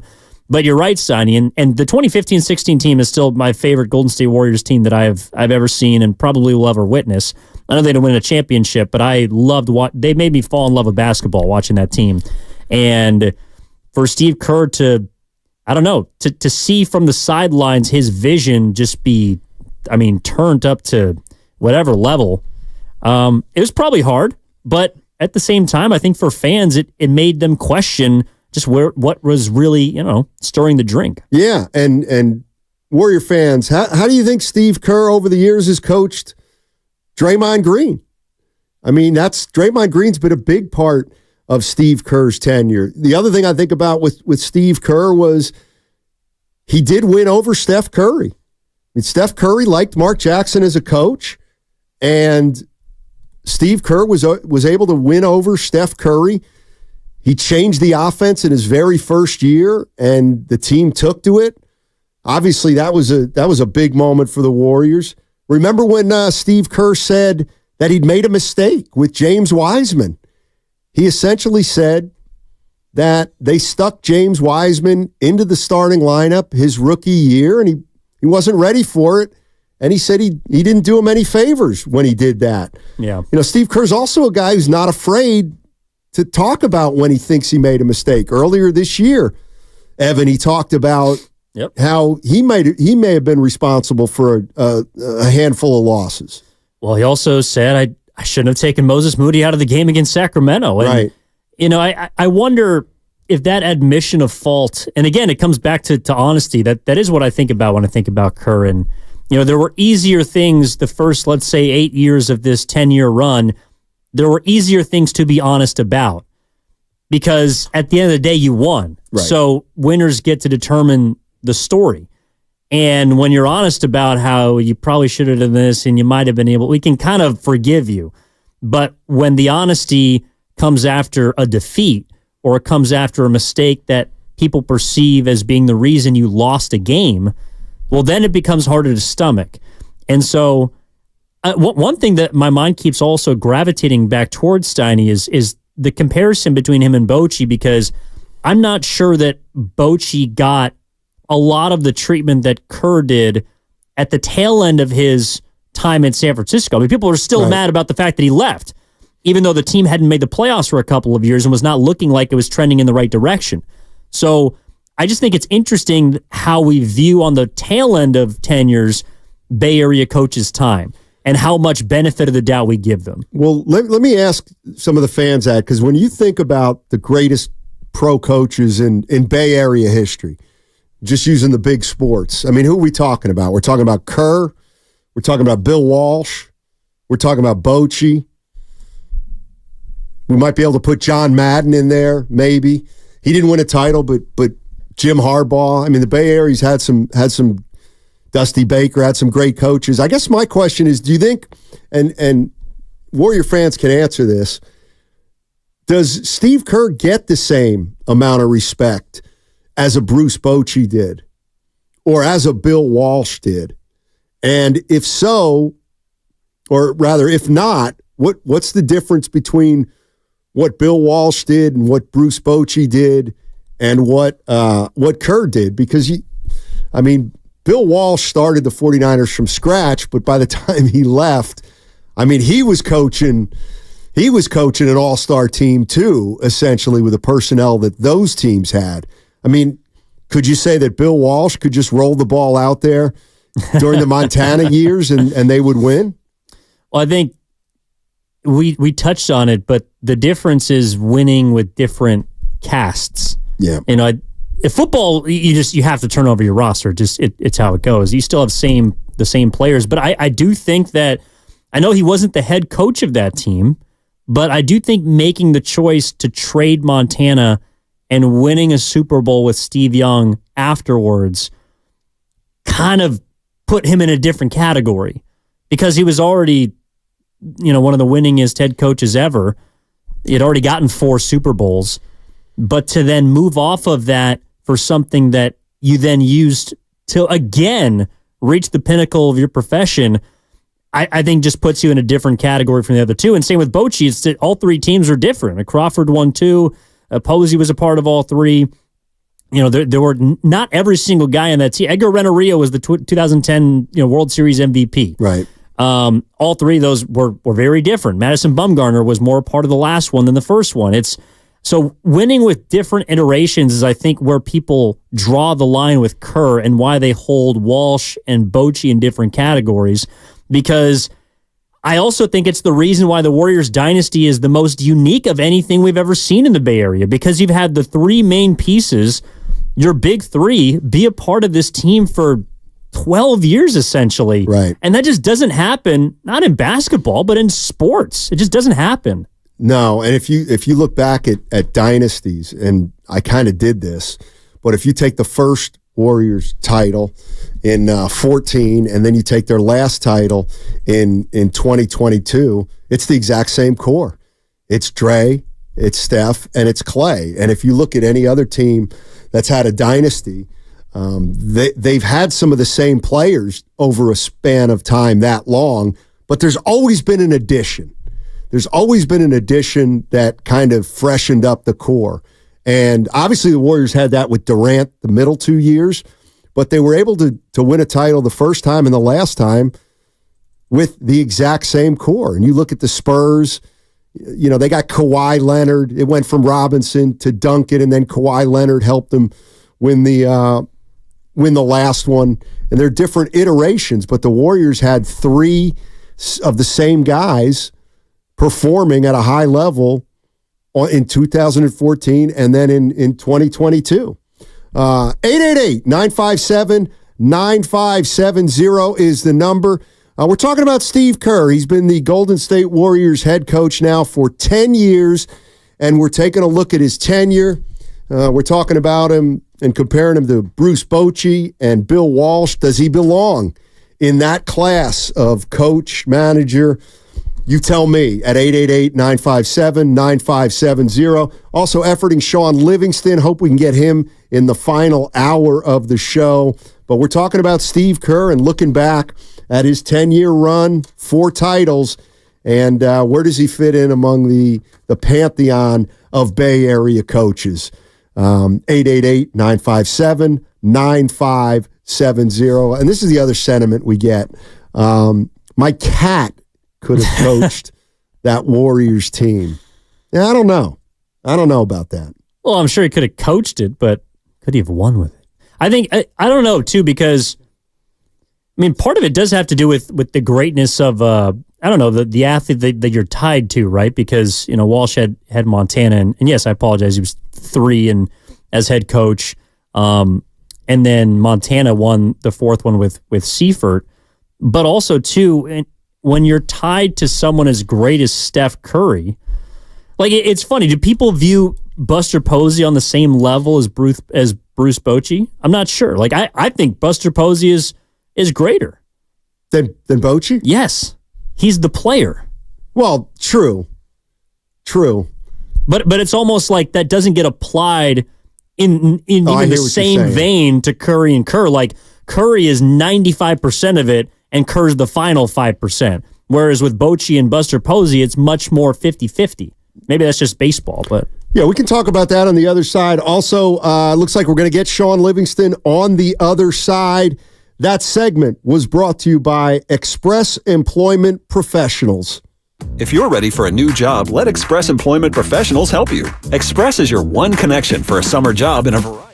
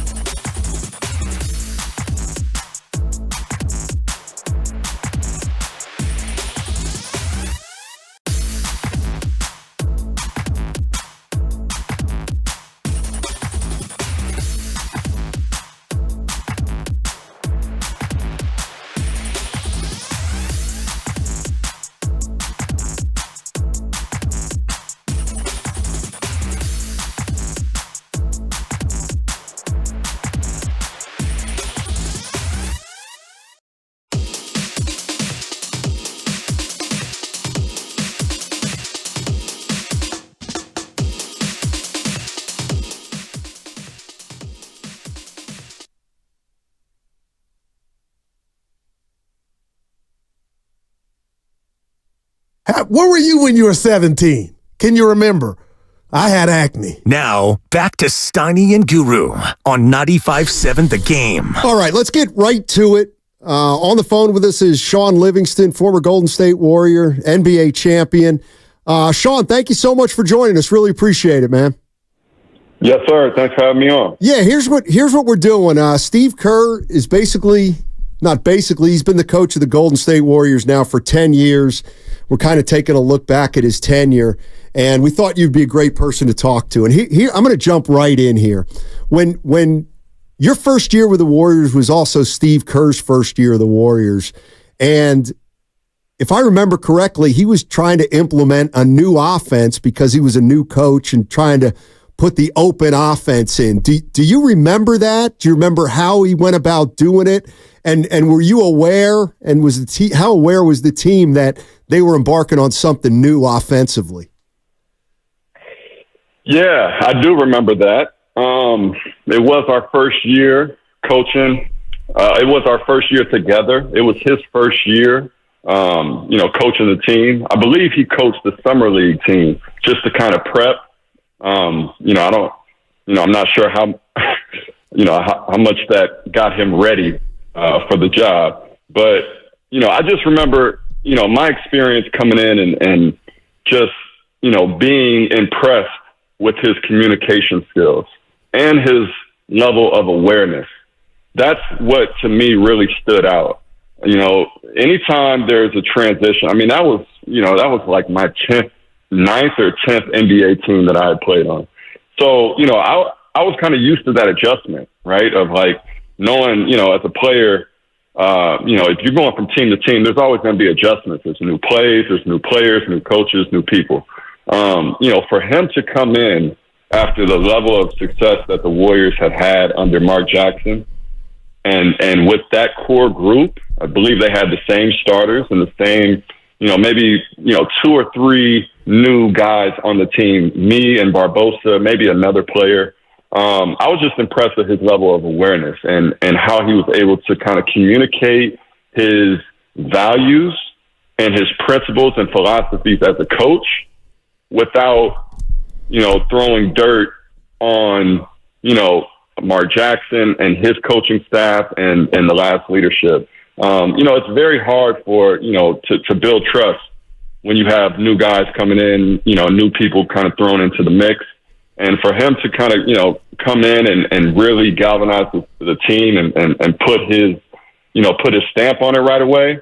I was impressed how he was able to kind of communicate that, from the top down. So that's what I remember. Well, Shawn, you spoke about at that point having played for the amount of teams you did. Obviously, you played for different head coaches as well. You signed a 3-year deal at the beginning of that with the Golden State Warriors. Was Steve Kerr, firstly, a part of the pitch from the front office to try and court you to Golden State? And then secondly, was there any skepticism you had about Steve Kerr as someone who had never been a head coach before in the NBA? 100%. 100%. Track record, means a lot anywhere in any industry, right? But especially, professional basketball in the NBA. Yes, there was definitely skepticism. I didn't really know Steve. The only interaction I had with him was his time as a general manager with the Phoenix Suns. And that was when I was with the Clippers. So we're talking, 10 years before I had even got to Golden State. So, always a little bit of skepticism, going to play for a new coach. And, I think initially, we were all a bit skeptical, but, again, just being able to break that, being able to break through some of those barriers, starting with Steph, starting with, Andre Iguodala. Those were the team captains at the time. The vets really gaining that trust and then allowing it to trickle down. But he wasn't necessarily a part of the pitch to bring me in, but I know he was part of the group that was vouching and going to bat for me during free agency. I remember him, Bob Myers, Jerry West. Those were the 3 main, kind of say recruiters, but those were the 3 main voices that, that were interested in me at the time. Shawn Livingston joining us on 95.7 The Game, three-time NBA champion with the Golden State Warriors. Why did you come to Golden State? Because they'd been eliminated in the first round the year before you got there, and it wasn't like you were ring chasing at the time. Why did you choose Golden State? Yeah, I mean, for me, at that point in my career, I wanted to win, and I wanted to play competitive basketball. I mean, I didn't have the big contract. I missed out on that with my injuries, so I was fighting and clawing, but I felt that I could contribute at a high level, to a winning team. And that was my mission. For me, it was like, all right, I'm playing on a lot of losing teams. Can I just catch a break? Can I just get to around some talent, around, a winning culture? Because I felt like I was a component. I was kind of a cog in a wheel, if you will. Wasn't a star player. Wasn't necessarily a starter at the time. I was starting in Brooklyn before I got to Golden State. But that was kind of injuries had happened and whatnot. So listen, I just I wanted to play in the playoffs, man. It's simple. Like that's kind of the best time of sports, of basketball, is, the tournament, the playoffs, March Madness, right? When it's all on the line. And I missed that. My only experience was my second year in the NBA. I was 20. I didn't even get back to the playoffs till I was 28 with Brooklyn. And so at 29, I'm like, listen, there's these other teams that are recruiting me. They're kind of a long ways out. You got Golden State with Steph Curry, Klay Thompson, the Splash Brothers, right? They're on the rise. You got veterans and Andrew Bogut. I played with him in Milwaukee. I grew up with Andre Iguodala, know him. It just the shoes seemed to fit, and it was an opportunity for me to play on a competitive team. Did we think that we were going to win the championship our first year? I don't think anybody, just knew that was going to happen. But I think we saw the opportunity as being, all right, we get into the playoffs, we can really do some damage, and we can see how far we can take this thing. Well, Shawn, one of the things that is attached to Kerr all the time is the label of his communication skills. I mean, you touched on it off the top, how clear of a communicator he was with you from the beginning, and his ability to manage relationships, or, perhaps when you guys acquired Durant, the amount of stars that you had on that team, being able to manage and at sometimes seamlessly, other times, kind of quell some things. Is there a story or an experience that you can recall that sort of encapsulates Steve Kerr, the communicator, and that skill set that we know him for? Yeah. I mean, I think you just look at the big rotation changes, with two former All-Stars and David Lee and Andre Iguodala. You got a situation to where, David Lee is really kind of the main component of what the Warriors were building. With Steph Curry, David Lee, I think he was the first All-Star, right? Before Steph was even an All-Star. So you look at that situation, and David gets hurt early in training camp, maybe before training camp. Draymond Green is coming into the fold, kind of an up-and-coming player, but, by no means really expected to be a superstar. Right, his second-round draft pick, his third year in the league. So he kind of comes and just really takes the spot right away, and the team just takes off. How do you deal with the egos, right, of having someone like David Lee, who's, I don't know if he was on a max contract then, maybe close, but, he's definitely on an all-star caliber contract. He's looked at as an all-star player. Now he's expected to come off the bench. You're talking about taking away some of his minutes. You're talking about, I don't think it was a contract year for him, but again, just that whole situation, I think he was maybe 31, 32 at the time. So looking at it from that standpoint of getting another contract, same goes with Andre Iguodala, right? I mean, these guys are 30, 31, mature players, veteran players, guys who, have made a name for themselves in the NBA, have made a name for themselves in the league, have a reputation. So how do you manage those egos? How do you manage that? Those relationships throughout the locker room, not just with the coach, but also from player to player. And I think that's the power, of Steve Kerr. Bob Myers, obviously, But Steve was on the ground dealing with it, and he had to deal with putting out some of the fires. It helps to win. I will say that, winning helps. But Steve, I think, his superpower is his emotional intelligence. Obviously, a smart human being, but someone who cares about human beings, right? So he's able to kind of, see through, he's able to kind of read players. He has great feel, and, he's able to get ahead of maybe some of the fires before they start, building up tension in the room. He can communicate, what's actually happening, maybe the vision, and why he's making some of his decisions, even, whether a player deserves it or not. I think that's another thing. It's not just, those two guys. It's kind of a 1 through 15 situation to where he's, trying to constantly think about a player, their role on the team, their career, right? Like, not just being there in Golden State, but, hey, like, I'd love to play 10, 15 years. It might not be here, but is this a situation to where, I can get a contract somewhere else one day, right? So, he's just aware. He has great awareness, great feel, and I think that's contributed to his success as a coach. Shawn Livingston joining us on 95.7 The Game, three-time champ for the Golden State Warriors. We're talking about Steve Kerr. Hey, one thing I always seem to remember, and you tell me if I'm remembering it right. So the Warriors would run their open offense and motion, whatever you want to call it, with ball movement and player movement. Did you have a special play where you could post up? Because you're the one guy I remember posting up during those years, probably more than any other player. My play was give me the damn ball on the block. You know where I'm gonna be. You know where I'm gonna be at. So if I'm floating out there in the 3-point line, that's fine. You ain't got to pass to me. But if you see me on that block, you can just throw the ball down there because I'm not moving. Shawn, you ever thought about coaching? You sound like you got the demeanor for it.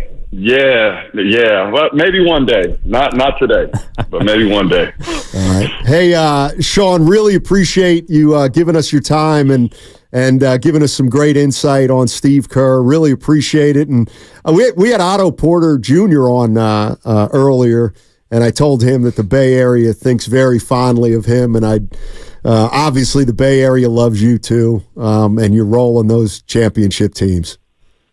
Yeah, the Bay will always be a second home. Some of the best fans in the world. It's a special place. So I really appreciate that. Sure, appreciate it, man. That's Shawn Livingston. Thank you so much. All right, He's Shawn, awesome. Yeah, Shawn Livingston. He is a 3-time champ. He is very presidential too. I bet you. I wonder how much. I bet you that's in large part because of his injury. I mean, he had to grow up. Well, he did, but fast. Some players don't. Right. Like to be able to put that behind him, understand that that's just, it's kind of life. I mean, there's no other player that's been through what he has outside of perhaps Klay Thompson. I mean, well, Penny Hardaway, Grant Hill. Sure. Shawn Livingston. But Shawn probably understands what Klay went through with his catastrophic injuries more than anybody else closely connected to the Warriors. I mean, when he was 22, he missed the entire season with a knee injury. The next year, he played 12 games. The year after that, he played 36 games. The year after that, he had a full season, 73, but then he goes to 58, 66, 17. I mean, he's just overcome. He's overcome so much, and just always thought of him as a class act. And after he got here, he proved it. 888-957-9570 is the number. Matt Steinmetz along with Evan Giddings today, and we're talking about Steve Kerr, and now's your time to jump in. We got open phone lines. We had Bob Myers join us at 10:30 talking about Steve. We had Otto Porter Jr. Earlier in the day, and that was just Shawn Livingston. And we're just talking about Steve Kerr and other great coaches in the Bay Area. And now would be the time for your thoughts on Steve Kerr. What are some of his greatest strengths? Does he have a weakness?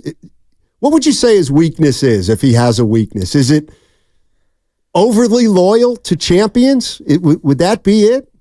Probably. Yeah, I mean, I think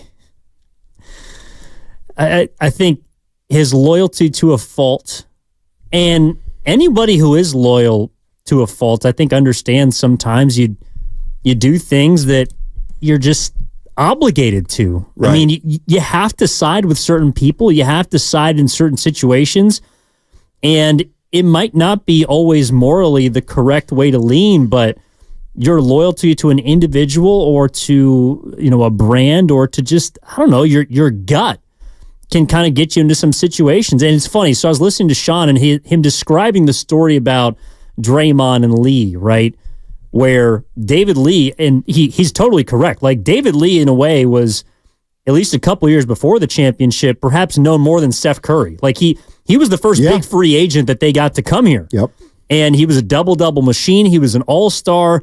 And while looking back on it, Lee was just a part of the dynasty. And I think he was only on the first championship team. Right.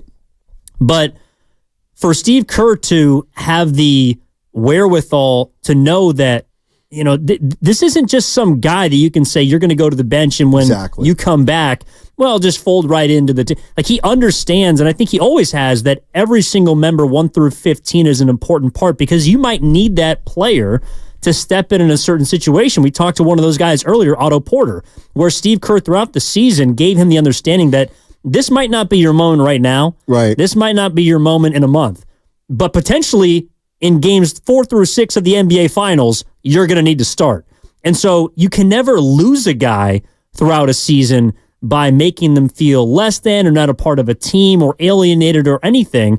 And so for him to be able to communicate that with David Lee, understanding not just his relationship with Lee, but the interpersonal dynamic of Lee and Green. They play the same position. They're going to have to be teammates together. And understanding how fragile that could get, I think Shawn's completely right that the Kerr's ability to look ahead and see what might be troublesome is a big reason why he was able to avoid some of those situations. Well, I also think the one thing that Steve Kerr has done is, over the course of his tenure, he has shown the ability to make tough decisions. It was not easy to tell David Lee, you're not coming back as a starter. David Lee was kind of a high-maintenance player, and somehow he got David Lee to buy in that first season, coming off the bench when he'd been a starter for his entire career. You look at just as recently as having to tell Klay Thompson he's going to be coming off the bench. There's no chance that was an easy thing to do. Telling Andre Iguodala, who'd started his whole career, hey, you're going to come off the bench. You're going to come off the bench for us. So I think, even Steph Curry came off the bench for a playoff game. And I think when you make those kind of tough decisions, even with your star players, then I think the role players kind of have to get on board if they see Steve Kerr holding the big boys accountable. He also said winning helps. Did make sure to emphasize that a couple times. And he also admitted he was skeptical of the guy. Like, you're coming into this situation, and Livingston had already, he said he played for 9 or 10 teams, probably at least 5 or more different head coaches. He was skeptical of a guy that had never been in that chair before, that had never held that role. And while he knew him through different avenues, and I'm sure he knew he was a good guy and gave him the benefit of the doubt, I think it does get a little lost that Kerr had to prove it. Like, he had to prove himself as a head coach to all of these players, and he did it in an immediate way that not only resulted in winning, but a level of respect that by the end of that championship run, not that Mark Jackson was an afterthought necessarily, but Steve Kerr was one of them. Like, it felt like he was as beloved by those players as Mark Jackson was. And as we heard from Bob Myers earlier, that was not an easy thing to overcome. This from the 707. Good point. Don't forget Chris Paul. He had to smooth over Chris Paul going to the bench. True. And Chris Paul was a productive player for him all year. Klay Thompson. The 510 weakness. Steve Kerr's weakness is he doesn't develop young players, and he doesn't have a good defensive scheme. Well, I don't know about that. They were the best defensive team in the league when they had Durant and Iguodala, and they could go small. And 650 weakness, allowing Draymond to do whatever he wants. I mean, depending on how you look at it, and I get it. But you could also say that maybe Steve Kerr's greatest strength is his ability to coach Draymond Green the way he did. You know what I mean? Yeah, that's true. I guess. I mean, he played alongside Dennis Rodman. I mean, he's got an idea about players that are volatile. Rodman more so off the court than Draymond. He's never got into too many issues. But yeah, you're right. I mean, being able to coach Draymond Green is Steve Kerr's probably made it look a lot easier than it actually is. I'll say that. So yes, has he allowed him to do whatever he wants? We probably perceive it that way. And especially in this last season, it was on full display. But at the same time, I'm sure there's a million other instances that we're not aware of in which Kerr has probably been able to guide Draymond's uncontrollable energy in the correct direction, which has helped resulted in championships. Here's a question for you. Let's assume Steve Kerr's got 2 more years left. Well, he does. He's got 2 more years left on his contract. Then let's say he walks away. Yeah. Is it possible that he could find a way to leave the organization in as good a place as when he got here? Now, keep in mind, when he got here, they lost in the first round the year before. So they were a first-round exit the year before. Now, they were sitting with future Hall of Famers. We didn't know that, we didn't know that at the time. I mean, that's the other thing. Would all 3 of those guys be going to the Hall of Fame if Steve Kerr were not the head coach of this team? I don't think so. Well, one, for sure. Steph would have been. Steph is, surefire. I don't know. I think that's an impossible question to answer. The one about leaving it in the same place as before, I think is nearly impossible. It just is. Unless, of course, there are 3 future Hall of Famers on this roster that we're unaware of, and there was one named to the first team all-rookie, yesterday, Brandon Podziemski. Is he a future Hall of Famer? I don't know. I'd say no, but then again, do people think that Curry, Clay, and Draymond were going to be future Hall of Famers? We didn't know it until Steve Kerr got there. Maybe there is another head coach out there that could somehow transform whatever future young players on the Warriors into that. But to be in the same place as before, God, that is an unimaginable task. It is going to be pretty tough. It's absolutely going to be pretty tough. All right, 888-957-9570 is the number. We got the Too Short segment, and then Dibbs and Willard are coming in. So if you want to jump into the conversation, last chance on the other side of this break at 888-957-9570. Kind of an ode to Steve Kerr today. A reminder, you can catch all 4 hours of Steiny and Guru on the free Odyssey app. You can now download the Odyssey app directly from our QR code on both YouTube and Twitch. Brought to you by First NorCal Credit Union. Upgrade your savings dividend. Open a First NorCal first-class money market today. What's coming up next on The Game is presented by Fremont Bank. Full-service banking, no compromises. What's up? It's your boy Guru.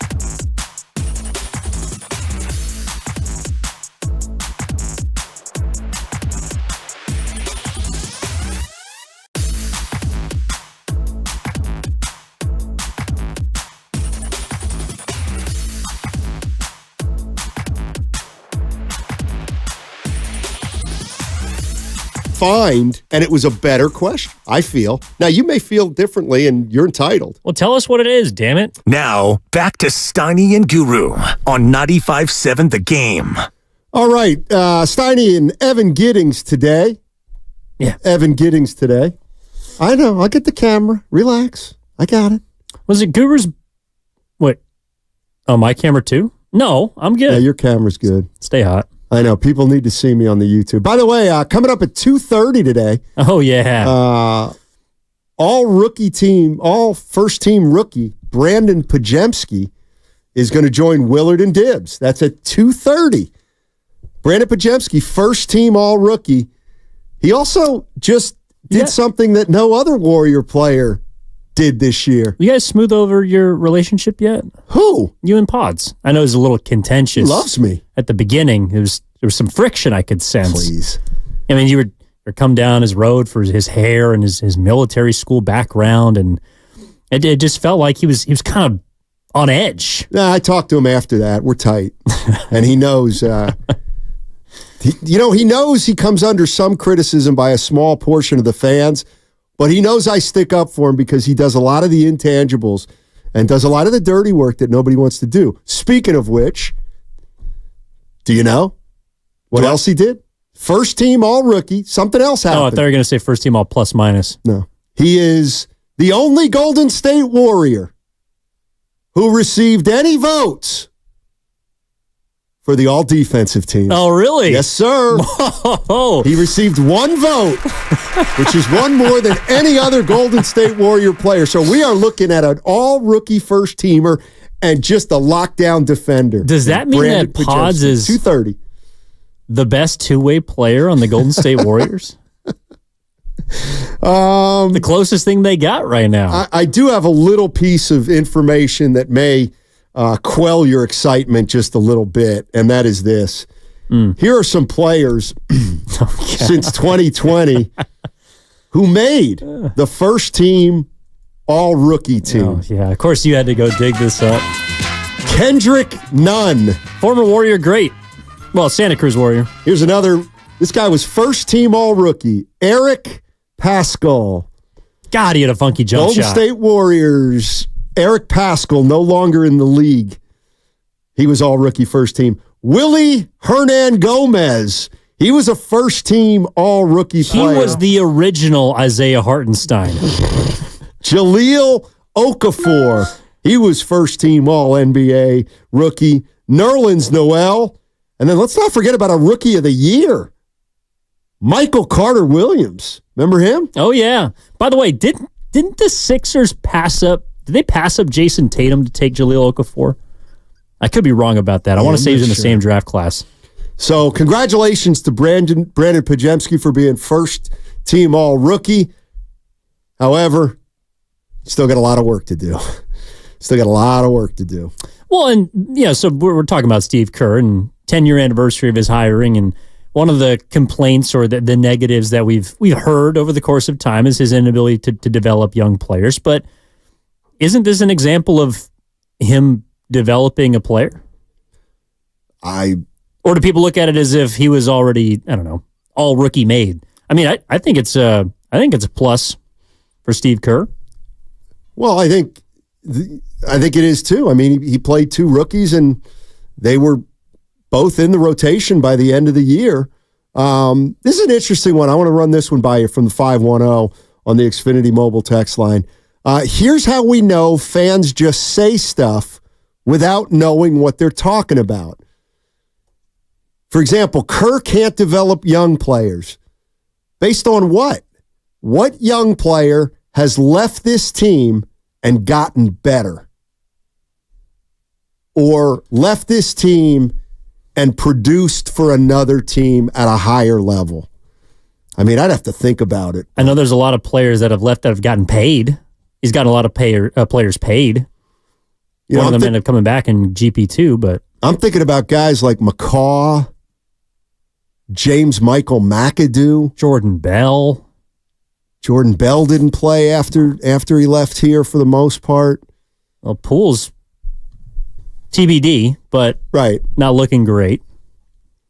Yeah, I can't think of anybody I can't think of anybody offhand who left here as a... Oh, he just got eliminated, but Justin Holiday. Yeah. Done pretty well for himself. Come on. What? Come on.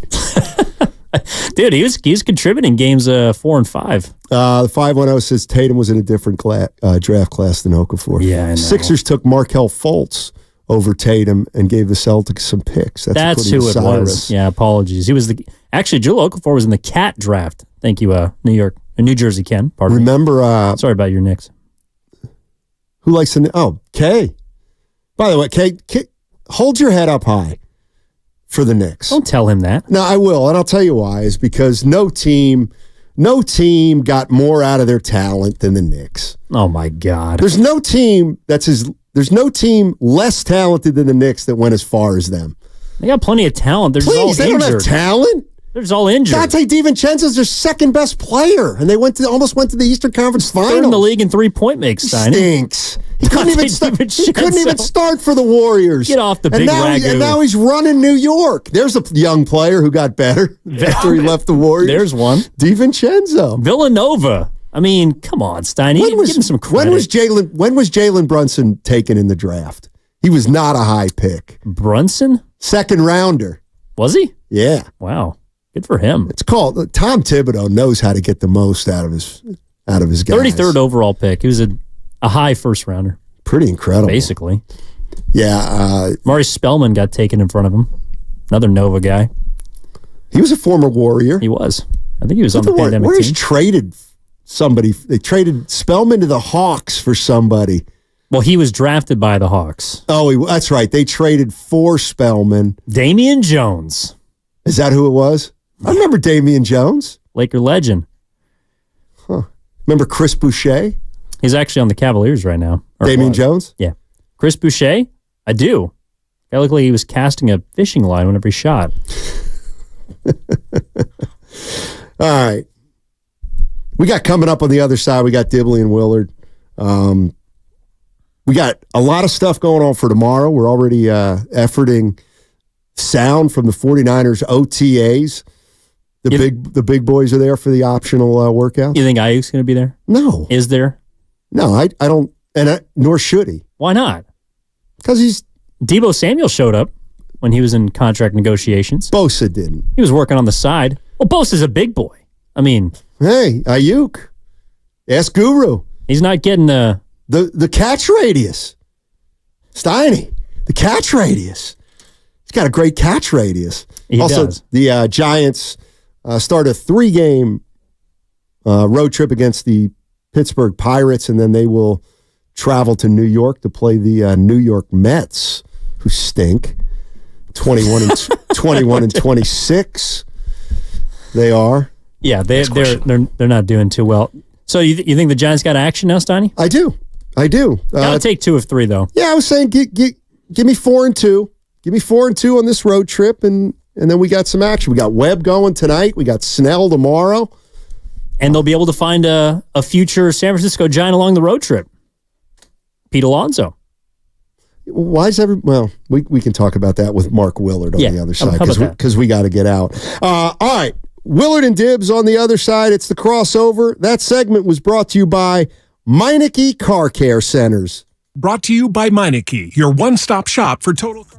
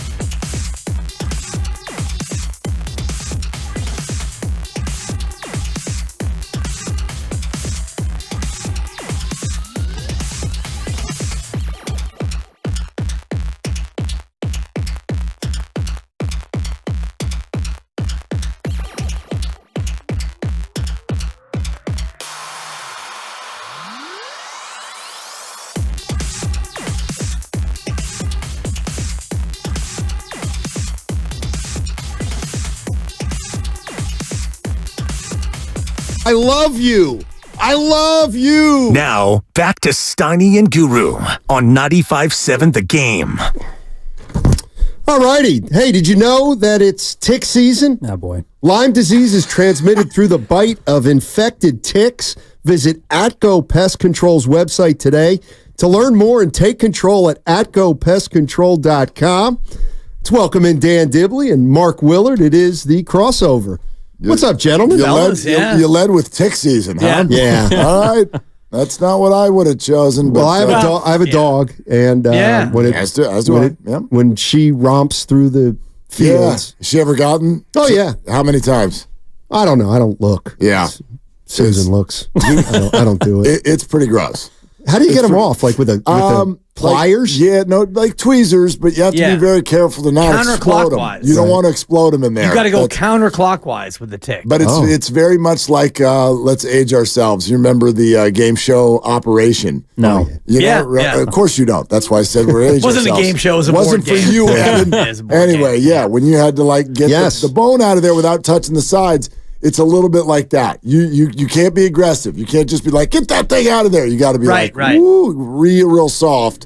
And it's gross. It's super gross. Yeah. And then it's over. And then it's fine.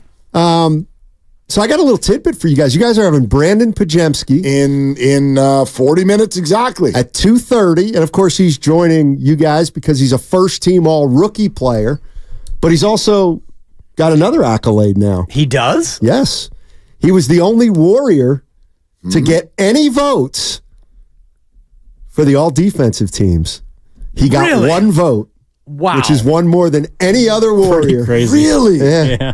He got one vote. Well, Draymond not eligible. Draymond not eligible. That's true. Yeah. Right. It's true. He would have gotten some votes. Yeah. So as Evan said, we may be looking at the best two-way player in the NBA right I now. love that. Best two-way rookie, right? Yeah. Best two-way rookie. Wow, that is a little surprising. That's surprising, actually. Is it?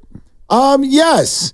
Like, okay, Draymond's not eligible. Would any of you had said Brandon Podziemski's the next best defender on the Warriors? Yes, just because he led the league in charges, right? But That's right. Among players who played 65 games, which were Wiggins and Pods and Clay, Kevon and Clay. Steph.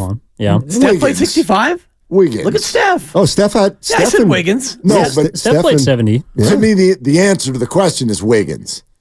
Like, if you've got a great wing coming to town, they're not putting Pods on him over Wiggins. Not yet. Not yet. No, but he'll step in front. Yes, he will. Yeah. Yes, he when will. Wiggins lets him go by, then Pods. See? Wiggins is even the reason why Pods is able to draw charges. Totally. It's because people flew by him.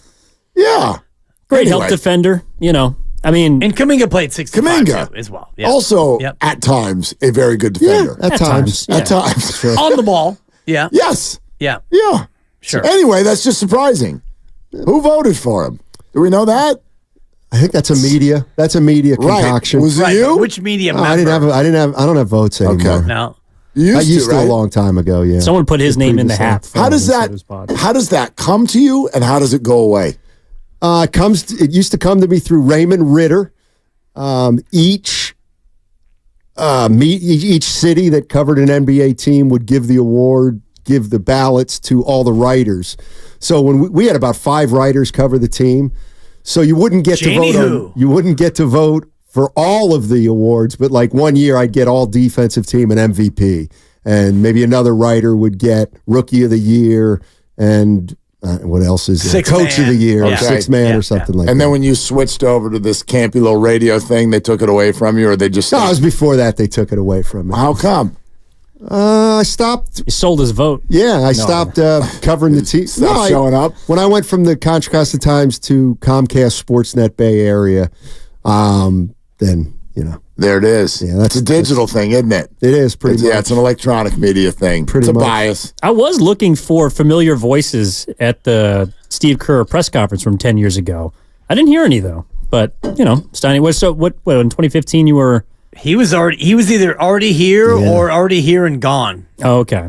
That's true. Actually, I'll answer that because I don't remember. I do remember. Okay. Because I was shown the door March 11th, 2014. Okay. And I was brought back. It's the day that added up. 3/11/14. I'll never forget. I was going to say, why? It seems like you remember that stuff. It's the day where it all added up. Okay. 3/11/14. I mean, and my former assistant boss and your former boss was weeping in the office next to the guy who fired me. And I walked by and I'm like, dude, why are you crying? I got fired, not you. Why was he crying? How did he answer your question? It was emotional for him to have to go through. Did you actually ask him that? Years later. Why are you crying? Years later. And you know who I'm talking about. I know don't exactly who you're talking about. But it's like, dude, really? You were crying? I'm the guy on unemployment. But anyway, I got brought back. It was a 51-week unpaid vacation. Right. And when he brought me back, the big bit was it was going to be a surprise. And so he brought me into the conference room, and then he brought in Steiny. I don't even know if you remember this. I do. And you walked in and it was like, oh, my God, you're back. That's and that right. was February of 2015, which is a long way to say that when the Kerr press conference happened, which was obviously May 21st, you were already back. Actually, that was 9 years. It would have been 2014, though. But he was already back in the fold. I got fired before Dibs. Yes, he did. Congrats. Thank you. Yeah. Did anyone cry when you got fired? Just 2 months before? Yeah, roughly. Yeah, roughly. I got fired around Christmas. It was a house cleaning. It was a bloodletting. And nobody cried? Nobody cried for that one? Cried. No, I had I could have, the former boss extended his hand for the handshake, and I thought about not giving it to him, but I took the high road and shook his hand. You did? Said, all right, see you later. Attaboy. Yeah. And your beat was much worse than mine because you had only done a year and you had 7 different co-hosts, one of whom is no longer with us, and it was a complete, it was a rotation sensation. That's what nice. it was. Yeah. He had no chance to really establish anything with anybody. Yeah, it was. So you guys didn't give a damn about Steve. About Steve Kerr getting hired that day. Didn't give a damn about it. No, we were probably talking about the NFL. Oh, yeah. And I was bummed that my OTAs. Mark Jackson impersonation was no longer valid on the air. Yeah. Because I used to do a Mark Jackson back then. Those are tough moments. Probably good time to retire it. I sit in my bathroom and still do Gabe Kapler every night at 9:45. I don't know if anybody hears me, but I'm just in there like, that is a mirror. That's my deodorant. Yeah, I do it every night. It's all I got. Yeah, so we played some sound from Kerr's introductory press conference, some kind of interesting stuff, and then Bob Myers called in at 10:30, and I forgot that it was a gutsy move to go with Steve Kerr, a coach with no experience, after a coach with no experience. Did he say to you guys the players wanted Mark to stay? Yes. I kept wanting to go, but not all of them. Well, not Bogut. But not Bogut. Not Bogut. Andrew Bogut did not want Mark Jackson to stay. That's been very clear. That's but outside of that, was it kind of unanimous outside of Bogut? Well, I think Clay and Steph were all in on Mark Jackson. And I'm trying to think who was it. Jarrett Jack was on that team. Carl Landry. So those were 2 veterans who loved him because he played him a lot. Yep. Always down the stretch. Isn't it crazy? Sometimes you'll say a certain name and 10 years ago sounds like 80 years ago. Totally. Landry and Jarrett Jack. That does not feel like a decade ago. Yeah, I mean, apparently that was the first and last player Bob disagreed with Mark Jackson on because he took a free throw line jump shot, and he was like, what are we doing? And he told him it was the wrong move, and he said that was the last time he criticized a coaching decision because he did it. He just brought up Carl Landry. I was like, I totally forgot about that guy. Yep, completely. Well, Landry and Jarrett Jack, they kind of got the ball rolling here. Yeah, yep. For sure. I wonder what Rick Welts wanted in terms of a head coach. Well, he worked with Kerr, right, in Phoenix? He did. Yeah. He did. So he was, Well, that was also the last straw, or one of the last straws. I'd forgotten about that. Of all the things that Mark Jackson did or went through, I forgot about the homophobic remarks. Exactly. About Jason Collins saying I'm with a president who is gay. I mean, with Rick Welts, the first openly gay front office person in any major sport. it couldn't have gone over well. Well, I look at things in sports this way often. At least I try to. I try to acknowledge all that we don't know. There's always so much that we don't know. So I'll give you a different example that's out of our market. Why has Eric Bieniemy never gotten a head coaching gig? Well, according to LaShawn McCoy, he's a terrible person. Okay. Well, I don't know that he's a terrible person, but I don't think we can just go, well, racism, because we look around the league and there are a lot, not enough, but there are a lot of black coaches who have jumped him. D'Amico Ryans being one of them. Why is that? All I can say is I'm pretty sure there's a reason. And I think, why has Mark Jackson never gotten another gig? Save that for Guru, because Guru is a torch bearer for Mark Jackson. And by the way, I can imagine, I could guess, I can't give you a firm Sharpie reason, but there are reasons. Right. You don't do that as a new head coach and start to build up and make the playoffs and do some winning and set the table like that, and then in a little bit of a controversial move, you get fired, and then you never get nobody ever gives you another shot. Yeah, and it wasn't like he was a bad head coach on paper. There are reasons. Yeah. God, I promise you. Yeah. I mean, and I think it points to the biggest difference that I can recall both from then and now looking back on it between the two head coaches, which was, Mark Jackson created this environment of us versus them, whether it was players versus other teams or versus media or versus internally the organization. And I've never felt like Kerr has ever done that. There's been some times where I've disagreed with how he's handled things within the organization, but it always feels like it's just us. Right. It's never us versus anybody else. And in fact, I guess you could make it a case it's more just us versus us. And that's what I appreciate about him the most is his honesty and loyalty, even though that's gotten him in trouble sometimes. Yeah, well, first of all, you're listening to 95.7 The Game, KGMZ, FM at HD1 San Francisco. Always live on the free Odyssey app, Twitch and YouTube, powered by First NorCal Credit Union. I forgot this, too. Mark Jackson with the Festus Ezeli, when Festus was hurt. I'm just looking at it right now. Mark Jackson falsely convinced his players that Festus Ezeli was rooting against them. Mark Jackson tried to poison the Warriors against Festus Ezeli. I mean, I remember. That's just weird. It's just a weird story. It is weird. Turns out he was so hurt that his career ended a year later. Yeah. Well, Mark's big thing was just us. That was when they put their hands in, just us. It's a win on 3 or Warriors. It was just us. And over the course of 3 years, just us became smaller and smaller and smaller.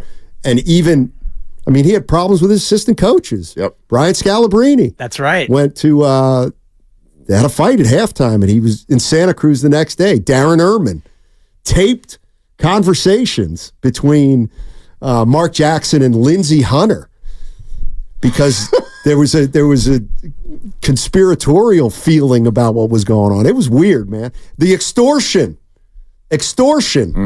came up also. So. Yeah. And also the side trips to L.A. during road trips in order to go preside over his church. Right. Which we don't need to get into too much detail about the ouster of Mark Jackson, but like you're saying, Mark, there are reasons why he hasn't gotten a subsequent sniff in the association. Yeah. People know. People in the industry, people in the fraternity, they know.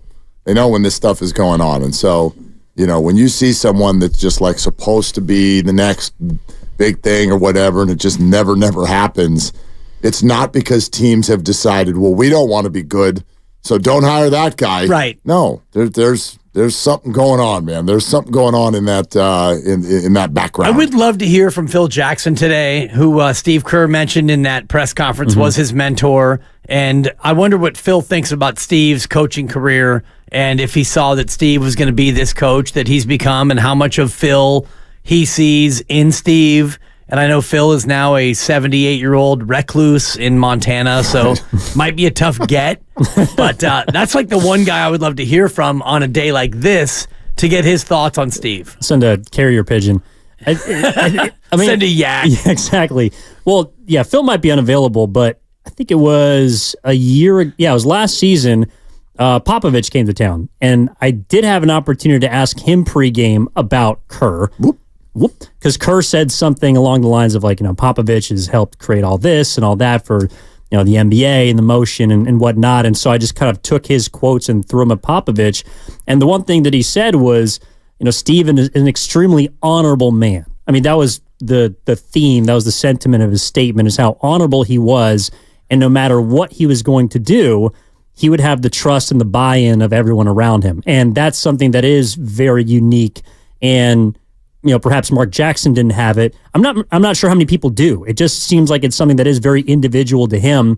And while he was a right place at the right time type of hire, I think he was also the right hire because they were able to get to heights that this franchise had not known prior to and hadn't known for decades and may not see for a long time after he's gone. So I just thought it was very interesting that, someone like Popovich, it's not as much about basketball. It's about, what was the word, the term Shawn Livingston used, like emotional intelligence? Yeah, awareness. Emotional awareness. Yeah, that's Steve Kerr's greatest strength. So, I mean, I thought that was Phil Jackson's greatest strength while we're doing drip drop. I mean, I covered a lot of those Laker teams. Okay, here we go. No, and that was Phil's strength and good message for anyone who's called this radio station or not over the last year to scream about Steve Kerr's rotations. Do you know where that falls on the list for a head coach? About 7th. His rotations? Sure. By the way, do any of you think his rotations are just his rotations? Steve's like, I'm going to handle rotations. Nobody else talk to me. I'm in charge of rotations.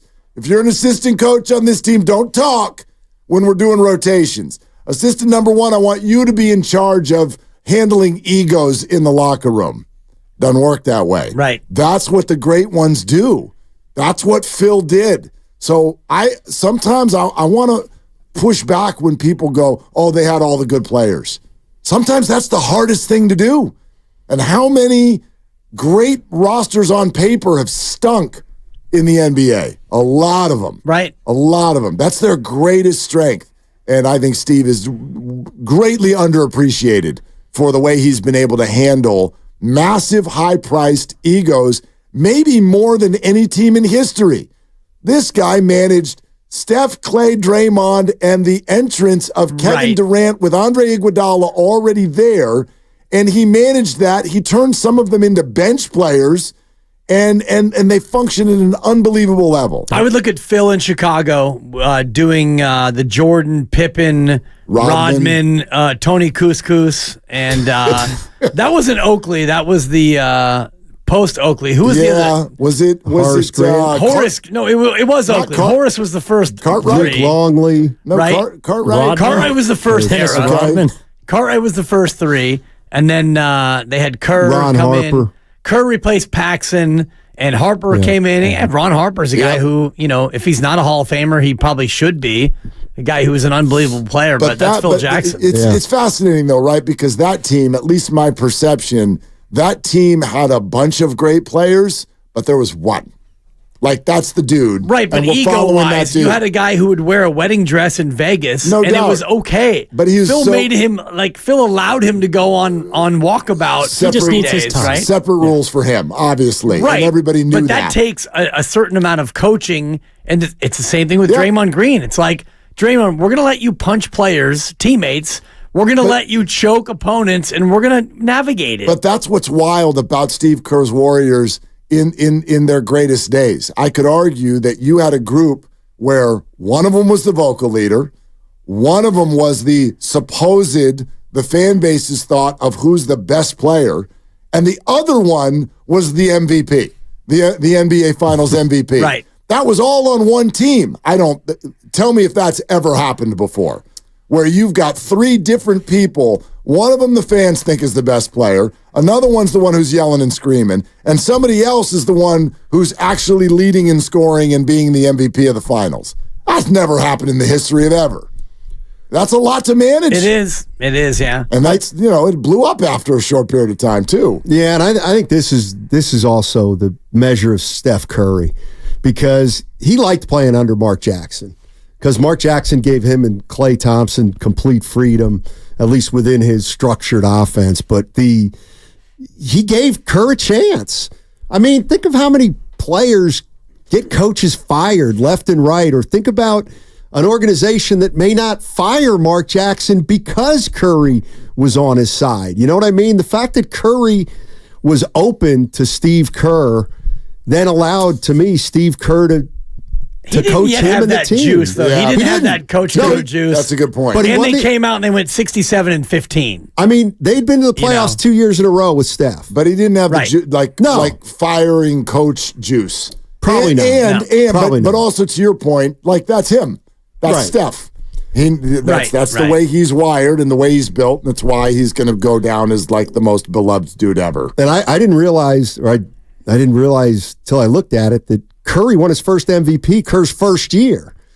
Like the first year Kerr was here, Curry won the MVP, and he won 2 in a row. And you used the great phrase earlier when you said he unlocked Steph and Klay, the unlocking of their offense. And I do think that is what happened, because before that, they were good offensively, of course, but it was more of a defensive-minded team under Mark Jackson. But Steve Kerr came in and unlocked their offense for sure. I mean, Mark Jackson was taking Steph Curry out of games late for defensive substitutions at the time. Well, sure as heck wasn't letting him shoot 12 threes a game, which is what he was, I think, 2 years after. Yeah, he went up to 12, went from 8 to 12 under Steve Yeah, I mean, Kerr. that 1 year, and you pointed this out, the fact that Steph actually averaged the same amount of points his first year with Kerr as he did with Jackson in 14, but then the 16 year, he jumped 7 points to 30 while playing less minutes. Right. So Kerr obviously found a way to not just, empower Steph, but to unlock him and to unlock a part of basketball now that will never, ever go away. And make sure you put the proper respect on Steve Kerr's name when you talk about him as a player, because he is still number 1 all time in 3-point shooting percentage. Yep. And he will never be touched. Oh, that reminds me. They used to have those free throw shooting games between him and Curry before Kerr's back injury.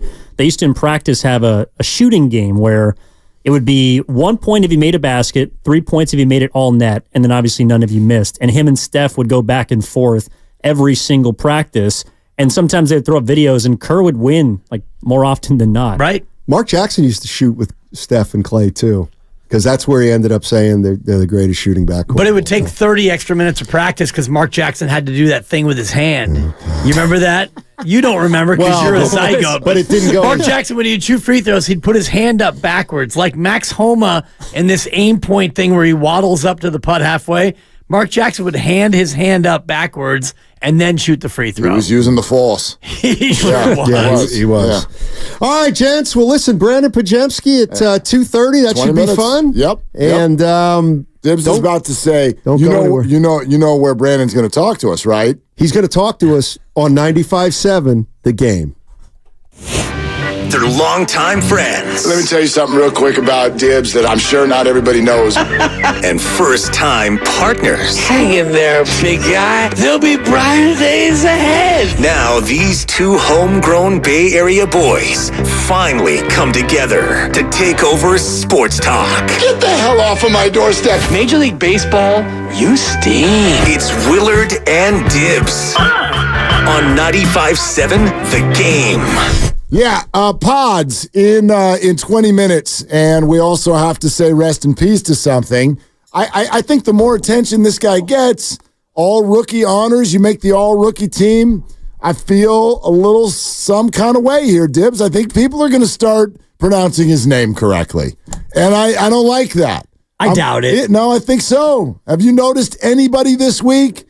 Anybody doing the Podowski or anything like? Nobody's doing that anymore. He's not so too much. Good. Yeah, he's too good, and that's a shame. At least we have some on tape that we can go to, right? Yeah. Those and we'll be like, those were the days. Totally. Remember when people used to say Poughkeepsie Kid and all that stuff, but not anymore. So anyway, yeah, Brandon Podziemski is going to join us here in less than 20 minutes, right here on Willard and Dibs 95.7 The Game. So glad you're with us. You are always welcome to join this show. 888-957-9570. Here's what I would love to say right out of the gate. as the station and Steiny and Evan did an awesome job celebrating the anniversary of the hiring of Steve Kerr. I'd like to say it this way. This man is incredibly underappreciated. And I find it frustrating, to be honest with you, as a Warrior fan. Mike Malone, the head coach of the Denver Nuggets, a couple of days ago, sat up at a press conference, and granted, he got frustrated with a reporter, and the Timberwolves were screaming behind the wall, and that's what got all the attention. But Malone indicated that the Denver Nuggets had a hard time this time around in the playoffs because of exhaustion, because they had played until June last year, and therefore did not get a normal offseason. And not lost on all of us Warrior fans. Right, this team did that for like 6 straight years and never got to use that as an excuse, never did use that as an excuse. We're playing way more basketball games than all the other teams. And then they would come back and do it again, and they would do it with big names, and then they became bigger names. Remember, when Steve Kerr took over, you just said it, Steph didn't have that coach firing juice yet. They weren't champions yet.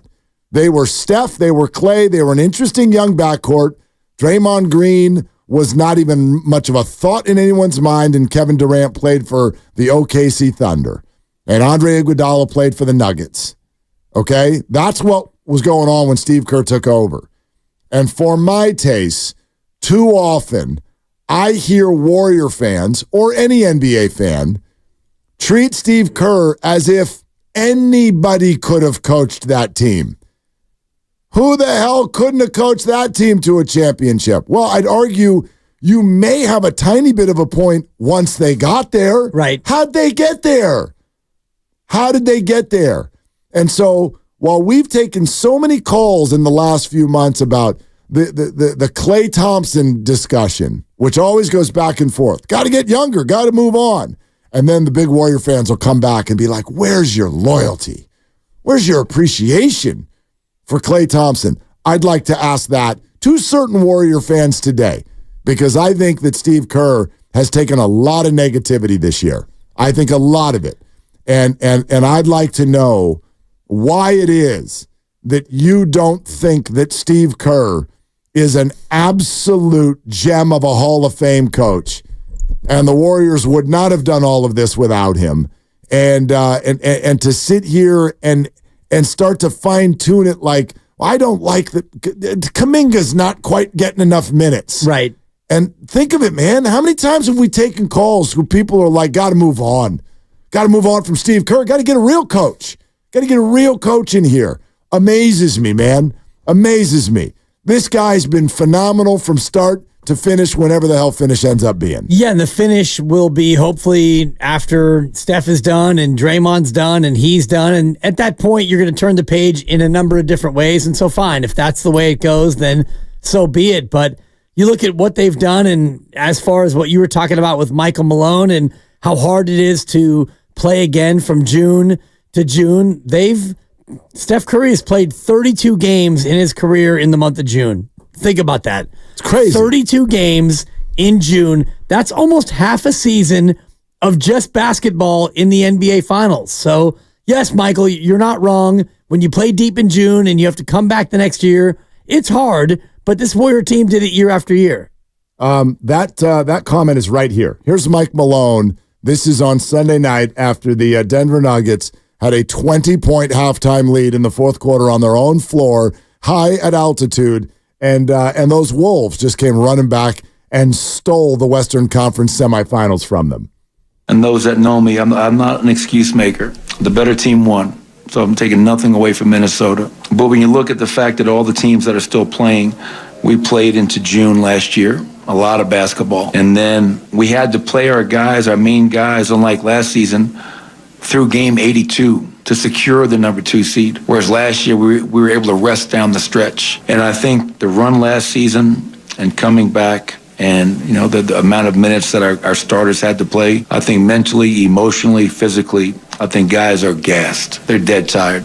They gave me everything I could ever ask for. I don't want to blow that off. He's in that locker room. He knows. And sure, guys are gassed.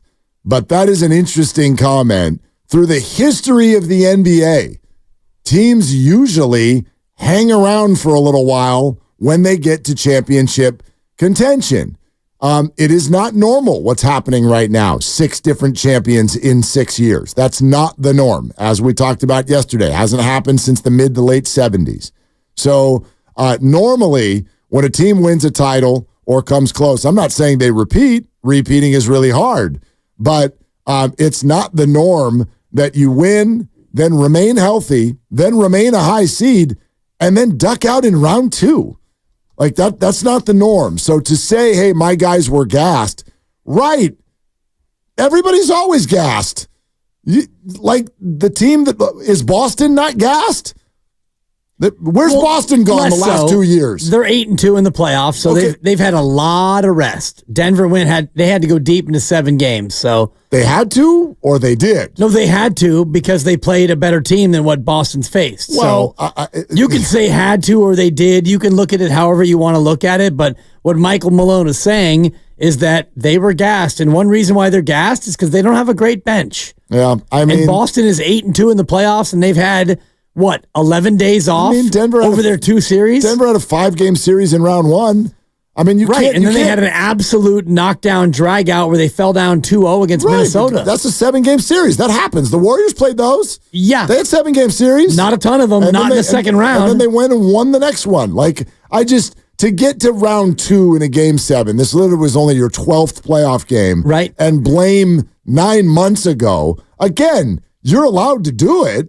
But there have been so many teams before you that have had the exact same assignment and have not ducked out because of fatigue. That's all I'm saying. And he gave credit to Minnesota. He wasn't saying they lost because they retired. He said Minnesota's a great team, and that's the factor. If you want to look at the Warriors' runs to their championship and whether or not they played as tough a team in the second round as Minnesota was, it's not really that conversation, but Minnesota is a very good opponent for Denver. They match up well with Denver. And if you look at Denver's minutes throughout the course of the year, they didn't play 9 and 10 guys all year. They played mainly 8 guys. And so, you got to the end of it and you got tired. Is that an excuse? No, it's the reality that you didn't have a deep team. Yeah, well, and who's at fault for that is one question. And this isn't even about the Denver Nuggets. And, none of us were sitting here saying Minnesota's impossible to beat prior to this series. Now we feel that way because they won it. To me, this is more about the achievements of the Warriors through the years and the fact that they've largely been underappreciated. There are a lot of people after Steve Kerr right now, and I don't think that it's warranted, even if some of the points they make on a smaller level are real. We've said it. I don't think Steve had a perfect year. You know who else said it? Steve. Right. Steve said it. It gets really, really challenging. But to take those little decisions in the moment, oh my gosh, he left Moody out, and be like, need a new coach. Right. Come on. Dude, take a moment. Today's the day to do it. And look at what has happened the last 12 years. And for me, I like what I call for, acknowledge that not just anybody could have done it. Worst thing that happened to Steve Kerr, for 2 reasons, was that his back was so debilitating that it must have been absolute hell for him, combined with the fact that Luke Walton walked in and never lost a basketball game. Right. And everyone went, yep, anybody can do this. It's like, that's not fair. You snapshotted 30 games. 24-0. When the Warriors were at their absolute highest power, and Steve had so much to do with bringing them there. That's what allowed them to be a power, was because of so many of the things that he did and set up. Anybody could just sit there and coach that team. Honestly, Mark, I mean, come on. What are we doing here?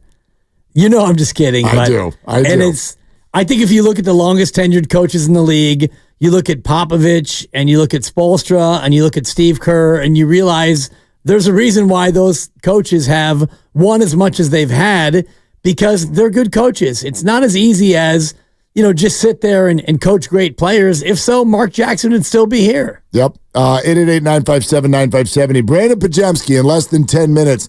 Let's take a couple calls. Junior in Pacifica. Hey, Junior, on with Willard and Dibbs. What's up?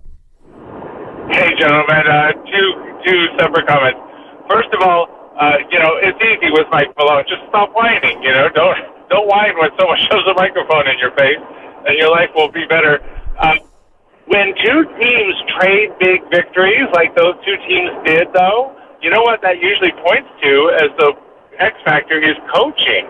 So he shouldn't be talking about his players being tired. He should be looking in the mirror.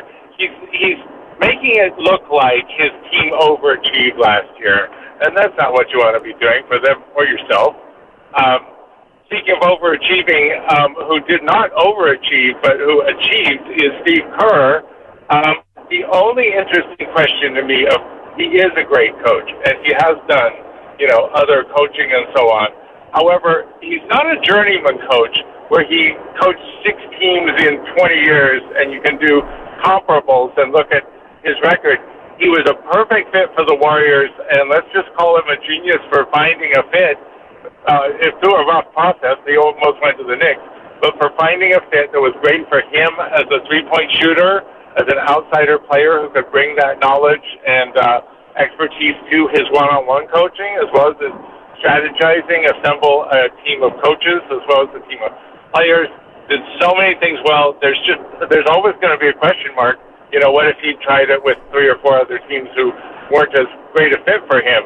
What would have happened? We just can never know, but it doesn't take away from the amazing. Whoop, we lost you. Oh, there you are. Yeah, and Junior, good call. Fully agree. This is not, I hope it doesn't sound like I've now decided that the Warrior dynasty was only Steve Kerr. I wouldn't even call him the most important piece. I'd probably give that to Steph Curry, but nice. You know what I'm saying? Going out on a limb there. Thank you. Yeah.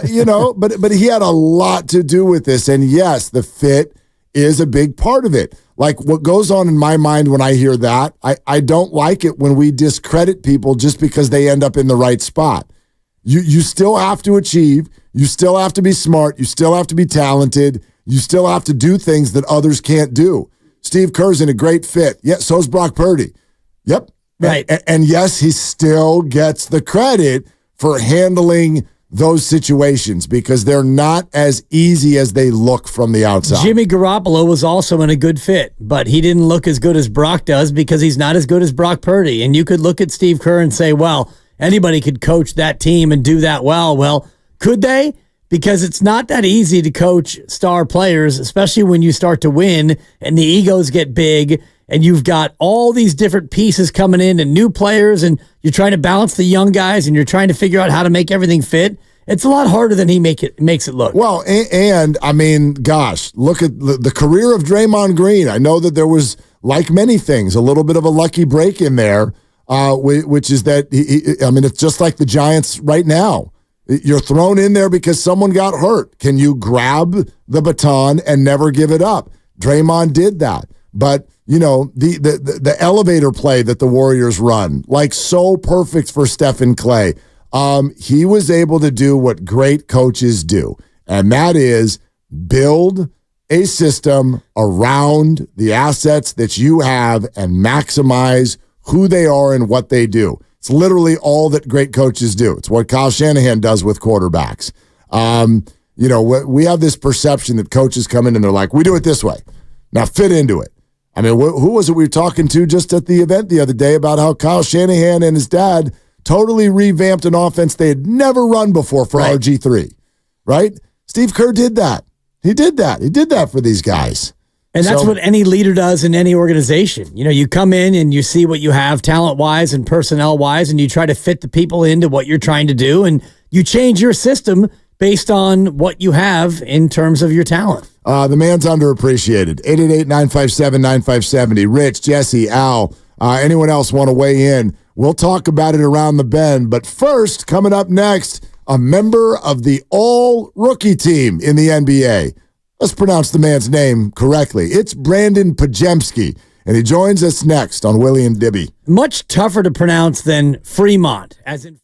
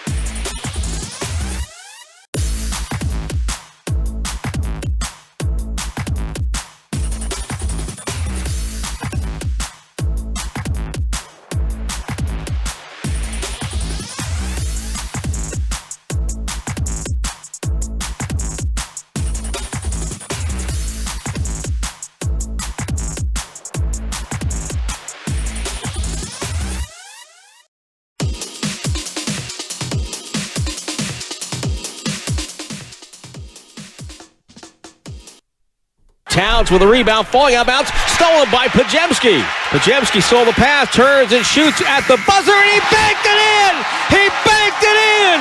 Spinning toward the right corner, off balance, but on target. Towns was falling out of bounds. Podziemski dribbled it outside, a banked-in three at the buzzer. Dub Nation, this is Brandon Podziemski, and you're listening to Willard and Dibbs on 95.7 The Game. Well, we're about to be... ... We think. Yeah. Not we think. We know. I have the absolute utmost confidence that Brandon's about to call in, but he hadn't called in yet. So Brandon will call, and then we'll talk, and we'll have coffee, and the whole thing. But special year for Brandon Podziemski. We were just talking, Luke and I were just talking about the all-rookie team this year, and the fact is it's sort of like not what you would expect. Chet Holmgren was drafted the year before last. Right. And injury held him out. Wembanyama's different. That's like special. We've known about Wemby for a while as the number one overall. And then the other three were all like drafted in the teens and the 20s, right? Podziemski was, I always forget the number. Was it 19, 20, 21, 19? And Jaquez was 18? Is that right? With the Miami Heat?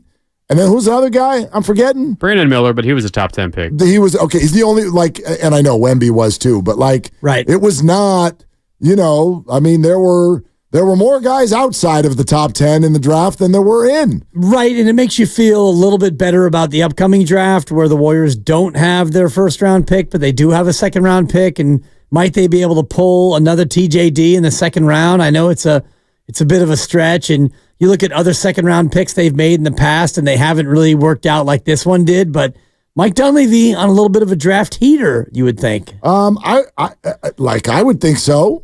That was I have not done the deep dive to compare Mike Dunleavy's draft last year to other NBA teams. I have a hard time believing that anyone got more out of the draft with less than what the Warriors did last year. Right. Hang on. Previous second round picks, Guy Santos, who, good second round pick. He might eventually help. You've got Nico Mannion and Justinian Jessup, Eric Paschal, Mie Oni, who, and then you got to go all the way back to Draymond Green and Ogden Kuzmic, the great Kuzmic. So remember when Paschal was a thing for a second.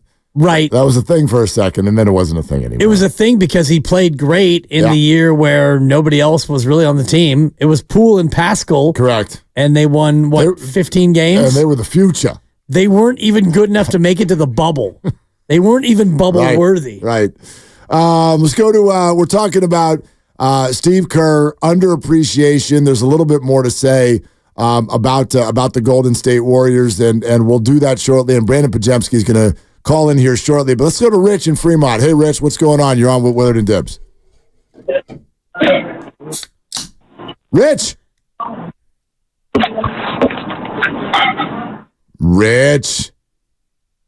What, put us on hold or something? I don't know what was going on. It sounded like he was maybe mixing a salad or something. Get Rich on the line, Lucas, because I know Rich has got something he wants to say. Is he back? Hey, Rich, are you there? Yeah, I'm here. Sorry about that, guys. Come on, man. Thanks for taking my call. So, to what you were talking about earlier, you were saying that, that basically, having 6, championship teams in 6 years is not something that happens all the time. And I think one of the reasons why is because, the NBA kind of wants it this way, okay? Because, you look at it from a marketing perspective, right? It's like, are people going to watch the NBA if there's one team winning all the time? Probably not as interesting. But if you got, teams that never won before, okay, winning, now that's going to bring some interest. You look at all those teams. Most of those teams are teams that never won a title before, correct? Correct, but Rich, you know what? I sort of conceptually disagree with you. Like, the data will show. I know people. This is what I mean by this, Rich. You ever go to a Super Bowl party and the Patriots were in it for what felt like the 11th year in a row? And people always went, I'm so sick of the Patriots. Data will show no, they're not. People love dynasties. People watch things called The Last Dance, 30 years later. So this whole there's a new champion every year. I don't. If your point is that it's good for business or ratings, I don't agree with you. Okay, but this is the problem I have. That's the NFL. The NFL's, audience is different than the NBA. Okay, and I'm saying from the standpoint that the fact that you have all those teams, and even this year, okay, there's a good chance that you're going to crown a title holder who's never won before. And I still believe that is what brings more eyeballs to the NBA, and that's what the NBA wants because it's going to bring more revenue to the NBA. Yeah, it's interesting, Rich. I see it differently. I very much so. I know you're saying that yes, the NFL and NBA audience is very different. I would argue, if we want to do this in a small recent sample, the last 15 years, LeBron and Steph have run NBA ratings, not new blood.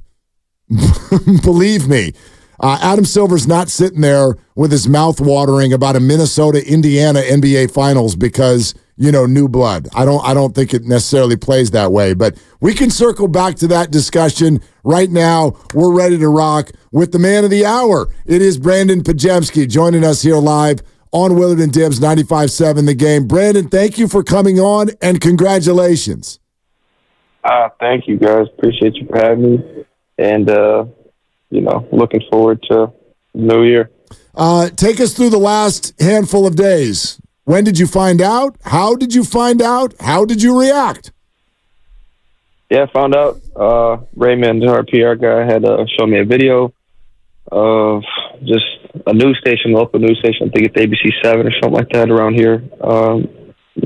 Streaming that, and Steve Nash had sent the video to me, which was pretty cool. So found out yesterday during one of my workouts, or after, I should say. So it was pretty cool. Obviously, a record that I wanted to achieve my first year, and I did it. So it was a pretty good feeling. All rookie team. Now, you mentioned a video from Steve Nash. We all get the Santa Clara connection, but I don't think we've heard too much about what that relationship is like. What has he meant to you through the years?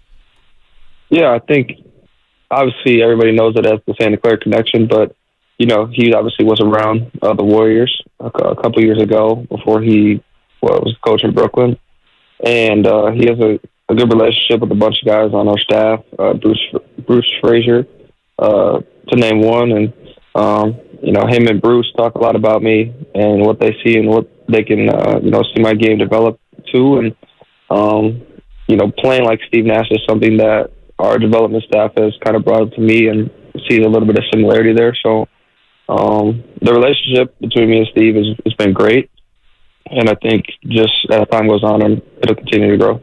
When you look back at your rookie year, you hit the ground running and you came in with such confidence and you played awesome early and you were able to sustain it throughout the course of the year. When you look back at your rookie year, what are you most proud of, and what do you look at as the biggest area for improvement for you? I think I'm most proud of the fact that, I did a lot of things that, rookies for the Warriors don't do. And just in general, making first team all rookie and out of that group being the lowest pick at 19th overall, I think, I told a bunch of teams, or every team that interviewed me at the Combine in Chicago, and then when I went and worked out, that they asked me when, you do a redraft on this year's draft, where I would be, and I always told them top 5, and I think being first team all rookie, signifies that as of now. But just that, and achieving a bunch of things that I wanted to achieve for myself was probably a proud moment. But I think room to improve. I think there's a lot of areas, but I think the best players, every summer channel their focus on one or two things and really master those skills instead of doing a whole lot of things. So for me, just, scoring in the mid-range level and being a point guard that can really score and shoot the ball, but also, have that high assist to turnover ratio like I did this year. Brandon Podziemski is with us. Do you consider yourself a goal-oriented person? I would say to an extent. I think goals are more generated off the court for me, meaning, I have those goals written down, but when I'm playing, I'm not necessarily thinking about it. It's just whatever can I do to help the team win, and I think the goals will come with it. So, when I'm playing the game, I'm not like, well, I need to be first team all rookie. it's just you just do whatever you can out there to help the team win, and the goals and the accomplishments always fall in line behind it. No doubt, but it feels like all-rookie team might have been something that you jotted down in the past, and if so, what's next on the list? Yeah, next on the list, most improved player. How can I win that? And then after that, you take another step and you try to be an all-star. And for me, you guys obviously know that I'm never just satisfied with where I am and what I've done. So as crazy as it may sound, but putting the first-team all-rookie in the rear view and trying to get to that next step and winning most improved and being an all-star and trying to be a face of the franchise at some point in my career is what I'm looking forward to and something I'm going to work for.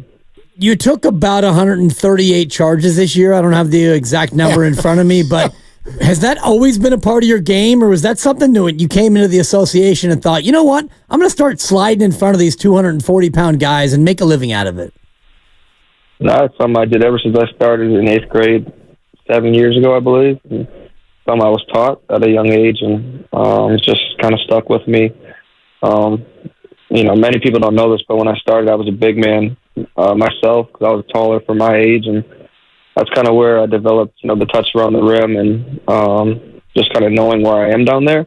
And so I've always learned how to do that, and it's just kind of stuck with me. And I know it's a way on defense that I can impact winning, and it does a bunch of stuff for our team that boosts us in the right direction. Do any of them stand out? Like what do you remember as the most painful or most memorable charge that you took this year? Yeah, most painful would probably be in February after the All-Star break. We played the Lakers, and I took one on Anthony Davis coming full speed at me. That probably one, and then the most satisfying one was probably getting Jokic. We played Denver, and we blew that 25-point lead or so. We were on that run, and it was the end of the third quarter, and I took one on him. So just to take a charge on someone that has such high IQ, and it doesn't happen to them often, I think it was pretty cool. You do realize that you're half a cup of crazy, right? Like just the concept that you want to stand in front of Nikola Jokic and take a charge is nuts. Yeah, I think for me, like a lot of my friends and stuff ask me, like, do you ever get starstruck or stuff like that? And for me, when I'm out there, I just look at him as another person and just play how I know how to play. And, after you can marvel at what he's done, but when I'm on the court, I just look at him as another player and try to win. Speaking of starstruck, you play with 3 guys who are 4-time champs and other guys who've got multiple rings. How did you get from being a rookie to getting beyond the starstruck aspect of it with Steph, Clay, and Dre so quickly? I think it was just a connection, which is big on their part. From when I got drafted to showing up and supporting us at Summer League, having conversations, and kind of building that genuine relationship that didn't have much to do with basketball. I think that kind of at first you're like, wow, this is him, but at the same time, you understand like it is a business, it's a job. So credit to them of just hosting players only camps and getting to know not only them but the rest of our teammates on a personal level through hanging out with each other, and it didn't have to be everything was about basketball, which is really cool for us. And I think that's why Steve said so much this year of how close this group was, and it's a credit to them that they got that started early in the summer last year. Brandon, you got the play-in game, but you technically did not get to play in your first playoff game. What have you learned by watching the playoff games on TV, presumably? Yeah, I want to be there. I expect myself to never not make the playoffs again in my career. I went to Game 5 in Milwaukee when they played the Pacers while we were at home, and just to see the environment and what it was like. Personally, I thought when we played in Sacramento, it was louder than it was in Milwaukee during the actual playoffs. But for me, just seeing the physicality, the toughness, how the whistle changes in the playoffs, I think it kind of fits my sort of brand of basketball because, I am a physical player on both sides of the ball. So, I think that kind of fits me and something I'm looking forward to, especially next year. As a player, what did that shift feel like? Did you guys get word that the refs are going to start swallowing the whistle more, or did you just pick up on it and realize that you could be a little bit more aggressive over the last 30 or so games of the league? Yeah, I think, they made a little bit of a deal about it after the All-Star break. And, Steve and the staff kind of, told us about it. And, we see teams hold and grab and Steph and Clay when they're running around. And so we kind of just used kind of that same mentality and kind of started doing the same things to the other teams. And obviously they start to let stuff go. And, the tic-tac fouls aren't being called as much, which is, was a benefit to us because we have such physical guys. So I'm hoping that continues into next season, at the start of the season. But who knows? And, I'm just really excited to get back to playing. Brandon, I wonder how you'd answer this. You get what's going on with this organization right now. Like, you've got big-time future Hall of Fame players, yet you missed the playoffs. Yet you guys were also 46-36, the Draymond suspension, a lot of talk about potential change. I think here's the question. From your view, how close to contention are you guys? I think we're very close. And obviously that's easy to say for anybody on any team. And everyone has that belief that they can do it. But I think to see, the old guys mixed with the new, mixed with the young, I think it's something that we can, put together. And seeing, Mike Dunleavy's plan and Joe Licko's plan of, drafting Jonathan and Moses and letting them develop, but also then drafted me and Trace, who had experience in college and were ready to impact, and, meshing that together, and now going into a second year with all four of us, with the combination of Steph, Clay, and Draymond, and, whoever else is with us when the time comes. I think it's just, it's set up for success. And, it's another year, like I said, of experience of us playing all together. And you can't hide for a ring, and it doesn't just happen on accident. So those guys know what it takes, and, we're there to help them and get them to the promised land. What are your plans for the summer? Obviously getting better and playing basketball, but anything else other than out there in the grind in the gym? Not so much. I mean, the May and June is going to be, big 8 weeks for me. And then obviously July is summer league, and I'll play in a couple of games of that just to, have the ball in my hands a little bit more. Obviously they want to see kind of what that looks like with me and Trace. So, just do that, and then I'll take some time off, probably the end of July, early August, and then, get right back into it. Looking forward to training camp, which is the end of September. So it's coming quick, and, I've never had an off season like this. I've been, on a straight grind for, 2.5 years now without any break. So to take those 2 weeks off after we lost to Sacramento was, something very uncommon for me, but I think it was much needed. Brandon, speaking of Trace, who you've mentioned a couple of times, a near miss for the all-rookie team for him. Have you talked to him in the last 24 to 48 hours? Yeah, I saw him this morning. I saw him yesterday.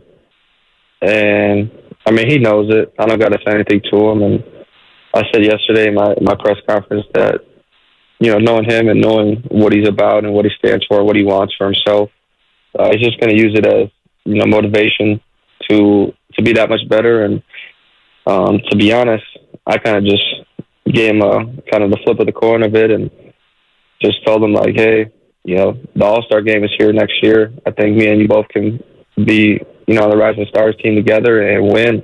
And I think that'd be super cool, especially it being in San Francisco. So just kind of look at it from a different perspective. But he knows he should have made it. We all know he should have made it. You ask a lot of people in the NBA, they would say he should have made it too, just based upon his impact, how much he helped us win in the second half of the season, and, doing that in such a short amount of time. And then ended up starting, with the best group we had out there. So it was pretty impressive, at least from my perspective. And Brandon, here's the question we really are dying to ask you. Now that you're on the all-rookie team, you think they know how to pronounce your name now? I hope so, but, people always forget it, somehow mess it up, which is okay. Maybe once I'm an all-star, they'll figure it out. Yeah, we've made actually quite a side living out of all of the mispronunciations, and I hope you don't mind that we've had a little bit of fun at not your expense, but at everyone's expense, getting to know you a little bit.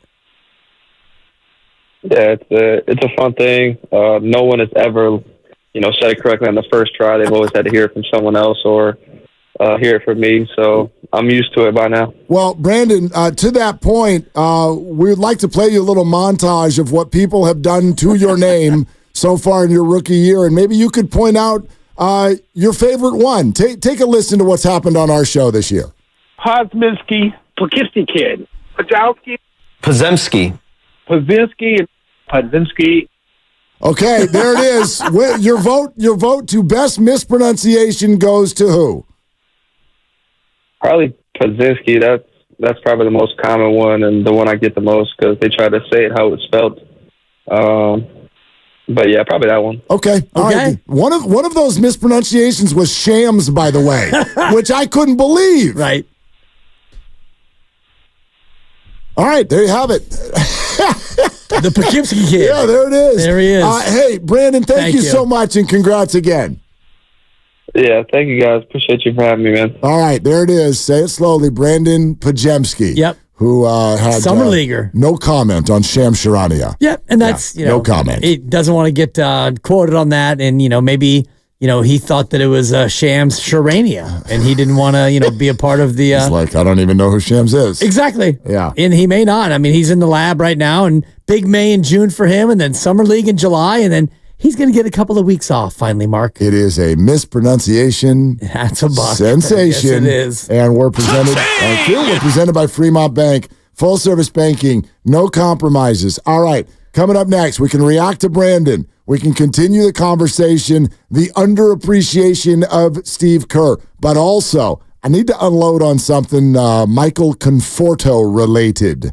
Coming up next on Willard and Dibbs. Looking for a deck? Shop at Big Creek Lumber. Big Creek Lumber has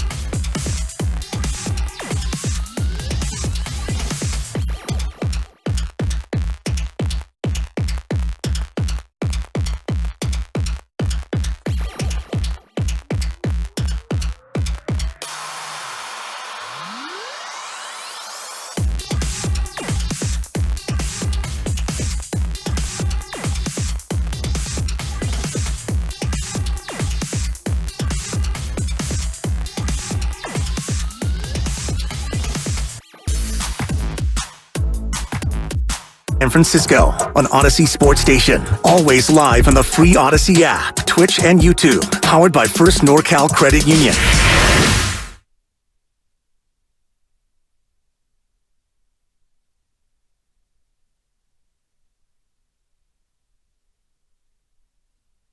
Now, back to Willard and Dibbs on 95.7 The Game. Let me throw this at you. You tell me. Is this somebody you want in your team? Okay. All right, lay it out. What's Major League average this year for batting average? About? Probably 232. Okay. I will confirm the number, but last I checked, there were 9 teams hitting below 230. Pick whichever stat you like. What's your favorite, what's your favorite offensive stat that decides whether or not a player is playing well? For me, it's become OPS. Okay. Because if you get a walk nowadays, that's a good thing. Okay. OPS. And what do you consider a good OPS? 700. Okay. So how do you feel about 821? You're doing great. You want that guy? 821, you're awesome. You're almost an all-star. Okay. I mean, Lamont Wade Jr. has got to be close to 900, and he is an all-star. He's playing like one. Right. I don't know if he'll get there. Yeah, at the first base position, there's lots to choose from. True, but the Giants might be in that you get one guy mode. Probably a pitcher. Doval. Yeah, I mean, maybe Logie. We'll see what happens with Snelly. Yeah. Snelly Cat. He's not getting there. So watch a lot of Friends in our house. So 821 was the OPS I threw out. Really good. Lamont Wade's is 885. Yeah. Okay. Wow. 821 OPS, batting average 280. Burley. 7 home runs. Hefty. In 143 at bats. You do math quicker than I do. That's 20. That's actually 21 for every 20. Which is like, I don't know, McGuire type levels. It's good, really good. Yeah, 143. Yeah. I love how you got to double check. No, I want the decimal. It's like 20.08. 20.4. Okay. 20.4. Whatever. My fractions aren't what they used to be. We talking about fractions. Yeah. Good baseball player, right? Yeah. Yeah, so why the hell do all of you want Michael Conforto to just ride pine because Elliot Ramos had a nice weekend? Seriously, what's the matter with all of you? And by the way, let me back up. That's not all of you. Okay, thank you. But because we had a meeting about that last week. I know, I'm sorry. Bob's driving around. He's like, I like Conforto. Stop responding to the lunatic fringe. Look. Well, no, it's not the lunatic fringe. I hear this in places. They're lunatics and they're on the fringe. No, some of them are right down Broadway, and that's fine. I want to be welcoming here. I, too, was inspired by Ramos, Luciano, and Matos over the weekend. But I want to be careful and draw a line between Michael Conforto and Austin Slater. These are two very different situations. Do not let your Austin Slater frustration, and to a degree at times this year, Yaz frustration, don't let it spill into Michael Conforto's locker just because he's been here for a minute and he's a veteran. And he's been hurt too. Yeah, don't get mad at Michael Conforto. This is a guy who, by the way, has an 810 career OPS. Okay. And this year, it's at 821. He is still tied for the team lead in home runs, even though he's been hurt. And he hasn't been hurt for a while. He got hurt for a week and a half. He got hurt. Got a little dinged up. Probably out for another week. I don't even know if he's just now resuming running activity according to sources. Well, they don't have to hurry now because they've got some people who for the moment are producing. But I'd be surprised if he played on this road trip. Okay, fine. Yeah. Point is that I know we all have a healthy dose of like Farhan fear right now, which is to say that when veterans come back who are underperforming, you're going to send Ramos and Luciano back down because veterans or because your signings or whatever. And I get that, and that's fair. If we're talking about Austin Slater or even Nick Ahmed, I think those are real conversations. But you can't you're not looking at your $18 million left fielder who has spent much of the year as your best middle-of-the-order hitter and telling a clubhouse, we're benching you because Ramos hit one hard over the weekend. You don't do that to people. You don't do that to players, and that's not what makes your team its best right now. These things tend to work themselves out. And I hope Ramos and Matos and Luciano force their way onto the roster all year long. And there are ways to do that without damaging those who were already in place who are playing well. I've just heard it in a couple spots where Conforto is catching strays because he was on the team last year, because he's a veteran, because he doesn't represent the youth and the future and the homegrown. But Michael Conforto has been, like, if not fantastic, he's been in the area code. He's been great. He's been really good. And so this idea that when he comes back, you still got to ride pine because we're interested in Ramos, I think there's space for everybody. If there are days where that gets platoony for a little while, I'd be cool with it. One's righty, one's lefty. There are ways to do it to keep everybody on the same page in the clubhouse. But to just brush him aside like he hasn't done anything, I think would be a huge mistake. And you won't do it because he's having his best year since 2020, and that includes 2021 with the Mets and then a year where he didn't play at all, and last year he wasn't this good. He leads the team in home runs. You're not going to take him out of the lineup. And if it does mean that Elliot Ramos has to not start the game unless there's a lefty starting pitcher, then that's the way that's going to go. You have a righty starter. You're going to play Conforto. You're going to let him go up there and get his hacks and play his way back into it as a left-handed bat.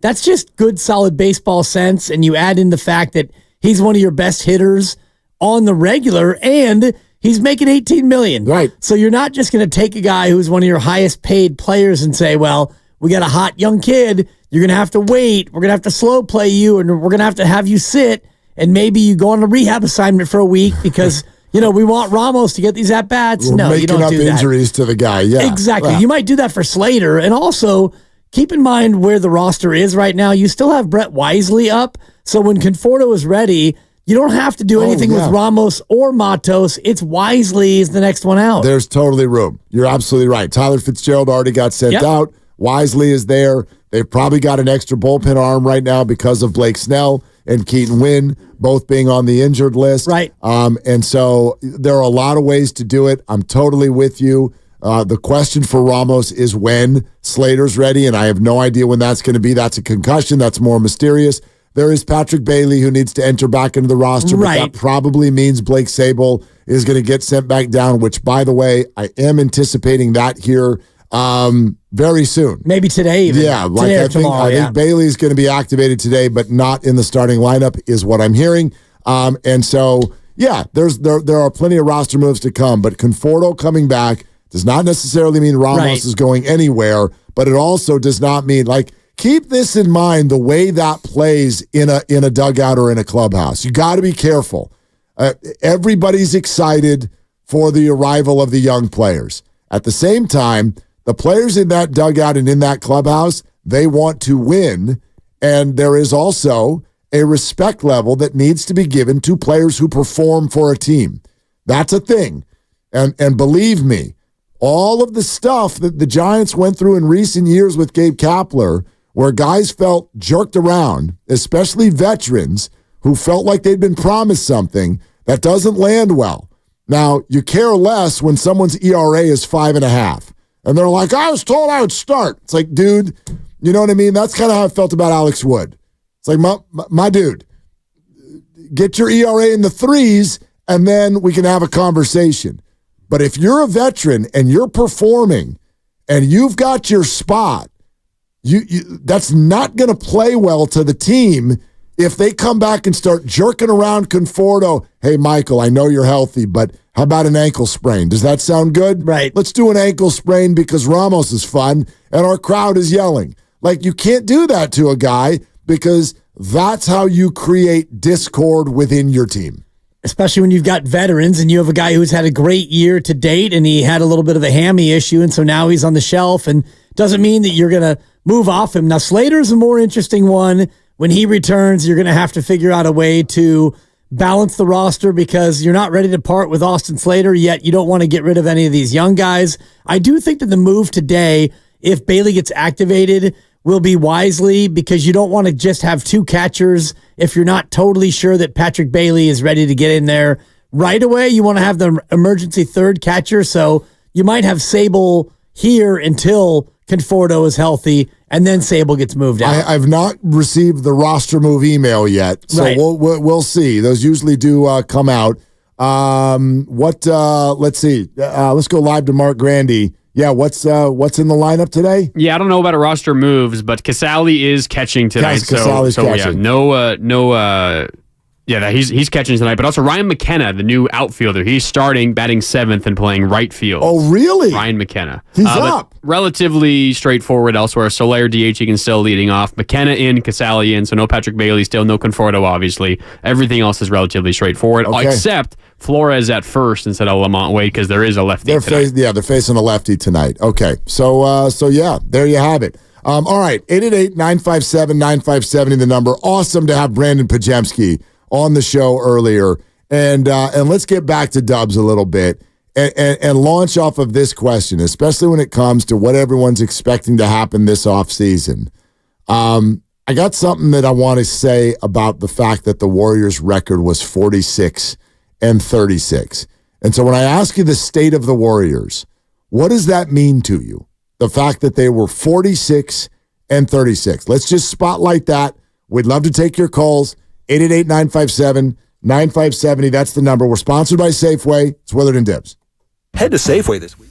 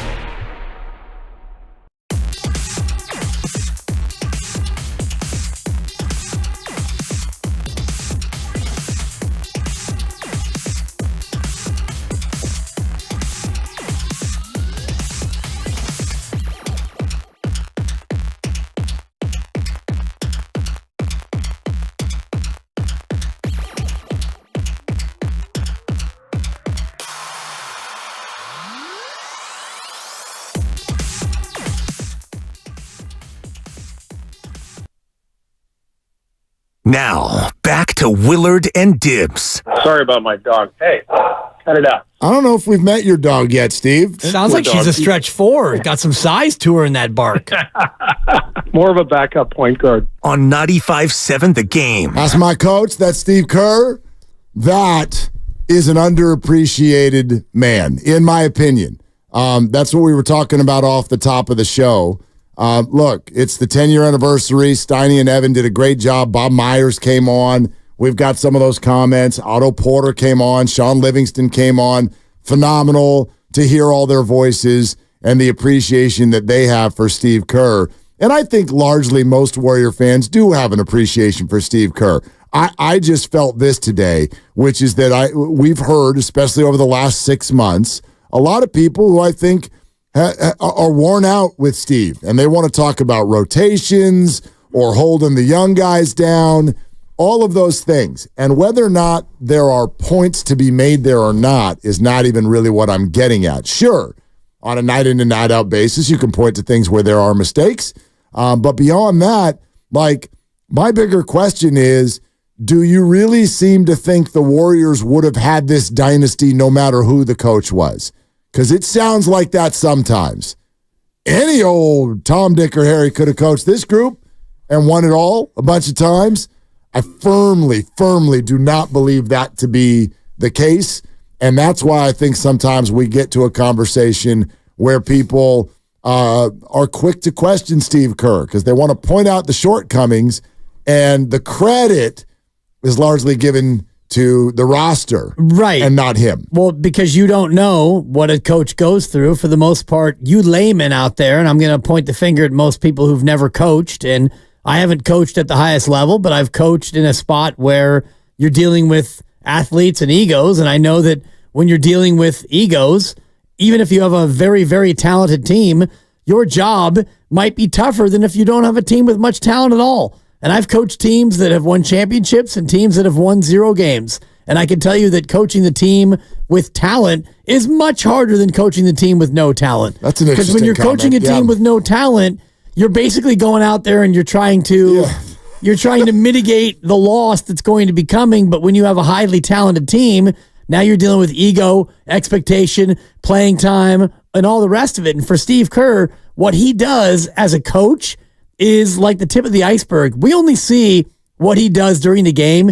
You don't see all the meetings, all the conversations on the plane, all the travel, all the behind the scenes, the one-on-ones. That's where the coaching really gets done. Want to go to the phones at 888-957-9570, but we'll pass along. For the Giants game later tonight, the roster moves are out. And yes, indeed, as Grandy said, Ryan McKenna has been called up. He basically takes the spot vacated by Tyler Fitzgerald being called down a couple of days ago. And yes, Bailey has been reinstated, though not in the lineup. Patrick Bailey is reinstated, and Blake Sable has been optioned. Oh, wow. But listen to this.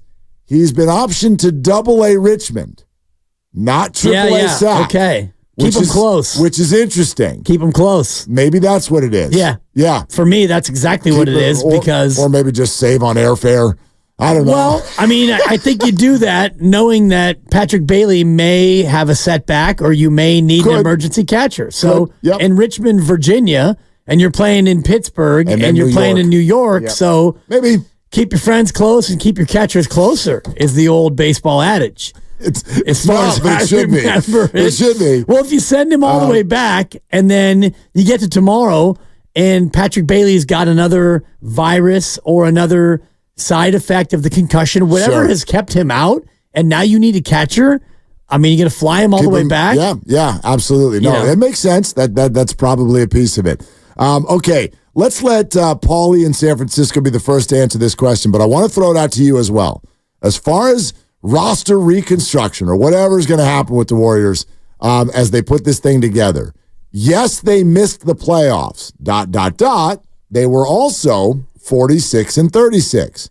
For example, 1 game worse than the Indiana Pacers, who are still playing. So, let's focus in on that. 46-36, when it comes to what the Warriors need to do next, means what to you? Hey, Paulie, thanks for calling Willie and Dibby. What's up? Hi, thanks for taking my call. You know, it was 46. I was going to say that. The 46 and 36 in the East is something totally different. It could have easily been 50 and 32. There were at least 4 close games that we absolutely threw away. For roster reconstruction, I have one simple thing I'd love to see them do, which is I think they paid Chris Paul $30 million. Nick Claxton, who is 6'11", got 12 points and 10 boards with the Nets and plays defense, is available. And I think if we could sign him with TJD, it actually gives us 2 real bigs to work with Draymond in a big league. And I think we got some potential with a simple move. I've heard the name Nick Claxton quite a bit. Paulie, thanks so much. Not a bad idea. And it does represent how I'd sort of answer the question. And this is what I mean. I'm not going to it's still only May 21st. I don't want to get too deep into this name, that name, Clay, this, that, whatever. I mean it more conceptually. To me, 46 and 36 means this. While the Warriors were not necessarily close to contention, I think it sounds amongst the fans like they were worse than they were. It sounds, when you listen to a lot of Warrior fans, like the team stunk last year. And they didn't. They didn't stink. They were 46 and 36. Is that good enough? No. Were they close? Not necessarily. But they don't stink. So when I look at this offseason, I think much more about words like tinker, twist, add, subtract, right? That's kind of the vibe I'm expecting, as opposed to words like overhaul, right? Rebuild, mass changes, things like that. I still firmly have the belief that a lot of the players on the team can still be on the team, and that can lead to a very, very good year. So you're more of the mind that they were, just a few games away from being, Steph says 3 games away from being a 6 seed. Well, but what's a 6 seed? So again, I'm not saying a 6 seed is you get a playoff series and you probably lose. You probably lose. Like the Phoenix Suns with a 6 seed, they didn't even win a game. So I'm not here to make the case that they were close at all, although Brandon Podziemski sure did. Yeah. I'm not here to make that case. I'm simply saying that I think the fan base sounds like the team is worse than it is. You would, if you listen to a lot of Warriors fans, you would believe that they are so over the hill. They are out there with canes and ace bandages at every seat, and that the whole league is flying by them, and that they can't compete anymore. And I'm just like, but 46 and 36. Sure. It's not embarrassing. But 5 and 21 against the top 6 teams in the West. Yeah, they were not contenders. Right. But they don't stink. They're not in this like, God, we got to reboot the whole thing. No, they dominated the teams who actually do stink. Correct. But the teams who were good, they dominated you. So where are we at 46 and 36? Because the good teams cuffed you around, and we can all nitpick. Oh, the 4 games against Denver, they were really good games. They were in it. And, Oklahoma City, you should have fouled and you didn't, and then you shouldn't have fouled and you did, and Chet Holmgren got you twice, and those are 2 games that you could have won, and we can play that dance all you want. The bottom line is, against the good teams, you weren't very good. And so, 46 and 36, you're better than being a bad team. I agree with you, but are you really on the cusp of being one of these really good teams that can make a threat? 888-957-9570. 46 and 36 means what to you with regard to the level of changes that need to come?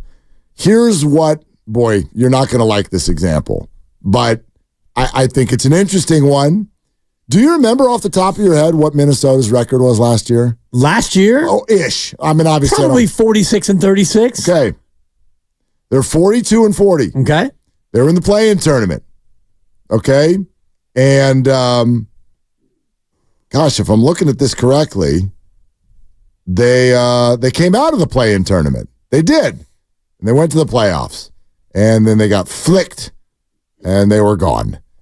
And now they're younger, way younger. Right. and they have top-end talent in their 20s in the form of Anthony Edwards. So that's why it's not a great comp. My point is, though, is that a play-in tournament, low 40s win type team can make tweaks and additions, tighten screws a little bit. Try this. Put your focus over here. Get a little rangier, what have you, and have a very different experience the next year. And that's, I guess, all I'm really getting at. I don't believe the Warriors stink as much as it sounds like to frustrated fans.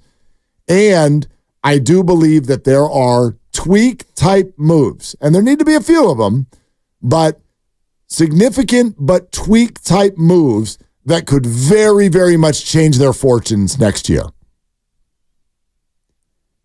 Yeah, I love it. The big finish and the nod, and you believe it. Yeah. I don't know if I believe it. Okay. And I so look at you're thinking overhaul. No, I'm thinking you're not gonna overhaul it because you have Steph.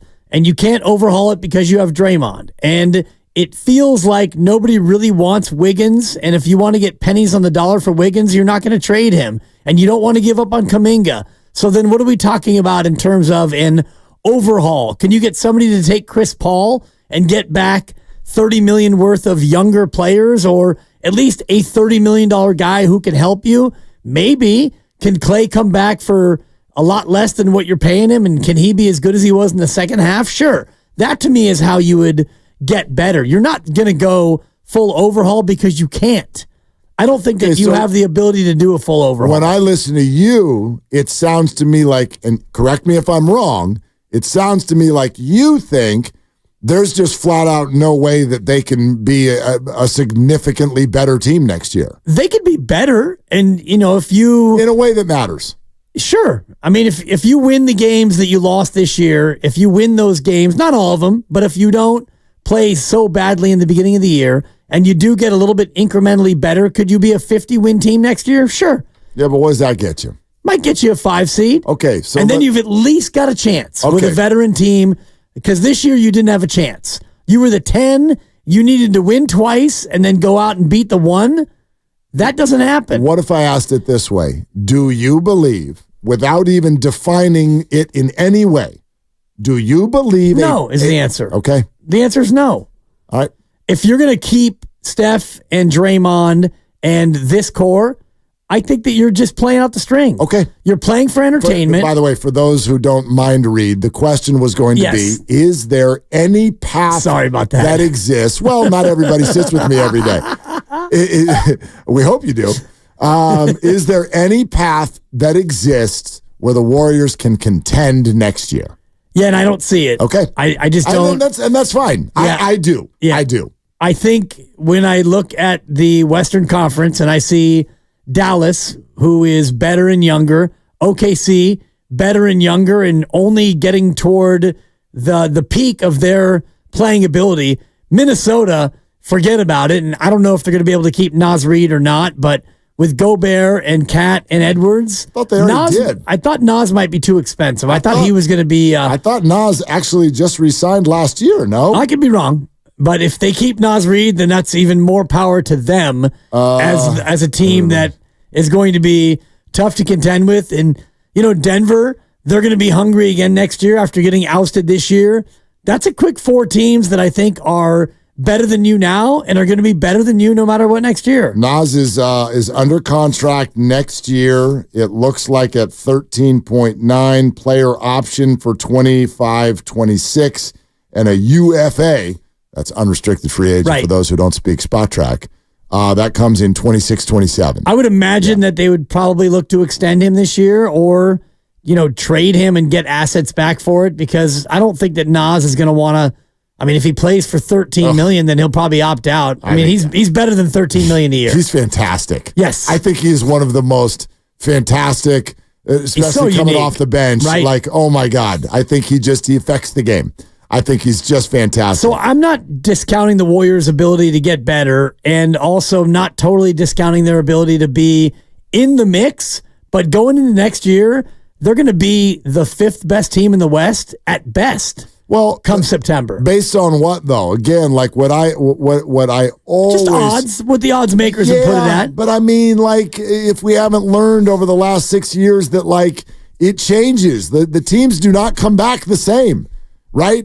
I mean, Minnesota, let's say they win the title, and then their coach next year at this time is going to be like, well, we played till June. So, I mean, it's not like we can keep playing now. We have to leave. Right. I don't know. You know what I mean? Like, you're right in terms of odds, although there's a hell of a lot of deck shuffling that sounds like is about to happen here in the next 2 months. But not like among OKC in Minnesota and Denver. Well, I don't think those teams will shuffle. They could get even better. Right, and that would be the biggest fear. Yeah. Like the Clippers, you could see a shuffling. The Lakers, if LeBron opts in, you still got LeBron and AD, and there's talk about them wanting Kyrie or whoever. They're going to try to add a third star. They want Donovan Mitchell, and the Cavs ownership says there's no way they're going to send him to the Lakers, and all of that stuff. The Lakers situation doesn't worry me at all. They're not in position to do anything either. At least not in this moment. Right, but they, as it sits right now, are better than the Golden State Warriors. Fine, but like not in any sort of a significant way. They're both kind of in the same boat. And that's my point, though, is neither one of you is on the come. Like Oklahoma City, even though they got knocked out, you look at their core and you're like, wow, that's a good young core who got a taste. Totally. And usually when you get a taste, you take the next step, and Minnesota's taken that step. Denver still has a 3-time MVP and a very good team. Dallas is interesting because, you wonder about what happens if they lose in this round, if Kyrie goes full Kyrie mode and wants to be elsewhere. But I doubt it. He seems like that whole thing, that's all calmed down. He's playing for now. Really, it's Kyrie, though. It's Kyrie. Yeah, but I mean, I think the perception is that Kyrie has gone sideways more often than he actually has. There was a bunch of news stories that were consistent for about a year and a half when he was in Brooklyn. Right. COVID, all of that stuff. And other than that, the stuff about Kyrie is like he's just kind of weird. Like, the earth is flat. Yeah. All right, sweet. Whatever. Like, that's not going to kill you from winning if you're still playing well. He seems happy. It seems like it's working.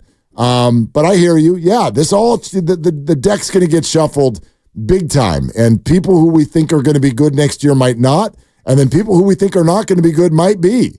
What if Memphis is like their old selves again? They'll be better. You would think. And Houston's better than they were in January. You would think. I mean, they sure look like they're going in the right direction. Rob in San Jose on Willard and Dibs. Hey, Rob, what's up? Hey, how's it going, fellas? I kind of disagree with what you're saying, Mark, as far as significant tweaks. I don't think that given where Lakeup wants to be with the contracts that he's going to hand out, and significant tweaks are going to put us as contenders in that top 5 spot. And then I think you end up in a position like we are now where you're in no man's land. You're a 7 to a 10 seed every year without breaking it all down and getting rid of things, or even if you were able to find, quote, these significant tweaks that kind of work, I don't think that's going to put us even in that upper echelon and that top tier with these younger teams. We are an older team. We won our titles.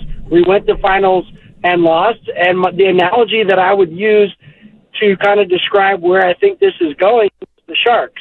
The Sharks had their run. They had their core. They had their great players. Now, they didn't win anything, obviously, but I think Doug Wilson held on too long instead of selling off all those assets when he could have and just broke it down and maybe acquired some of these picks like Connor McDavid's on the Oilers and the kid that's in Colorado, where if we had just gotten rid of everybody and broken it down, then you have those younger pieces to keep building. And he tried to piecemeal the old and the young, and it never worked, and they were stuck in the middle until they finally decided enough's enough. So, Rob, you're saying those moves won't make the team that much better, but you don't even know what those moves might be, is my first response. And my second response is, I also think this. Everybody, and I think most people who follow the Warriors know this, no matter what our opinions are, they're going to continue to push and build around Steph. Like that's done. They are not going to break this whole thing down and overhaul it. You know what I mean, Rob? So why not? Yeah, no, I get that. So then why not make a big chess move and get rid or package? Look, this is a business, right? We love Clay. Clay's been here. He's been great. We've won with him. But if you really want to do that and you really want to build around Steph, then you've got to part with a Clay and a Wiggins and a Chris Paul and package things and try to put something together to bring significant pieces here and not kind of a tweak. Right? No, not necessarily, because actually the package, and thanks, Rob, the package you just put together is not going to get you anything significant back. Well, if you did a sign-and trade with Clay, but that's less likely than Clay just signing for whatever team he wants to go to. You just gave 3 names that are not going to get you something significant in return. The significant return would come from names like Kuminga, Podziemski. Yep. I mean, shoot. Ink's not even dry on the interview. The picks. Yep. Even TJD, Moody, like all of that. And so I don't know, like to say that the moves aren't out there without necessarily knowing what the moves might be. Like in the NBA, you got to be together for a second to be good. So if your concept is keep Steph, trade everyone, now there's where my opinion would be, doesn't matter who you get back, that's not going to be a great basketball team. And you're not going to be able to do that because you're not going to trade Draymond. And, trade everyone would mean Clay and a sign and trade, not likely. Somebody takes Chris Paul's $30 million, maybe a little bit more likely, but still unlikely. And then you're going to be trading your young assets that I think that you'd want to hold on to for the post-Steph era. Exactly right. So that's where I sit on this. Partially this is about the fact that I feel the fan base and many around the NBA and looking at the Golden State Warriors are stating, and if your statement is, hey man, the dynasty's over. Well, okay, that's obviously not a crazy statement. They're very much getting up there in age, but the narrative does not sound like a 46-36 basketball team. Right. And so you don't know what those, as I would call them, significant but tweaks, not overhaul type moves, but just a little addition here, a little subtraction there, sort of a change in the way that you approach offense and defense. Man, 2-3 players who are even just rotational players can make a huge difference in who you are. A couple of them were on this radio station earlier today. Yeah. The Shawn Livingstons of the world, the Otto Porters of the world, those can make a massive difference in your basketball team. If you're a winning team already. Yeah, even though they're not core players. Right. And I don't think that they're in a spot now where they're just a Shawn Livingston and an Otto Porter away from being a championship team again. I think you need to bring in like a Brandon Ingram or somebody who's a real 1A or a 1B, somebody who can make a big impact up front as opposed to a couple of role guys. We're presented by Fremont Bank, full service banking, no compromises. We'll keep going with your phone calls on this. Plus, Cleared to Play is coming up at 4 o'clock, and it is time to get some updates on some very significant injuries around the Bay that have taken place recently. So all that is around the bend on Willard and Dibbs. Founded in 1964, Fremont Bank understands the difference.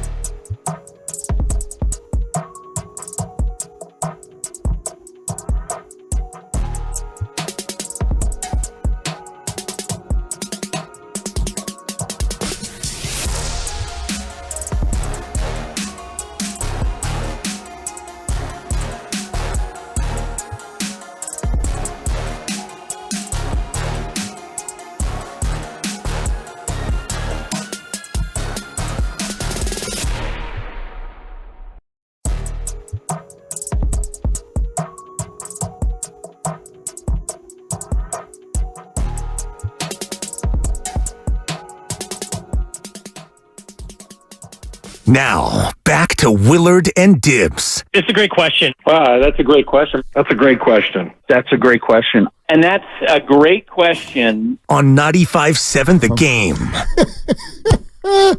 I hope we asked some good questions to Brandon Podziemski. And those of you who missed it, Odyssey app, YouTube, or Hangout. And we'll get you some of the comments that he made. And we might play it in full at just after 5 o'clock as well. Well, he said some interesting stuff now. He did. About what he's hoping for the future to look like. No doubt. He's hoping it looks like a redheaded guy who wears a lot of headbands and Band-Aids, a.k.a. him. He thinks he's him. Yeah. Which is awesome. He is him. And he's been taking charges since the 8th grade. That's right. And I love that. And we asked him to point out a couple, and he pointed out taking charges from Anthony Davis and Nikola Jokic, two of the largest human beings who have ever lived on Earth. Right. I was wondering if he had taken one from LeBron James or if he had thought about it. I was going to ask him if he had a bucket list of charges. My God. Because of NBA players who I would not want to take a charge from. LeBron, I would put Zion Williamson on that list. And because LeBron tends to be at full speed. Right. And Jokic and Davis aren't moving as fast. Right, but that's a lot of Nikola. It's a lot. Oh, I'm not saying those are easy. No, but the Zion piece is part of that. And LeBron, I would rather take one oddly from Jokic than LeBron. Right. Because LeBron's moving really fast. The other one for me on my list of don't want to take a charge from would be the Ant-Man, because that would usually mean he's dunking on me. Indeed. And it would be, unfortunately, it'd be a bag alert, a major bag alert. Boy. It's a fact. The dude jumps 57 inches off the ground. We got bag alert update. And I'm 5'8". Coming up a little bit later, we got bag alert update. Okay. Yeah. Get that bag is that's right. Yeah, is a new phrase that pays. And we'll tell you who on the 49ers uttered it just recently. But let's get back to the phones. We're talking about Steve Kerr. We're talking about the Warriors' record, 46-36. Point I'm making is the way that this offseason has sounded, it doesn't sound like the team went 46-36. Not here to tell you that that's good enough. Not here to tell you that they were so close to contending, even though Brandon Podziemski did. I don't feel that way. But I also don't feel the Warriors are in as bad of a spot as many people have made it out to be. Not that bad of a spot, and it's all relative because what we're used to around here over the last 10 years is playing in June. Sure. And I mentioned it before, Steph Curry's played 32 games in June in his career. He's 22-10 in June. And when you play in June, it means you are in the NBA Finals. And we got used to that. And so 46-36, whatever, good record, but you're a 10 seed. And when you're a 10 seed, back in the day, you weren't even in anything. But now you get to be in the play-in game, which means you get to go to Sacramento and get your butt kicked. Let's go to Joe in San Jose. Hi, Joe. You're on with Willard and Dibbs. Hey, how are you? Thanks for taking my call. Yeah, man. Hey, I'm with you. I think you reload with what you got. A few minor tweaks will get you there because with Draymond, when he played, they were like 12, 14 games over 500. Without him, they were like 8 under. You get in there, you get the 4th seed. You're in. And I know you guys are worried about the Sacramento massacre. Last year, they started 0-2 in Sacramento in the playoffs, and they won. They got the experience to go deep in the playoffs. They just got to get outside the play-in round. Well, I'll say this, Joe, and I wonder how y'all feel about how this has played out. Joe, thank you for the call. It's a good call. The word experience is starting to become a buzzword for me. And alarms go off in my head when I hear it because it seems to be something people are using that is like this amazing weapon that the Warriors have in their hip pocket. They've got experience. And we all know sometimes experience is another word for old. Sometimes. So, like, Minnesota just went against Denver. Who won? Like the team with, quote, no experience, who was down by 20 in the second half in Denver, and they won. However, we were told Oklahoma City was going to come up short, and they did. It was tight. They very, very narrowly missed coming back for Game 7, which I think would have likely gone their way. So I don't think it was a poor showing. But I don't know, man. How do you rate that idea right now of experience? Because the Warriors have it, and the Lakers have it, and the Nuggets have it, and they're all going to watch the Western Conference Finals. I do think that it matters in some ways, and Minnesota did have experience. They've been in the playoffs now 3 straight years, so to that end, they've been in a series in April and May, and I do think that that matters, but they've never experienced what they just did, which was go on the road in a Game 7 and fall behind by 20. No one's ever done that, gone down by 20 in Game 7 and come back to win. Correct. Let alone on the road, so that's an experience that even the Warriors don't have in a Game 7. So every experience is not created equally. I do think that we overstate it when it comes to the championship pedigree, and that's the phrase really more than experience for me.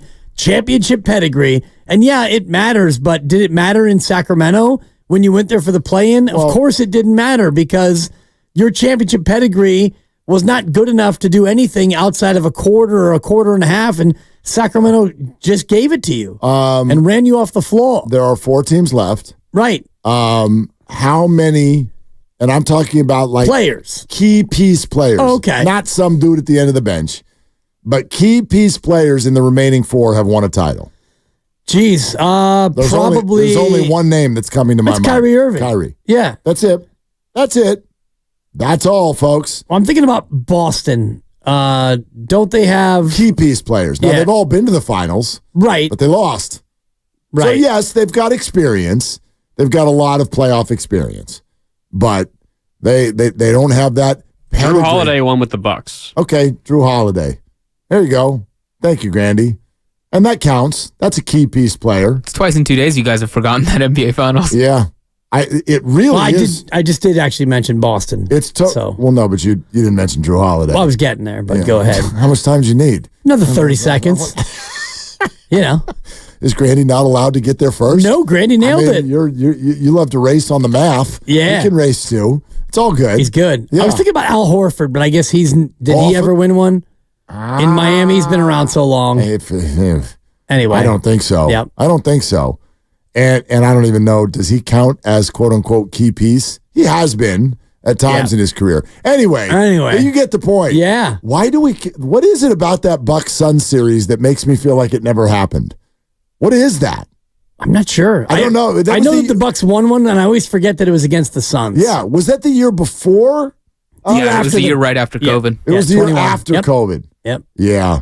Okay. So what was going on that year? How'd the year look? I can't remember. That was the Warriors going 39 and 33. No, but like, what did the stands look like? Was it full? Was it half?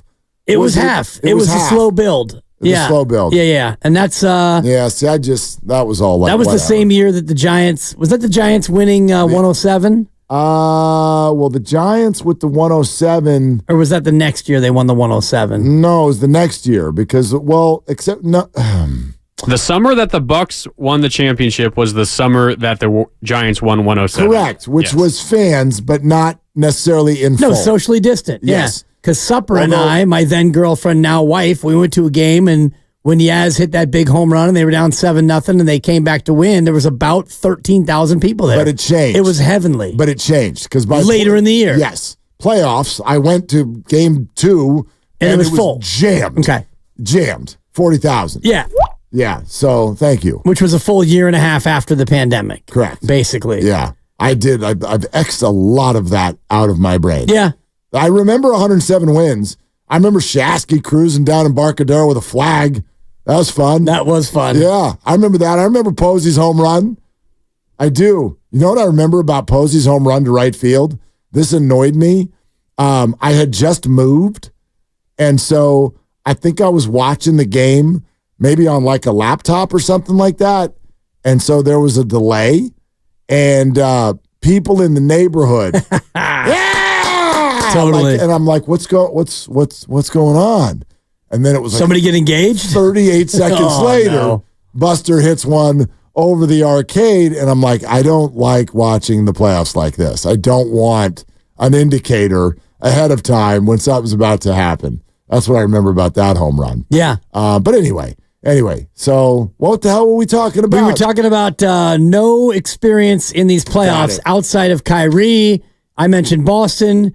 Lucas came in and chastised us. Grandy corrected us. And then we were on to the pandemic. I don't think that experience doesn't matter. I do think it's overrated. Completely. That's what I think. Completely. And I think that these playoffs are showing you that because Denver had the experience and they went down 2-0 at home to a younger, more athletic, a longer team, and a team that was kind of built to beat Denver. And then, the experience of Denver all of a sudden mattered again, Mark, as they won 3 in a row, and they were going to put Minnesota away. Well, there's that experience again. The championship pedigree of the Denver Nuggets. Here they go. And then all of a sudden the experience didn't matter again because Minnesota came back to win the last 2 games of that series. And, well, now guess what? Minnesota's got more experience than they did the last 2 years, and they've won 8 playoff games. And you could say the same about Indiana. Does Indiana not have experience because they've never been to the Eastern Conference Finals? Well, you could look at it that way, but you could also look at a team that has made a nice little run, winning 2 series so far. Yeah, I'd argue largely, it doesn't cover everything, but I think largely experience has had a rough playoffs. The Milwaukee Bucks experience, Miami Heat experience, Golden State Warriors experience, Lakers experience, Suns experience, Nuggets experience. Sure, even the Clippers to a degree. The Mavericks have some experience, what have you, the Boston Celtics, but I think this idea that experience really wins series for you is largely a figment of our imagination a lot of the time. You're listening to 95.7 The Game, KGMZ, FM in HD1, San Francisco, and Odyssey Sports Station. Always live on the free Odyssey app, Twitch, and YouTube, powered by First NorCal Credit Union. Upgrade your savings dividend. Open a First NorCal First Class Money Market today. It is also time for Cleared to Play, where we take you inside the tent and get you updated on the latest injuries in the Bay. Proud to partner with UCSF Health on this segment and bring in Dr. Brian Feely. Hey, Doc, what's going on? Not much. I think it's been a bad year in the NBA playoffs for age, not just experience. I think age is the big difference. Well, sometimes those are often sort of mistaken for one another. You know what I mean? Yeah, fair. But I think when you look at the youth of some of these teams, OKC, Minnesota, these are young teams that look so quick, and it reminds me of the 2015, 2016 Warriors when they looked fast and elite and young.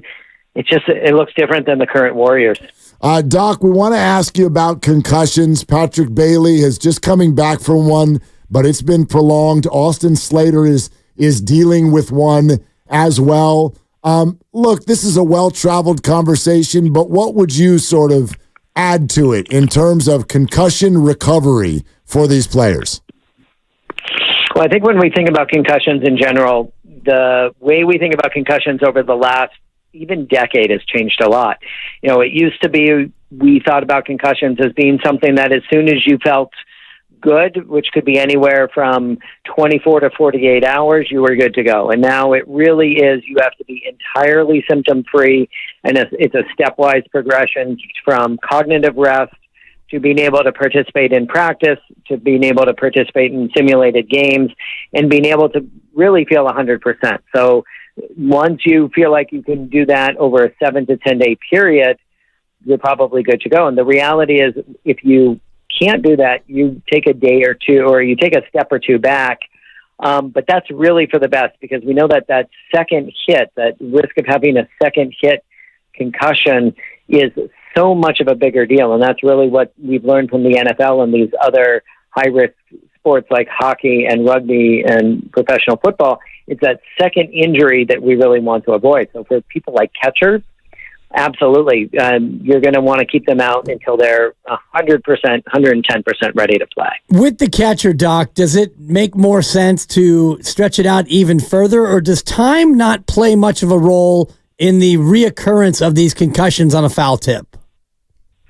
Yeah, I think that's a really good question. I think, we think that being entirely symptom-free is important, and it's really a question of how well we ask the question, are you symptom-free? Because if you ask quickly, hey, you feeling pretty good today, a lot of people say, yeah, I feel pretty good.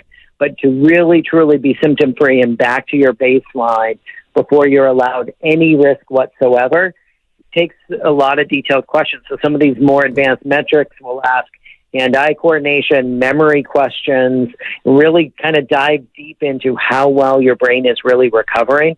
And for somebody that's in the highest risk position, like a catcher in baseball, you want them really 100% before you're going to put them back out there. Doc Feely with us here on Cleared to Play. Doc, Michael Conforto dealing with a hamstring injury for the Giants and is now just starting to resume hitting. What's the ramp up there? And I've always got the thought that the hamstring injury has a high level of recurrence. Is that accurate? Yeah, I think regardless of sport and regardless of player, you're absolutely right. And when you look at hamstring injuries, it is the most common muscle strain across every sport. It's the most common muscle sprain that leads to re-injury.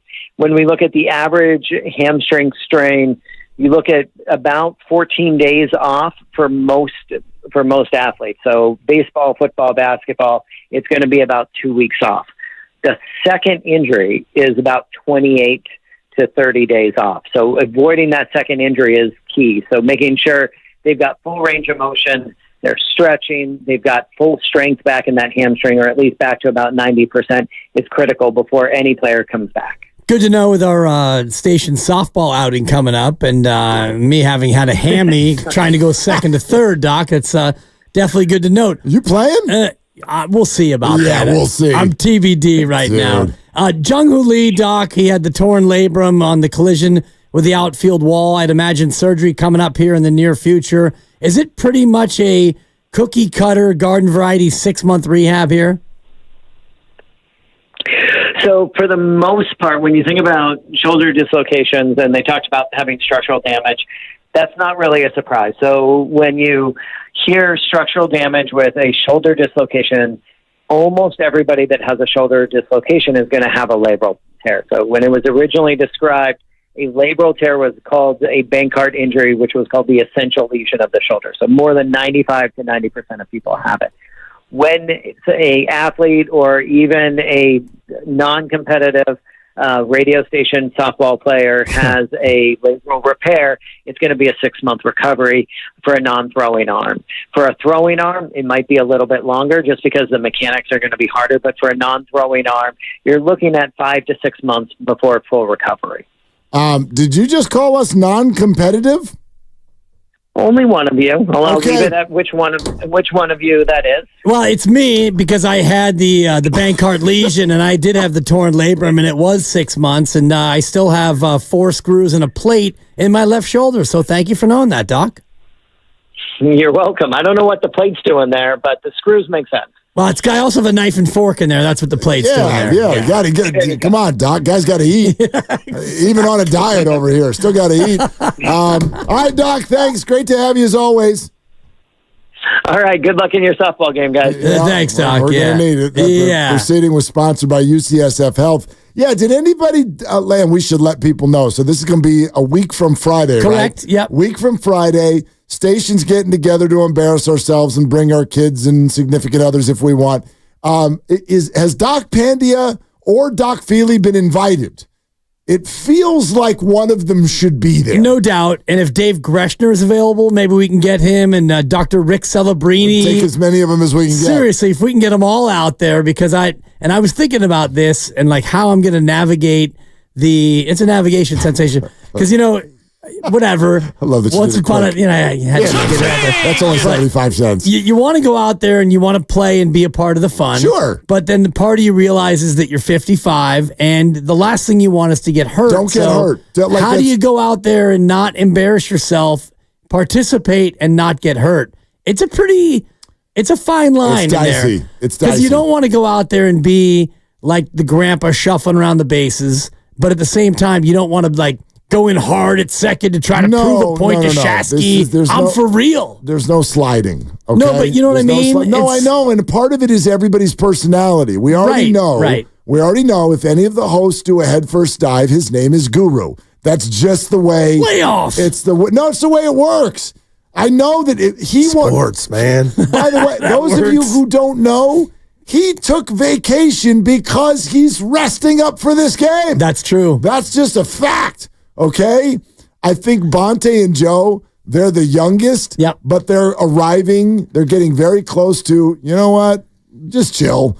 But Shasky plays on multiple teams, and he coaches, and this is kind of his event. Yes, but it's a home game. But they've got wee little kids. Yeah, they do. May or may not be there. I don't know about the whole thing. I really don't know. You know what you need? I actually know exactly what you should do. Bengay. No, you should Tiger Balm? Invite one or both of your sons, and one of them should be your pinch runner. Not bad. You hit, they run, then we eat. That's it. Okay. That's my suggestion. Good suggestion. One's in town. One is 21 at UCSB. I don't think he's available. Then I would pick the one that's in town. All right. Not a bad idea. Yeah. Is he also the one that steals tickets? Okay, you take that back. Which one is it? You take that back. Which one is it? He doesn't steal tickets. He's just smarter than you are, and that has you envious. It does, and I'm going to. He doesn't steal tickets. He just understands the system. I'm going to call him. I'm going to need him at some point. I told him to block your number. Yeah, he'll answer. He got face value Taylor Swift tickets, which don't exist. Which they do. Doesn't exist. Yeah, yeah. Let's go to Luke on the GGB. Call my kid a criminal. Just a mild one. Like, Scotty Scheffler. Not like a felony, just a misdemeanor. I got you. Hey, Luke, what are you doing? Hey, how you doing? I'm just commuting home, listening to your show, and thinking about the Warriors. I'm a Warriors fan. I love them. And I kind of think that I'd like to see them keep the team together. I mean, they've done a great job through the years with this core. They've done a great job picking up players in the offseason and adding little pieces. And I'd like to see them try to do that again and keep it going. I love watching these guys. And my point that I wanted to make was that they still have a winning record. And I'd like to see them keep it going for at least the next 2 years like this until maybe consider doing something big if they actually turn up at the end of the season with a losing record. I don't know if that's a great marking point, but I know you guys were kind of discussing, like, you know, what should be done and why would you choose that? And I just kind of feel like that's something you could rationalize and say, well, it's broken now because we're losing. I think that, Luke, what you're talking about, and thanks so much for calling, is really the rub, if you will. And it's why there are so many opinions about this, and it's why many believe that the Warriors are in a difficult spot. It does feel like they are trying to serve multiple things at the same time that don't blend, right? Listen to everything we've heard. Well, time to start spending less money. Warriors will be a player if any big name is available. Right. Okay. It's time for change. You all right over there? Yeah, sorry about that. Speaking of plates. Yep. Okay. Right? It's a fork. It's time for change, followed by we are all in on the remainder of Steph Curry's contract. These things don't match. Right. You got to pick one. So and you know the one they're going to pick. Yeah, they're going to go all in. Exactly. They're going to completely go all in. All right. Do not miss your chance to see comedian Jim Gaffigan at one of his 2 shows taking place, beautiful place, Mountain Winery in Saratoga, June 21st and 22nd. Get your tickets today at mountainwinery.com, and for your chance to score a pair of tickets to the show on the 22nd, enter online at 957thegame.com. All right, 888-957-9570. You want to hear a 49er talk about big dollars? That's coming up next on Willard and Dibs. UCSF Sports Medicine.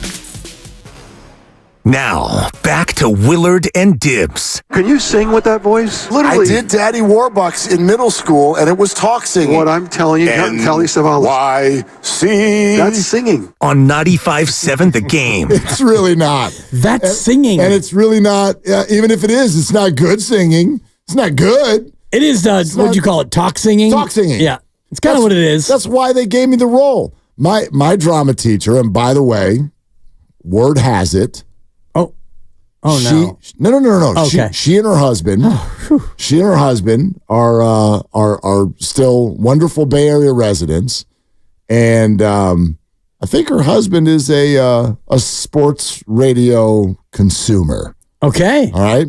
Her name was and is Virginia Musante. It's a hell of a name. Yeah. Right. Restaurant quality is what that is. and she was phenomenal teacher. Just a wonderful teacher. Drama teacher, Bowditch Middle School. I'm going to give you a part you can't refuse. Well, kind of. She I almost didn't get through that. She spilled the beans after we did my 8th grade year. We did Annie, and I was Daddy Warbucks, and she spilled the beans, and I took this as like, this is a fun thing. This was a feather in the cap that I took because I loved her. It was really the only time I was really into drama. And then I kind of moved on to sports when we got to high school, and that was the end of that. But she told me after the play was over, she's like, I didn't want to pre-cast because you don't do that. You have to have auditions and do the whole thing. But she's like, I've been doing this for a lot of years, and I would never do Annie because I'm like, there's not a middle school boy that I have that can play Daddy Warbucks. Hi, I'm Daddy Warbucks. And then this bag of marbles in my throat shows up, and she's like, I think we can do Annie this year. Perfect. We're doing Annie. And so I was Daddy Warbucks. Perfect. And I could talk sing. That was the other thing that was good about it. She's like, yeah, not much of a singer. He can act, not much of a singer, but I wonder if he could talk sing. Sure. Yeah. We can do that. And then that was that. The rest is history. Awesome. So anyway. Mrs. Musante. Mrs. Musante. Yes. She was the best. Absolutely the best. Hey, I got a question for you. How do you feel about millions of dollars? I'm interested. Okay. Yeah. I play the lottery every week, and so far, so bad. Do you Cash me out one time. Do you really? Do you play every week? I try to. It's usually just a $5. Sure. I get 1 mega, 1 super, and 1 power. It's 2 and 1. 1 scotch. Totally. 1 bourbon. Okay. It's a $5 investment, right. So you're in on all 3 draws, and I just do it if I happen to be in a locale where, for example, we were in San Jose for the Steve Young, not the Steve Young, but the Dwight Clark Legacy. And so I was starving after the event. And so I went on the other side of the freeway into not quite South San Jose, but in San Jose. You should come to dinner with us. I had to get home. Come to dinner so with I was us. just going to grab a couple of local tacos. I wasn't interested in a 2-hour sit down with, look. Let's talk about the 5 o'clock hour. We actually, and we did. Of course. Yeah. I wasn't ready to run through tape at dinner. I know. He's a great guy. But I just wanted to get home. So as I was getting tacos, I saw a convenience store, and I thought, you know what? I'm going to get me 1 bourbon, 1 scotch, and 1 beer. Okay. 1 super, 1 mega, 1 power. So, yes, I play the games. But you didn't win. I won $4. Oh, you did? Yeah. Congrats. Thanks. That's amazing. Thanks. Whatever. Yeah. Minor. The Ziploc bag. I love the psychology behind the lottery ticket purchase. It fascinates me. Yeah. How many people will look at a $100 million prize and they're like, I'm waiting for it to get to 400. Totally. 100 million's not enough. Like, it gets close to $1 billion. That's my wife. And everybody's I'm one of these people. Everyone freaks out. Because I'm like, 950 million, we could do some things with 950 million.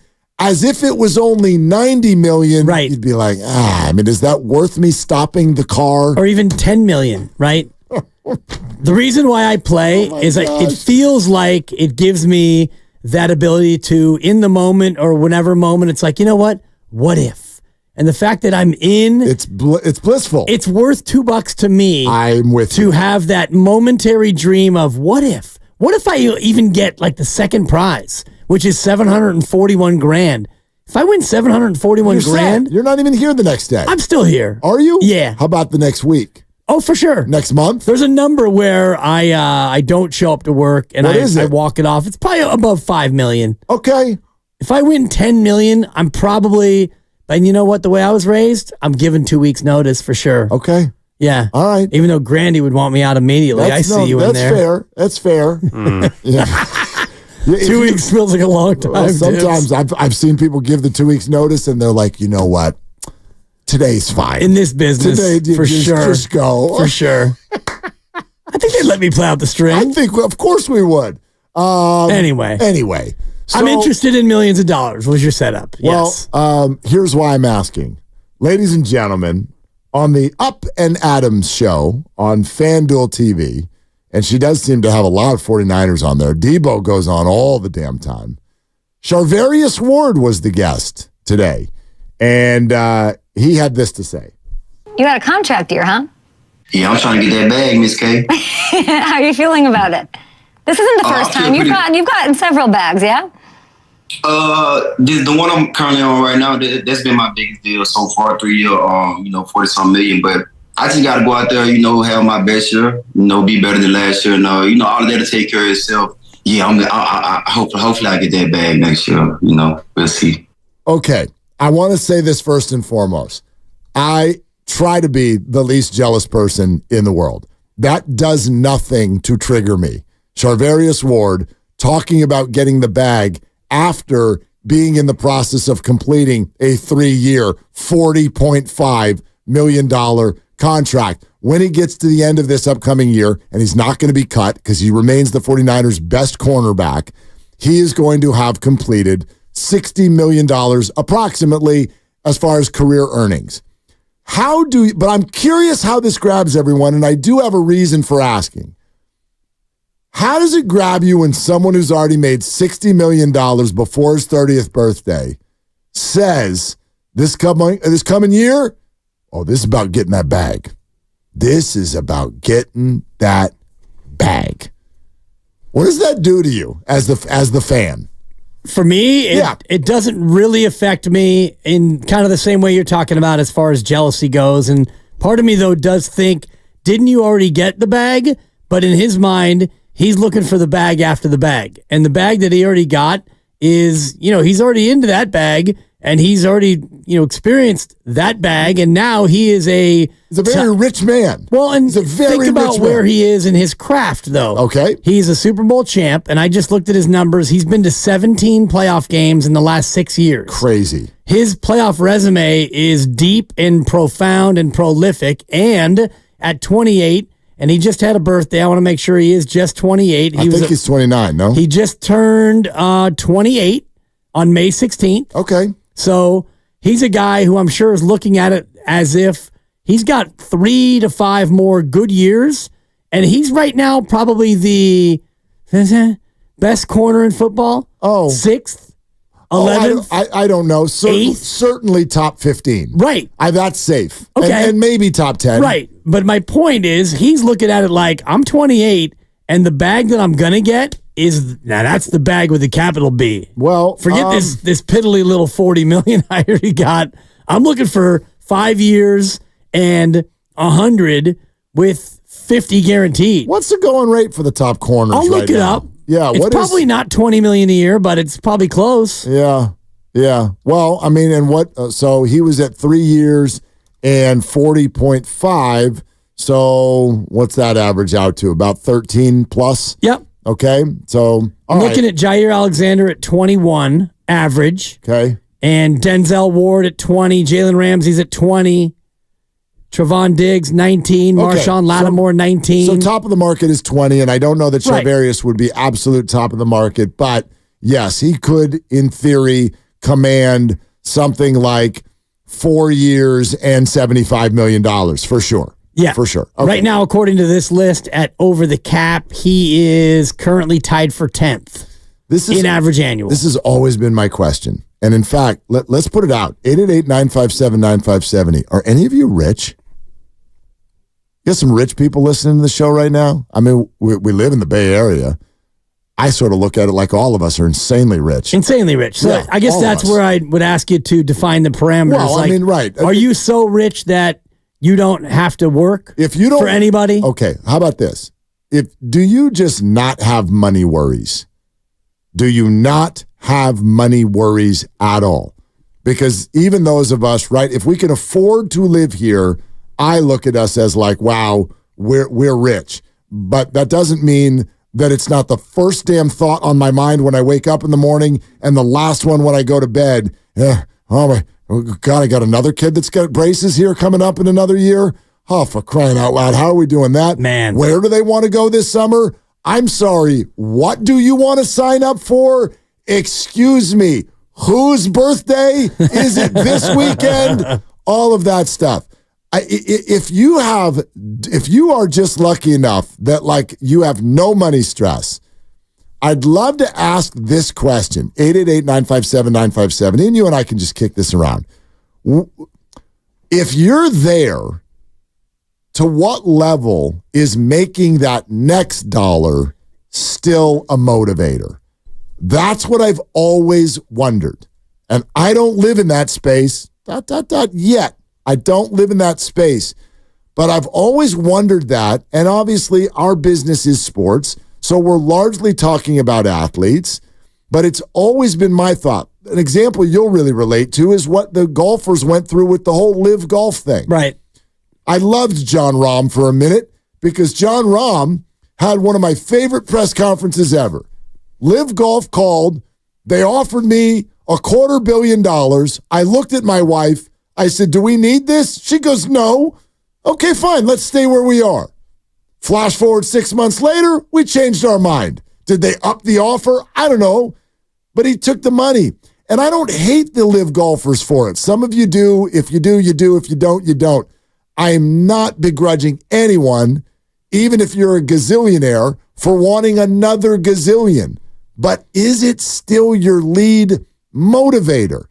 And the only reason I ask is I wonder if I had just made $60 million and someone was like, all right, you're 28. What's really driving you next year? I don't know, maybe winning the Super Bowl, but it's about that bag. And I'm like, really? And again, with zero judgment, there's no frustration here. It's just a curiosity for me that once money is taken care of for the rest of your life, to what level is it still driving your motivation on the daily? Well, it depends on whether or not it is taking care of you for the rest of your life or not. We don't know his finances. We don't know his family finances. We do know that he's got a number of siblings, and we've played the clip here on the station before when he talks about all his siblings, their names and their nicknames. It's actually, kind of hilarious with the background. So maybe he's got a lot of people on the payroll and the rest of it. So I wonder, though, at the age of 28, if I would have thought differently than I do now. Because now, when I look at my priorities, health is a bigger priority than wealth for me because I'm 55. When I was 28, I didn't really give a damn about my health. I wasn't thinking about my health. I was thinking about, doing what I wanted to do in the moment and getting whatever I could get in the moment.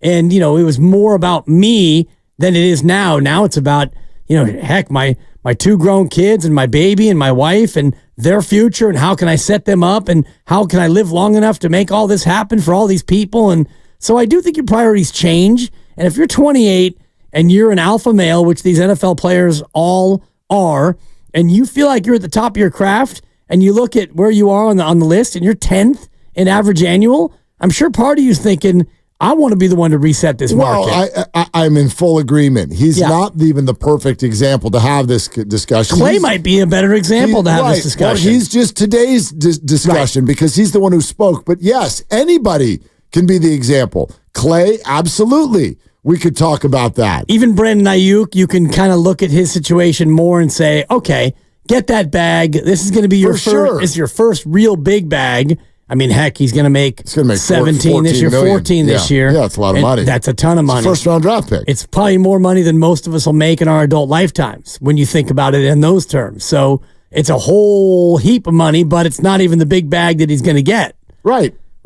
And football is different because we know this, right? They approach like every play could be your last, and if you do get hurt, you don't get all your money, and maybe there's not only not a big bag, maybe there's no bag. Like Charvarius Ward could suffer an injury this year and never play football again, and they have to approach it that way. So I want to keep stressing, I am not mad at this comment, not even a little bit. But, take Steph Curry, for example. I remember when he signed the Supermax, and he was like, there are a few Steph Curry quotes that are applicable here. And he made the statement, he's like, at this point, this money is not even about me. This is now about how we can have a positive effect on society, what things that we can do. And maybe is that, something someone says publicly, but with Steph, I kind of believe it. Right. They do a lot of great stuff. And I also remember back when Steph was on that 4-year, $44 million contract, and everyone kept making a big deal about, like, dude, you're Steph Curry, and there's like 4 teammates making more money than you. Are you okay? And Steph finally looked at someone and said, if I can't live on $11 million per year, I've got a real problem. Like a real problem. And so I love that stuff. It just, I'm not going to say, like, if you go out to dinner with your friend, and I got a few of these now, some of my high school buddies from San Mateo have done a damn nice job for themselves, right? We got a former PGA Tour player. Right. I got a lawyer in San Diego. We got some people who've done the darn thing now. I don't just, expect them to pay. It's cool when they do it, though. It's awesome, right? Do it, but I'm not. So it's not about that. Whenever Clay is a great example. So you've made $250 million, right? And your next motivator is what? If Orlando offers 30, but you love Tiburon, and Golden State offers 15, is your next motivator the money? Is the motivator the respect? Yeah. Or is the motivator, dude, I want to live where I want and play with the teammates I want, period. I don't really give a rip. What drives you in that situation where money will never be an issue forever? Right. That becomes obviously a deeply personal choice, and it comes down to maturity and perspective, and maybe that's what Clay has to sit with this offseason and figure out what his motivator is, because there is, especially in that business, there's a lot of ego and a lot of trash talk and a lot of hubris that goes around how much you make. In basketball especially, there are a few numbers that matter most. How many points a game, how many rings, and how much do you make? And if you're Klay Thompson, you've already got the rings and you've already got the legacy. That is something that can never be put asunder. You're a 4-time champ, your number's going to be retired, and you're going to the Hall of Fame. Right. Check, check, check. But if you come out this year and you're making 14.7 and Wiggins is making more and Draymond's making more and Steph's making more and you're the 4th or 5th highest paid guy on your own team and other guys on other teams are whispering in your ear, hey, Clay, you need to hold 1,000. A little short, Clay. No, but come These on. things happen. No, Are you telling me they don't? No, yeah. You telling me guys don't talk trash to other players? I'm certainly telling you that no one's going to come up to Klay Thompson and say, do you need $1,000? I know you've only Clay, made do you need to hold $1,000? $250 million. Hey, Clay, I'm making 3 times more than you this game, and I ain't even playing. I'm in my sweatpants. You going to look at any of those players and say, I just bought you out of the league. Go home. Yeah, that's how Clay responded in Phoenix when he held up his empty hand and pointed to 4 rings that he had. He did. I'm just saying that his motivator might be different than based on that chip on his shoulder. And maybe. And so again, I'll state I have no issue with whatever motivates you. I just wonder what it is when you've made that kind of money, because I've always thought to myself, at a certain point, and for example, we had the LeBron James conversation, and Brian Windhorst said this. LeBron has made more money than God. Yeah. He doesn't need another dollar. He's made the most on court in history. Right. And he's obviously made an absolute ton off the court as well. But Windhorst made the point. He's like, he's not taking a discount this year, not even to play with Bronny, because LeBron wants to own an NBA team. And if you want to own an NBA team, every extra million that you can get your hands on matters. And so even at this stage, another $50 million for LeBron next year matters. So great. If that's your goal, that's your goal. I've always had that curiosity, though, when you get late in your career and you have taken money off the table as a problem in your life, why don't we see more players solely get motivated by the experience that they want to have instead of every last dollar? No criticism on it. Right. But curiosity for sure, because you hear people go, I really wanted to stay. But yeah, the offer was too good. Somebody else offered me $8 more, so I left. It's ego. It's absolute ego, and I think that it is a lot of these conversations we have, and when ESPN or whatever network puts up their rankings of top 10 shooting guards or top 10 players in the association, top 10 highest paid corners, you like to see your name up there. There's a certain amount of respect and gravitas that goes with making that much money, even if it means you end up in Central Florida as opposed to North Marin or South Marin. Your decisions may be based on ego as opposed to geography. Yeah, no, 100%. And I think you're very accurate with that. It is a comparison piece. Yeah.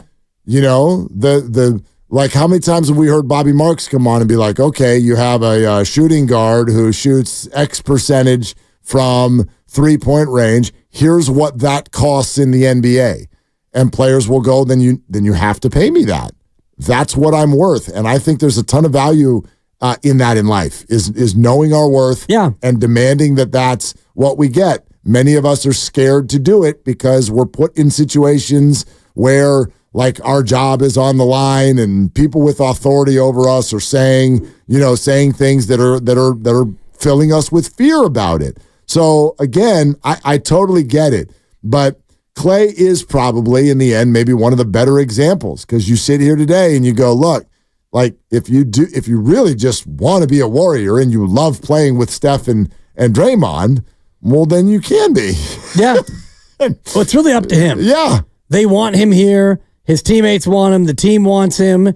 And he's already succeeded here, but he may end up leaving a whole mountain of money on the table. And if it's $10 million a year over 3 years, that's $30 million you're asking him to say no to. Yeah, no, and I'm not asking him I'm to not do that asking. at all. I'm Right. not saying you are, but in theory, the team would be asking him, hey, Clay, we can only pay you 15. I know Orlando's going to give you 30, but, Steph and Draymond, am I right? And Tiburon, huh? We're presented by Fremont Bank, full service banking, no compromises. What is the mega at right now? I thought it's pretty high, isn't it? Yeah, I'd have to check. I think one of them's coming up on 500, but that's worth our time. Yeah, I guess. I don't play every time, but if I'm somewhere where they have it for sale, like I said, I'll throw $5 at it. Mega Millions, 2 and 1, a mega, a power, and a super. 421 million, and the next drawing is in 3.5 hours. I'm in on it. Are you? I got my tickets. Yeah, you got your ticket? Yeah. I need to stop on the way home. That's not rich enough for you to move your needle. 421 million? You're right. We'll wait for half a bill. Totally. Yeah.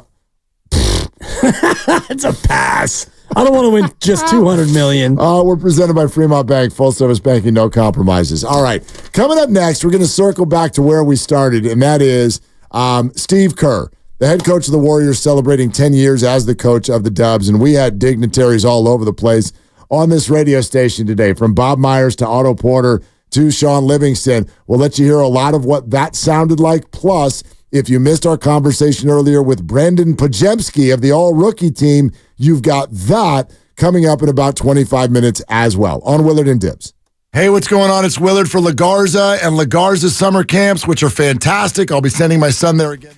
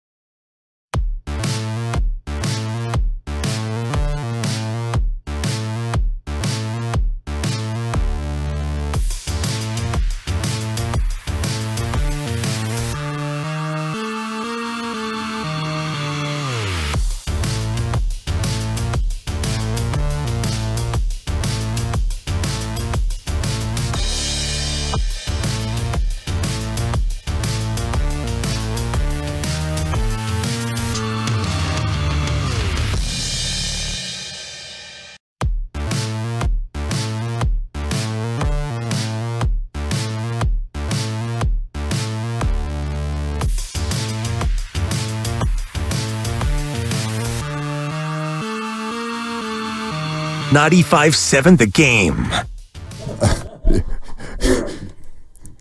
You know what I'm saying? Totally. It's just like what we do in sports. You got to predict how things are going to go. And for many men, and I'm one of them, and I don't know if she's still in the chat, but the lovely Christy was making an appearance in the YouTube chat earlier today. Oh, I missed her. One of the beautiful things about having a lovely partner is that they check you. They check you into the boards. And so, yeah, we're having a little work event coming up here in about a week and a half. Yep. And the whole gang's going to all get together, and Shasky got the field, and we're going to play softball. And I don't know if everyone's actually going to play softball, but whatever. We're all going to go out there in a good time.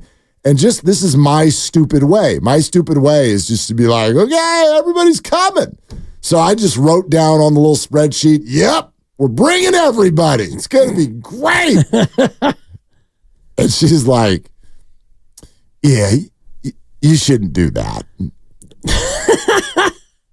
Change the spreadsheet. That's going to be a no from me, Mark. That's going to be a no from us, dog. Totally. Because it's Friday night and your 10-year-old has a high meltdown possibility, and your teenage daughter isn't going to have any other teenagers there. This is so stupid. And she's just going to be like, what are you all doing? Right. None of you can run. You all just pulled your hamstring. You know what I mean? Like, what's the food? What are we doing here? Right. Where's my phone? I'm just going to go make a TikTok in left field. All that. I'll see you in an hour and a half. Yeah. That's why we have significant others. Totally. To tell us that our ideas are bad. I actually was throwing out the very same scenario last night to the lovely Supper, my wife, who is a school teacher, and that's her last day of school. Oh. So I said, that's a big day. I got a great idea for you. School ends, you can rush home, get the baby, pack her up, and drive an hour and 15. Battle into the city. Fight it across town, get to the Sunset, watch the hubby run around the bases once, pull the hammy, help me to the car, and we can go back home. Sounds like a great night. Sounds like a great way to kick off your summer. We had a sick night, Dibs. Yeah, bad idea, Jeans. Anyway, Brandon Podziemski would love your calls, 888-957-9570. Brandon Podziemski and his conversation in 17 minutes. Here's where I started, and we'll get some Bob Myers and some Otto Porter, Shawn Livingston in here, but more importantly, we'd love to hear from you. 888-957-9570. Instead of getting retrospective on Steve Kerr on the 10-year anniversary, I'd rather get a little bit current, and it's to say this. I think he's just incredibly underappreciated. And even though I don't think this was his best year, I think that there were some difficulties this year. You know, the conversation you and I had over and over was, I felt like a lot of Warrior fans were calling for Steve Kerr to be a psychic.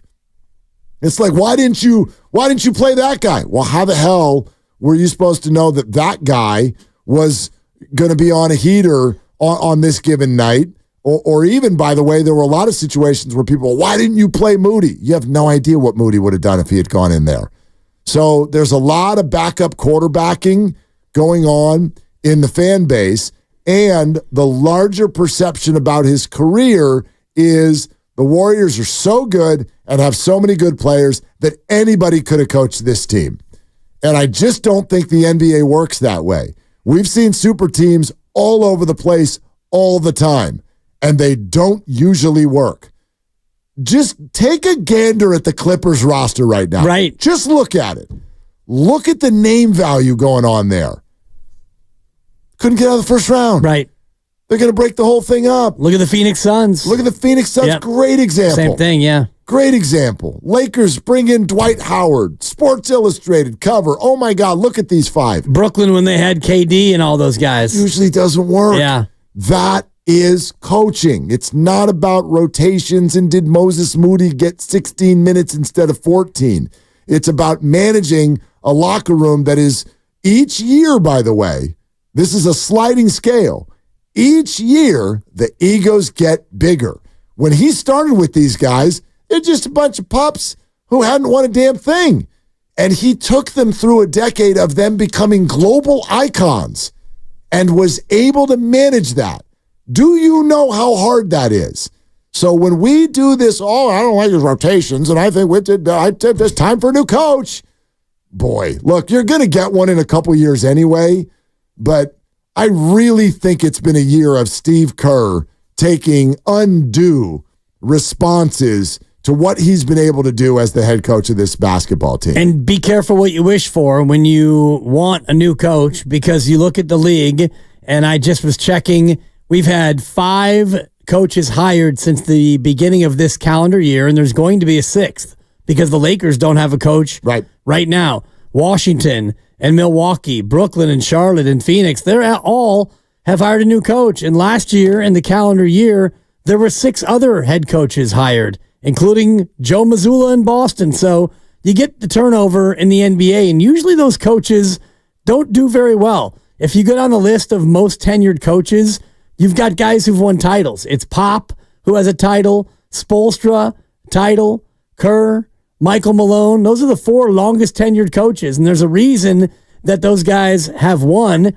Yes, they're good coaches, but also they've been able to keep their job, and organizations that have more stability tend to be good organizations, and I don't think Steve Kerr is going to do this for a long time. It may just be 2 more years, so be careful what you wish for, Warrior fans. I think probable 2 more years. You don't think he goes longer than 2? Well, he's already said it publicly that, like, maybe. Yeah, well, it might be the shelf life. Might be the next 2 years. Kind of need a new voice sometimes after it's been a while. When you start saying those things publicly, I sort of feel like you're doing that for a reason. You're ramping up toward it. You're letting people know how this is all going to play out.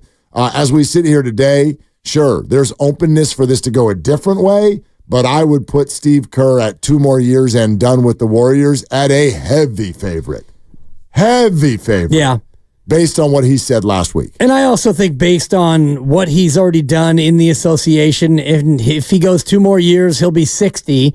And if you look back to when he started in the league as a player, I think he was 22 out of Arizona. So you're talking about almost 40 years of his life as a player, winning player, as an assistant coach, as a VP of basketball operations, and then as a head coach. So it's been a long run of jobs and gigs and teams and franchises and winning, and maybe he'll want to do something else with his life. Yeah, I also think there are a healthy number of misperceptions about Steve Kerr. I really do.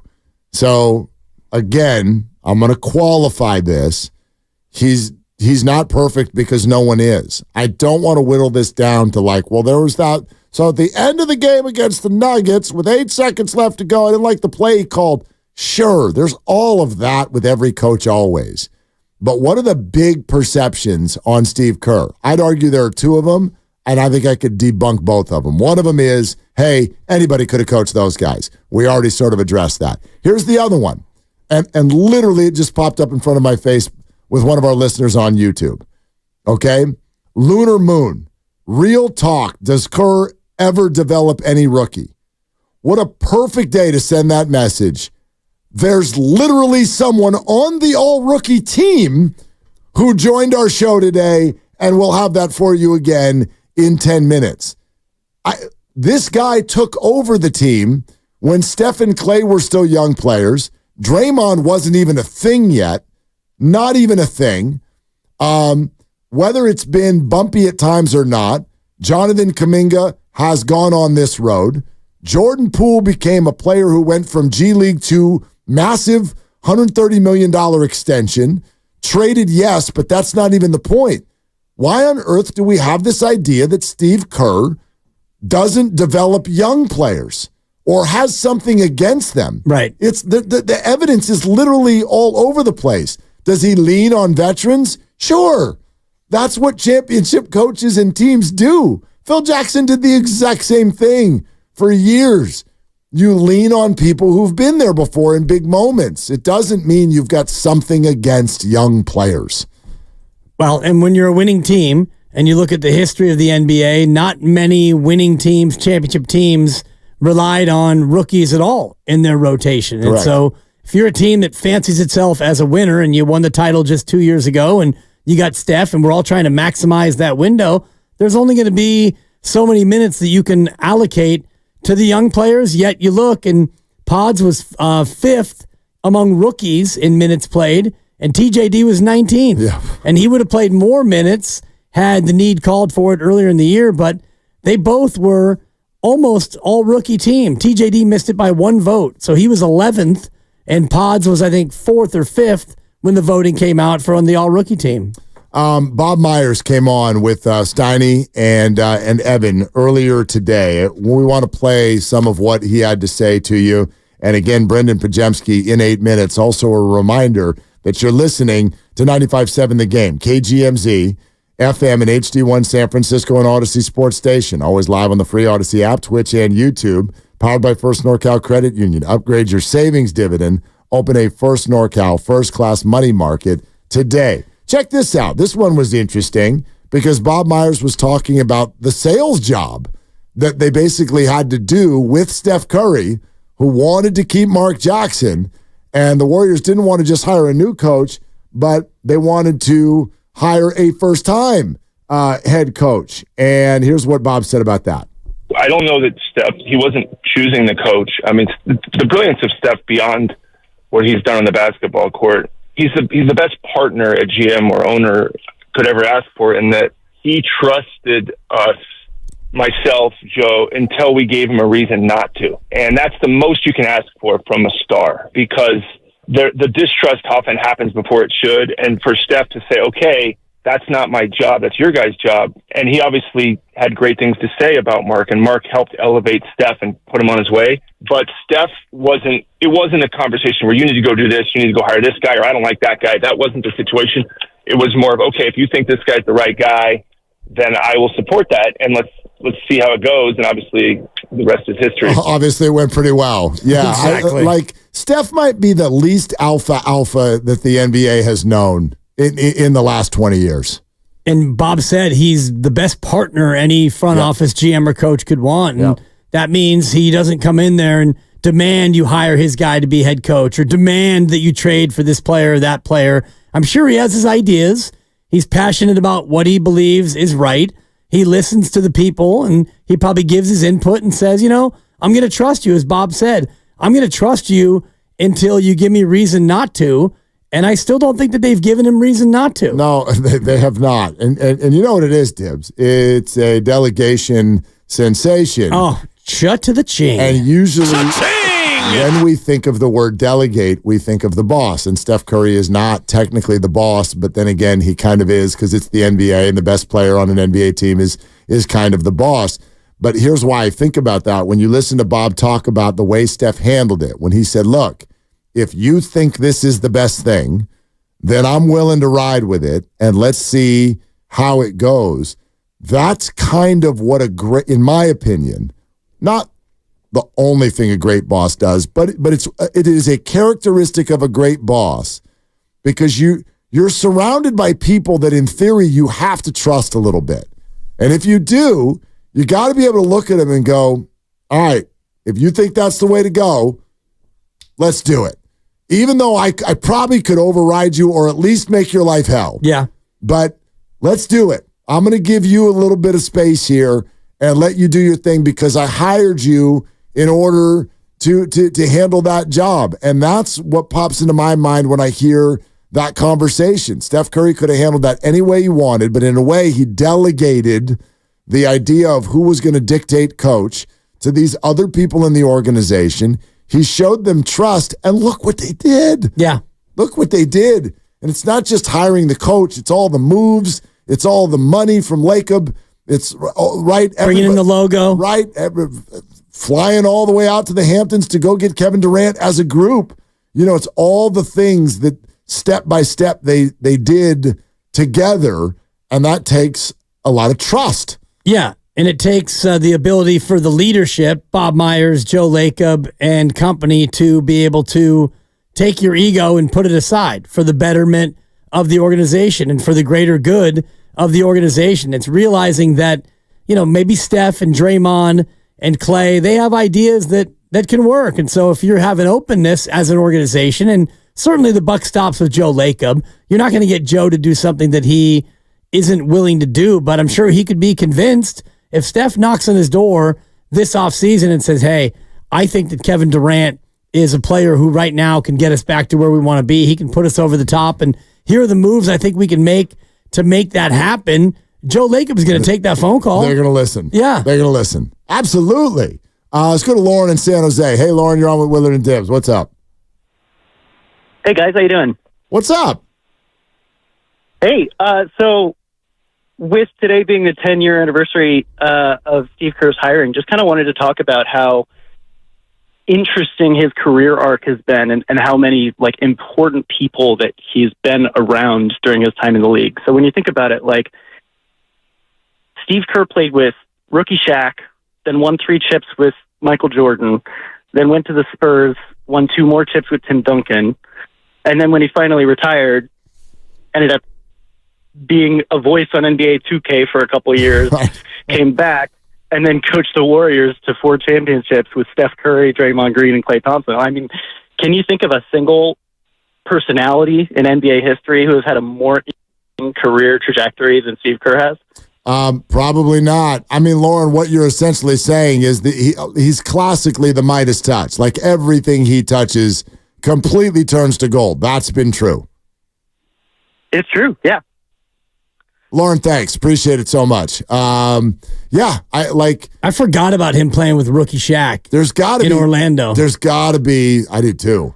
There's got to be something to that. He doesn't get credit for all of it, right? But or even most of it. But there's something. There's something. There's an effect he has on his surroundings that are obviously rather positive. Yeah, and I think you could trace it back to his upbringing. And, you know, the fact that his father was a worldly educator and the way Steve grew up and just the player that he became with Chicago, being a role player, but a guy who excelled in his role. And then you go to San Antonio and you learn from Greg Popovich and you play for Phil Jackson. You learn from the Zen Master. You think about all the stops he had, and then you get the media thing going. You get the front office piece, and then the last thing you hadn't done is coaching, but you've been around the game so long and you have the perfect temperament for an 82-game NBA season. That's a good point. You mentioned it too, like, the rotations. I would imagine Rick Celebrini has as loud a voice in the rotations as anybody in the coaching staff. When you're going to set the rotation for a night, you talk to Dr. Rick Celebrini about the medical availability and where players are in how much they can play. Then you talk to the other coaches. You talk to the players. It's not just one guy. Like when you played high school and you're trying to get those minutes and the head coach is the only one deciding, right, do I bring Willard in or not? This is a complete collective based on situation, matchups, health, schedule, travel, the individuals, all of it. So too often I think we look at the rotation, much like in baseball where, the manager, I can't believe you pinch hit for him there. Last year, Kapler he's going off the sheet. Well, and the sheet says completely. Jock shouldn't face a lefty. So, Jock, I know you just homered. You're coming out. At minimum, it is a conversation for sure. Right. I remember at the beginning of this year, Bob Melvin it was like, why are you batting him there? Like, why is the lineup like that? And I'm like, the lineup is a whole thing. There's a sheet, there's a conversation, and I don't even know who's got the final say. But at minimum, there's a collaborative effort to putting that whole thing together. And sure, that's true of the rotations, the plan where they start a game. We're gonna sit this guy, and then wait a minute, trouble. Game's not going well. Right. You're not gonna sit. Let's get in there. Yeah, absolutely. The whole thing is part of the picture. All right, 888-957-9570 is the number. And in fact, we may very well want to discuss with all of you coming up next some of the things that Brandon Podziemski said in the conversation that we had with him earlier today. So let's let you hear that. Poughkeepsie kid. Yeah, here he is. He came on the show, and we brought him in by simply, of course, all rookie team congratulating him on making the squad. Thank you, guys. Appreciate you for having me. And, looking forward to the new year. Take us through the last handful of days. When did you find out? How did you find out? How did you react? Yeah, I found out. Raymond, our PR guy, had shown me a video of just a news station, local news station. I think it's ABC7 or something like that around here. Streaming that, and Steve Nash had sent the video to me, which is pretty cool. So found out yesterday during one of my workouts, or after, I should say. So it was pretty cool. Obviously, a record that I wanted to achieve my first year, and I did it. So it was a pretty good feeling. All-rookie team. Now, you mentioned a video from Steve Nash. We all get the Santa Clara connection, but I don't think we've heard too much about what that relationship is like. What has he meant to you through the years? Yeah, I think obviously everybody knows it as the Santa Clara connection, but, he obviously was around the Warriors a couple years ago before he was coaching Brooklyn.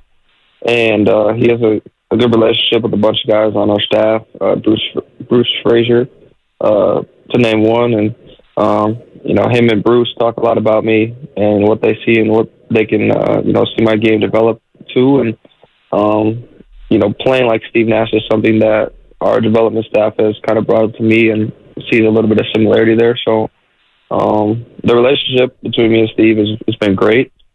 And I think just as time goes on, it'll continue to grow.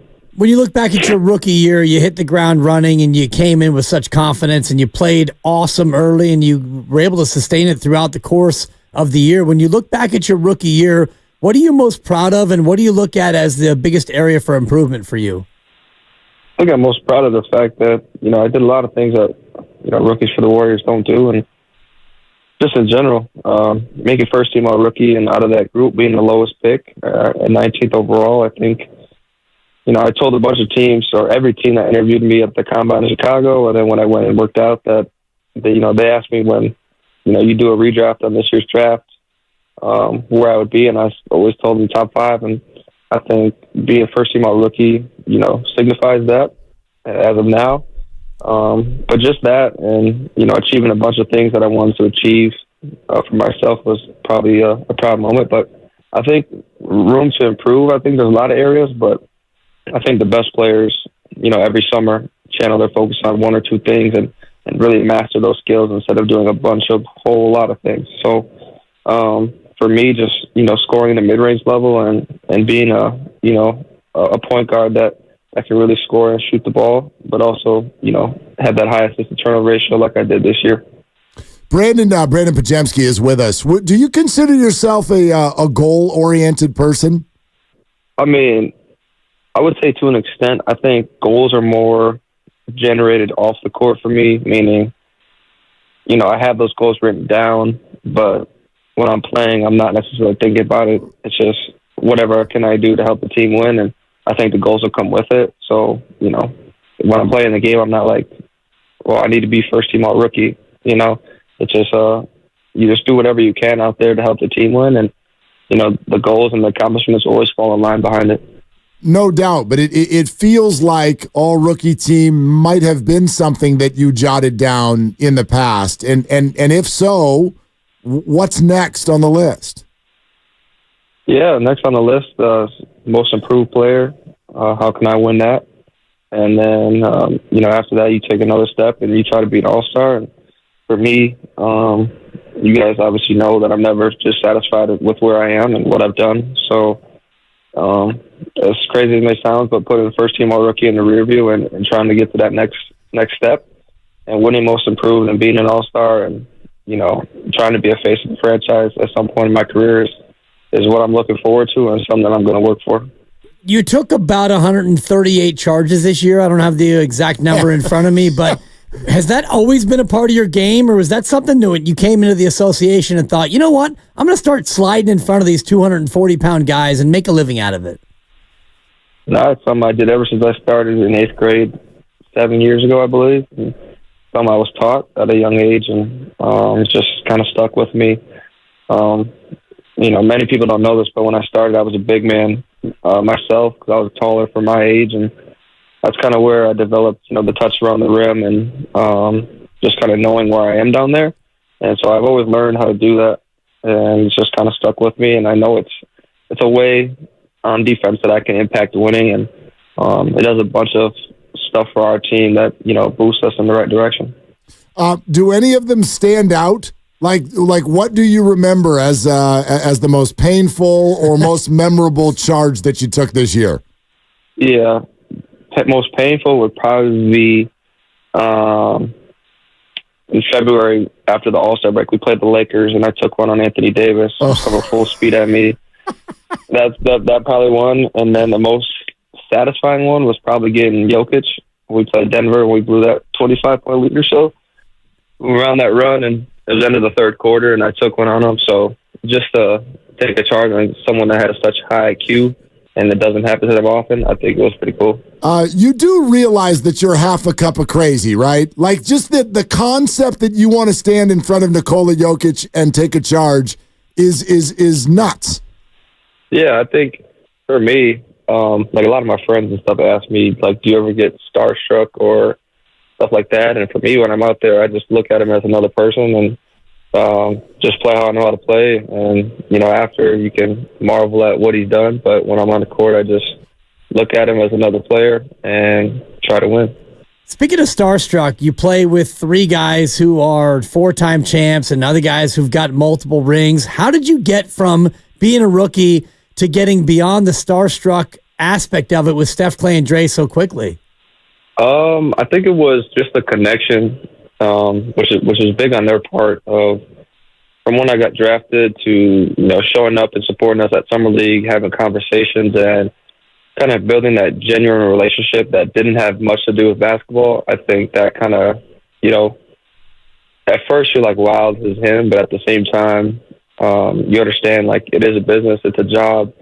So a credit to them of just hosting players only camps and getting to know not only them but the rest of our teammates on a personal level through hanging out with each other, and it didn't have to be everything was about basketball, which is really cool for us. And I think that's why Steve said so much this year of how close this group was, and it's a credit to them that they got that started early in the summer last year. Brandon, you got the play-in game, but you technically did not get to play in your first playoff game. What have you learned by watching the playoff games on TV, presumably? Yeah, I want to be there.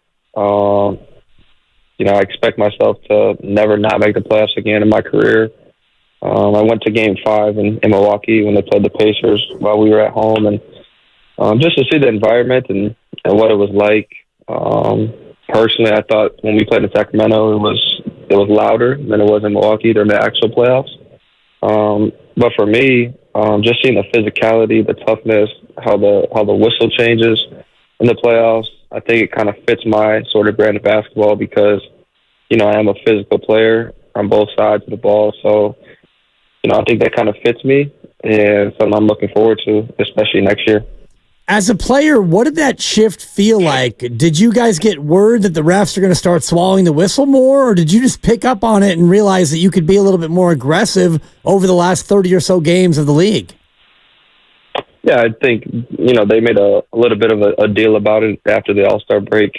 And, Steve and the staff kind of, told us about it. And, we see teams hold and grab and Steph and Clay when they're running around. And so we kind of just used kind of that same mentality and kind of started doing the same things to the other teams. And obviously they start to let stuff go. And, the tic-tac fouls aren't being called as much, which is, is a benefit to us because we have such physical guys. So I think I'm hoping that continues into next season at the start of the season. But who knows? And, I'm just really excited to get back to playing. Brandon, I wonder how you'd answer this. You get what's going on with this organization right now. Like you've got big-time future Hall of Fame players, yet you missed the playoffs. Yet you guys were also 46-36. The Draymond suspension, a lot of talk about potential change. I think here's the question. From your view, how close to contention are you guys? I think we're very close. And obviously that's easy to say for anybody on any team. And everyone has that belief that they can do it. But I think to see, the old guys mixed with the new, mixed with the young, I think it's something that we can, put together. And seeing, Mike Dunleavy's plan and Joe Laco's plan of, drafting Jonathan and Moses and letting them develop, but also then drafting me and Trace, who had experience in college and were ready to impact, and meshing that together, and now going into a second year with all four of us, with the combination of Steph, Clay, and Draymond, and whoever else is with us when the time comes. I think it's just it's set up for success, and it's another year, like I said, of experience of us playing all together, and you can't hide for a ring, and it doesn't just happen on accident. So those guys know what it takes, and we're there to help them and get them to the promised land. What are your plans for the summer? Obviously getting better and playing basketball, but anything else other than out there in the grind in the gym? Not so much. I mean, the May and June is going to be, big 8 weeks for me. And then obviously July is summer league, and I'll play in a couple of games of that just to, have the ball in my hands a little bit more. Obviously they want to see kind of what that looks like with me and Trace. So, just do that, and then I'll take some time off, probably the end of July, early August, and then, get right back into it. Looking forward to training camp, which is the end of September. So it's coming quick, and, I've never had an off season like this. I've been, on a straight grind for, 2.5 years now without any break. So to take those 2 weeks off after we lost to Sacramento was, something very uncommon for me, but I think it was much needed. Brandon, speaking of Trace, who you've mentioned a couple of times, a near miss for the all-rookie team for him. Have you talked to him in the last 24 to 48 hours? Yeah, I saw him this morning. I saw him yesterday. And, I mean, he knows it. I don't got to say anything to him. And I said yesterday in my press conference that, knowing him and knowing what he's about and what he stands for, what he wants for himself, he's just going to use it as, motivation to be that much better. And to be honest, I kind of just gave him kind of the flip of the coin of it and just told him, like, hey, the All-Star game is here next year. I think me and you both can be, on the Rising Stars team together and win. And I think that'd be super cool, especially it being in San Francisco. So just kind of look at it from a different perspective. But he knows he should have made it. We all know he should have made it. You ask a lot of people in the NBA, they would say he should have made it too, just based upon his impact, how much he helped us win in the second half of the season, and doing that in such a short amount of time, and then ended up starting, with the best group we had out there. So it was pretty impressive, at least from my perspective. And Brandon, here's the question we really are dying to ask you. Now that you're on the all-rookie team, you think they know how to pronounce your name now? I hope so, but, people always forget it, somehow mess it up, which is okay. Maybe once I'm an all-star, they'll figure it out. Yeah, we've made actually quite a side living out of all of the mispronunciations, and I hope you don't mind that we've had a little bit of fun at not your expense, but at everyone's expense, getting to know you a little bit. Yeah, it's a fun thing. No one has ever, said it correctly on the first try. They've always had to hear it from someone else or hear it from me, so I'm used to it by now. Well, Brandon, to that point, we would like to play you a little montage of what people have done to your name so far in your rookie year, and maybe you could point out your favorite one. Take a listen to what's happened on our show this year. Podziemski, Poughkeepsie Kid, Podziemski, Podziemski. Okay, there it is. Your vote to best mispronunciation goes to who? Probably Podziemski. That's probably the most common one and the one I get the most because they try to say it how it's spelled. But yeah, probably that one. Okay. All right. Brandon, thank you so much and congrats again. Yeah, thank you guys. Appreciate you for having me, man. There it is. Brandon Podziemski, who did not surprisingly select Poughkeepsie Kid. Yeah, surprising. I got to figure that's one of the first times he's heard that one. No doubt. And Poughkeepsie Kid. And Podziemski. Yeah. I'm sure he's gotten a lot of it. Podziemski is that's maybe my favorite, but yeah. Do you have them all? Can I hear him again? I want to hear him again. Podziemski. Okay. Poughkeepsie Kid. Podziemski. Podziemski, Podziemski. Podziemski. Podziemski. Shams. That last one was Bobby Marks, and then the loudest clear one was Shams Charania. Was Shams. Podziemski. Come on. Shams needs to take a lap for that. Yeah. Dude, you're like the second biggest NBA insider in the world. Maybe the biggest now. Maybe. You know. But go toe-to-toe. Yeah. With Wojnarowski. Maybe that's just Sham's thing. He's like, we're going to mispronounce this on purpose. That's it. Which is kind of funny when your name is Shams Charania. I bet he deals with it all the time, Exactly. too. I don't even know if I just pronounced that correctly. Yeah, it's Shams, by the way. Is it really? It yeah, is. whatever. I mean, not whatever, but you know what I mean. Like, yeah, okay, I get it. Yeah. So maybe he gets a pass on that one. He does. Right. And I love that part of it, and we discussed it going into the interview when we just replayed it, the idea of Steve Kerr not developing young players, yet you had two guys in the top 11 in the rookie voting, one first team all-rookie, the other one literally one vote away from second team all-rookie. Yep. Yet Steve Kerr hates the young people. And Pods actually said, and part of this is teammate stuff, but he said something interesting with regard to like everybody in the league knows it. Like TJD should have been on this team and everybody in the league knows it. I don't know about that. Like top 5 is tough, but he's real good, man.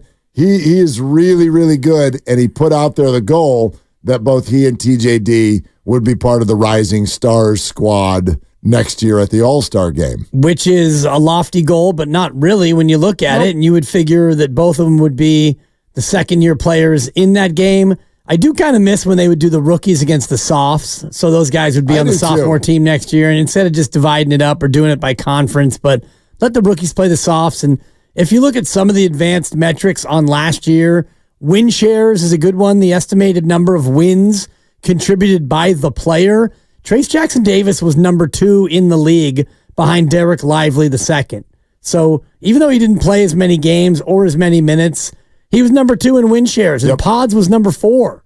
And, Pods is on that first team. No, they were significant. There's no two ways about it. And you always talk about contributing to winning.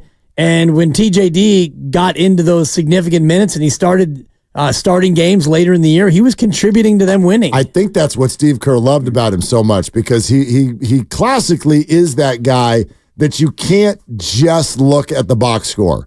I think there's a lot of stuff in the box score that he does well, but Brandon is one of those guys that can go out there and score 7 points, but really have an effect on the game because of the way he defends, because do not forget, we have not said this enough today, the rebounding.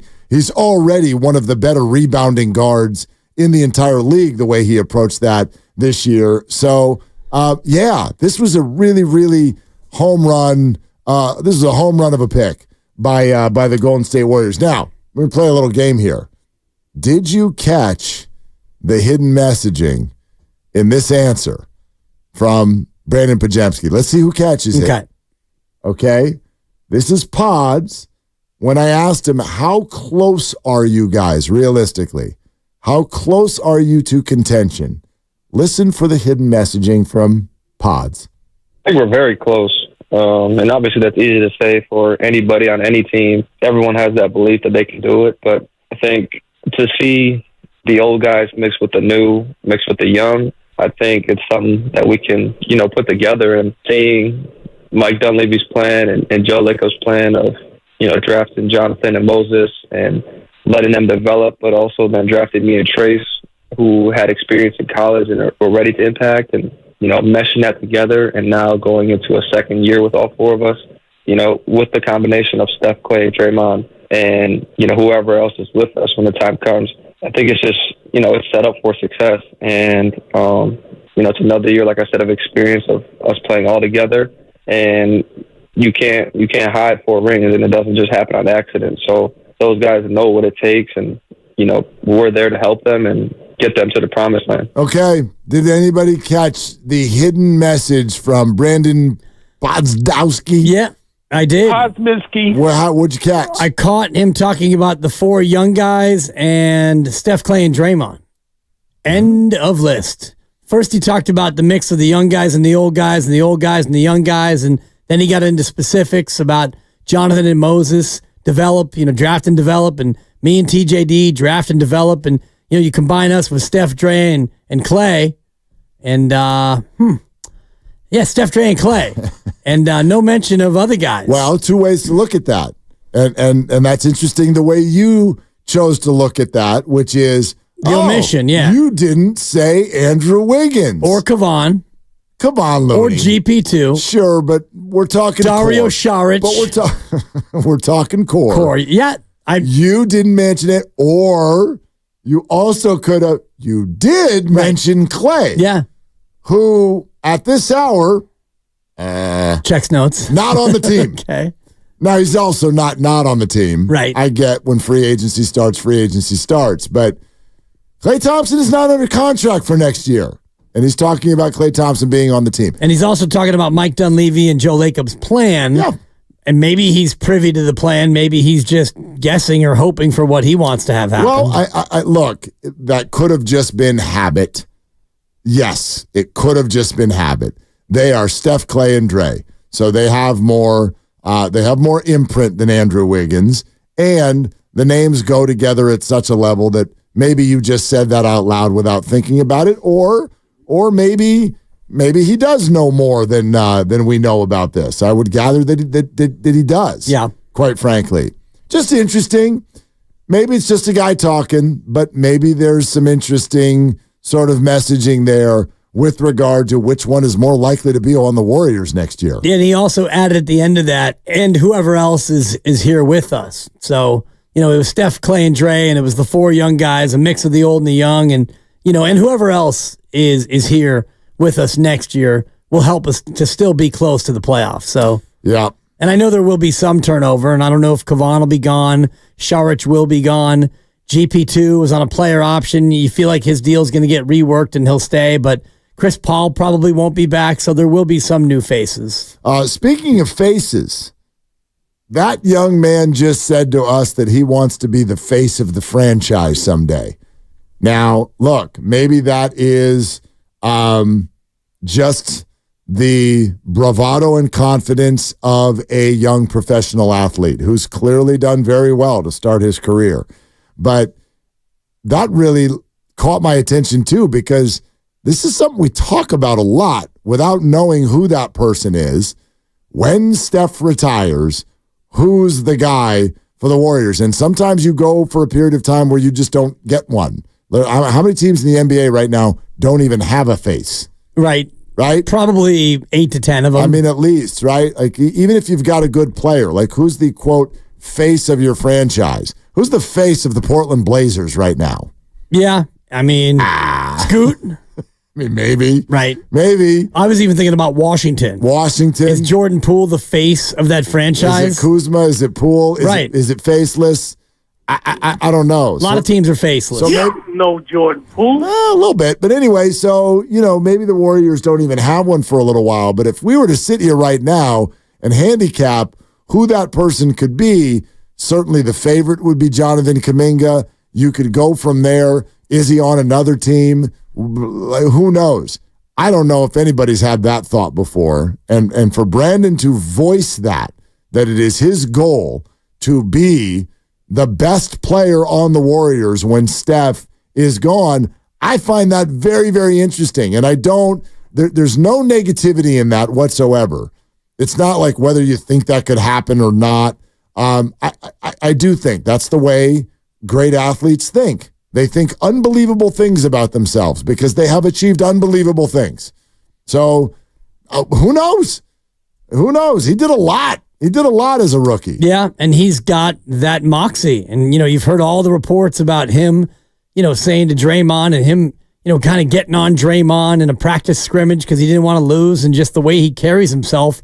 He didn't act like a meager rookie on a team full of vets and a team that had won multiple championships. He didn't come across as being afraid of the moment or afraid to make a mistake in the big moment. He plays with that moxie, so I'm not totally surprised to hear him talk like that about himself. Here's another one. This is when we asked him what he's learned by watching the playoffs and not being in them. I mean, I want to be there. I expect myself to never not make the playoffs again in my career.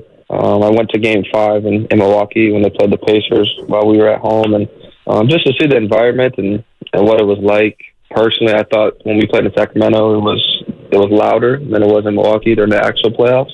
But for me, just seeing the physicality, the toughness, how the whistle changes in the playoffs, I think it kind of fits my sort of brand of basketball because, I am a physical player on both sides of the ball. So, I think that kind of fits me and something I'm looking forward to, especially next year. Okay. I expect myself to never miss the playoffs again for the remainder of my career. It's a big ask. It's a big goal. Yep. I mean, not many players have been able to do that, and I was just thinking about a current player, LeBron James, and I was wondering, listening to pods there, I was thinking, how many years has LeBron James not made the playoffs in his long and storied career? And he's played 287 playoff games. Do you have it in front of you? I just did the quick math of it, yes. LeBron James has had quite a career. So how many years has he played? LeBron James has played 21 seasons, starting in 03-04 with Cleveland. How many times has he missed the playoffs entirely? Correct. Of his 21 years in the association, I'm going to guess one. One time. The answer's 4. Really? His first 2 years. Oh, wow. 03-04, not in. Didn't even make the playoffs. 04-05, not in. Okay. And then I believe 2022, 21-22, Lakers didn't make the playoffs. That's only 3. 18-19. Oh. Which must have been... With who? Cleveland? That's his first year with the Lakers. Thank you, Grandy man. Oh, so he's missed twice with the Lakers. Yes. Correct. Huh. 18-19. So, I mean, in his 21-year career, the guy who's played in more playoff games than anyone in the history of the association, even he has missed out 4 times. Well, it's amazing how I just did it right here in front of you. You did it live. The greats, we erase the bad. Right. We just erase it. Michael Jordan never lost a playoff series. No, ever. You know what I mean? That's my favorite one where they're like, Michael never lost in the finals. Yeah, because they're all the years that he didn't even get there. You don't get credit. Like, that was the one thing I did hate. I don't do Michael versus MJ or LeBron, yeah. Michael versus LeBron anymore. It just makes my brain hurt. But by the same token, there's one thing that I always felt was unfair, which was that when people would go, LeBron has gotten to the finals and lost. I'm like, right. And then there were a bunch of years where Michael didn't make it to the finals at all. You're penalizing him for going further in the playoffs. Choker. He's been to the finals more. Yes, he's lost more. But that feels like a flimsy thing to argue if you're getting into the whole best of. But anyway, yeah, that argument is largely. But we forget the stuff that didn't go well. 4 times he's missed the playoffs. Michael, 15 years, and he made it to the playoffs 13 times. Okay. The only times he didn't were his Washington years. Yeah. But you mentioned it, like the first 3 years in the playoffs, he played 4 games, 3 games, and 3 games. That ain't good. No. Those are best of 5s, which means you won 1 game and you got swept twice. Yeah. One playoff win through 3 years? Correct. Through the first 3 years. And then, you got into a little bit of a cycle where 3 more years where he didn't win a ring, and then it was ring, ring, ring, baseball, ring, ring, ring. The man is confident, isn't he? He's very, very confident. Listen to this. When he was asked what he's most proud of. I think I'm most proud of the fact that, I did a lot of things that, rookies for the Warriors don't do. And just in general, making first team all rookie and out of that group being the lowest pick, and 19th overall, I think, I told a bunch of teams or every team that interviewed me at the Combine in Chicago, and then when I went and worked out that, they asked me when, you do a redraft on this year's draft, where I would be, and I always told them top 5. And I think being first team all rookie signifies that as of now. But just that and, achieving a bunch of things that I wanted to achieve for myself was probably a proud moment. But tends to be a good thing, I think, when people do that. They start to remember, exactly where I was drafted, all the people ahead of me. Not always. Sometimes it's not good. Josh Rosen did it once upon a time, talking about who was drafted ahead of him and how it was going to be a mistake, all the QBs that went ahead of him. Not always, but there's some famous ones. First of all, do you know? I mean, that's why Klay Thompson wears the number 11, because He was 11th in the draft. Gilbert Arenas used to hold it against every single team, including his own, for passing on him in the draft. Ask Amon-Ra St. Brown about all the receivers that were taken ahead of them from memory in order. He will roll them off right when he's asked. TJ Hushmanzada when he joined us. There you go. There's another one. I was trying to name drop him, and he was name dropping me back, and I was looking at the stinking list on the internet. Yeah, Clay got passed over by Jan Vesley. Oh, God. Bismack Biyombo. Okay. Jimmer Fredette went right before him to Milwaukee. Who are the 10 players that went ahead of Clay? Kyrie Irving. Okay. Derek Williams out of Arizona. Sure. Ennis Cantor, now Ennis Freedom. Tristan Thompson still playing at this hour. Wow. Jonas Valanciunas, he's had a good career. The aforementioned Jan Vesley, Bismack Biyombo, Brandon Knight out of Kentucky, Kemba Walker. He had a good little career. Yeah. I mean, not as good as, he could have been better. Jimmer Fredette and then Klay Thompson. Interesting. So there's only one player who's even comparable to Klay Thompson in that top 10, and that's Kyrie Irving. Right. Valanciunas is good, very but good, not, but not. No, he's not. Like going Kyrie's a Hall of Famer. Yeah, those are Hall of Famers. Interesting. All right, great stuff. 888-957-9570. Welcome to still jump on in here. We're going to get you all set up for what Grandy's going to start off with. That's coming up. We're sponsored by Pacific Coast Termite. This is Willard and Dibs. Americans pay about $5 billion to control termites.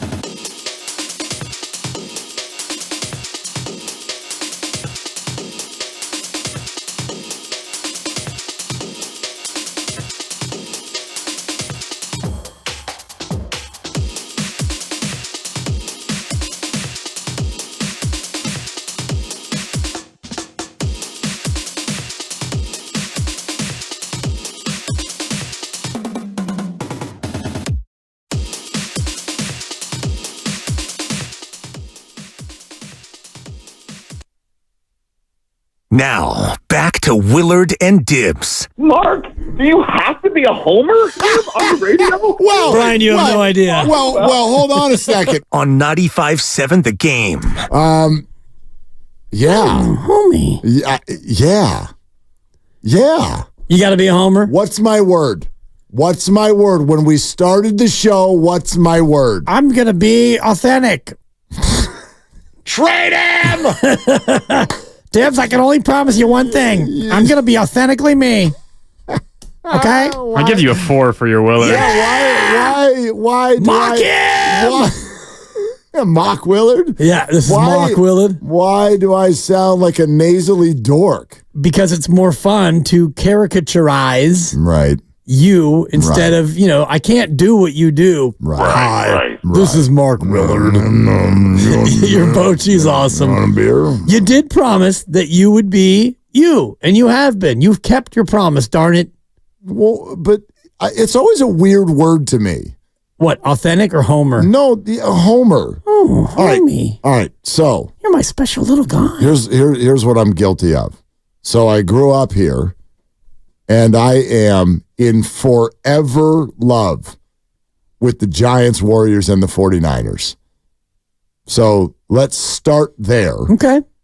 Have I at any point in the last 3 years, have I been critical of anyone with the Giants? You have recently. Okay. And thanks to you now, the team's on a heater. Have I at any point been critical of anyone on the Golden State Warriors?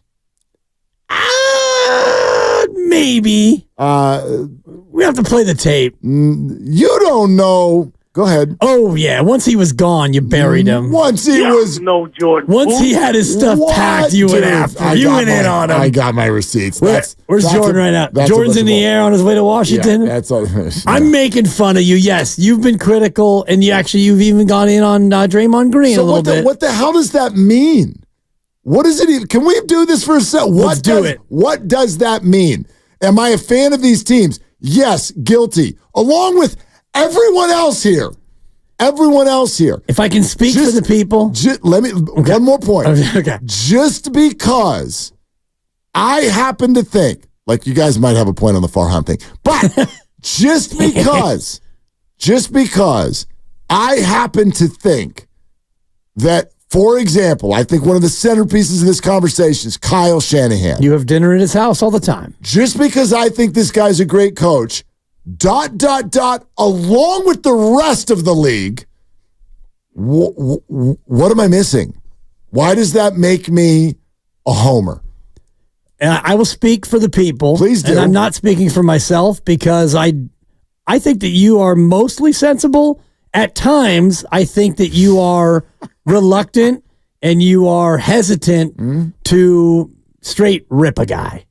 And that's probably because it's not really your style. Yeah, not my style. It's not your style. So I think that comes across as homerism when in fact it goes back to what you were saying before about you being the authentic you. Because I know you very well now. We talk to each other 5 days a week. I can't believe it's been 3 years of me hearing those dulcet tones. We ain't walking to the car together. No, we never do. We have an agreement. Yeah. I think that that's where people would look at you and think you're a homer because you're not quick to rip when things go south. Nor should you. It's not your nature. Yeah. And you're not going to ask for a guy's job like a couple weeks ago when I said, "Oh, Darvin Ham, he's got to go." You were like, I don't really like that. Yes, I don't like to do that. And I said, I don't really like to do it either, but I'm doing it, and he's got to go. And that's fine. Like, right. I say that with no judgment, but to also say, yeah, I am completely and totally uncomfortable with using microphones to call for other people's livelihoods. Right. Not my thing. You can hear. It's not that I will, like, if somebody is out of line, like, let me give me a situation where somebody like got fired because, who was the coach of the Celtics? Who's my guy? Udoka. Ime Udoka. Okay. You got something going on behind the scenes that in a corporate setting is, not allowed. Yeah. Well, that's different. That's different. If we get to a point where Like, I just find it, put it this way, there's another way to say it. I was out on Jordan Poole. Right. Before Jordan got traded, I'll show you the video where I was like, they're going to trade Jordan Poole. And they need to trade Jordan Poole. They got to get that guy out of here. And you were out on him when he was still playing, and it was dribble, slip, dribble, fall down, dribble, shoot. You were not in on it. Yeah. I was teasing you before. You've been critical. Jordan Poole for sure. Draymond Green to an extent. I think that where people want to drop the H-bomb on you and call you a homer, it mainly comes with management. Do you have to be a homer? Oh, yeah. And and it's not even a reluctance. It's just not your style. And you look at these professionals, guys like, for example, Steve Kerr. He's won 4 championships. And Bob Myers when he was here. And Joe Lacob, an owner who has taken his team from paying like $380 to buy it, and now it's worth $7 billion. And you look at the success weighed against temporary failure, and you're more prone to defend these guys through rough patches. I'll say this. The majesty of the players, that's who we fall in love with. Right. However, when things don't go well, I just find it to be, it's not that you're wrong if you don't like a coach or a front office exec, but I find it to be too easy of a snap reaction. Even as we sit here today, okay, May 21st, 2024, it is very, very popular to say that Farhan Zaidi should go. And I would argue he has made plenty of mistakes. He has made plenty of he crushed it trades or signings. There have been lots of both. If you don't like the brand of baseball, totally get it. I obviously got to a breaking point with it recently as well. Might have worked. but anyway, I would at minimum say this about all of these situations. It's not one person. It's not one person. So we fall in love with the majesty of the players, and people want to defend players. And if it goes a little bit off, then it's the coach in the front office. And I'm like, no, sometimes it's still the players. Yes. Like, that's what I got into with the whole Kuminga thing last year in the playoffs. Right. Why won't he trade him? Because he won't rebound. Don't get mad at the coach when the player isn't doing what he's supposed to do. They're getting paid millions of dollars. And I will say this in your defense, and I don't want you to feel like, you need to be defended. Yeah, but we didn't need to. I didn't mean for this to sound like this. No, I like this. I mean, this is a good, fair conversation. And I think I'm giving you honest feedback from, what the streets think. But the Gabe Kapler is a great example because you were more of a fan of Kapler until you got to about August of last year, and you saw the way things were going. You read the tea leaves. You saw the way the team, he kind of lost the clubhouse in many ways, and at that point, you were rightly critical. That voice. What can you do with that voice? It was hard for you because between his Instagram account and his voice, and that perfectly coiffed beard. He's talking about burgers all day. I'm like, who doesn't love this guy? Totally. Baseball and burgers? I'm going to eat it. I'm in. But then they had the Pusoy dose issue, and then the team started playing like garbage. He lost the team. Correct. You lose the team, you got to go. And they lost you too. Lost the team. Yeah. Hey, Grandy, what are you doing? What are you doing in 5 minutes? I got an awful lot to choose from today, don't I? Not really. I mean, I'm going to lead off with Bob Myers. Don't worry, you'll hear from Brandon Podziemski. It's like, but I got to lead off with the former president of basketball operations. One guy puts the uniform on, and the other guy talks about it. The other guy left us high and dry. He abandoned the franchise. Yeah. Whatever. Yeah, too bad. Bob Myers. All right. We'll lead off. Nice. All right. I'm gonna rationalize this in my brain that like everybody just heard from Brandon. Good call. Like 40 minutes ago, and that's why you're making this horrible decision. Yeah, that's why. And that's what I'm going to bed with tonight. Okay. Whatever help you sleep at night. It sure does. And I don't need a lot of help. I was just talking to my guy today. He wanted to know. I was in a little therapy session, and he wanted to know how you sleeping. Like, how long does it take you to fall asleep at night? And I'm like, Doc, I just fell asleep while you were asking me that question. I didn't even know how to answer. I fall asleep so fast, I don't know how long it takes me to fall asleep. Yeah. Wow. I told you I have the nasty habit of bringing the phone to bed with me. Yep. Because I like to look at comedy sketches or whatever on Instagram just to put me in a good mood before I sleep. Do you ever do this? Do you bring your phone to bed with you? I usually put it to the side, and we watch Friends, and then if I'm starting to get the heavy blink, I'll turn it off. It's so embarrassing. I'll be sitting there in the bed with the phone on, and I know it's time to go to bed. You know when I know it's time to go to bed? When I'll drop the phone. Oh, yeah. On my own chest. And I'm like, dude, I'm falling. Like, I'm literally falling asleep live. And you love comedy. I'm dropping the phone on my own face. I think it's time to go to sleep. And I'll put the phone down and close my eyes. Gone. Can you help me fix my phone? Thank you, Grandy. I appreciate that. Yeah. Yeah. Quick. In other words, you fall asleep fast. Very, very fast. Very fast. We're tired. You know what we should talk about tomorrow? Did you see this viral video of Patrick Mahomes? There's Niner content. There's OTAs today. Yep. QB1 was throwing the rock around. I can't wait. Ricky Pearsall was out there. He looked good. But I like the player. Do you like the pick? Yep. The big news in the NFL is that Patrick Mahomes has apparently shown up to Chiefs camp with a beer belly. Whoa. That's not cutting it, Pat. Social media is so nice, isn't it? How many fat Mahomes did you see? No, that was the first one, actually. Okay. I better rush to Twitter and get on that first. I'm not all up in the comments. I'm just looking at it on loop. Everybody's like, yeah, he's like a line at the bottom of his shirt, like the rest of us all have. Yep. But he's Patrick Mahomes. Man. So, anyway. All right, here comes Grandy. He's turning his back on us, and he's going to let you hear what Bob Myers sounded like earlier today. It's the best of the game. There you go. He's with Steiny and Evan. And the best of the game is brought to you by Fremont Bank, full service banking, absolutely 100%, no compromises. Do you want to do it again tomorrow? Yeah. All right, let's do it tomorrow. For Dibs, for Grandy, for Lucas, I'm Mark. Shoot your shot. That's all you got. It's cheap 4x4.